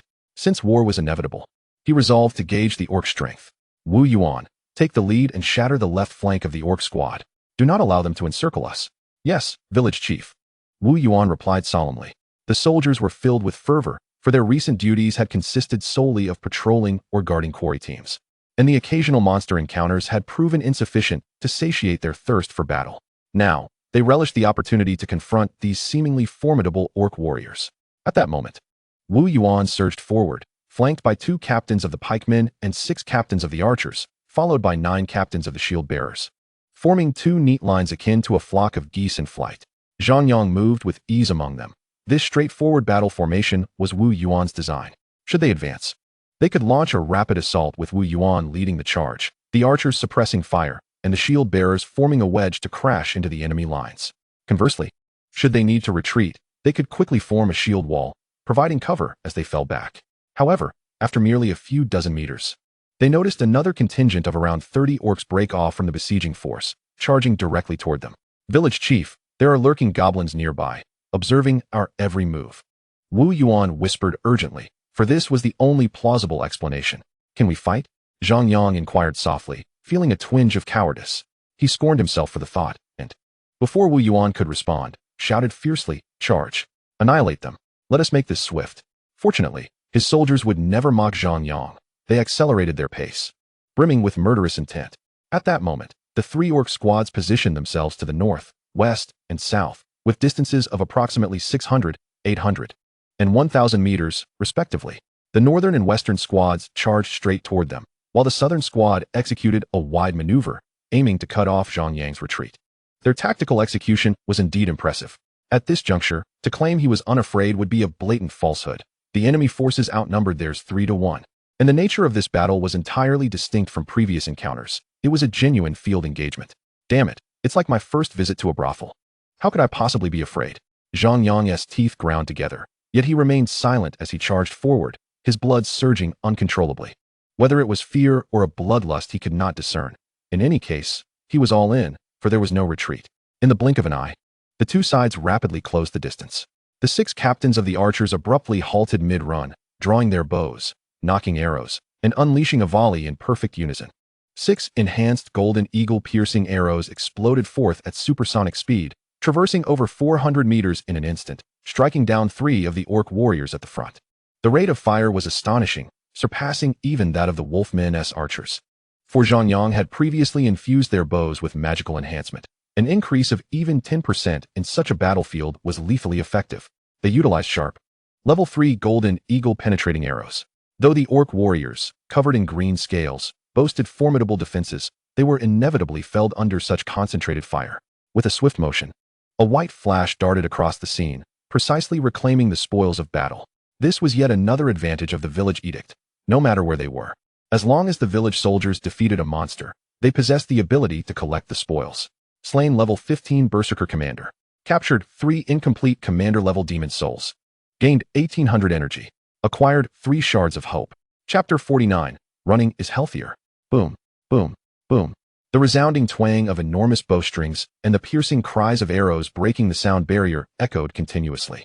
The 6 captains of Zhang Yang's archers, Maintaining an average rate of 2 seconds per shot, swiftly eliminated 9 Berserker commanders in just 3 rounds. The opposing orc squad lacked archers of comparable caliber to apply counterpressure. As the two forces closed to within 300 meters, a fireball suddenly soared into the air, hurtling menacingly toward Zhang Yang and his men. True, there were no archers among the orc squad, but they did have mages capable of conjuring fireballs. This moment was both shocking and unexpected. The fireball moved with incredible speed. And while it could not rival the velocity of the arrows, evading it would necessitate a dispersal of their formation. Yet, in the midst of their rapid charge, 100 meters would be traversed in mere seconds, and scattering their formation would allow the orc squad to crash into them like a hammer. These orcs stood towering at 2 to 3 meters tall, each comparable to the fearsome bear quartet, undoubtedly possessing exceptional strength and defense. "Prepare to throw," Wu Yuan suddenly shouted, drawing a binding spear from his back as he ran, clearly intending to scatter the formation and apply pressure with the binding spear. However, in that instant, Zhang Yang released his soul force field, which enveloped the fireball as it approached, compressing it tightly. This was an unprecedented attempt, not to mention an immensely perilous one. His soul force field could extend 100 meters and was unaffected by flames. Yet, as the force field rapidly constricted, reaching out to influence the fireball and touch upon the violent, destructive power within it, Zhang Yang felt as though his very soul was igniting. He felt on the verge of being reduced to ashes. Did this imply that the forces at play were reciprocal? Indeed, Newton was truly a grand archmage, for reasons unknown. At that moment, Zhang Yang even entertained such a thought. He was neither fearful nor intimidated. His prior trepidation lay in close-quarters combat, not in this mysterious and intriguing fireball. The rationale was simple. Had he not merged with the essence of the mountain monster, he might have retreated in fear. Moreover, had he not grasped the wondrous intricacies of magical power, he would not dare to act so recklessly. Ultimately, the fireball unleashed by the orc mage, imbued with mysterious, destructive power, appeared to Zhang Yang merely as a different construct of magical energy. In the past few days, although he could not permanently retain his magical power within his body, he had become adept at skillfully utilizing it to enchant weapons and equipment. The ability to alter the very atomic structure of a steel-long sword, to manipulate the internal metallic bonds, could surely surpass a mere fireball, could it not? Thus, in this moment, despite enduring the immense agony of his soul being scorched, Zhang Yang concentrated all his soul's energy and swiftly dissected the first layer of that fireball. Next came the second layer, where he indeed detected a familiar trace of magical energy. He found it difficult to articulate, yet it was undeniably a complete structure of magic, one that appeared exquisite in his eyes since his first encounter with it. The architecture of magic. It resembled the positive and negative terminals of a battery, the gasoline and spark plug, the binary of zeros and ones in the digital realm. Perhaps this structure was still somewhat rudimentary, but what did it matter? At least this framework allowed for an increased efficiency in harnessing this new form of energy, rather than being relegated to the primitive applications he had previously employed. Although Zhang Yang could not fully decipher this magical structure, he had succeeded nonetheless, for he merely needed to ensure that the fireball did not descend upon his soldiers. To be frank, this was exceedingly simple. Disrupting the magical structure caused the soul's energy field to instantaneously withdraw, and almost simultaneously, the fireball, the size of a human head, detonated at a height of 70 to 80 meters above the ground, precisely 98 meters away from Zhang Yang. At that moment, merely 0.01 seconds had elapsed. The entire battlefield resonated with the thunderous roar of the explosion, akin to a sun plummeting from the heavens, transforming the air into a burning mushroom cloud of flames. The colossal shockwaves surged forth like an 18-level hurricane, whipping up dust and debris, compelling both the advancing enemy and allied forces to halt in their tracks. The power of this fireball was formidable, comparable to that of an individual cloud explosive. Admittedly, Zhang Yang had no direct experience with the potency of such explosives. Yet he could not help but imagine the catastrophic consequences had that fireball landed among them. Even if Wu Yuan and his comrades scattered, they would likely remain within its devastating radius. Is this what it means to be a mysterious sorcerer? Truly terrifying. Wu Yuan, a near hero, murmured to himself. His face smeared with dirt, astonishment etched across his features. Likewise, the opposing orc squad appeared equally stunned and terrified, their disbelief palpable. What are you waiting for? Charge at them. At that moment, it was Zhang Yang who first regained his senses, shouting aloud. For he suddenly realized that the fireball conjured by the orc sorcerer had likely not possessed such formidable power. This was entirely due to the modifications he had made to its magical structure. What bad luck it would be if they frightened their own soldiers into demoralization. Fortunately, Wu Yuan and his comrades were elite among the elite. Their shock lasted but a fleeting moment before they roared and surged forward, their binding spears flying from their hands. Most of them targeting the orc sorcerer who had summoned the fireball, revealing their lingering fear. While they were still somewhat dazed, the opposing orc team was even more bewildered, particularly the orc sorcerer. Consequently, their fate was grim. 18 binding spears pierced the sorcerer, rendering him a pincushion, along with 2 orc soldiers who attempted to shield him. Their shields shattered and defenses breached instantaneously. Before they could even react, a second wave of 18 binding spears whistled through the air, toppling several orc soldiers upon contact. They were not outright killed, as the thick scales adorning their bodies could withstand the sharpness of the binding spears, which could only penetrate to a depth of several centimeters. It would take at least 3 spears to slay one. However, the issue lay in the fact that the binding spears were imbued with a binding spell, instantly immobilizing the orc soldiers. Meanwhile, the 6 archers who had halted behind them coordinated seamlessly, trained to hit fast-moving targets. With the orcs now immobilized, they became easy targets. With a resounding twang, the captains drew their great bows to their full extent, unleashing their armor-piercing arrow skills. The shockwave erupted, and in an instant, the heads of the 6 frenzied orc captains burst into a dazzling display akin to fireworks. Yet this was merely the beginning. Merely a second later, Wu Yuan and his comrades unleashed their third volley of binding spears. Following the 6 archers, it was all over. A once-elite orc squad, consisting of a sorcerer, 15 frenzied captains, and 14 shield warriors, was utterly annihilated within a matter of seconds. Such overwhelming combat prowess. Wait, what does combat prowess matter when there was still over 100 meters between the two sides? This was clearly the result of more advanced and powerful weaponry delivering a crushing effect. Charge! Annihilate that orc squad. Zhang Yang's mind was remarkably clear, and his exhilaration was irrelevant. He understood the advantages and disadvantages of his own forces well. Nothing was ever invincible forever. After this battle, the orcs would comprehend their tactics and might even unravel the mystery behind the fireball's sudden explosion. At that point, these orcs would no longer be so easily harvested as if they were mere wheat. Thus, if they did not seize the opportunity to expand their victory while the enemy remained bewildered, what were they waiting for? Zhang Yang's thoughts were beyond the comprehension of Wu Yuan and his comrades, or perhaps they simply could not conceive of such strategic depth. Yet it did not diminish their exhilaration in the moment. My goodness, are they all novices? So easy to kill. My great sword hasn't even left its sheath yet. Ha ha ha. And so they charged forward, howling towards the second orc squad 300 meters away. The enemy, too, was rushing forward with similar fervor, likely still reeling from the abrupt annihilation of the first orc squad. A second later, they suddenly halted, forming a shield wall. Meanwhile, the larger orc army besieging the warg's fortress seemed as if they had been thrown into disarray. With at least 130 to 40 orc soldiers pulled from the siege formation, led by a towering orc hero, rushing to provide support. Such a rapid response. Of course, Zhang Yang's reaction was even swifter. Retreat. The show-off is over. Why linger? As they turned, the second orc squad let out furious roars, charging forward in a frenzied pursuit. Their speed was astonishing, evidently propelled by some form of skill. Upon witnessing this scene, Zhang Yang bellowed, "Stop! Eliminate them!" Wu Yuan and the 18 soldiers immediately turned around, launching a volley of binding spears that rendered the opposing orc squad incapable of self-sustenance. Following that, the 6 archers coordinated their assault. Bang, bang, bang, whoosh. 2 rounds of golden eagle armor-piercing arrows combined with 2 rounds of binding spears left fewer than 10 surviving orc soldiers. Yet even in their diminished state, these orc soldiers continued to charge forward, their bravery commendable. But at this juncture, could they afford to show them any leniency? Kill! With a resounding shout, Wu Yuan led the charge, swiftly eliminating a ferocious orc captain with a single shot to the head. Behind him, 17 soldiers surged forth like tigers descending a mountain, effortlessly dispatching the remaining 7 orc captains as if they were merely cutting through vegetables. It was absurd. They were 3 against 1. Did they still have any shame left? Gathering most of the containment spears, there was no need for grandstanding or calls to action. Everyone hastily fled, slipping away like oil on water. As for the orc squad that had intended to flank them, alas, it was not that they were unwilling to eradicate you, but rather that your movements were far too sluggish. Thus, until next time on the battlefield. Chapter 50, A Terrifying Opponent.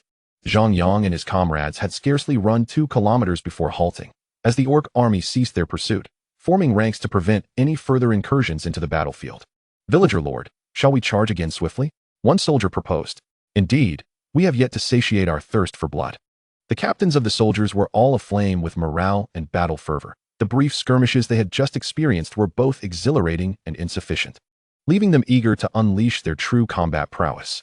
Yet, Zhang Yang paid no heed to the soldiers' eagerness for battle. He simply observed the orc army a kilometer away, as well as the conflict beyond, at the werewolf fortress. There was no doubt that the werewolves were beyond salvation. Their demise was merely a matter of time. Villager Lord, should we send someone back to summon Song Dachui and the others? Wu Yuan inquired, his tone cautious. He was not intoxicated by the previous battle and understood that with their current force of 25, they would struggle to accomplish much more. Not necessary, Zhang Yang replied. I do not intend to engage in a reckless confrontation with these orcs. I am merely ascertaining one thing. Does the orc chieftain employ an overwhelming force strategy? Zhang Yang calmly elaborated. Wu Yuan, you are destined to become a heroic unit, so I often share such insights with you. Do you know what an overwhelming force strategy is? Wu Yuan shook his head, then nodded, stating, isn't it about subduing one's enemy without battle? Close enough. But in most instances, the overwhelming force strategy is merely a form of deceit. It involves compressing all resources and exploiting the entire population, launching an all-out assault that leaves the opponent no chance to breathe, thus ensuring victory, particularly if the game is a do-or-die scenario. At this point, Zhang Yang sighed. If the game were a matter of life or death, then the overwhelming force strategy would undoubtedly be effective, but if we aim to extend this game over 3 centuries, such a strategy would be ill-suited. So, it is not merely that he lacks sufficient population. Even if he had it, he would not dare to pursue this strategy. Wu Yuan remained silent, seemingly pondering this. Zhang Yang continued. Thus, Wu Yuan, and all of you, listen carefully. Should you ever lead troops into battle independently, remember, the outcome of a single engagement is inconsequential, but preserving the lives of soldiers is paramount. Do not squander battles. It is acceptable to lose an opportunity. We can continue to survive, persistently endure, and if we can outlast until the end, we shall emerge victorious. Do not feel ashamed of this. Consider the werewolves before us and the former deer demons. They exemplify this lesson perfectly. The deer demon, overconfident in its martial prowess, risked itself after revealing its trump card and ultimately faced annihilation at our hands. Meanwhile, the werewolves, having already lost 4 soldiers, recklessly dispatched their main force against us despite the shifting circumstances, leading to their current defeat. Had they not suffered the loss of those 100 soldiers, the orcs today would never have dared to launch an attack against them. Hey, what are those looks you're giving me? Yes, I too am taking risks. But have I ever acted alone? Have I ever exposed my trump card? And do you not understand how formidable our squad's combat strength is? Until now, have you truly given your all? I have yet to even deploy my own trump cards. The reason I continually reference the deer demons and the werewolves is to draw lessons, to remind both you and myself that in this world, we lack the privilege and conditions to err. Even the slightest mistake could lead to our ultimate demise. Well, do you still not believe me? Then, my comrades, let us wager. I dare say that if we remain here, the orc army will not dare to attack us, despite their current strength of nearly 300 soldiers. Will you take the bet? If I lose, I shall craft each of you 10 wooden spears. Should I win, you shall henceforth remember to act with caution. Zhang Yang chuckled. Impossible, villager lord. Those orcs possess 10 times our strength. How could they not pursue us? One soldier captain voiced his disbelief. I'll take the bet. Villager lord, another chimed in. I cannot miss this once-in-a-lifetime opportunity to win against you. The captains chuckled, treating the wager lightly. All right, I'll bet too. But I wager that villager lord will triumph. Wu Yuan suddenly interjected seriously, earning a chorus of jeers. This fellow was quite the trickster. Zhang Yang laughed as well, asking, what is your rationale? Wu Yuan replied, it likely pertains to what you just described regarding the overwhelming force strategy. The orcs cannot infinitely recruit soldiers. Had we not eliminated 60 of their troops earlier, they would undoubtedly have pursued us. However, now they may encircle us and annihilate us. But the cost would be exorbitant. At least 100 orc soldiers would perish. Thus, rather than suffer such losses, they would prefer to retreat temporarily, gather intelligence about us, and bide their time, valuing their population above momentary satisfaction. This aligns perfectly with your earlier remarks regarding the former deer demons and the current werewolves. Their true failures stem from this very issue. Zhang Yang remained noncommittal to Wu Yuan's response, continuing to observe the battlefield across from them. In truth, he hoped the orc hero would issue a command to attack. That way, he could withdraw at his leisure. If they had the audacity to pursue, he would simply retreat to the fortress and engage in a defensive battle. Should he fail to claim the heads of 200 orcs, he would reverse his name. However, considering the orc commander's previous prudent tactics, Zhang Yang deemed such an outcome improbable. It was clear the enemy would not grant him such an opportunity. This was undoubtedly a formidable adversary. Half an hour later, the smoke signals from the werewolf fortress extinguished, signaling the end of the conflict. The werewolf village was utterly annihilated. with no survivors. The orcs, on the other hand, suffered minimal losses, with only a few dozen casualties. Yet, just as Zhang Yang had surmised, the orcs made no attempt to encircle and pursue him. Instead, they assembled their ranks and proceeded to loot the werewolf village of all its resources. They even meticulously collected several containment spears left scattered on the battlefield, while a suspected orc mage scrutinized the remnants of a chaotic fireball, before departing steadily and without leaving a trace of vulnerability. Witnessing this scene, the soldier captains beside Zhang Yang were utterly perplexed. Yet, Zhang Yang's expression remained grave. Return home. Within 20 days to a month, the orcs will not actively seek us out for trouble. However, after a month, they will undoubtedly return armed with the cracked spear of confinement, accompanied by no fewer than 10 orc mages and a plethora of archers, launching a true war against us. One that embodies the essence of subjugation without conflict. If we fail to take action, our village is certain to meet its demise.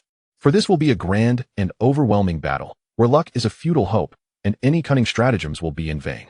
Upon our return, Wu Yuan, I shall immediately take you to commence the heroic trials. Chapter 51, The Heroic Trials.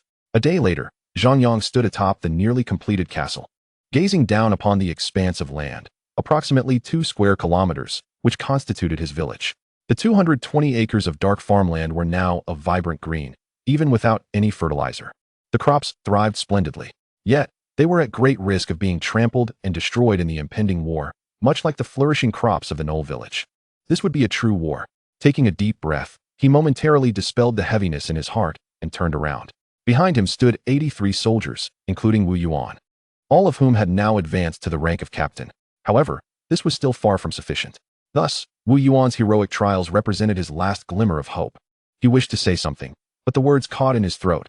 He had already given all necessary instructions and completed all tasks. Now, it was time for him and Wu Yuan to set forth.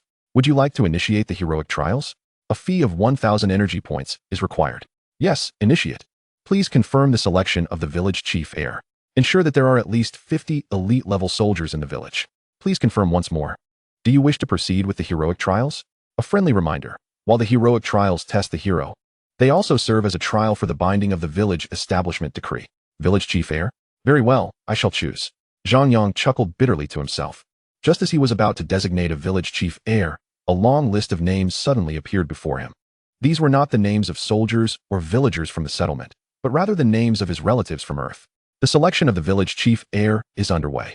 You have 3,980 candidates within 9 generations of blood relation, 3 of whom meet the criteria for binding the fantasy village establishment decree. Please select. Cousin, Xiaolang. Soul strength, C, qualified. Distant cousin, Mu Xiaojun. Soul strength, C, qualified.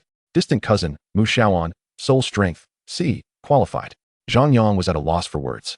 When had 2 unfamiliar cousins emerged? He recognized Xiaolang, who was merely 6 years old, still in the age of wetting his pants. Then I shall choose Mu Xiaojun. He appears to be the elder brother type, and I hope he is a bit older, for I refuse to perish. The village chief heir has been determined. Mu Xiaojun, 13 years old. Upon the death of the previous binding holder of the village establishment decree, he will automatically assume the role of the new binding holder, while the village constructed by the former chief will transform into a monster camp, with all soldiers and villagers becoming monsters. All conditions for initiating the heroic trials have been met. Please select the difficulty level for the trial. S. Nightmare difficulty. Upon successful completion, the hero will possess legendary attributes and receive an epic level village establishment item, as well as a recruitment cap of 300 population. A. Frightening difficulty. Upon successful completion, the hero will possess rare attributes and receive a rare level village establishment item, as well as a recruitment cap of 100 population. B. Normal difficulty. Upon successful completion, the hero will possess elite attributes and receive an elite level village establishment item, as well as a recruitment cap of 30 population. Instinctively, Zhang Yang was about to select normal difficulty, as it aligned with his usual approach. Better to hold 1 bird in the hand than to chase 10 in the bush. However, recalling the terrifying pressure exerted by the orc village, he ultimately opted for frightening difficulty. After all, an additional recruitment cap of 100 was enticing. If all goes smoothly, upon the hero's return from the trials, I shall possess a rare hero and could once again promote 43 captain-level soldiers, achieving a total military strength of 125. Even if the orc village mounts a full-scale assault, I would stand a fair chance of victory. As Zhang Yang muttered to himself, a beam of white light descended from the heavens, enveloping him and Wu Yuan, and moments later, they vanished without a trace. Before him lay an abyss of darkness. Zhang Yang took a considerable time to acclimate to this obscurity. It appeared he had materialized inside a cavern.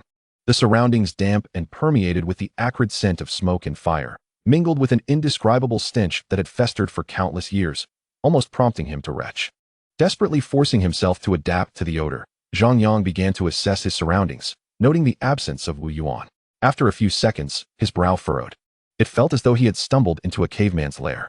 Indeed, the dark cavern was seemingly safe, with dozens of figures sprawled out, deep in slumber, grunting and groaning in their sleep. What's worse, it seemed Zhang Yang had also transformed into a caveman. What was happening? At that moment, he was no longer concerned with finding Wu Yuan. Instead, he hurriedly examined the attributes of the village establishment decree, relieved to discover it still had a signal. After a thorough inspection, Zhang Yang's frown deepened, and he acutely sensed the malice of the heroic trials. The 15 spears of confinement he had prepared were gone. The reinforced long sword he had borrowed from a shield captain was gone. The iron armor he wore was gone. The 50 protective talismans, 50 vision talismans, and 50 concealment talismans he had gathered were all gone. The only remnants were his body and his unchanged attributes. As for the content of the heroic trials, it was quite simple. Within 15 days, assist the quasi-hero to slay at least 10 elite-level ferocious beasts or 2 rare-level ferocious beasts to complete the heroic trials.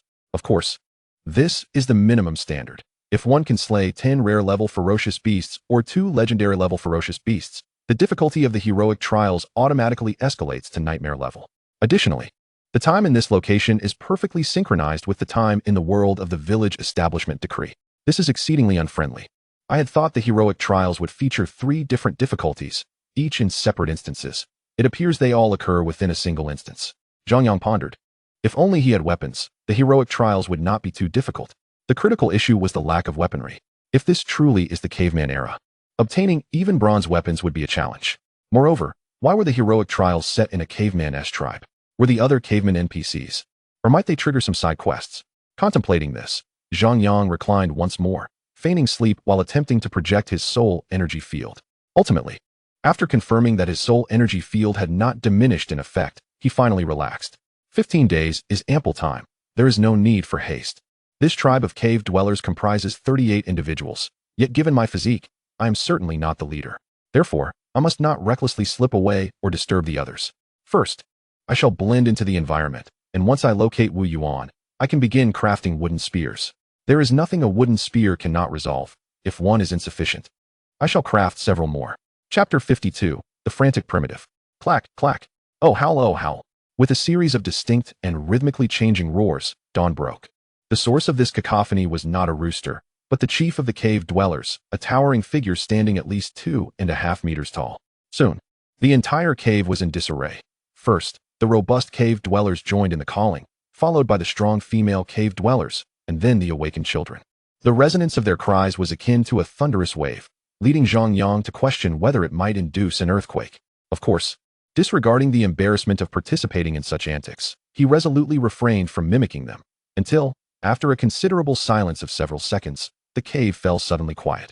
In the darkness, dozens of glowing green eyes fixated on him, and Zhang Yang immediately raised his voice, imitating them with remarkable accuracy.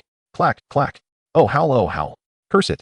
Perhaps this was the customary morning greeting among the cave dwellers, akin to asking if one has eaten. Zhang Yang reassured himself. At that moment, the large stone at the cave's entrance was rolled aside by 5 robust cave dwellers working in unison. That stone must have weighed several tons. The sunlight outside was bright, blinding, yet warm. However, not a single cave dweller rushed out. They merely panted heavily, producing sounds reminiscent of beasts preparing to hunt. Outside, it seemed, there was nothing present. Seconds later, the colossal chief leapt out with astonishing speed, followed by a surge of cave dwellers akin to a 100-meter dash. Zhang Yang failed to react in time and found himself the last to emerge, unable to even keep pace with the 7- or 8-year-old cave dwellers. As for the younger ones, they were cradled in their mother's arms. Yet, before Zhang Yang could lament this peculiar custom, the battle began. Outside the cave lurked several large felines, creatures as large as calves, which pounced with ferocity. Oh howl! Oh howl! Yet the cave dwellers did not falter, roaring as they charged forward unarmed. Particularly, the chief, with a single punch and a kick, felled one of the great cats. However, Zhang Yang had no time to observe the battle, as he was the last to emerge and appeared relatively weak. Thus, one of the large felines lunged at him. and it seemed no other cave warrior was nearby to offer protection. Damn it. Instinctively, Zhang Yang activated his soul force field, instantly locking onto the large cat.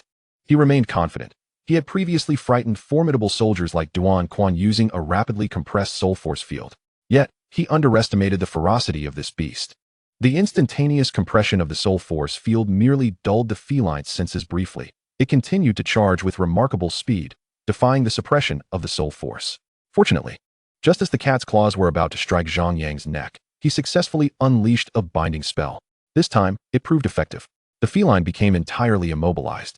But Zhang Yang too found himself unable to move, for he had to maintain the spell's operation, a reason he deeply disliked casting such spells.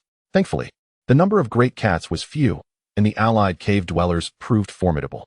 In a matter of seconds, the other felines were dispatched, allowing the chief to arrive and deliver a fatal blow to the immobilized cat. To Zhang Yang's surprise, a white light flickered, swiftly claiming the great cat. However, no demon's soul was acquired, for Zhang Yang had maintained the binding spell throughout, leaving no moment of respite. Instead, he received a special item, Beast Puppet. Input a portion of soul power to transform the item back into a level 1 beast, attacking a designated target. Duration, 60 minutes. Usage, 11 times. Note, beasts are the byproducts of failed beastification of demons, lacking demon souls, possessing low intelligence, acting purely on instinct. With superior physical combat capabilities compared to demons, and exhibiting strong immunity to soul attacks. So that is how it is. I thought as much. My soul strength is B grade. Yet I nearly failed to subdue this creature. Zhang Yang remained vigilant. It appeared that nothing in this world was absolutely effective. The soul force field was not omnipotent. This mere level 2 beast had nearly disregarded his soul force field. What would happen with a more advanced beast? Moreover, judging by the feline's speed and force during its pounce, it was certainly on par with a level 4 Black Panther demon. Indeed, nature is equitable.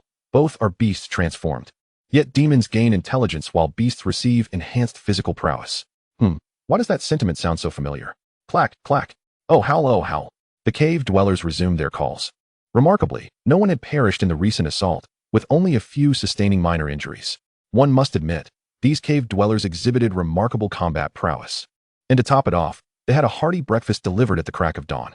However, the thought of what might have transpired had he attempted to sneak away or meddle with something the previous night left Zhang Yang shuddering. These cave dwellers clearly possessed knowledge of fire, yet they still opted to consume their meals raw, with Zhang Yang receiving a portion of bloodied meat and bone. Following a lavish feast, the cave dwellers began rolling about in the sunlight, bathing in sand or picking lice for dessert, appearing quite languid. This seemed somewhat different from the primitive tribes Zhang Yang previously envisioned. Wait a moment, they cannot truly be considered ancestors of humanity. Reflecting on his high school history lessons, he felt increasingly certain. Indeed, cave dwellers, Neanderthals, close relatives of Homo sapiens. Stronger, more robust, and far more savage, yet seemingly lacking in intellect.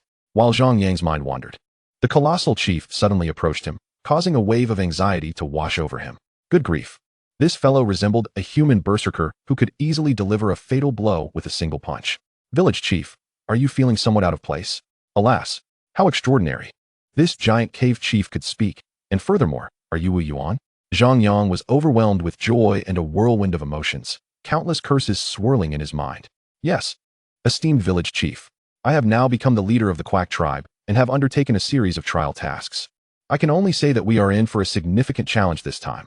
Wu Yuan replied with a wry smile, his rough cave dweller visage appearing rather peculiar. Wait, why do you say that? You are the chief, so this should be manageable. Zhang Yang exclaimed, overjoyed. It dawned on him that the true burden of the hero's trials rested upon Wu Yuan. Apologies, esteemed village chief. This matter is indeed quite challenging. Allow me to elaborate. I have currently undertaken 3 tasks, comprising 1 main quest and 2 side quests. The main quest involves ensuring the survival of the Guada tribe from an impending catastrophe in 5 days, as a rare-grade ferocious beast, the sand serpent, has devoured the entire Guada tribe. One of the side quests entails acquiring fire, as the Guada tribe has yet to master this essential skill. However, it is evident that this cave has previously hosted a fire. Zhang Yang quickly inquired, for he was certain of this, as the traces of smoke and char could not be mistaken. I am unsure, however. The memories that have surfaced in my mind indicate that the Guada tribe seized this cave from a group of diminutive beings. Perhaps those little ones possess the ability to wield fire? Zhang Yang nodded. Those diminutive beings must surely be Homo sapiens, who are undoubtedly capable of utilizing fire. And what of the other side quest? It involves engaging with the Gulu tribe and, incidentally, exchanging a few women. The Guada tribe, the Gulu tribe, huh? One cannot help but wonder if there lies nearby a Uhu tribe, or perhaps a Sorlo tribe. Zhang Yang found this amusing, as it suddenly reminded him of a film he had once viewed regarding cavemen. Wu Yuan's expression abruptly shifted to one of astonishment. Ah, esteemed village chief. You are truly remarkable. Indeed, there is also a Huaka tribe. Zhang Yang stood dumbfounded. Chapter 53. Even fireballs must have a soul. The realization that this was likely a cinematic world did little to alleviate Zhang Yang's unease. Firstly, his hero trial bore no connection to the plot of the film. Secondly, the Guada tribe, consisting of at least several dozen individuals, diverged significantly from the film's details. Thirdly, in the film's opening, including the Guada tribe, the Uhu tribe, the Huaka tribe, and the Sorlo tribe, all perished due to various calamities, leaving only the Gulu tribe and the Homo sapiens protagonist, who, if memory serves, was named Guy. Of course, the Guada tribe was the first to perish, at least according to the narrative of the female lead, if Zhang Yang recalled correctly. Thus, after a moment of contemplation, he raised his gaze to Wu Yuan. Can you still carve wooden spears? Certainly, but I possess not even a knife to do so. Wu Yuan lamented, evidently having pondered this issue long before. Does the Guada tribe lack stone tools? I mean, weapons fashioned from stone. Stone? I believe not. The warriors of the Guada tribe are remarkably powerful, capable of shattering anything with their fists. Why would they need weapons? Oh, it cannot be said that they possess none. They have thick wooden clubs. Zhang Yang was left speechless. Even Neanderthals should have long since mastered the use of fire and the crafting of stone tools. Could it be that the influence of the film's plot was at play? As he recalled, the Gulu tribe had never mastered fire and relied on the protagonist Guy for assistance. Thus, it was evident that Homo sapiens had a reason to supplant Neanderthals as the rulers of the earth. Very well, I shall devise a plan. Do you have any strategy regarding the impending catastrophe in 5 days? Zhang Yang inquired once more. Wu Yuan shook his head despondently. Esteemed village chief, I cannot conceive of any plan. A rare-grade ferocious beast, even in my original memories, is incredibly terrifying and insurmountable. Moreover, I bear the responsibility of ensuring my kin do not starve. This is my duty as their leader. Oh right, there is also a hidden task. If, by the conclusion of the hero trial, we can ensure the survival of more tribesmen, including those from other tribes, our village's population recruitment limit will be proportionally increased based on the original rewards. The phrase population limit struck Zhang Yang like a blow to the heart. Initially, he regarded those inept allies with disdain, but in an instant, his spirit soared, ignited with fervor. As long as the population limit could be expanded, all other issues were trivial. The Guada tribe must be saved, and the other tribes, the Uhu tribe, the Huaka tribe, and the Baika tribe, must also be rescued. Given the current timeline, the plot of the story has yet to formally commence. Thus, we might even win over the Gulu tribe. Was the female lead named Xiaodi or Xiaoi? Rather than allowing her to wed the protagonist Guy, destined to endure reproductive isolation without progeny, it would be far better for her to marry you, a fellow caveman, or even your son. In any case, what is that expression on your face? Wu Yuan's countenance appeared even more pained. Esteemed village chief, according to my memories, the leader of the Gulu tribe is exceedingly formidable. I cannot defeat him. Bah. But I am here too. Do not be shy. Trust me, reproductive isolation is a dire predicament. Neanderthals and Homo sapiens do not meet with favorable endings. The conclusion of this tale is, in fact, rather tragic. Can you bear to witness a young maiden in her prime descend into such a dismal fate? Summon your courage, for you are a Neanderthal. Zhang Yang remained skeptical. But I, do not but me. It is settled. But that fellow has slain a sand serpent. What? With just a single punch. Gage, the leader of the Gulu tribe, he is named Gage. And he struck down an adult sand serpent with one blow, the very same sand serpent that will devour our entire Guada tribe in 5 days. Wu Yuan finally seized the chance to expound his thoughts. Zhang Yang blinked, and after a lengthy pause, released a deep sigh. Ahem, when undertaking a task, one must remember not to aim too high. You continue with your endeavors. I shall go craft wooden spears. Around 10 o'clock in the morning, with the sun perched high in the sky, the earth teemed with life. The Guada tribe was equally vibrant, a throng of individuals scurrying through the valley like oversized rodents, leaving no insect, scorpion, ant, or bedbug unscathed. Should anyone manage to seize a bird's egg, it would provoke a frenzied marathon of competition among nearly half the tribe. At this moment, they were embroiled in the 9th nationwide war sparked by a single bird's egg, fierce, aggressive, and robust. Even 7, or 8-year-old children and toothless elders charged forth like ravenous wolves. Just witness their speed and the brutality of their assaults. My word, release that bird's egg. Zhang Yang, too, felt the pangs of hunger. The piece of bone left over from breakfast had been disdainfully discarded and promptly pilfered by someone unknown. Now, he had yet to fashion a sharp stone knife. This situation could not persist. The Neanderthal digestive system was too formidable. I longed for roasted meat. An empty stomach would destabilize my soul's power, and with no wood spirit tower here, the soul energy I expended in the morning would not be fully restored until afternoon. However, hunting those ferocious beasts was utterly implausible. Did you not notice how the Guada tribe only dared to operate within this valley? Therefore, I must create fire. Zhang Yang murmured to himself, swiftly discarding the colorless stone. This path was futile. In a mere 5 days, he could not possibly carve a stone knife nor swiftly fashion a binding spear. In light of this, a new avenue must be sought. The method of creating fire is straightforward: friction from wood. He procured a dry tree trunk, some fine reeds, and dry twigs. Selecting a dry branch which he smoothed with stones before commencing the arduous task of generating fire through friction. This, in truth, is a rather unfriendly endeavor. Fortunately, Zhang Yang possesses the strength of AD, and his hands whirl like a small motor. Thus, merely a few minutes later, with a wisp of blue smoke rising, he successfully ignites a fire. With fire in hand, he can now set forth to charm the heroine, as it seems the plot of the film unfolds. Alas, Wu Yuan. This fellow is a burly brute, resembling a diminutive version of a certain famous actor, and likely no match for the handsome protagonist. As for my personal involvement, stop. What a ludicrous notion it would be to marry a cave dweller, especially with a father so violently inclined. As Zhang Yang ponders, he allocates a portion of the fire for the Guada tribe to fervently experiment with. The prospect of igniting a forest fire is entirely out of the question. At this moment, Wu Yuan, as the leader, exhibits an uncanny omnipotence, precisely controlling the reckless actions of each tribe member. Subsequently, Zhang Yang moves another portion of the fire into the cave, intent on conducting a small experiment before the sun sets. As a soul mage, with the path of crafting wooden spears currently blocked, he must explore an alternative route, creating fireballs. Previously, he had nearly dissected the internal structure of the fireball launched by the orc mage, and now he wishes to see if he can replicate it. Calming his mind, he casts aside the worries brought on by hunger. Zhang Yang's soul energy field is unleashed instantly, as long as it remains uncompressed and unfocused. Merely existing consumes minimal energy, akin to a computer in standby mode, just sufficient for his experiment. Within the soul energy field, the dancing flames are remarkably beautiful. Zhang Yang gradually compresses the energy field, ultimately enveloping a cluster of flames. At this moment, both sides are harmless, or one might say, one is restrained by the other. After all, this is merely a small flame, while Zhang Yang's soul energy field is of a considerably higher level. He then meticulously recalls the internal structure of the fireball, which is, in fact, not complex, at least not after being analyzed by his energy field. The true challenge lies in the fact that while it appears simple, executing it is exceedingly difficult. Suddenly, the flame emits a faint sound and extinguishes. Simultaneously, beads of sweat appear on Zhang Yang's forehead, and a portion of his soul energy is depleted. However, he had anticipated this outcome and feels no discouragement. Flames are inherently unstable and dispersed. To transform them into a fireball that can be hurled at distant foes to create a violent explosion, one must first stabilize and compress their structure.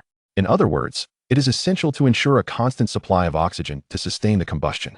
Moreover, this combustion must occur within a complete structure to guarantee maximal potency. This is the true core of the fireball spell. The orc mage must have harnessed the power of magic, a super energy source, and employed techniques akin to drawing battle runes to ultimately refine the fireball spell.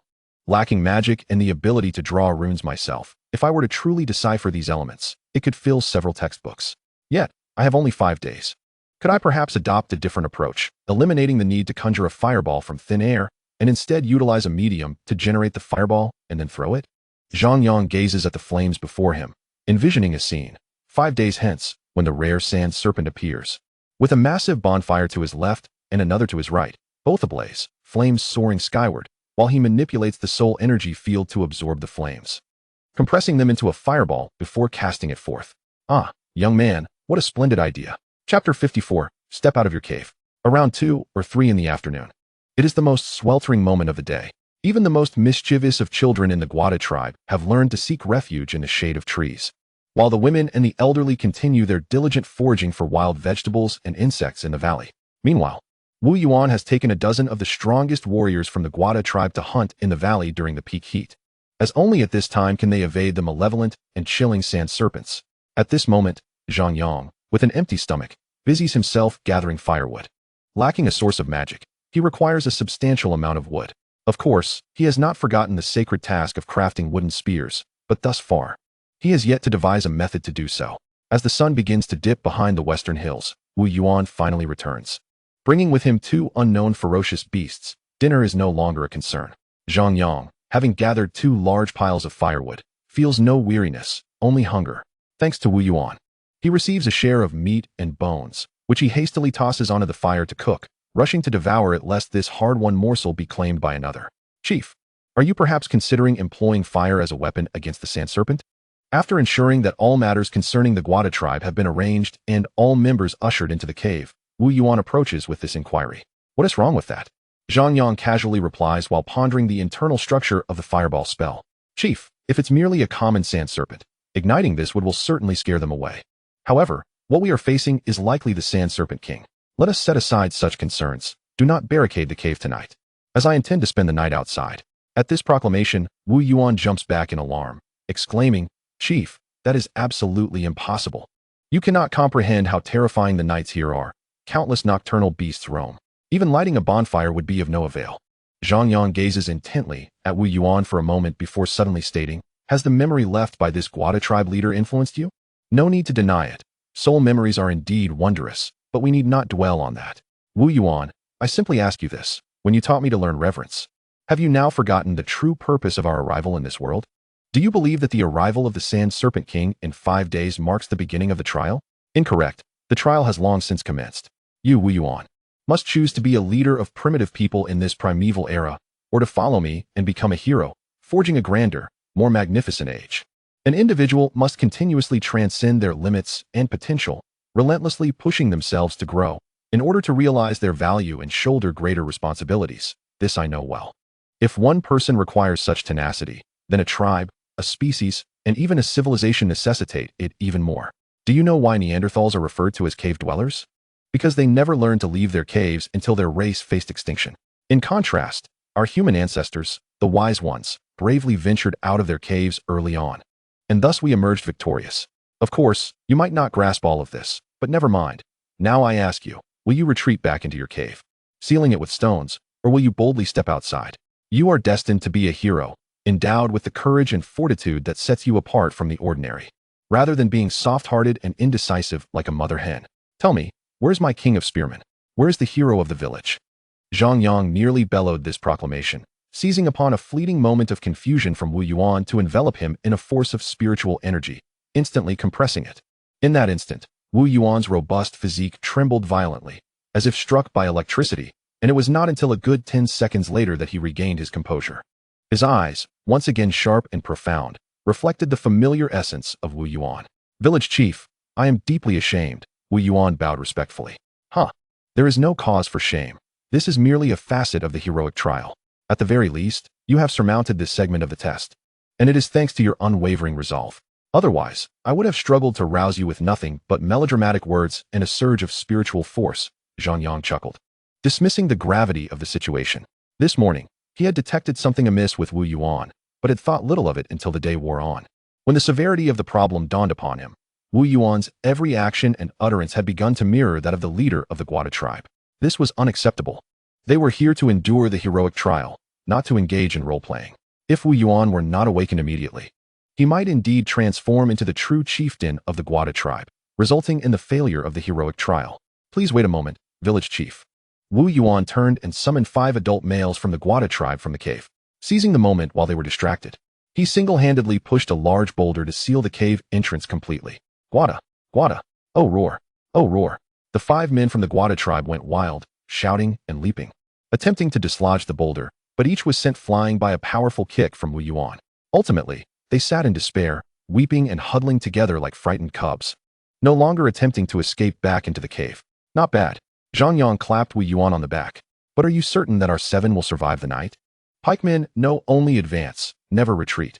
With me, we are invincible, and other considerations are irrelevant, Wu Yuan replied with conviction, his voice resonating like metal. Zhang Yang felt reassured and resumed his study of the fireball structure while the sun still hung in the sky. Meanwhile, Wu Yuan, employing fists and kicks, coerced the 5 Guada men into hauling more stones and timber. It must be said that Neanderthals are indeed formidable. With mere fists and feet, they can fell a great tree, a most fitting choice for a berserker. According to my analysis of the spiritual energy field, the orc fireball spell comprises 15 structures, which can be categorized into 4 ring-like arrangements. Zhang Yang, armed with a small twig, sketched on the ground, lacking the rapid replenishment of the wood sprite tower. He could not simulate experiments with the spiritual energy field, so he resorted to drawing. To his surprise, this primitive method revealed another mapping structure of the fireball spell with remarkable clarity. The circular, or closed loop, form essentially constitutes the core of the fireball spell. Based on this core, 4 distinct closed loops can be analyzed, resembling a set of Russian nesting dolls. The first closed loop is the innermost circle. Though not the core circle, it contains 4 structures that function akin to a spark plug in a gasoline engine, inputting magical energy to construct a magical closed loop, ultimately resulting in initial compression. This process demands considerable skill and the ability to sense magical energy, alongside a sufficient reserve of magical power, approximately 0.1 units of magical energy, is necessary. For the time being, I understand the principle but cannot execute it, owing to a lack of skill and insufficient magical reserves in my body. However, I can directly bypass this stage, as I am substituting ordinary flame for magical energy, thus allowing me to proceed to the second closed loop. The second closed loop forms through the compression and collapse of the first, creating a wondrous curved energy field wherein matter continually converges toward the center, rather than escaping outward. At this point, the manifestation is that the orc mage conjures a fireball that not only fails to disperse or explode, but instead steadily enlarges. Indeed, the potency of the fireball ultimately hinges on the structural integrity of the second closed loop and the gravitational pull of the curved energy field, the greater the attraction. The more magical energy can be expelled and compressed through the first closed loop, akin to the distinction between an 8-cylinder and a 16-cylinder engine. Although I have never comprehended the principles of an engine, what does it matter? The path to enlightenment is often straightforward. Next comes the third closed loop, which serves to assist and maintain stability. It is somewhat optional. In other words, a novice mage must utilize this closed loop, whereas a grand archmage can achieve results with just the first 2. This might explain the principle of instant spell casting. The fewer closed loops, the simpler the magical structure. Zhang Yang couldn't help but chuckle at this earnest nonsense, having only encountered a single orc mage thus far. Such a whimsical deduction of a grand archmage was indeed amusing. Lastly, the fourth closed loop contains merely 2 magical structures, simple in nature, one for targeting and propelling the fireball's flight, akin to a power output apparatus. And the source of this power? Naturally, it derives from the heat generated by the collapse and combustion of magical energy, infusing these 2 structures, which then compress the air for propulsion. I suddenly perceive that mages ought to be akin to scientists. Observe these 2 structures. They align perfectly with aerodynamics. Who would have thought that the principle of a fireball spell could conceal the mechanics of a jet fighter? Thus, these 2 structures are truly marvelous. Should I wish to develop formidable weapons akin to the 8-bull crossbow or siege crossbows in the future, these 2 magical structures must be inscribed upon the bolts. Wait, isn't this akin to the principles of battle inscriptions? Indeed, any matter, when delved into deeper levels, reveals interconnectedness. In summary, I now need to extract the second and fourth closed loops, totaling 8 magical structures.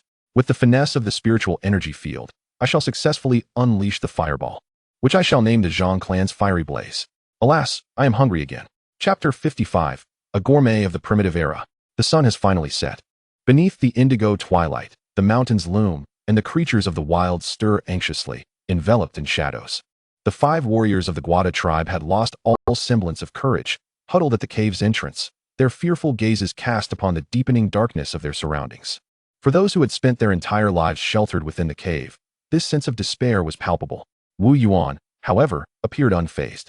He had erected 2 bonfires around them and constructed a half-man-high stone wall.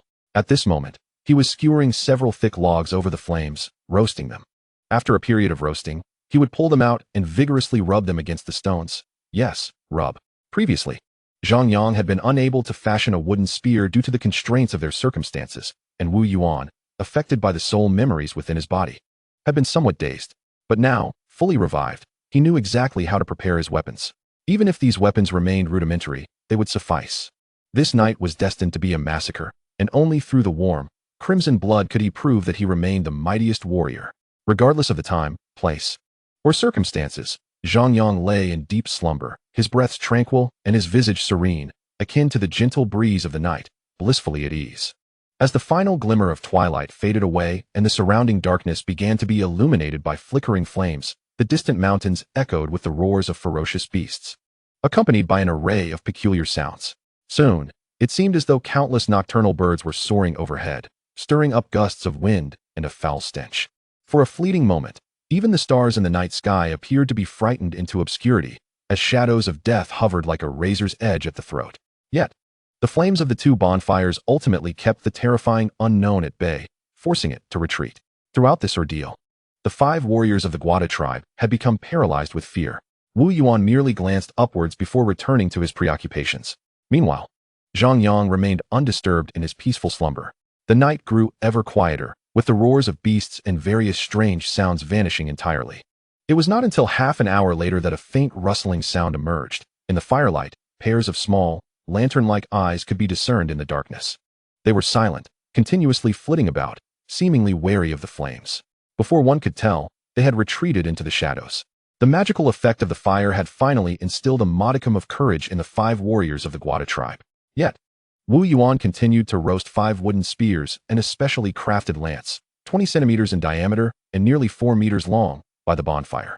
Driven by the instincts of a warrior and the remnants of memories within his body, he understood that the night in this world would be far more terrifying than anticipated.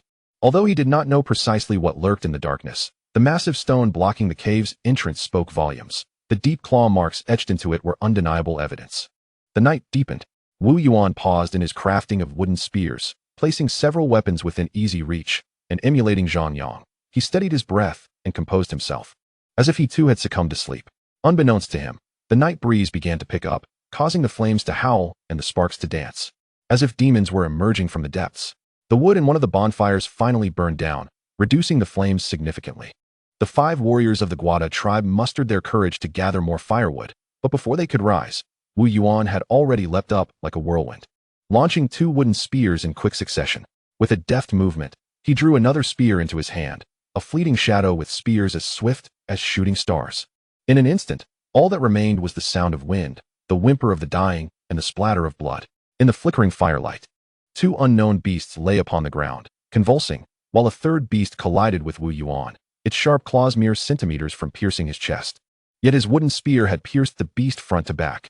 With an impassive expression, Wu Yuan extracted the 3 spears without sparing a glance at the lifeless bodies of the beasts, turning back to sit down and close his eyes, as if nothing had transpired. One of the bonfires finally extinguished, leaving only a pile of glowing embers, the pungent scent of blood wafting far into the night, where, in the distance, shadows loomed. Wu Yuan stoked the fire. Zhang Yang had truly awakened from his slumber, even stretching leisurely.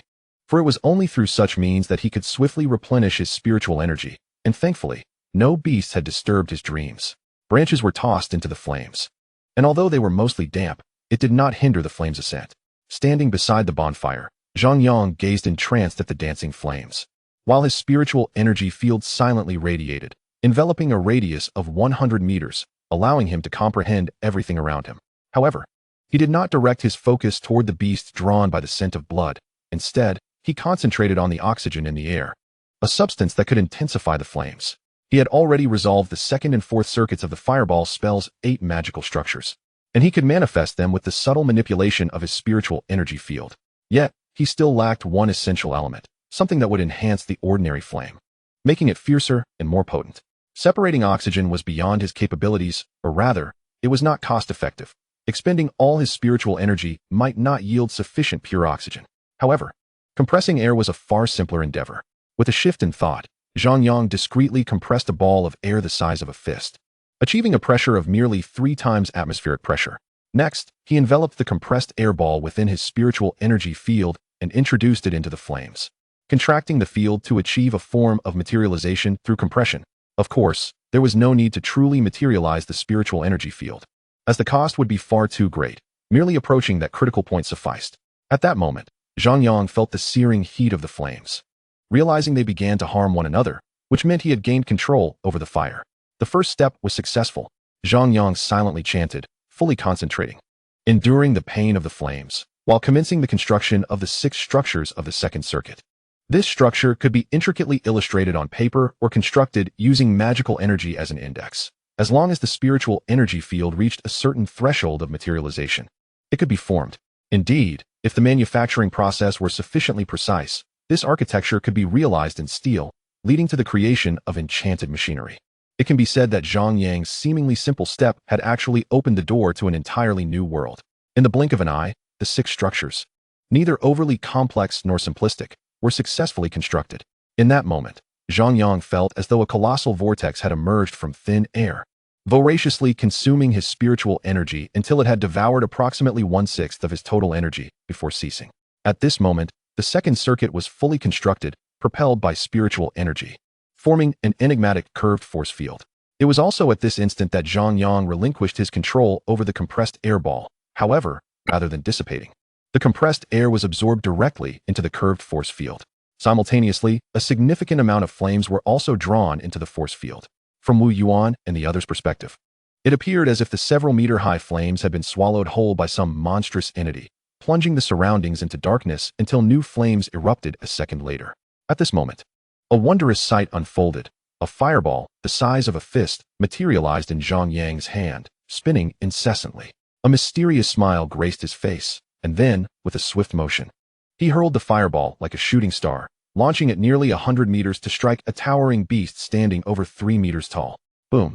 At the moment Zhang Yang uttered that syllable, he also relinquished the control of the fireball and made a slight alteration to one of the structures. In the next moment, as if the heavens had unleashed a thunderous wrath, a colossal flame erupted, forming a fire mushroom of considerable size, reaching over 10 meters in height. The surrounding area was illuminated as though it were the height of day, and the ferocious beast succumbed instantly, a fragrant aroma wafting through the air. Thus, the night feast was secured. Chapter 56. Out in the open. As dawn broke, Zhang Yang reveled in the splendor of his bounteous breakfast, free from any concerns of competition for his meal. Not far off, dozens of tribesmen from the Guada tribe gazed upon him with eyes filled with terror and awe. For them, the events of the previous night had transcended the limits of their comprehension. Perhaps this incident would be enshrined in the annals of the Guada tribe's most legendary and epic myths, should this tribe endure through the ages. What was the reward for the side quest to procure fire? After satisfying his hunger, Zhang Yang inquired of Wu Yuan, who was also voraciously devouring his meal. Given his robust physique, he had already consumed half of the beast, yet seemed far from satiated. The reward is rather peculiar, a mere 10 points. To be settled upon completion of the trial. Then let us not dwell on it. Your task today is to equip all the adult males of the Guada tribe with spears. Without suitable weapons, their impressive size and strength would be squandered. Tomorrow, we shall forcibly annex the Ahu tribe, followed by the Huaka and Sawa tribes. Zhang Yang refrained from mentioning the Gula tribe, the central location of this cinematic world's main plot, exercising caution in that regard. The Guada, Huaka, Soloa, and Ahu tribes had all perished before the narrative commenced, thus permitting him to meddle with them freely. However, the Gulu tribe warranted a more prudent approach. Subsequently, Zhang Yang resumed his contemplation by the fire, pondering how to enhance the potency of his fireball while minimizing the expenditure of soul power. Indeed, the previous night had seen him successfully conjure an extraordinary fireball, annihilating 2 elite beasts and 1 ordinary beast in rapid succession. This accomplishment substantiated the validity of Zhang Yang's methods and illustrated the versatility of soul power. Yet, there were significant drawbacks to his Zhang-style fire. Foremost, it necessitated a substantial amount of firewood to ignite, requiring at least 3 cubic meters of flames. Otherwise, the Zhang-style fire could not manifest. Secondly, due to the use of highly compressed, nearly materialized soul power in lieu of mana structures, the consumption was exorbitant. Even at his peak, Zhang Yang could only unleash 3 fireballs in succession, and with a pause of a few minutes, he might manage 4, an utterly insufficient quantity. The third drawback was its limited power. Although capable of dispatching elite beasts with ease, the rare Sand Serpent King would emerge in 5 days. The hero trial's objective was to slay 10 elite beasts or 2 rare ones to succeed, but Zhang Yang, with a mere wisp of thought, recognized this as merely a baseline requirement. With his and Wu Yuan's current prowess, they could easily forsake the Guada tribe and target elite beasts directly, effortlessly completing the task. However, such an approach would yield scant rewards. It is essential to understand that these rewards encompassed the recruitment cap for village population, so Zhang Yang would not back down. Furthermore, if he truly aimed to unify the 4 tribes, he would ultimately confront 4 rare beasts, which might trigger even greater challenges. Presently, He lacked both the intellect and the requisite time to reformulate the mana structure. There were too many pressing matters. Thus, he could only focus on compressing air, either increasing the oxygen content or augmenting the volume of compressed air, perhaps aiming for 10 kilograms of it at once. However, greater amounts of compressed air necessitated more soul power. It was unfeasible to throw only one large fireball at a time. That would be far too unreliable. Why not consider a different approach? Crafting fireballs was one method of attack. But what if I extracted the 2 mana structures from the 4th closed circuit and transformed them into a crossbow? No, that wouldn't work. I couldn't even create the binding spear at this point, let alone a crossbow. Furthermore, entrusting these Neanderthals with a crossbow would be tantamount to mockery. For a moment, Zhang Yang felt overwhelmed, as he could not conceive of any other methods. Unable to think further, he settled upon a hillside, observing Wu Yuan diligently training 14 adult males of the Guada tribe. It was an intriguing process, for the Neanderthals were even less capable than the most illiterate of ancient peoples, communicating solely with simplistic syllables. Truly, this was a calamity. Once Zhang Yang had indulged in enough laughter and teasing, he could not resist calling out to Wu Yuan, suggesting that they abandon the endeavor. What use would these Neanderthals be, even if they could be recruited? Their naivety was astonishing. Yet, at that moment, Wu Yuan's unwavering dedication to training sparked a bold thought in Zhang Yang's mind. What truly constitutes the hero trial? I have consistently regarded Wu Yuan as a singular individual, a hero of the village. Do I truly need to orchestrate everything for him, including devising strategies for the hero trial, slaying beasts on his behalf, and managing any unforeseen incidents? If that is the case, what purpose does the hero trial serve? I might as well assume the mantle of hero myself. And what I desire is certainly not such a hero. For reasons unknown, at that moment, Zhang Yang recalled the tragic figure of the black-eyed mountain demon, an alleged hero who was slain by the near-hero Wu Yuan without uttering a single line. Previously, Zhang Yang had attributed this to the power of the binding spear. But now it seemed questionable whether that black-eyed mountain demon truly qualified as a hero. How did it navigate the hero trial? It must have relied on the immense combat prowess of the deer demon to carve its path. Thus, does possessing attributes equivalent to a hero suffice to deem one a true hero? The definition of a hero ought to encompass the ability to stand alone, to turn the tide of battle, to achieve what others cannot, and to inspire unwavering trust in others. This should embody the true essence of the hero trial, rather than merely slaying a few beasts as a measure of heroism, as one might find in a game. Surely, the hero trial conceals a hidden test, one that evaluates not the hero's individual martial prowess, but their intelligence, emotional acuity, leadership ability, and psychological resilience. Even I, as the village chief, am subject to this hidden trial, assessed on whether I can genuinely place my faith in my hero and entrust my life and fortune to them. Am I capable of practicing true trust in others? Upon contemplating this, Zhang Yang furrowed his brow, deep in thought.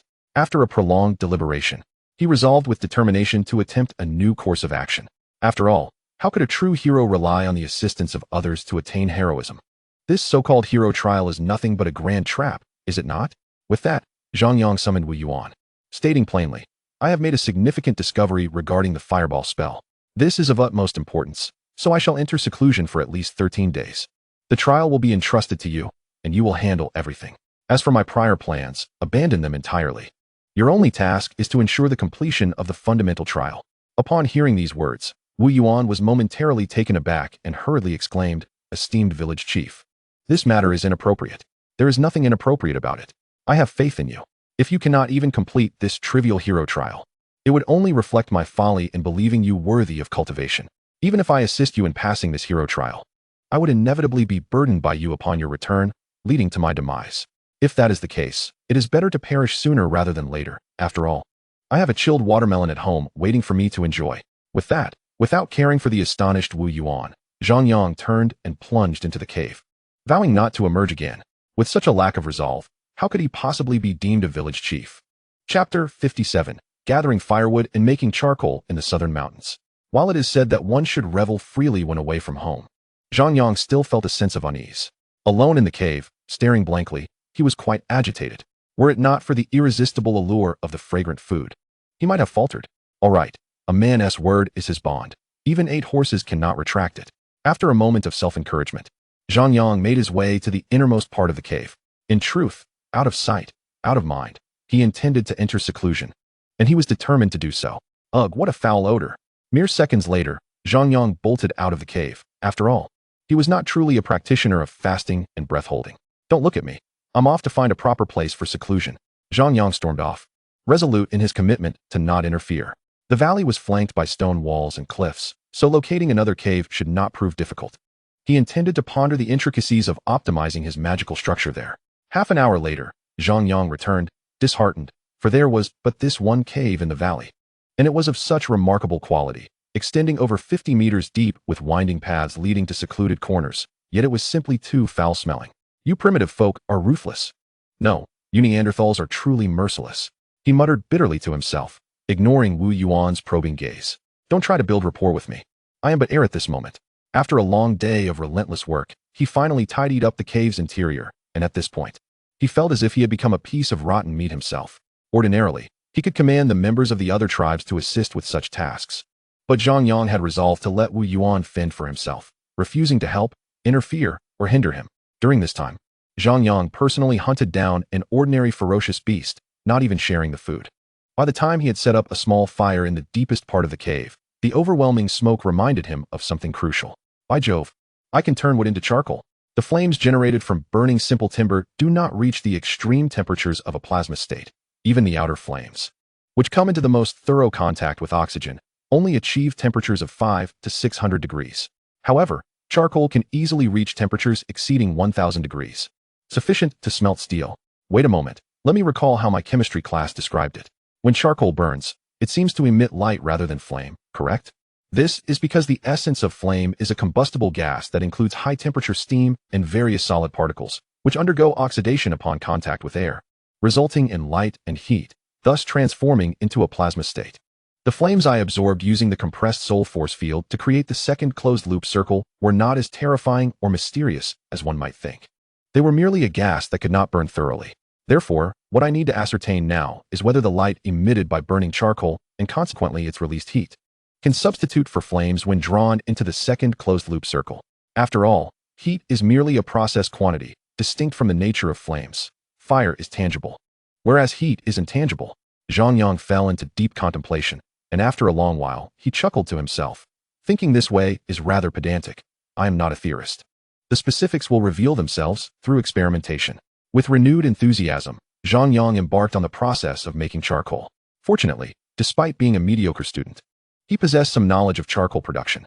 He buried the nearly burnt wood in ash to isolate it from the air, and what remained was essentially charcoal, albeit of an inferior quality compared to that produced by professionals. This endeavor consumed a full 2 days. Throughout this time, Zhang Yang steadfastly honored his promise, refraining from interfering in any of Wu Yuan's decisions, even sending him away when he sought to report on his progress. Of course, Wu Yuan only came to him once. Had he made repeated visits, Zhang Yang might have broken his word. Over these 2 days, Zhang Yang managed to produce around 500 kilograms of charcoal. Regardless of its quality, during the charcoal-making process, he combined his past learning and the knowledge still accessible to him with the soul force field, discovering numerous intriguing aspects that filled him with confidence for the upcoming experiments. On the 3rd day, which was the 4th day of the hero trial, before Zhang Yang could commence his experiments, Wu Yuan departed with 15 brave warriors from the tribe, leaving without informing him of their intentions. And Zhang Yang was left in the dark regarding what Wu Yuan was undertaking. At that moment, it would be impossible for Zhang Yang to claim he was unconcerned or unrepentant. He feared that the next moment he would receive news of Wu Yuan's failure in the hero trial, resulting in his erasure. Oh wait, if he were erased, would there even be news? He would simply be gone, just like that. In a flurry of anxiety akin to ants on a hot skillet, Zhang Yang ultimately shouted, "Forget it." He chose to trust Wu Yuan, believing he could manage everything independently, that he would grow swiftly, and that he truly was the hero of the village. This was no hero trial. It was evidently a bloody trial for the village chief. With a long sigh, Zhang Yang finally resolved to abandon his distractions, gather his focus, and begin diligently constructing a simple earthen furnace. He did not seek a sealed furnace capable of smelting iron. He merely needed one that could allow the charcoal to burn sufficiently while minimizing heat loss. After all, he was merely conducting an experiment, not attempting to forge steel. One might say he was perhaps the first person in history to conduct such a down-to-earth study of fireball magic.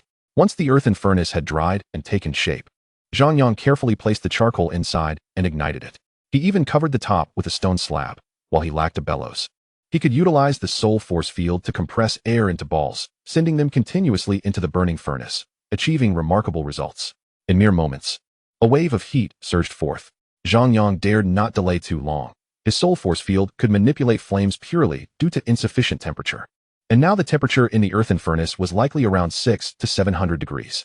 Gritting his teeth, Zhang Yang began compressing the soul force field, abandoning the air balls altogether, directly constructing the second closed-loop circle to form a curved force field enveloping the furnace. With a thunderous bang, the earthen furnace shattered, and the soil, stones, and glowing charcoal were all sucked into the curved force field. In an instant, a ball of earth materialized in his hands. Fortuitously, he reacted swiftly, constructing the fourth closed-loop circle and tossing the earth ball away. Boom! With a resounding explosion, smoke billowed while dirt and stone flew about chaotically. This scene felt eerily familiar. Stunned, Zhang Yang muttered to himself, "What in the world? Is this a grenade?" Chapter 58, The Son of the Sun. In the evening, Wu Yuan returned with his men. Triumphant, having achieved great success. In addition to 3 elite-level ferocious beast corpses, he also brought back 10 primitive individuals. After a few casual glances, Zhang Yang found himself utterly agitated, for the 10 individuals he observed were strikingly distinct from Neanderthals, standing at approximately 167 meters. They possessed a well-proportioned physique with slender limbs, suggesting they were Homo sapiens. Most notably, they were adorned in garments crafted from animal hides, exhibiting commendable craftsmanship, complemented by rudimentary, primitive embellishments. Additionally, they all donned footwear made of animal skin, carried rudimentary hunting bows, and bore bronze swords at their waists. Could they truly be considered primitive? They seemed on the cusp of entering a slave society. As a myriad of thoughts raced through his mind, Zhang Yang refrained from rushing towards them, for Wu Yuan was already leading the 10 strangers closer. It was evident they were not captives of Wu Yuan, but rather had come for significant reasons. "Village chief," Wu Yuan began. "Today I took my kin on a hunting expedition to a more distant location, about 50 miles away, where we encountered these diminutive individuals. They identify themselves as the Tiger Tribe, hailing from the Far East, and they seek the Sunchild priest of their clan. I spoke with them briefly and believe the youth you mentioned previously, named Guy, is likely the Sunchild priest they are searching for." Wu Yuan succinctly recounted the events, while Zhang Yang's expression remained impassive, though his mind was in tumult. The Tiger Tribe? The Sunchild priest? The protagonist Guy? Could this possibly be a hidden plotline? Zhang Yang stroked his chin, swiftly recalling the film's primary narrative. In essence, it was rather straightforward, at least when he had first watched the movie. The heroine's tribe, the Gulu, lived a solitary existence in caverns, having lost all 4 of their neighboring tribes, Guada, Ahu, Suan, and Huaka, due to unforeseen calamities, which instilled great fear and shadow over them. Their fortunes changed upon encountering Guy, a more intelligent and evidently more advanced Homo sapiens youth, who wandered alone through this perilous primitive world, accompanied by a pet Capuchin monkey. He proclaimed that the world was on the brink of apocalypse and that he must journey towards tomorrow, the place where the sun sets, which is the distant west.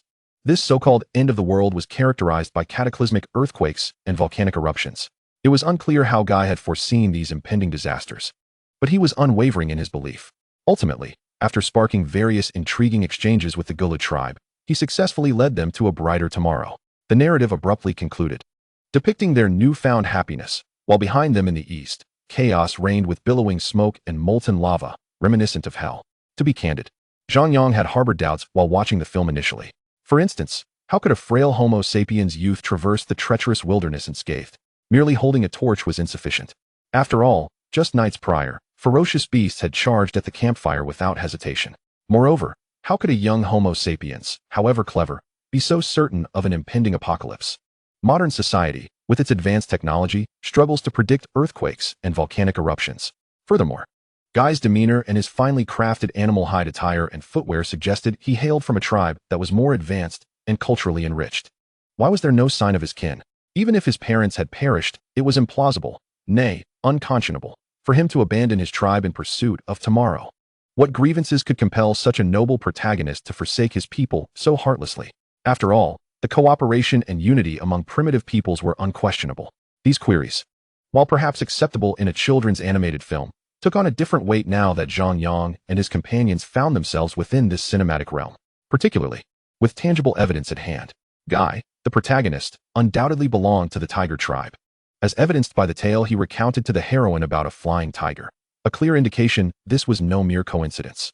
As Zhang Yang pondered this, his gaze swept over the 10 Tiger tribesmen, all robust adult males, weathered and battle-scarred from their encounters with ferocious beasts, having traversed mountains in pursuit of Guy. Their normalcy only served to accentuate Guy's abnormality. In the film, Guy's entrance was characterized by an air of ease and charisma, effortlessly captivating the heroine. I have indeed seen that fellow, a youth adorned with the head of a wild boar, likely around 17 or 18 years old, who told me that the world was to end. Zhang Yang casually fabricated, speaking in Mandarin. Wu Yuan blinked, then turned to the tiger tribesman, gesturing for a translation. After a challenging exchange, Wu Yuan relayed, "Village chief, they wish to know the whereabouts of the sun child and are willing to offer precious gifts in return." That can wait. I need to comprehend the nature of this apocalypse. Illustrate for them the images of earth-shattering quakes and raging infernos. Also, I must understand what the sun child priest represents, and be sure to convey that I come bearing great goodwill, Zhang Yang asserted. All the while contemplating that the presence of these 10 tiger tribesmen indicated that Guy had indeed arrived in this vicinity and was soon to encounter the heroine. Thus, these 10 tiger tribesmen were also likely to cross paths with the Gula tribe. Yet, why had they never been mentioned in the plot, while the tribes of Guada, Sola, and Huaka perished in such rapid succession? Indeed, at this very moment, those 4 tribes were thriving, having lived long enough for the narrative to unfold after their demise. Did this not provoke curiosity? Guy spoke of an impending apocalypse while lingering in this region for at least several months. There was a discrepancy in the timeline. Village chief, they declared, we have no information to divulge. After a vigorous negotiation, Wu Yuan delivered this forward response to Zhang Yang, while casting him a glance that suggested whether they should resort to violence. Violence was, of course, out of the question. Yet they could employ the power of the soul field. Zhang Yang promptly activated this ability, preparing to intimidate and entice the 10 tiger tribesmen when suddenly a haunting horn echoed through the forest. Was that Guy? Zhang Yang exclaimed in shock, never having anticipated that the film's protagonist was so near, for in the movie, the ability to sound a conch was unique to him. The 10 tiger tribesmen also appeared visibly alarmed, clearly aware of their sun-child priest.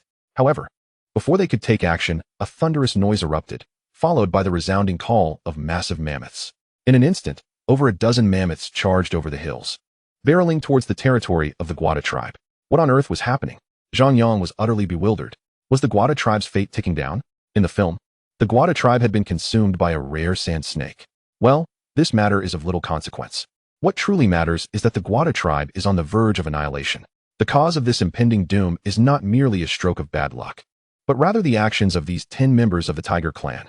As for the perpetrator, it is none other than the male protagonist, a priest, the son of the sun, endowed with the ability to command fierce beasts and foresee imminent dangers.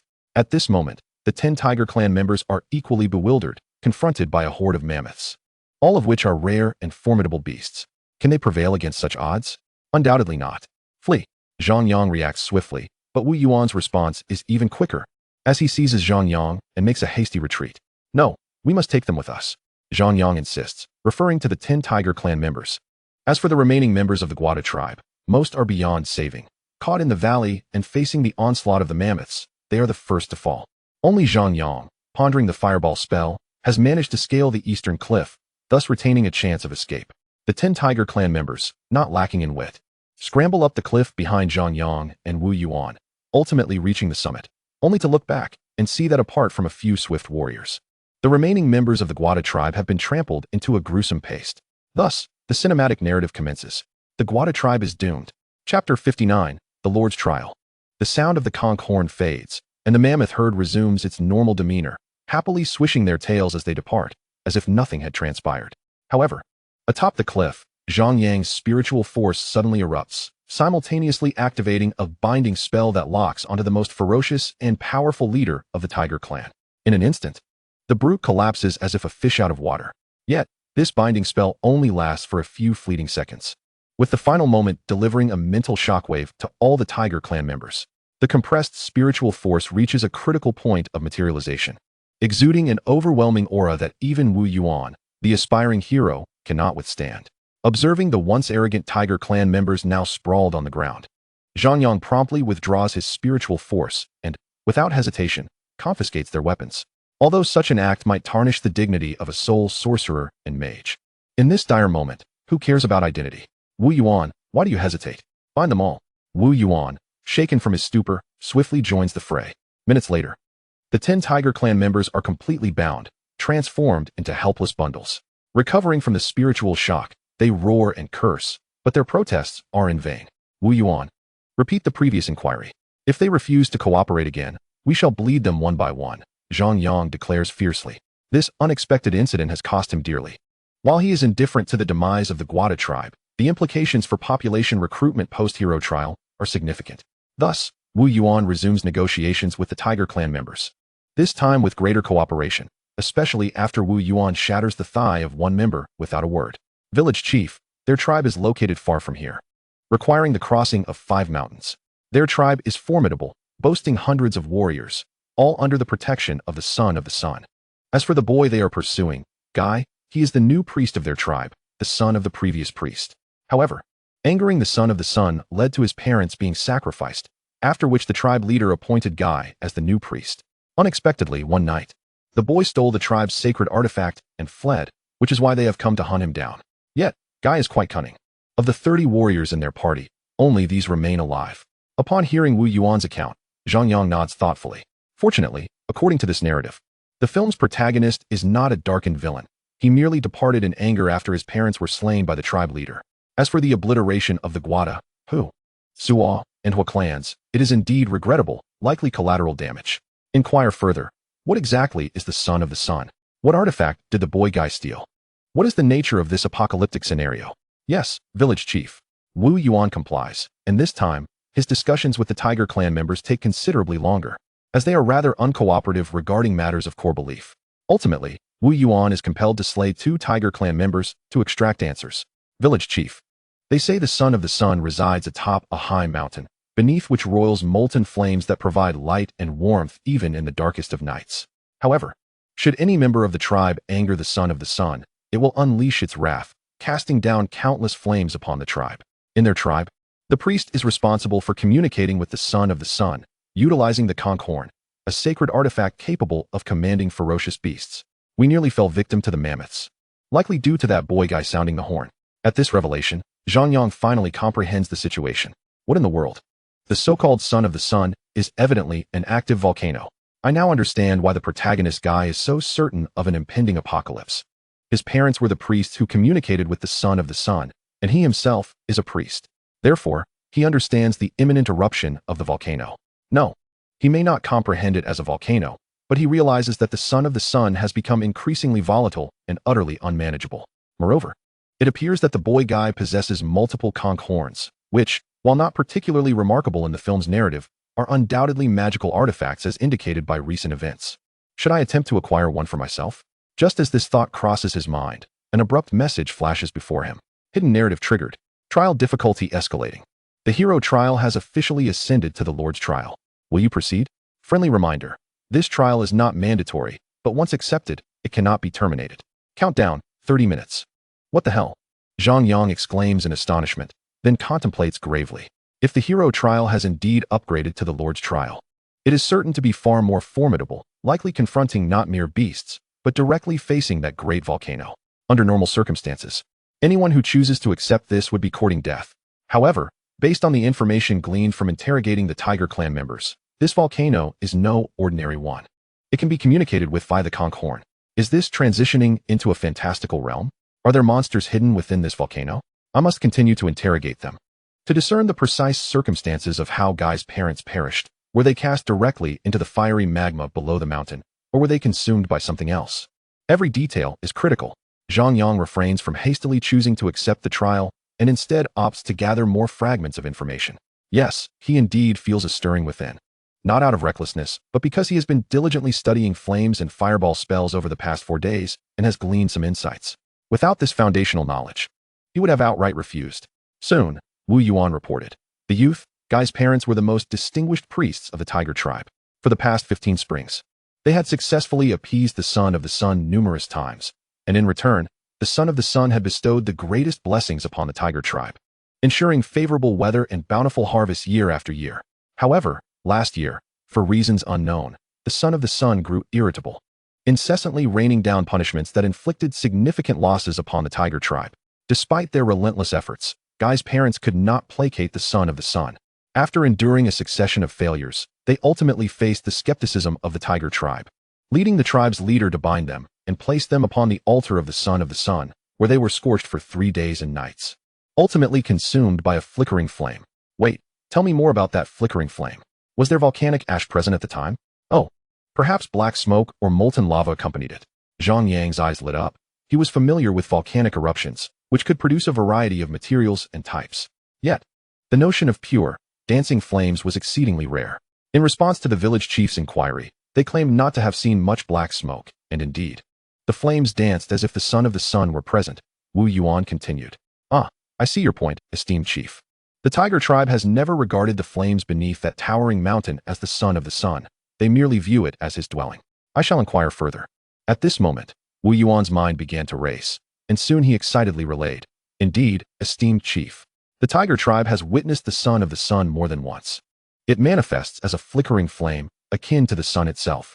It can command greater flames, controlling both earth and sky, including that towering mountain and the flames beneath it. With this revelation, Zhang Yang understood that the so-called Lord's trial was not a task to seal an impending volcanic eruption. That would be absurd. Even a superhero would find such a task daunting.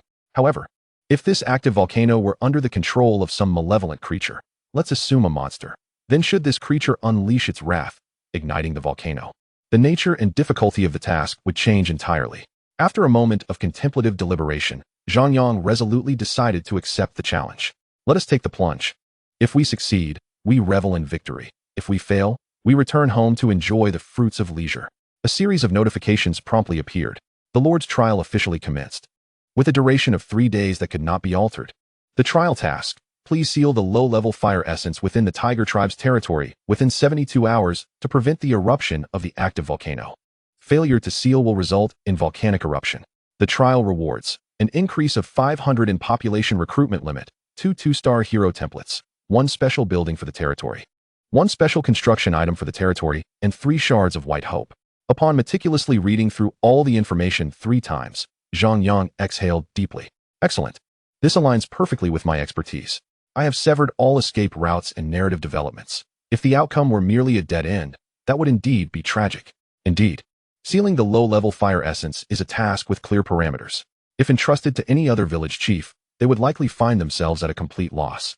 Yet, for Zhang Yang, it is a different story, not solely because he has expertly deciphered the inner workings of the fireball spell, but also due to his mastery of confinement spells.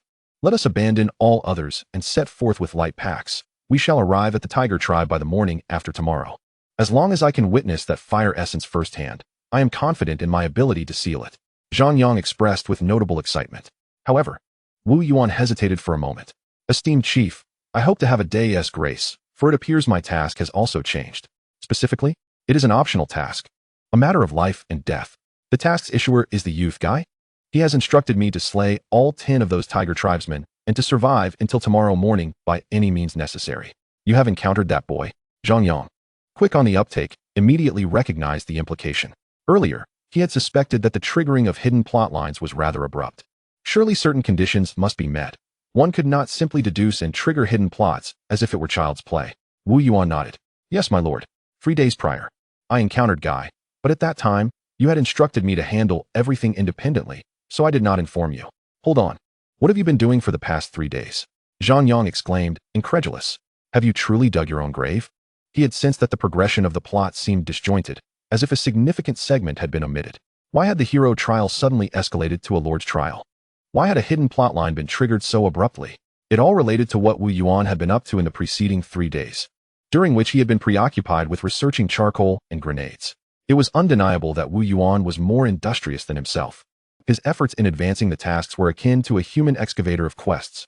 Yes, esteemed chief. 3 days ago, I encountered that guy. He was quite wary of us, fleeing at the first sight, not giving us a chance to approach.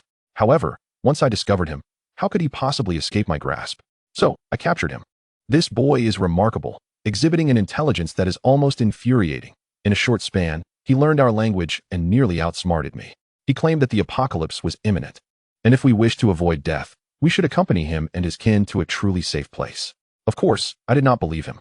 But considering he is the protagonist you spoke of, esteemed chief, I decided to release him.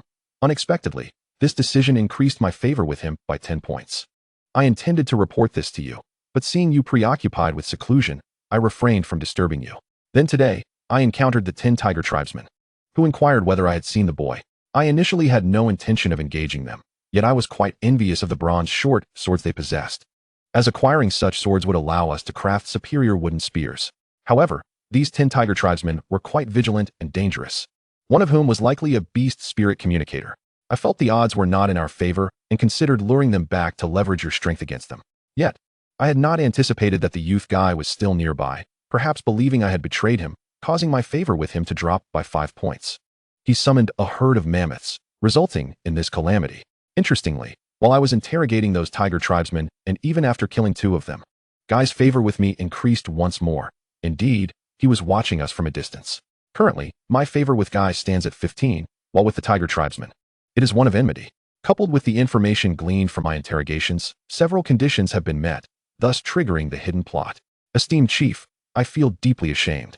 Have my actions placed you in a precarious situation? Upon reaching this point, Wu Yuan wore an expression of guilt, while Zhang Yang was left utterly dumbfounded. By the heavens, it can unfold this way. Wu Yuan has proven quite adept at stirring up trouble. It seems my decision to allow him to act independently has borne fruit, as he has uncovered hidden plot lines and even connected with the protagonist. Quite impressive indeed. You have performed admirably. Is the reason for that young man's absence related to my actions? Zhang Yang expressed with a sense of satisfaction. Indeed, my lord. However, if we slay the remaining 8 members of the Tiger clan, he will undoubtedly reveal himself, for his hatred towards them is unfathomable. I comprehend that. The enmity stemming from parental loss is a matter of life and death. Yet, are you certain you wish to undertake this task? I can't shake the feeling that the boy harbors ill intentions, Zhang Yang inquired calmly, having gained clarity about the situation. It was evident that this cinematic realm resembled a low magic world, as the existence of low-tier fire spirits would suggest. Moreover, the protagonist, Guy, possesses the ability to summon rare-grade ferocious beasts, which hardly aligns with the notion of a pure-hearted youth, especially considering his previous disregard for innocent lives. If Guy is so formidable, one can only surmise that the Tiger clan harbors even mightier figures. Take, for instance, the saber-toothed tiger from the film's plot, which relentlessly pursued the protagonist throughout. One must ponder, would a typical saber-toothed tiger behave in such a manner? After all, this era is not one of food scarcity. As long as one is well-fed and avoids encroaching upon its territory, such a creature would typically ignore you. Yet, this particular saber-toothed tiger inexplicably chased them for hundreds of miles. Thus, Zhang Yang harbored suspicions that this beast was dispatched as a more formidable pursuer by the Tiger clan. Consequently, the young guy's request for Wu Yuan to eliminate these 10 members of the Tiger clan bears a decidedly unfriendly motive. One must not be surprised if the saber-toothed tiger seeks out Wu Yuan directly. I understand, but I still wish to give it a try. The young guy made it clear that should I slay these Tiger clan members, the clan's leader would send forth a saber-toothed tiger king, controlled by the spirits of ancestors, to hunt down the slayer of these clan members, the very prospect that terrifies him. Thus, if I can eliminate the saber-toothed tiger king on his behalf, he promised me a substantial reward, which I believe would greatly assist you, dear village chief, in your forthcoming endeavors. At this, Wu Yuan smiled faintly, exuding a carefree demeanor. The saber-toothed tiger king is a legendary beast, and I am indeed eager to witness its prowess. Should I emerge victorious from this battle, I shall immediately ascend to a higher realm. Should I fail, it shall fall upon you, my lord, to salvage the situation. Regardless, we find ourselves devoid of any retreat. So let us embrace this gamble. It is my honor to serve you, Wu Yuan. Chapter 61, The Aura of Death. The night air was frigid, permeated with a pungent scent of blood that spread unchecked in all directions. 10 severed heads hung ominously outside the cave that the Guada tribe once called home, still dripping with dark crimson. Beneath them, a solitary torch stood planted in the ground as Wu Yuan sat serenely, methodically shaping a wooden spear with a bronze short sword, casting aside each finished piece with the dedication of a seasoned carpenter. Time slipped by, the wind grew colder, and the night became increasingly desolate. Suddenly, a shadow approached silently from several meters away, then leaped forth like a released arrow, stirring a gust of wind as it lunged for Wu Yuan's throat. Yet, in an instant, while the wind still howled, that shadow was sent reeling back, a freshly crafted wooden spear having pierced its entire body, leaving it incapable of uttering a sound before it collapsed lifelessly to the ground. In a blink, it became just another corpse among the growing pile in the darkness. The stench of blood intensified, the wind howled, carrying the foul odor away while dissipating the chilling aura of death that enveloped the area. Or perhaps, it resembled a declaration of war, a challenge to incite slaughter under the shroud of night. Within the cave, Zhang Yang busily prepared. Since Wu Yuan was determined to confront the legendary saber-toothed Tiger King, he refrained from dissuading him. After all, the trials of heroes are notoriously brutal. Either Wu Yuan would become a mere pawn or ascend to a hero-esque status. Throughout this process, Wu Yuan's own thoughts and will were paramount. Any forceful intervention from Zhang Yang might hinder Wu Yuan's potential to ever break through to heroism. This was a dance upon the blade of death. Thus, Zhang Yang readied himself, prepared to intervene immediately if Wu Yuan faltered against the saber-toothed Tiger King's assault. As time elapsed, more and more ferocious beasts, lured by the scent of blood, transformed into lifeless forms, accumulating into a mountain of corpses, with blood flowing like a river. The torch had long since extinguished, and Wu Yuan could no longer afford the luxury of crafting wooden spears. The night's abundance of ferocious beasts was terrifying, as if some switch had been flipped.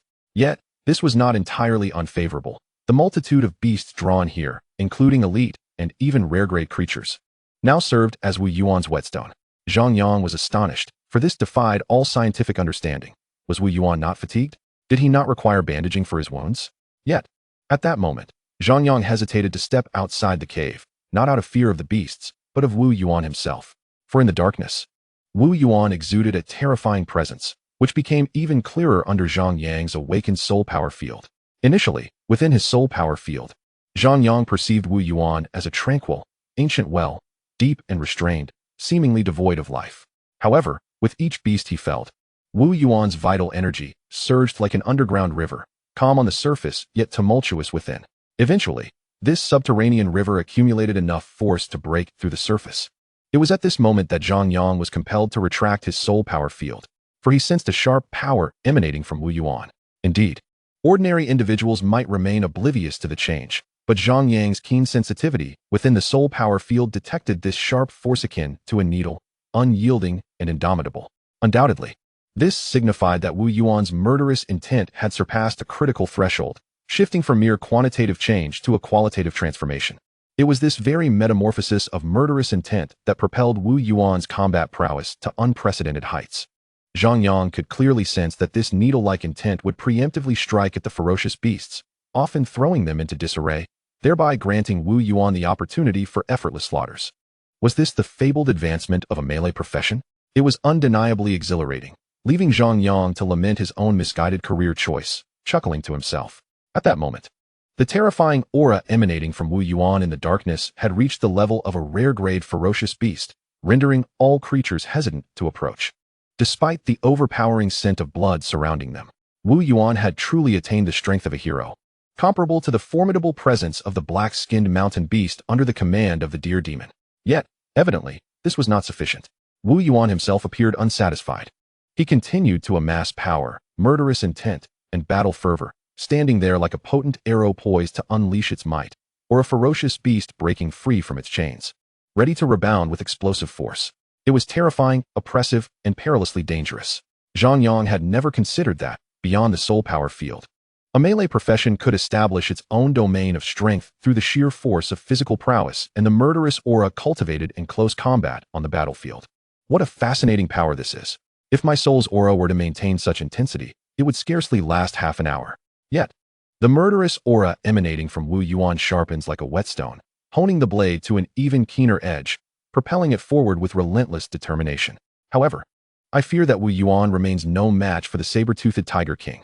Although I have never encountered a legendary beast, the tier disparity is evident. Wu Yuan currently stands at best equivalent to a rare-class beast. Should I consider retreating, perhaps hastily slipping away? Zhang Yang's thoughts were starkly pragmatic at this moment.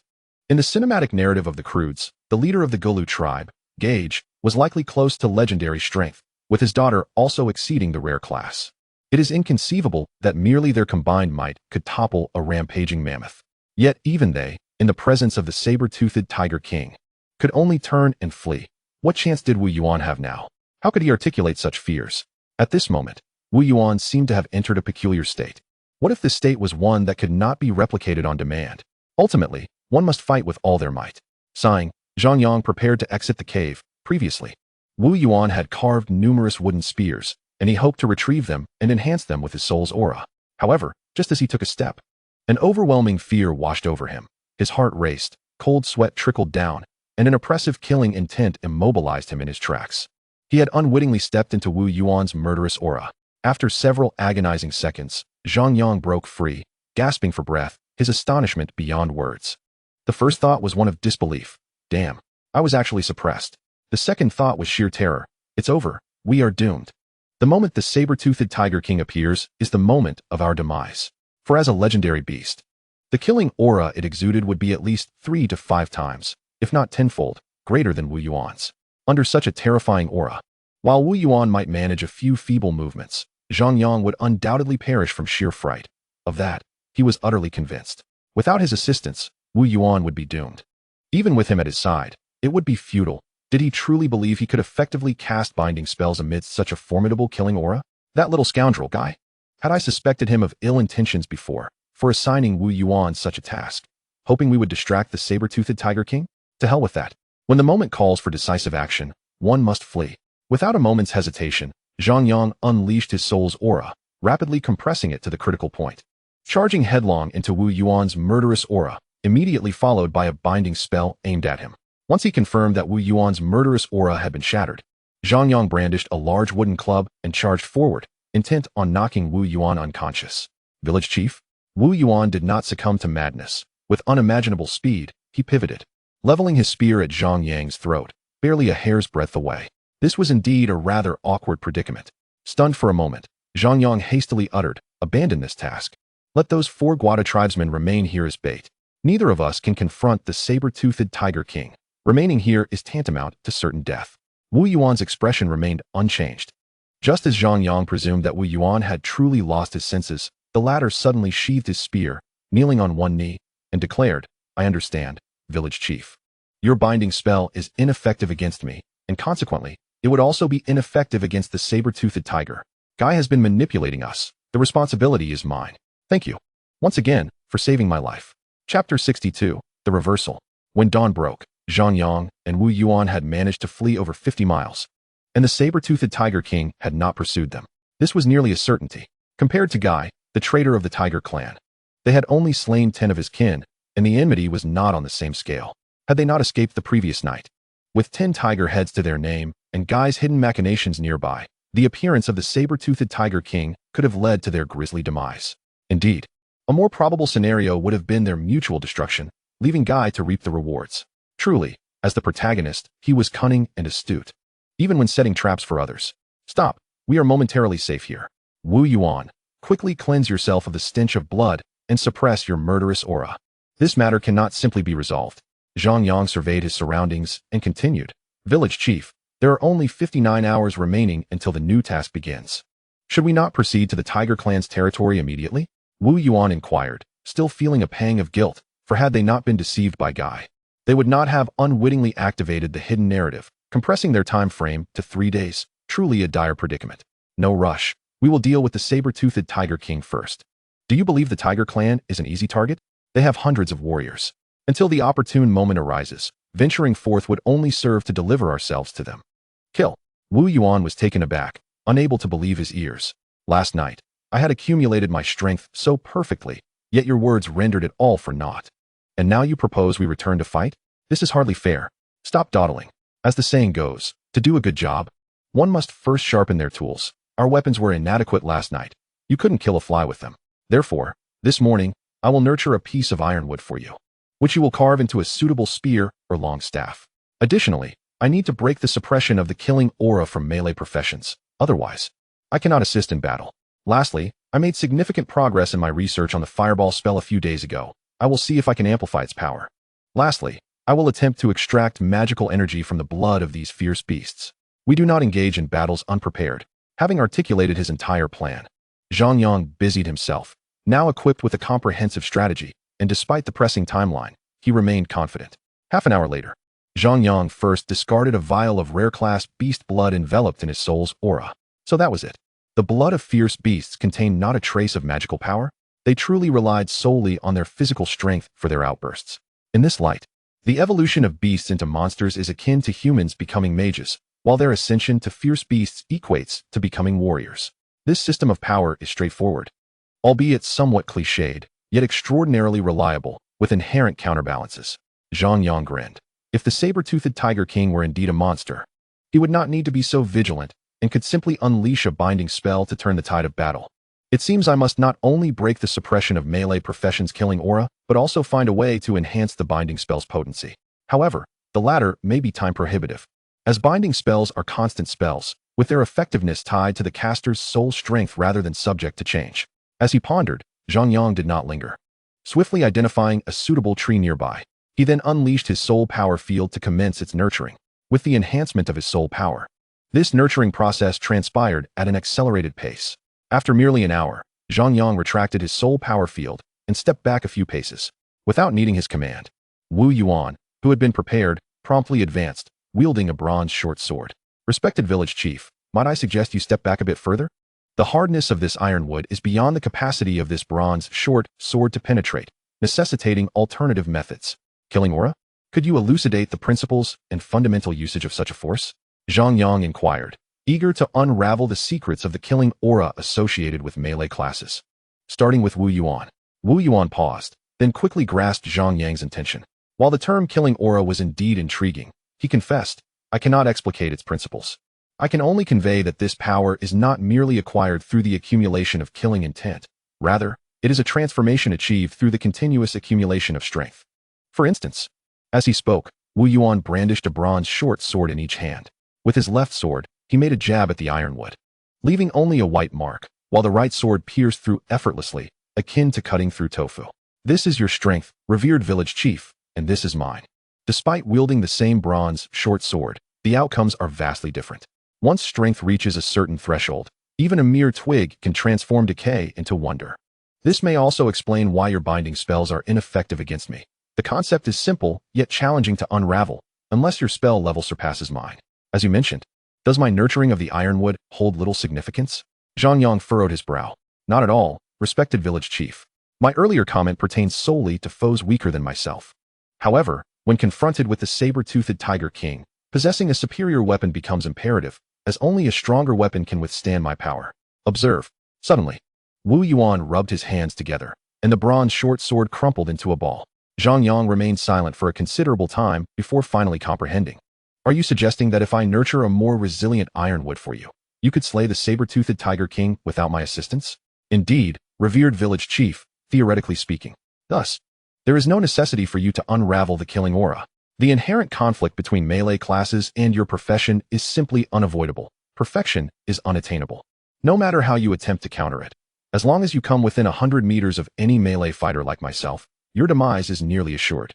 However, if we maintain our distance, I doubt I could withstand the bombardment of a fireball. Specifically, I refer to the terrifying fireball we encountered against the orc mage. Zhang Yang fell silent once more. Wu Yuan's words sparked a realization within him. He had indeed been too eager to decipher everything, relying on his soul power to understand all. In truth, he could not achieve perfection in every aspect. Instead of squandering time, it would be more prudent to focus on enhancing his greatest strengths. For instance, honing skills such as crafting wooden spears, conjuring fireballs, binding spells, and amplifying his soul power. If he could elevate these 4 skills, he would already be formidable. Thus, he earnestly asked again, if I can nurture a more resilient ironwood for you, can you assure me of your ability to slay the saber-toothed Tiger King? Yes, revered village chief. I am absolutely certain. A fine weapon can bridge the gap in our power. Wu Yuan replied solemnly. Very well, await my results. Zhang Yang declared with determination.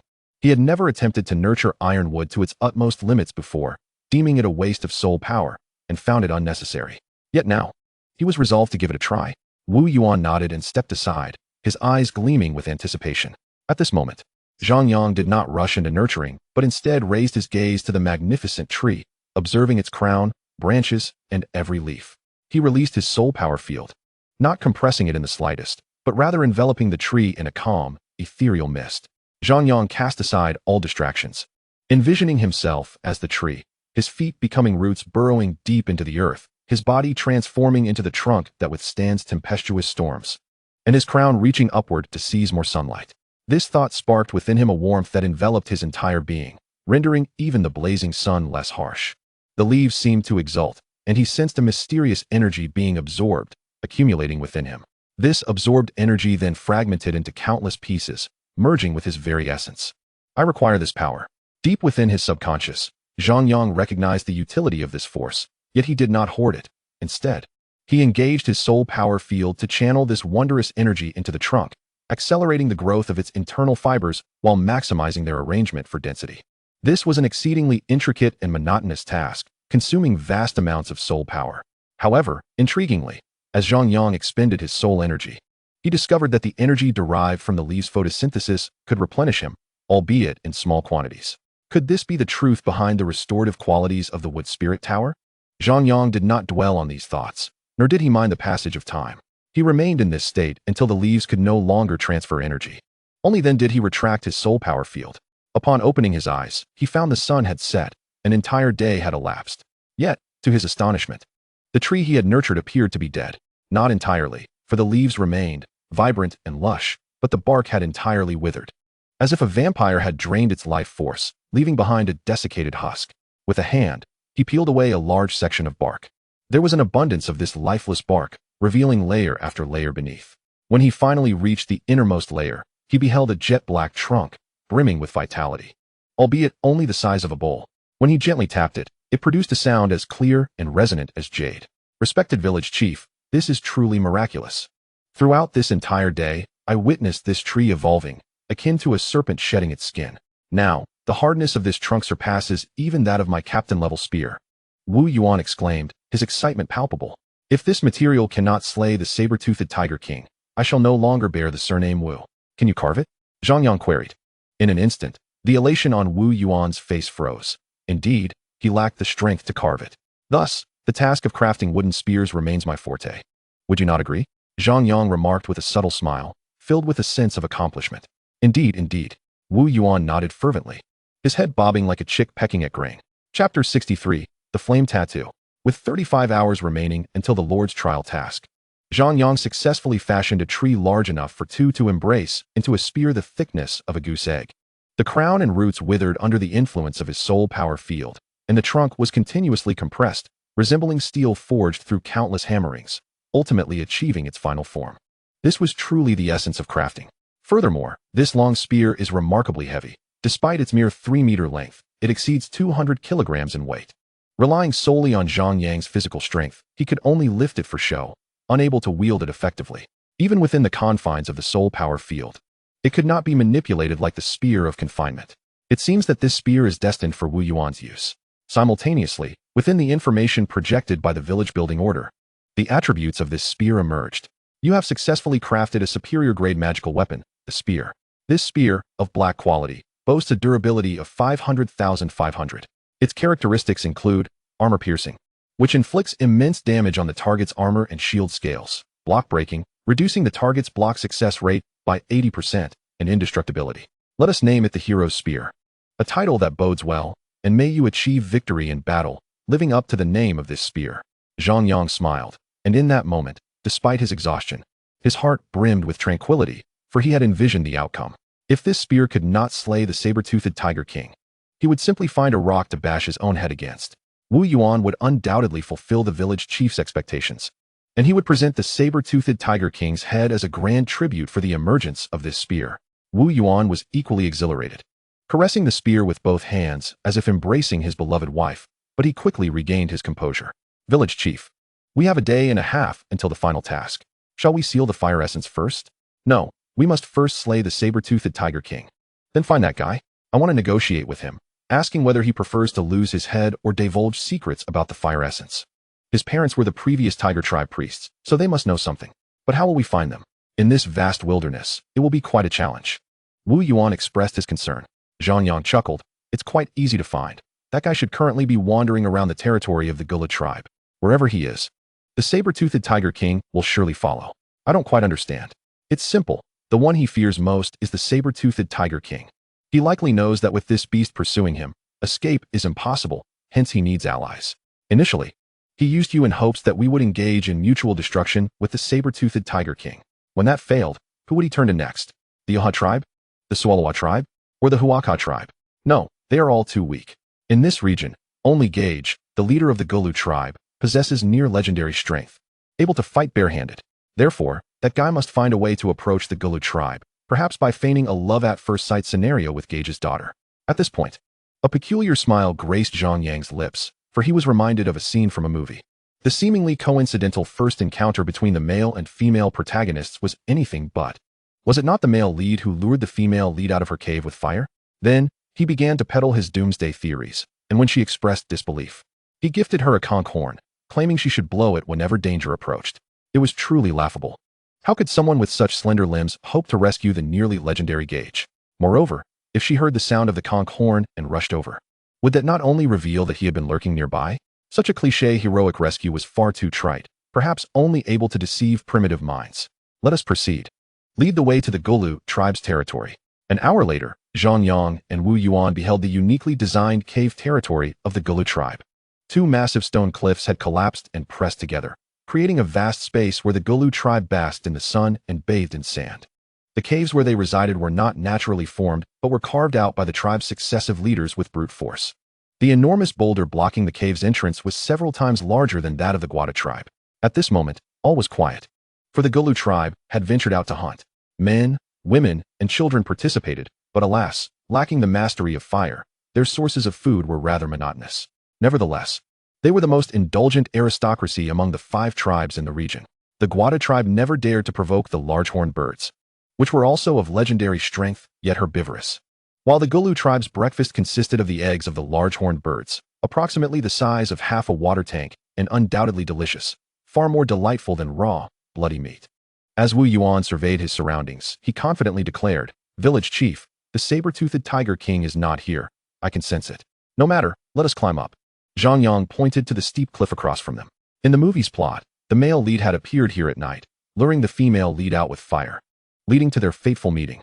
If this were not mere coincidence, the possibility of the guy hiding above was quite high, especially since the saber-toothed tiger king had already made its presence known.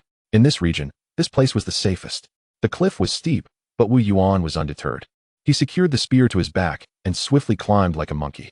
Zhang Yang remained still until he heard Wu Yuan's furious shout from above. Moments later, he descended, clutching a slender boy under his arm, and unceremoniously tossed him at Zhang Yang's feet. "Village chief, this is that guy?" the boy yelped, appearing disheveled, yet flashing a toothy grin, his large eyes brimming with innocence. Who could have imagined that such a cherubic-faced lad would possess such cunning? "Guy, we are old acquaintances, so I shall be direct. We will help you slay the saber-toothed tiger king that is hunting you, in exchange for all the information you have about the son of the sun. What do you say?" Zhang Yang squatted down, speaking calmly. "Saber-toothed tiger king? I do not understand what you are saying." The boy feigned innocence, mimicking Zhang Yang's words, though his pronunciation was peculiar. "Shall I strip you bare and hang you here like a molting squirrel, to see if Gage's daughter will take a liking to you? Or perhaps I should inform Gage that a young lad is attempting to lure a saber-toothed tiger. What do you suppose the outcome would be?" Zhang Yang sneered. The boy fell silent, eventually raising an eyebrow. "I do not trust you. The night before last was the perfect opportunity for you to slay the saber-toothed tiger. Yet you fled, causing me great distress. I will not trust you again." Zhang Yang smiled faintly, unfazed, and suddenly inquired, "All right, let me pose another question. Who taught you our language? This is clearly the language of our tiger tribe. What do you intend to convey?" "Oh," Zhang Yang suddenly twisted one of the boy's fingers. "Trust me, little one, I am not a villain. However, should you continue to be evasive, I will immediately sever all your fingers and toes and stuff them into your mouth. I was taught by my parents. They know many languages, including that of these cave dwellers, but I do not know where they learned it." "Very well, that is the right answer. Tell me the secret of the son of the sun, and I will deal with the saber-toothed tiger for you." Zhang Yang, exercising restraint, refrained from inquiring about the secrets of Guy's parents, for it was evident that the world harbored countless mysteries, and he lacked the time and energy to explore them. His sole focus was to complete his trial task, enabling his return to the village to prepare for the impending invasion of the orcs. "No, you must first slay the saber-toothed tiger before I divulge anything," Guy asserted. Appearing rather solitary at that moment, Zhang Yang chuckled. "Very well, you shall accompany us. We will dispatch the saber-toothed tiger right here, and then you can reveal to me the secret of the sun child. How does that sound?" "Absolutely not. That is far too perilous." Guy's demeanor shifted instantly, revealing his deep trepidation regarding the saber-toothed tiger king, and he possessed no faith that Zhang Yang and his companions could vanquish it. "Then it appears we are at an impasse. If you do not trust us, we cannot trust you either. How about this? You share with us some less significant secrets first, and once we have slain the saber-toothed tiger king, we will return for the most critical revelations. What do you say?" Zhang Yang coaxed. Guy fell into silence once more, and after a considerable pause, he finally spoke. "The sun child is immensely powerful, possessing the ability to manipulate flames, illuminating the earth even in the darkest of nights. Typically, it lies dormant beneath the high mountains, yet occasionally it manifests upon the surface, at which point it requires the priest of the sun child to ensure its continued slumber. My parents were sacrificed by the chief because they could never induce the Sun Child into a state of sleep.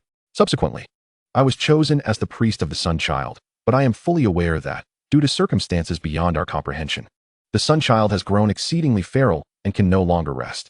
This is why I foresaw the arrival of the apocalypse and fled. Yet the chief deemed me a traitor and sent people to hunt me down. That is all I know, believe it or not. You mentioned your parents' method for inducing the Sun Child's slumber. How did they achieve that? Zhang Yang inquired again, eager for the core information. If the Sun Child could be put to sleep, it would mean sealing the fire essence. You must first kill the saber-toothed Tiger King. Afterward, I will disclose that information to you. I shall remain here and go nowhere, Guy replied, resolute and sincere. Zhang Yang met his gaze for a fleeting moment before bursting into laughter, subtly glancing at the fiery tattoo adorning Gaia's body. Little did you know. Your silence will not deter my understanding. Deal. Chapter 64, The Strong Kill. On a rugged hill strewn with rocks, Zhang Yang and Wu Yuan stood vigil. Not far from a figure adorned with a warthog mask, Guy, or at least someone resembling him. This was the bait Guy intended to lure the saber-toothed Tiger King. Imbued with his blood and accompanied by a conch horn etched with peculiar flame patterns. With this, we can certainly attract the saber-toothed Tiger King, Guy had asserted. Village chief, are you certain we can simply let Guy go? I wager that even if we slay this saber-toothed Tiger King, he will not linger for us. That rascal is craftier than a fox, Wu Yuan remarked. We cannot afford any complications. Truth be told, if it were not for the necessity of sealing the fire essence, I would not even wish to waste time on this saber-toothed Tiger King. Our immediate priority is to complete the trial and return to the village as swiftly as possible. Zhang Yang replied nonchalantly, harboring suspicions he did not share with Wu Yuan, for he was doubtful that this cinematic world lacked other trial participants, much like Guy's parents, who had taught the Mandarin. Surely not a time traveler.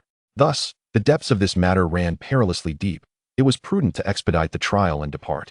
A sudden, thunderous roar echoed from a distance. The saber-toothed Tiger King was truly drawn forth once more. Though its form remained unseen, Zhang Yang sensed a palpable shift in the atmosphere, as though clear skies had abruptly been shrouded by ominous clouds. The aura of impending violence was terrifying. Without hesitation, Zhang Yang turned and fled. Having previously experienced the overwhelming aura of Wu Yuan's bloodlust, aware of how brutal such close combat could be, he did not expect to contribute. His only goal was to avoid hindering their efforts. After sprinting several hundred meters, he concealed himself behind a large rock and cautiously peered out. The saber-toothed Tiger King was yet to appear, but Wu Yuan had already unleashed a chilling howl, his own murderous aura erupting as it coalesced around his heroic spear. The sharpness of his intent was so tangible it seemed poised to pierce the very heavens. Clearly, Wu Yuan's prowess was amplified by the superior artifact he wielded. Excellent. Zhang Yang silently praised. Even as a novice, he could feel that the terrifying pressure previously emanating from the saber-toothed Tiger King had dissipated in an instant. Another distant roar reverberated through the air, as the saber-toothed Tiger King seemed to sense an unfamiliar strain, and Zhang Yang finally caught sight of it. It approached at a leisurely pace, hesitating before ultimately quickening its speed. In mere seconds, it transformed into a blur, impossible to track, as a fierce wind began to howl from afar. However, more alarming than the tempestuous gust was the overwhelming, untamed aura that surged forth. In that fleeting moment, every hair on Zhang Yang's body stood on end, and his heart raced uncontrollably, his acute senses alerting him to the imminent danger, urging him to cry out in alarm. Yet, Zhang Yang could not utter a sound. He could only desperately hide behind the boulder, too afraid to even peek out. At that moment, he felt he was truly confronting an immense terror. Despite his efforts to maintain composure, the surge of adrenaline nearly overwhelmed him. It was utterly horrifying. Just as Zhang Yang felt he could endure no longer, he finally heard the sound of the spear slicing through the air. This was no mere whistling of wind. In an instant, he perceived a vast sea of blood and the carnage of countless corpses, envisioning an army clashing upon an endless battlefield. He even experienced auditory hallucinations of drums and cavalry thundering across the plains. It was terrifying. Fortunate that Zhang Yang retained clarity of mind. Realizing the impending peril, he swiftly activated his soul energy field, compressing it to a critical point of tangibility for protection, thereby dispelling all illusions. Exhaling deeply, Zhang Yang, drenched in sweat, cautiously peeked out once more, only to find the confrontation between the man and the tiger still ongoing, separated by a distance of over 100 meters. By heavens, who is truly the melee combatant, and who is the ranged fighter? The intensity of this clash of murderous auras rivaled the fierce battles of sword cultivators. As this thought crossed his mind, Zhang Yang suddenly felt a tremendous pulling force ahead, akin to an invisible black hole, nearly causing him to lose his composure yet again. When he regained his senses, he beheld a spectacle of starlight. Wu Yuan, along with his spear, charged forward with lightning speed, initiating the assault. The velocity was so astonishing that, from a distance, it appeared as though he had vanished entirely. Of course, this was likely a result of their overlapping auras, creating a complex force field. Boom! Like a cloud-bursting bomb, the scene commenced with an intense radiance, followed by a thunderous roar, and ultimately, a tumult of dust and smoke billowed forth, transforming into a grand mushroom cloud. At that moment, Zhang Yang was nearly blinded by the brilliance. For several seconds, he found himself enveloped in darkness. Upon reopening his eyes, he discovered that everything had returned to normal. The aura of murderous intent had dissipated, the extraordinary phenomena had vanished, and the heroic spear in Wu Yuan's grasp had seemingly disappeared. Wu Yuan was now akin to an octogenarian, violently coughing up blood while clutching his chest, as if grievously wounded. Across from him, the formidable saber-toothed Tiger King maintained a fierce pouncing posture, a long spear protruding from its maw and piercing through its back. A sight most gruesome. Wait, was it dead? Had the battle concluded? This was amiss. Two titans meeting in combat should not conclude with such brevity. Zhang Yang had yet to witness their agile maneuvers or their continuous display of might. After such a long build-up for an ultimate showdown, this was the result? He felt cheated. No, he felt compelled to demand a refund. Before he could fully voice his grievances, a flurry of notifications cascaded down like snowflakes. Your soldier Wu Yuan has successfully slain a legendary beast in the nightmarish trial. You have successfully captured a 300-year-old ancestral spirit of humanity, available for sale. You have successfully obtained a white-quality shard of hope. You have successfully acquired a fragment of a beast's essence. Should your soldier be promoted to hero? A friendly reminder. Your soldier must slay one more legendary beast to receive the rewards of the nightmarish trial. If promoted now, only the rewards of the frightening trial can be obtained. Zhang Yang paid no heed to the notifications. He leaped from the boulder and dashed forward frantically. For his concern for Wu Yuan's injuries overshadowed the allure of rewards. Wu Yuan, are you alright? Upon nearing, Zhang Yang was taken aback. Wu Yuan bore 3 massive gashes across his chest and abdomen, his innards barely visible. It was only due to Wu Yuan's formidable constitution that he had not succumbed to death. Nevertheless, even in his state, he would not last long. Undoubtedly, Wu Yuan understood that he was still no match for the saber-toothed Tiger King. Thus he opted for the simplest method, leveraging the unique properties of the heroic spear to engage in a desperate gamble for his life. My lord, Wu Yuan, I have not disgraced my mission. Wu Yuan still managed to smile, while Zhang Yang was on the brink of madness. Without hesitation, he retrieved the white-quality shard of hope and placed it upon Wu Yuan. I must do everything in my power to stabilize his injuries. I need him to ascend immediately. The soldier is now undergoing promotion. Due to the trial level being frightening, the soldier will receive a 2-star hero template. The soldier has fallen into a coma and is unable to make a choice. Please choose on their behalf. A. King of Barbarians template, compatibility 85, strength B. Agility C, defense B, soul D, gains the talents of burning, great strength, and additional skills war roar, barbaric charge, and the hero aura sweeping the army. B. King of Spearmen template, compatibility 98, strength B, agility B, defense C, soul C, gains the talents of great strength, critical hit, additional skill battle in all directions. Enhanced skill soul piercing stab, and hero aura thunderous shock. C. King of Shield Warriors template, compatibility 89, strength B, agility C, defense B, soul D. Gains the talents of great strength, iron wall, additional skills heaven and earth return, flying cloud shield, and hero aura standing like a mountain. I choose the King of Spearmen template. Zhang Yang did not deliberate for long, for Wu Yuan had always been a spearman, and the compatibility of 98 was telling. However, the high compatibility of the other 2 templates also attested to Wu Yuan's remarkable potential for growth. It was regrettable that this trial was so rushed. They could not afford to linger in the village, thus the nightmarish trial remained incomplete. Otherwise, Wu Yuan could have attained a 3-star hero template. In an instant, a beam of white light enveloped Wu Yuan, and through the luminescence, Zhang Yang could see his injuries rapidly healing, only to be obscured shortly after. Chapter 65. The 300-year-old Ancestral Spirit. With a sigh of relief, Zhang Yang felt a weight lift from his shoulders. After surveying his surroundings, he couldn't help but burst into hearty laughter, for everything was secure. As long as Wu Yuan ascended to a 2-star hero, the subsequent sealing of the fire essence would face no hindrances. It merely depended on the efficacy of his binding spell. Wait, I must examine that 300-year-old ginseng? No. Ancestral spirit, what exactly is it? Zhang Yang summoned the golden balance in his mind. One side revealed a swirling blue mist, while the other displayed a 5-point white die. A wish die? Could it be that this ancestral spirit holds such value? Zhang Yang was taken aback. Yet this time he had no intention of exchanging it for the wish die, for a chilling thought suddenly crossed his mind. The concepts of human ancestral spirit and 300 years coalesced in his consciousness, instantly reminding him of the fantasy village building decree. Could it be that the Tiger tribe's settlement was also established by a wielder of this decree? Perhaps they had simply chosen the belief template of ancestor worship. Hence the existence of this so-called 300-year-old ancestral spirit. This notion sent shivers down Zhang Yang's spine, for if his hypothesis held true, his own village might also exist within this cinematic realm, or perhaps not, but one thing was certain: after its development, his village would inevitably become a trial ground for other village leaders undertaking hero or lord trials. What a treacherous predicament, utterly unforgiving. After a prolonged moment, Zhang Yang managed to quell the turmoil and despair within him. Indeed, this was exceedingly challenging. Who devised such a setting? I must not encounter them, or I shall rend them into minced meat. At that moment, Zhang Yang glanced down at the golden balance, where specifics regarding the 300-year-old ancestral spirit awaited him. Description: this is a purely spiritual entity generated from the ancestor worship of humanity, commonly referred to as a deity. Its mission is to protect the tribe, and with the passage of time and the expansion of faith, its abilities will grow increasingly potent. Usage: it can be utilized to enhance magical professions within the village, including priests and mountain spirit mages. A single 300-year-old ancestral spirit can elevate 5 new recruits to the rank of novice mages or priests.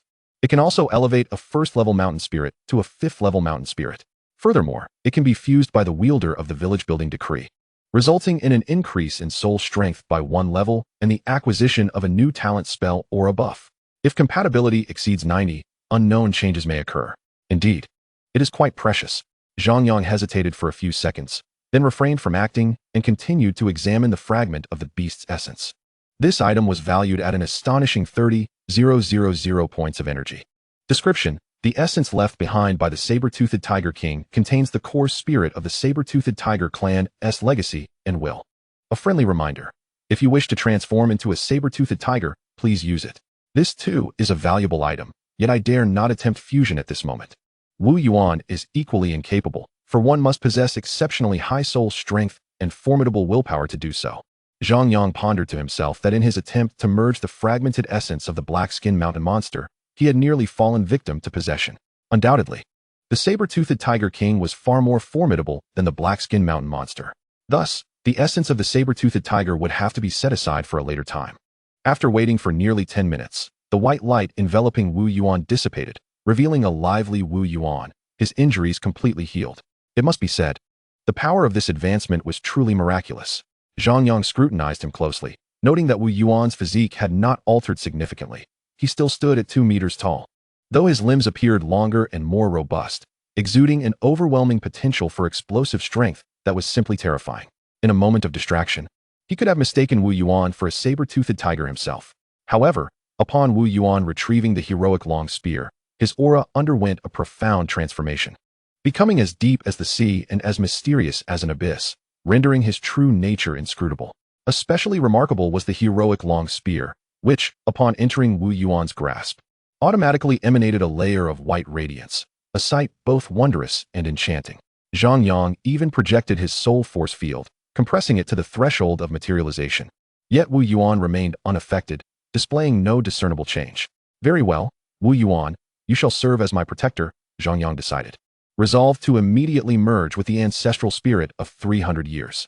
As the village chief, his combat prowess could not afford to be weak, particularly as it pertained to the impending battle to seal the fire essence.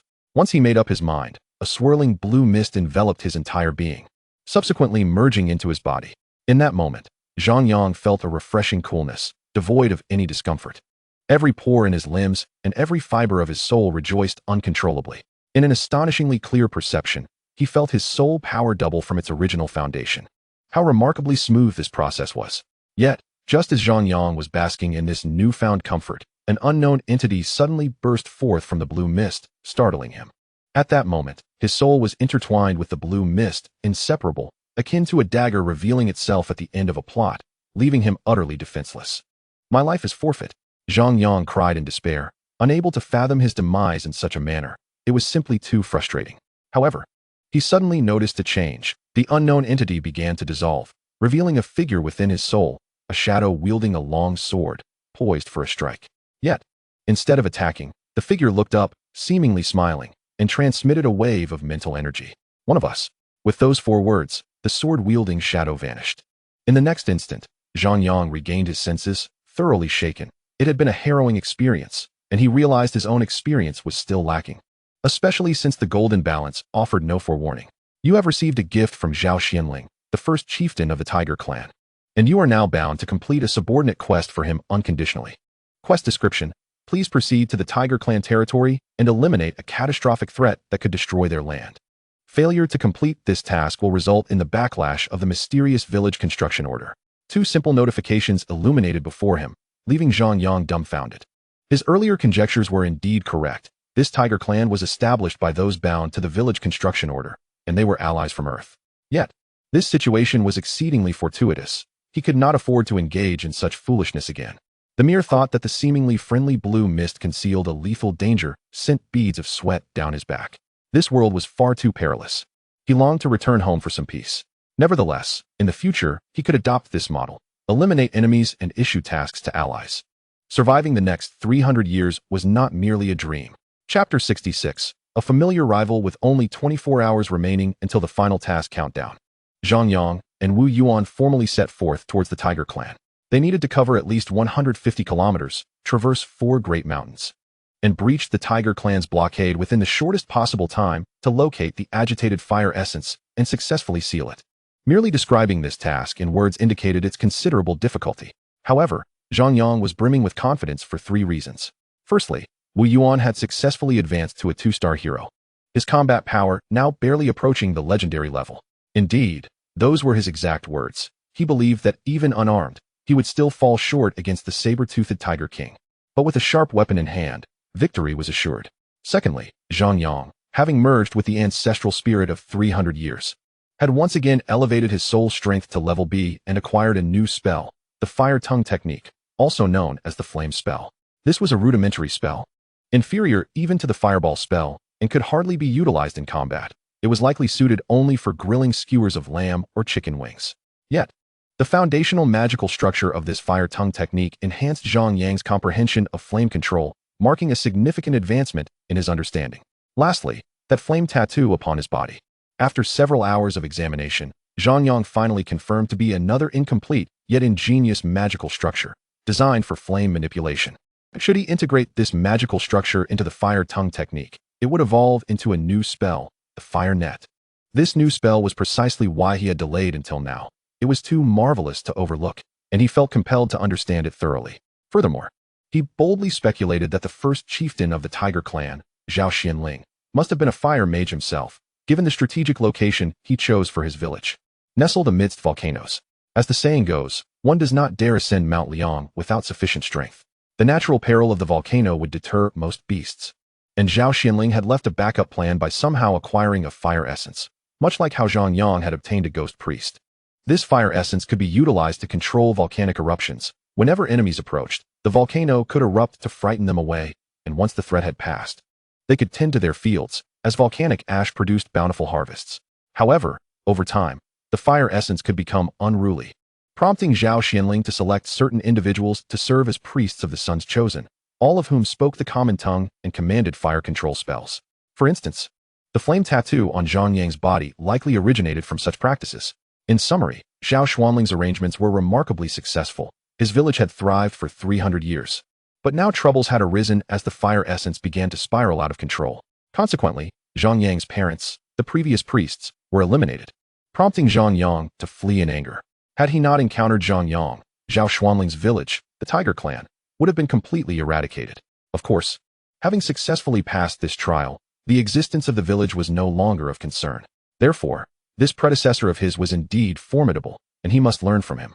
After spending most of the night, Zhang Yang and his companion finally reached the territory of the Tiger Clan before dawn. Traveling in this primitive era remained a challenging endeavor. Had it not been for the red lava spewing from the volcanic crater to guide them through the night, they would have surely lost their way. Village Chief, are you certain you wish to proceed? The atmosphere was palpably perilous, a sensation that Wu Yuan could not shake. He hesitated, his gaze transfixed by the terrifying spectacle before him, a manifestation of the earth's wrath that he had never witnessed before. "We have no choice. We must flee." Zhang Yang, exhibiting remarkable composure, urged him onward. The acrid scent permeating the air and the oppressive heat of the flames invigorated him, for in this place, his soul's energy resonated with a force akin to magical power. How exhilarating! Was this the sensation of being in one's rightful domain? Before them loomed a towering mountain, beneath which lay a vast, primitive village devoid of castles or walls. It seemed that the 2 decades Zhao Xianling had devoted to establishing this settlement had been consumed entirely by the cultivation of fire essence, leaving the village's construction neglected. Moreover, with the volcano's sporadic eruptions, what purpose would well-fortified fortifications serve? Along the path, numerous members of the tiger tribe were seen kneeling in prayer, seemingly unconcerned, while more were hastily gathering their families, preparing for a hasty escape. It was rather late for such thoughts. The bulk of the populace had already fled far beyond 1,000 miles. Village chief, should I seize a few members of the tiger tribe to inquire about the fire essence's location? Wu Yuan asked again, his anxiety mounting palpably. There's no need. I already know where the fire essence resides, Zhang Yang replied with a smile, deftly flicking his fingers to conjure a small flame that shot forth, leaving Wu Yuan momentarily speechless.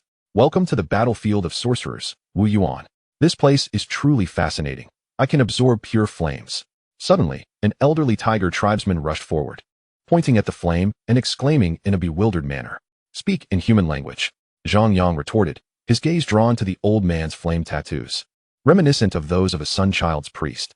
The elder appeared momentarily stunned, before collapsing to his knees in anguish, lamenting, "O divine envoy, you have finally arrived.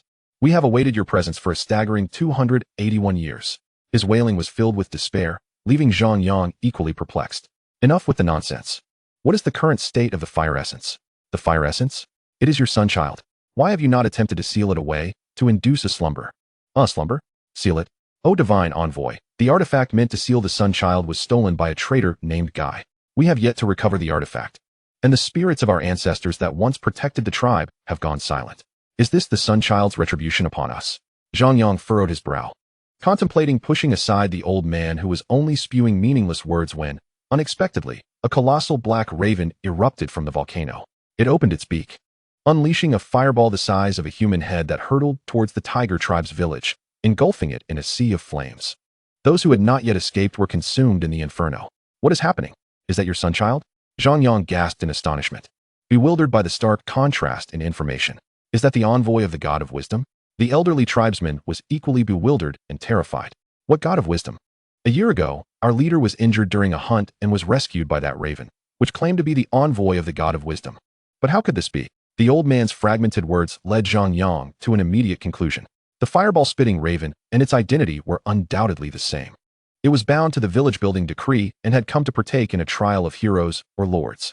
However, the tiger tribe seemed quite gullible, mistaking any creature for a divine envoy. One could only imagine how Zhao Xianling would react if he were aware of the foolishness of his people, who had ended up in such a predicament. "Wu Yuan, that creature is the instigator of the volcanic eruption. Can you defeat it?" Zhang Yang inquired, only to find Wu Yuan grimacing, a bitter smile etched on his face. "Very well, sending a melee fighter against a flying sorcerer presents considerable challenges."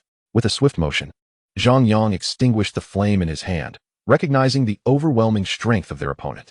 "Will you flee?" "Of course, I will fight to the bitter end," Wu Yuan replied, his expression fraught with bitterness. "I haven't asked you to fight to the bitter end, merely escape. Now draw the attention of that fiery raven, provoke its wrath, and buy me time without allowing it to detect my entry into the volcano.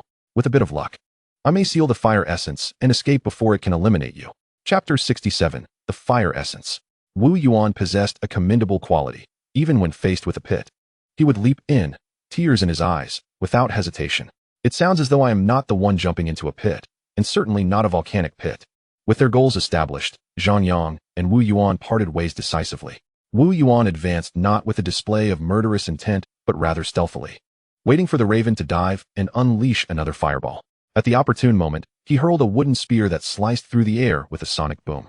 Even though this spear was not the spear of confinement, its power was formidable. Indeed, the effect was remarkable. The raven was startled, its fireball swallowed back down. In the next moment, a torrent of flames erupted forth, forming a protective shield of fire in midair. The spear, traveling at supersonic speed, vanished without a trace. disintegrated upon contact with the fiery barrier. What skill? What reflexes? How powerful? Zhang Yang observed from a distance, promptly deciding to retreat. It was prudent to avoid confrontation. Wu Yuan, too, found himself in a moment of cowardice, fleeing as if he were an old dog, lamenting why he lacked wings to escape. The fire raven, not one to let a seemingly formidable insect escape easily, flapped its wings and pursued. In an instant, it unleashed a fireball, enveloping Wu Yuan in flames, presumably sealing his fate. Yet, just as the raven cawed in satisfaction, another wooden spear shot forth at supersonic speed. No, it was a stone. Wu Yuan was not foolish. He had observed the raven's fire shield, which could instantaneously melt incoming arrows and bolts. Let us see if you can melt a stone. The raven, quick to react, summoned another fiery shield around itself. However, this time, the stone was indeed partially melted, leaving behind a small fragment. With a cry of agony, the raven tumbled through the air, shedding dozens of black feathers in a disheveled display. On the ground, Wu Yuan emerged from the flames, channeling his murderous intent as he bolted away, faster than an old dog, for he knew that if he lingered, his hair and eyebrows would be singed. As for whether the flames posed a threat to him, they certainly did. However, the fireball needed to strike within 5 meters of his vicinity, and by the moment it landed, he had already taken cover behind a large rock. Thus, despite the ferocity of the sea of flames, it was but a trivial matter for him, a hero unit nearing legendary prowess.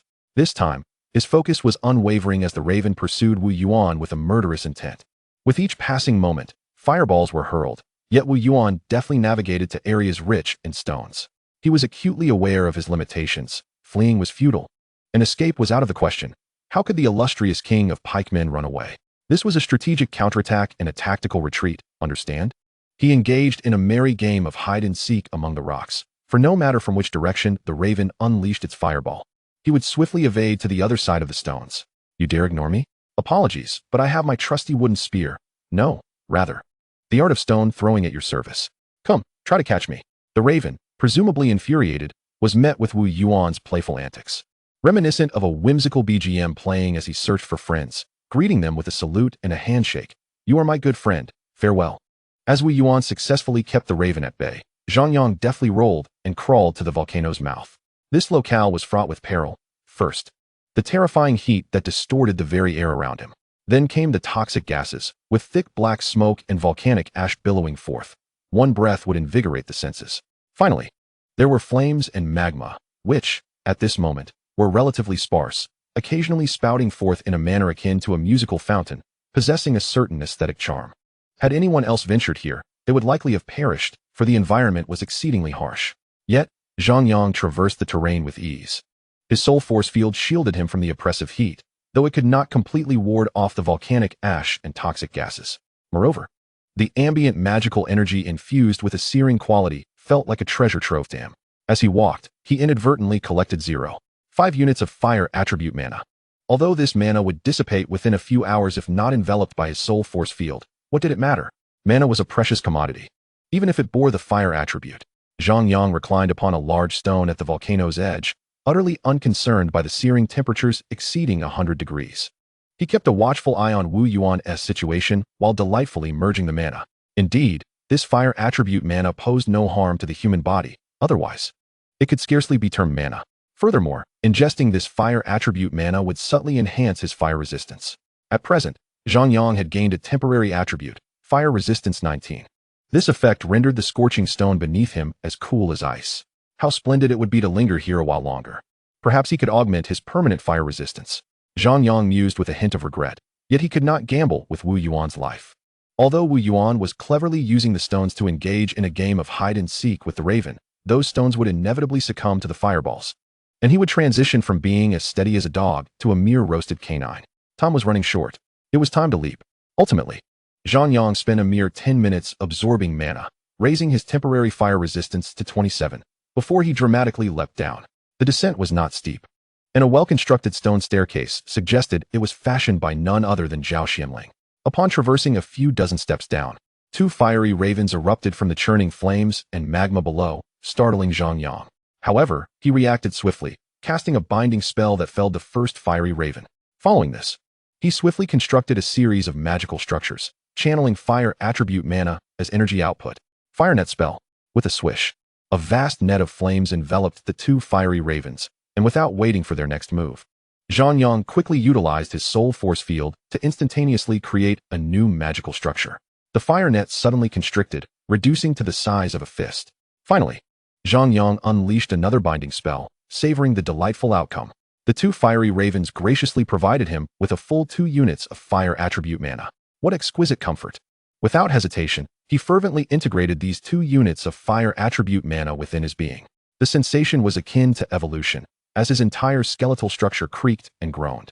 He anticipated a growth spurt of 10 centimeters, only to find the soul force field's readings indicating he remained at his original height. Was it merely an increase in fire resistance? Nonetheless, it was a welcome boon. Zhang Yang felt content, now boasting a temporary fire resistance of 59. Several hundred degrees of flame were but trifles to him. Even more intriguing, he had acquired a permanent fire resistance attribute, Fire Resistance 1. This place was indeed a treasure trove.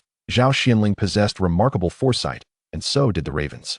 By extension, one could assert that I, too, possess exceptional insight.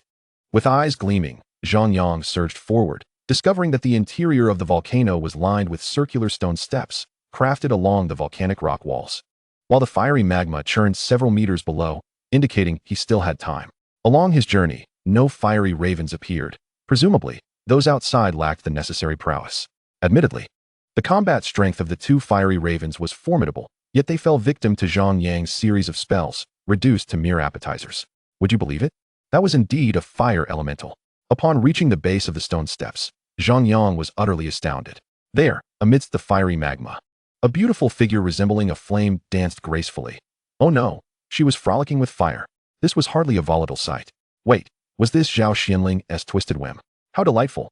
As Zhang Yang's imagination ran wild, he suddenly caught the gaze of the fire elemental, or rather, the humanoid fire elemental, who turned her head slowly towards him. Chapter 68, The Return. In that fleeting moment of eye contact between Zhang Yang and the fire elemental, a myriad of thoughts surged through his mind. Perhaps he could flaunt Zhao Xianling's signature move, forge a connection, or even subdue this fire elemental. Yet, in the end, he acted without hesitation. The soul force field expanded instantaneously, locking onto the fire elemental, and he cast a fire net spell before turning to flee. Was he jesting? Engaging in battle within the fire elemental's domain? He was not that arrogant. First, he needed to lure the fire elemental out. Zhang Yang sprinted with utmost speed. However, the fire elemental was swifter still. With a shriek amidst the flaming magma, she spun, summoning a fiery tornado in pursuit. In terms of fire manipulation, the fire elemental could easily outmatch him. Thus, Zhang Yang did not dare look back. His singular focus was on fleeing. Whoosh! The fiery tornado engulfed him in an instant. Despite his temporary fire resistance of 59, he was still seared, sizzling from the intensity. Had he not desperately employed his soul force field to shield against the fiery vortex, he might have been reduced to a charred husk.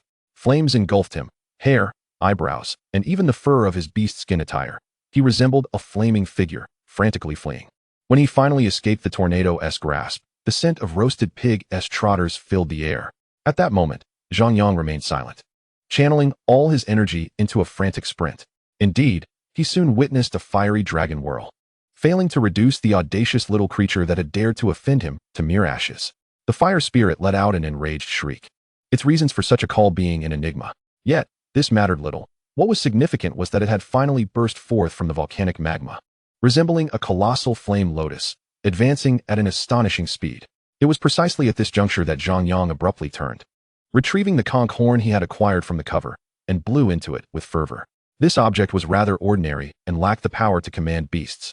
It was not a true artifact of the Tiger clan. However, Zhang Yang had meticulously studied the matter along his journey. Aside from leaving behind a spell to control the fire spirit, Zhao Xianling had likely set up other mechanisms, such as this conch horn capable of influencing the fire spirit. The principle behind the horn's ability to command the spirit was undoubtedly linked to sound waves. Therefore, even though the conch horn in his possession was not the one left by Zhao Xianling, it should still hold some efficacy. As the conch horn's notes resonated through the air, the rapidly approaching fire spirit was indeed startled, instinctively diving back into the volcanic magma with a swift whoosh. Zhang Yang chuckled heartily, stowing the conch horn away as he continued his escape. His intention was pure, to enrage the fire spirit and ultimately lure it out of the volcano's mouth. This was the crux of the battle. As for why he did not initially blow the conch horn at the volcano's mouth, but instead chose to descend, it was due to his uncertainty regarding the fire spirit's condition. What if it had been ensnared by that fiery crow? Only when he observed the fire spirit frolicking freely within the magma, displaying an air of high intelligence, did he realize that it was not easily deceived and had likely conspired with the fiery crow. Thus, without truly inciting its wrath, it would not emerge. Soon, the fire spirit recognized it had been tricked and immediately shrieked, charging forth once more. By this time, Zhang Yang had already leaped out of the volcanic mouth, rolling away a good distance. Almost simultaneously, a wave of fire crashed against the volcano's rim, heralding the spirit's emergence. Now, it no longer appeared as graceful and slender. Flames coalesced around its form, exuding an aura reminiscent of a fiery queen. However, at that very moment, Zhang Yang unleashed the full extent of his soul's power. Indeed, he had merely been feigning weakness. After absorbing and merging with the ancestral spirit from 300 years past, his soul's strength had ascended to the B rank, allowing his soul field to extend up to 200 meters. The total volume of his soul energy had also become quite formidable. In an instant, before the fire spirit could react, the fully unleashed soul field completely locked onto it, compressing into a tangible critical point that generated a terrifying soul shockwave. The fire spirit screamed and attempted to flee, but this time, Zhang Yang's speed was unparalleled. In the blink of an eye, he constructed 12 magical frameworks, and as he infused them with mana, he grasped the air with his right hand, directly releasing the true fire net spell.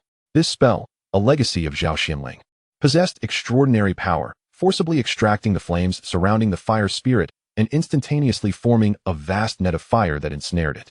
The time Zhang Yang had spent meticulously studying the structure of mana finally bore fruit in this moment. Master, I was wrong. Please do not kill me. The fire spirit suddenly wailed in perfect Mandarin. However, in the very instant of its plea for mercy, the fire spirit curled into a massive fireball, expanding wildly. In the blink of an eye, the cage formed by the fire net spell was on the verge of collapse. As the fire spirit threatened to escape once more, Zhang Yang let out a cold laugh. Do you truly think me a mere charlatan of a sorcerer? Well, congratulations, you guessed correctly. I am, in fact, a cultivator. Confinement. With this grand spell unleashed, the fire spirit's transformed fireball instantly solidified. This stabilizing spell was powerful, its efficacy increasing with the enhancement of soul strength. The fire spirit's struggles were futile. As Zhang Yang contemplated this, he suddenly heard Wu Yuan shouting from a distance. Indeed, the fiery crow had finally realized it had fallen for a diversionary tactic and was now soaring back in a furious rage. At this moment, Zhang Yang remained completely unfazed. Panic was of no use. He directly terminated the confinement spell on the fire spirit, then, through the soul field, rapidly constructed the second closed-loop circle for the fireball spell. Seizing the opportunity while the fire spirit was still under the lingering effects of the confinement spell, he pulled the entire fire net cage along with the ensnared fire spirit into the curvature field formed by the second closed-loop circle. Indeed, this operation perfectly adhered to the mana structure of the second closed-loop circle. It had once been capable of absorbing a furnace, so there was no reason it could not draw in other spells and the fire spirit.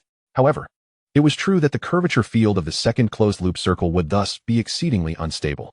Therefore, Zhang Yang dared not linger, swiftly constructing a fourth closed-loop circle. Then, without a glance back, he hurled the enormous fireball, roughly the size of a water vat, toward the direction from which the crow was approaching. Let whoever will deal with it. He himself dove back into the volcano like a hungry tiger pouncing on its prey. The next moment, an earth-shattering explosion resounded, shaking the entire volcano violently, startling Zhang Yang into thinking the volcano had been detonated. Just as he prepared to utter a phrase of resignation, he realized something was amiss. He observed the magma below the volcano's mouth rapidly diminishing. Crawling out to take a look, he was astounded to find a massive hole had been blasted into the mountainside. Crimson magma bubbled forth, gushing out. This defied all logic. How had the volcano not erupted? Was it luck, or was this volcano truly as stable as a rock? The enormous fiery crow was nowhere to be seen in the sky, and the fire spirit had also vanished. Was this truly the end? Zhang Yang dared not linger, hastily descending the volcano from another direction, only to see Wu Yuan, who was also on the verge of becoming a roasted pig. Master, what just happened? I almost thought the volcano exploded. I know nothing at all. What about the task? Was the mission to seal the fire spirit accomplished? I don't know. Zhang Yang furrowed his non-existent brow, equally puzzled. He swore he had merely tossed a fireball on impulse. Logically, the fire spirit should not have been killed, but the crow was certainly dead. Yet, no information was forthcoming. Forget it. The fire attribute mana here is extraordinarily dense. Let us gather some first. Wu Yuan, you come too. Let us take a lava bath. Half an hour later, after Zhang Yang had harvested 5 units of fire attribute mana, The mission for the Lord's trial finally arrived. Lord's trial task: seal the fire spirit. Failure. Successfully killed the fire spirit. Successfully eliminated the competitor, the fire crow. Successfully resolved the crisis of the tiger clan. The volcano will not erupt temporarily. Re-evaluating the Lord's trial task. The Lord's trial quest has escalated to a terrifying level of difficulty. Upon completion of the task, the following rewards have been granted: a village establishment decree allowing for a recruitment cap of 500 inhabitants, 3 2-star hero templates, 1 special building for the territory, 1 special construction item for the territory, 5 fragments of white hope, and a 5-second countdown for return. Chapter 69, The King of Archers. The sky is azure. The grass is verdant, the air is fragrant, and the mood is delightful. The sensation of returning is truly splendid. It was only upon setting foot on familiar ground and recognizing the surroundings as my own village that my anxious heart finally found solace. This hero trial lasted a total of 9 days, and indeed, 9 days have also passed in the village. It would be disingenuous to claim I was not worried. What if unexpected events arose? What if the orc tribe decided to deviate from their usual tactics? Thankfully, everything seems to be in order at present. Now, within a radius of 3 kilometers centered on the village, all trees have been felled, creating a remarkably expansive view. The village's castle has been completed. A new fortress seamlessly integrated with the previous level 2 stronghold. It features a single gate, surrounded entirely by walls. The outer structure consists of 2 layers of stone walls, meticulously constructed from 1-meter square stone blocks, while the inner wall is made of massive timber and earth, reaching a total height of 4 meters and a width of 6 meters, with the outer edge fortified by 50 centimeters of thick logs serving as a battlement. From atop these walls, one can behold the lush fields that have been cultivated. All the crops are thriving, nearly 30 centimeters high, and harvest is just 2 or 3 months away. However, the mere thought of the impending war with the orc tribe that could utterly devastate these crops immediately dampens my spirits. Wu Yuan, you should return to rest for now. Come back tomorrow morning for the meeting, I suggested after a moment's contemplation. In the previous trial, this fellow played the tragic role of a pitfall filler, teetering on the brink of life and death several times, truly enduring considerable hardship. I was grateful for the absence of a loyalty system, otherwise, he would have revolted long ago. Thus, even in urgency, he deserves a respite. Village chief, I am not fatigued, Wu Yuan replied with an enthusiastic expression, but without eyebrows. Facial hair, or hair atop his head, he resembled a boiled egg. I couldn't help but laugh heartily, but suddenly stopped, realizing I too resembled a boiled egg, and thus found the humor dissipating. Very well then, you need not rest. My good cheer vanished entirely. Next, I summoned the Bear Brigade, including core leaders such as Qini Dao, Lu Dali, Sun Godin, and the craftsmen led by Zhao Taizhu, to inquire about the events of the past 8 days. In truth, not much had occurred, save for occasional sightings of orc scouts and the sporadic appearance of flying monsters in the sky. Everything else remained normal. However, I had already learned from my communication with the ghost priest that the orc scouts had indeed been prowling around the village, indicating that a confrontation was inevitable. Wu Yuan, I have 3 2-star hero upgrade templates. Who do you think would be most suitable to receive them? I inquired, knowing that Wu Yuan, as the chief instructor of all infantry, possessed the deepest understanding of each soldier's capabilities, and his recommendations would be invaluable. Village chief, our most pressing threat comes from the orc tribe. In the previous battle, they suffered significant losses due to our binding spear. So I anticipate their next assault will predominantly feature ranged attacks, supplemented by melee forces, and possibly even cavalry. Their ranged units may include archers, fireball mages, and spear throwers. In this context, we require a hero focused on defense, making Wang Mumu the most appropriate choice. If we upgrade him to a 2-star hero, he may even withstand enemy fireballs, Wu Yuan stated earnestly. Indeed, we do need a genuine tank. Very well, let us allocate this upgrade to Wang Mumu. What is next? I nodded in agreement. Next, I recommend the archer Captain Qini Dao. It has been proven that high-tier ranged classes exert a significant influence in combat, regardless of offense or defense. Therefore, we need a formidable ranged hero to create substantial deterrence against the enemy. As for the final candidate, Song Dazue, Duan Quan, Zhou Dadu, Lu Dali, and Sun Godin all meet the criteria. It ultimately depends on your future strategic plans. Village chief, he continued. After some consideration, I concurred with Wu Yuan's suggestions. It was true that archers were initially a lackluster class, with 100 archers failing to take down a level 1 green wolf demon.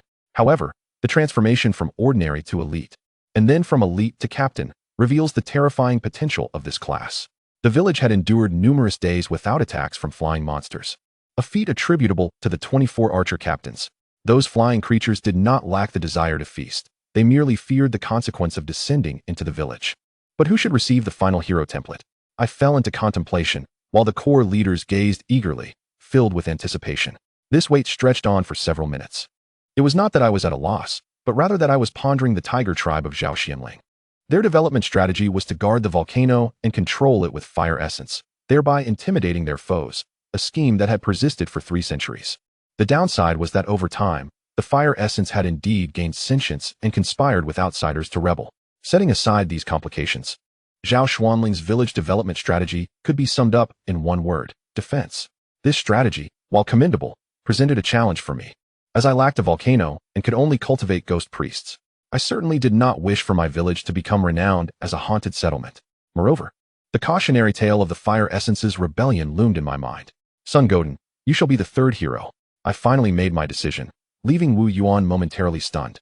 While Song Dazue, Duan Quan, and Zhou Datu expressed disappointment, as they considered themselves the most capable. Do not fret, I have considered this thoroughly. You 3, Song Dazue, Duan Quan, and Zhou Datu, all possess formidable survival skills on the battlefield.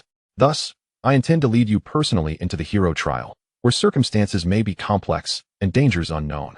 You are far more suited for such challenges than an archer, who might succumb easily due to inadequate survival capabilities, I explained. Furthermore, should Qin Yidao and Sun Goten upgrade to heroes through the templates, they, alongside our castle and defending troops, can unleash considerable damage output, safeguarding our home while we venture forth to battle. We cannot return to find our village in ruins, for that would be a most unfortunate jest. Upon hearing my rationale, the others began to grasp my reasoning, and their earlier disappointment faded away. At that moment, Wang Mumu suddenly spoke up, "Village chief, in that case, I shall relinquish my hero upgrade template for the archer comrades. I shall strive to achieve heroism through my own strength. Indeed, we, the Bear Brigade, will stand together in life and death, advancing and retreating as one." Song Dazue exclaimed excitedly. Enough with the nonsense. If you don't upgrade the shield-bearing hero, who will defend against the fireballs of the orc mages? At that moment, Wu Yuan kicked Wang Mumu, evidently still haunted by the fireballs. No worries. I'll come up with a way to deal with the orc fireballs. Are you certain, Wang Mumu? Opportunities like this are fleeting. This is a chance to ascend to hero status without risking our lives, Zhang Yang inquired with a smile. I am quite certain, esteemed village leader. There is no future in being a mere layabout, Wang Mumu replied, his expression resolute. Damn it, Wang Mumu. Who are you calling a layabout? If you're not satisfied, come and fight. Qin Yidao interjected, feeling indignant. Are you implying that our archers are weak? This is intolerable. Silence. Let us settle this. Qin Yidao, Lu Dali, and Sun Goten, you 3 shall utilize the hero templates to ascend as the archery kings, Zhang Yang declared emphatically, asserting his authority over the group. With that, the decision was made, and he activated the upgrade function within the mystical village building decree. Shall the hero templates be used for archers Qin Yidao, Lu Dali, and Sun Goten? Confirm.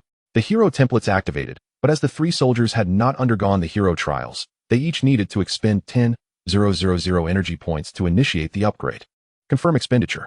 The upgrade commenced, with soldier Qin Yidao selecting the archery king template, achieving a compatibility of 100. Soldier Lu Dali chose the same template, with a compatibility of 98, while soldier Sun Goten also selected it, garnering a compatibility of 97. Due to Qin Yidao's perfect compatibility with the archery king template, a new upgrade transformation was triggered, requiring an additional expenditure of 20,000 energy points to access the 3-star hero template. Oh my! Zhang Yang was both astonished and alarmed. Fortunately, he had accrued a substantial amount of energy from his previous battle with the orcs. Otherwise, he would have been at a loss, as that was a total of 50,000 energy points, a considerable sum. 3 beams of white light enveloped the trio, with Qin Yidao's aura exhibiting subtle fluctuations, indicating his exceptional potential. His 100 compatibility surpassed even Wu Yuan's. Of course, Wu Yuan's shortcomings stemmed from being the first to undergo the trial, lacking experience and preparation, which led to a hasty conclusion. Given his prowess, achieving a 3-star hero would have been effortless. 15 minutes later, Lu Dali and Sun Goten completed their hero ascension, while Qin Yidao took a full 30 minutes. This method of hero ascension did not enhance their weaponry, yet their combat power had at least tripled, with Qin Yidao's multiplying by 5. The specific attribute changes for Lu Dali and Sun Goten were as follows: Archery King, Strength B, Agility C, Defense C, Soul D. Gained talents of great strength and precision. Acquired enhanced skills of Overlord Piercing Arrow and Star Chase 16 Burst. Retained skills of Wind Chasing Arrow and Piercing Arrow. For Qin Yi Dao, the specific attribute changes were Archery King, Strength B, Agility B, Defense B, Soul C, gained talents of Bao Spirit, Great Strength, and Precision. Acquired enhanced skills of Overlord Piercing Arrow, Star Chase 32 Burst, and Soul Chasing Arrow, gained the hero aura of Divine Archer. When Zhang Yang relayed the changes in attributes for Qin Yi Dao and the others, the crowd was filled with astonishment and envy. The Archery King hero was indeed formidable, particularly Qin Yi Dao, whose attributes had dramatically improved simply by reaching 3-star status. This time, our stronghold is secure. Qin Yi Dao, from this day forth, you shall be the captain of the hunting team. Venture forth from the village to hunt more monsters, gathering their souls, blood, and flesh. The Fierce Bear Quartet will also be assigned to you, in addition to 10 captain-level archers and 10 captain-level infantry. Lu Dali and Sun Godin. You two will be responsible for defending the stronghold, receiving 10 captain-level archers, but this time, exercise caution. If any flying monsters appear, lure them down first. As for you, Wu Yuan, you shall temporarily serve as the chief instructor, responsible for training all new recruits in spear throwing and assisting me in crafting some wooden spears. Zhao Taizhu. During this period, focus on producing wolf-tooth arrows in abundance, prioritizing supplies for Qin Yi Dao and his companions, as their burst arrow skills consume arrows at an alarming rate.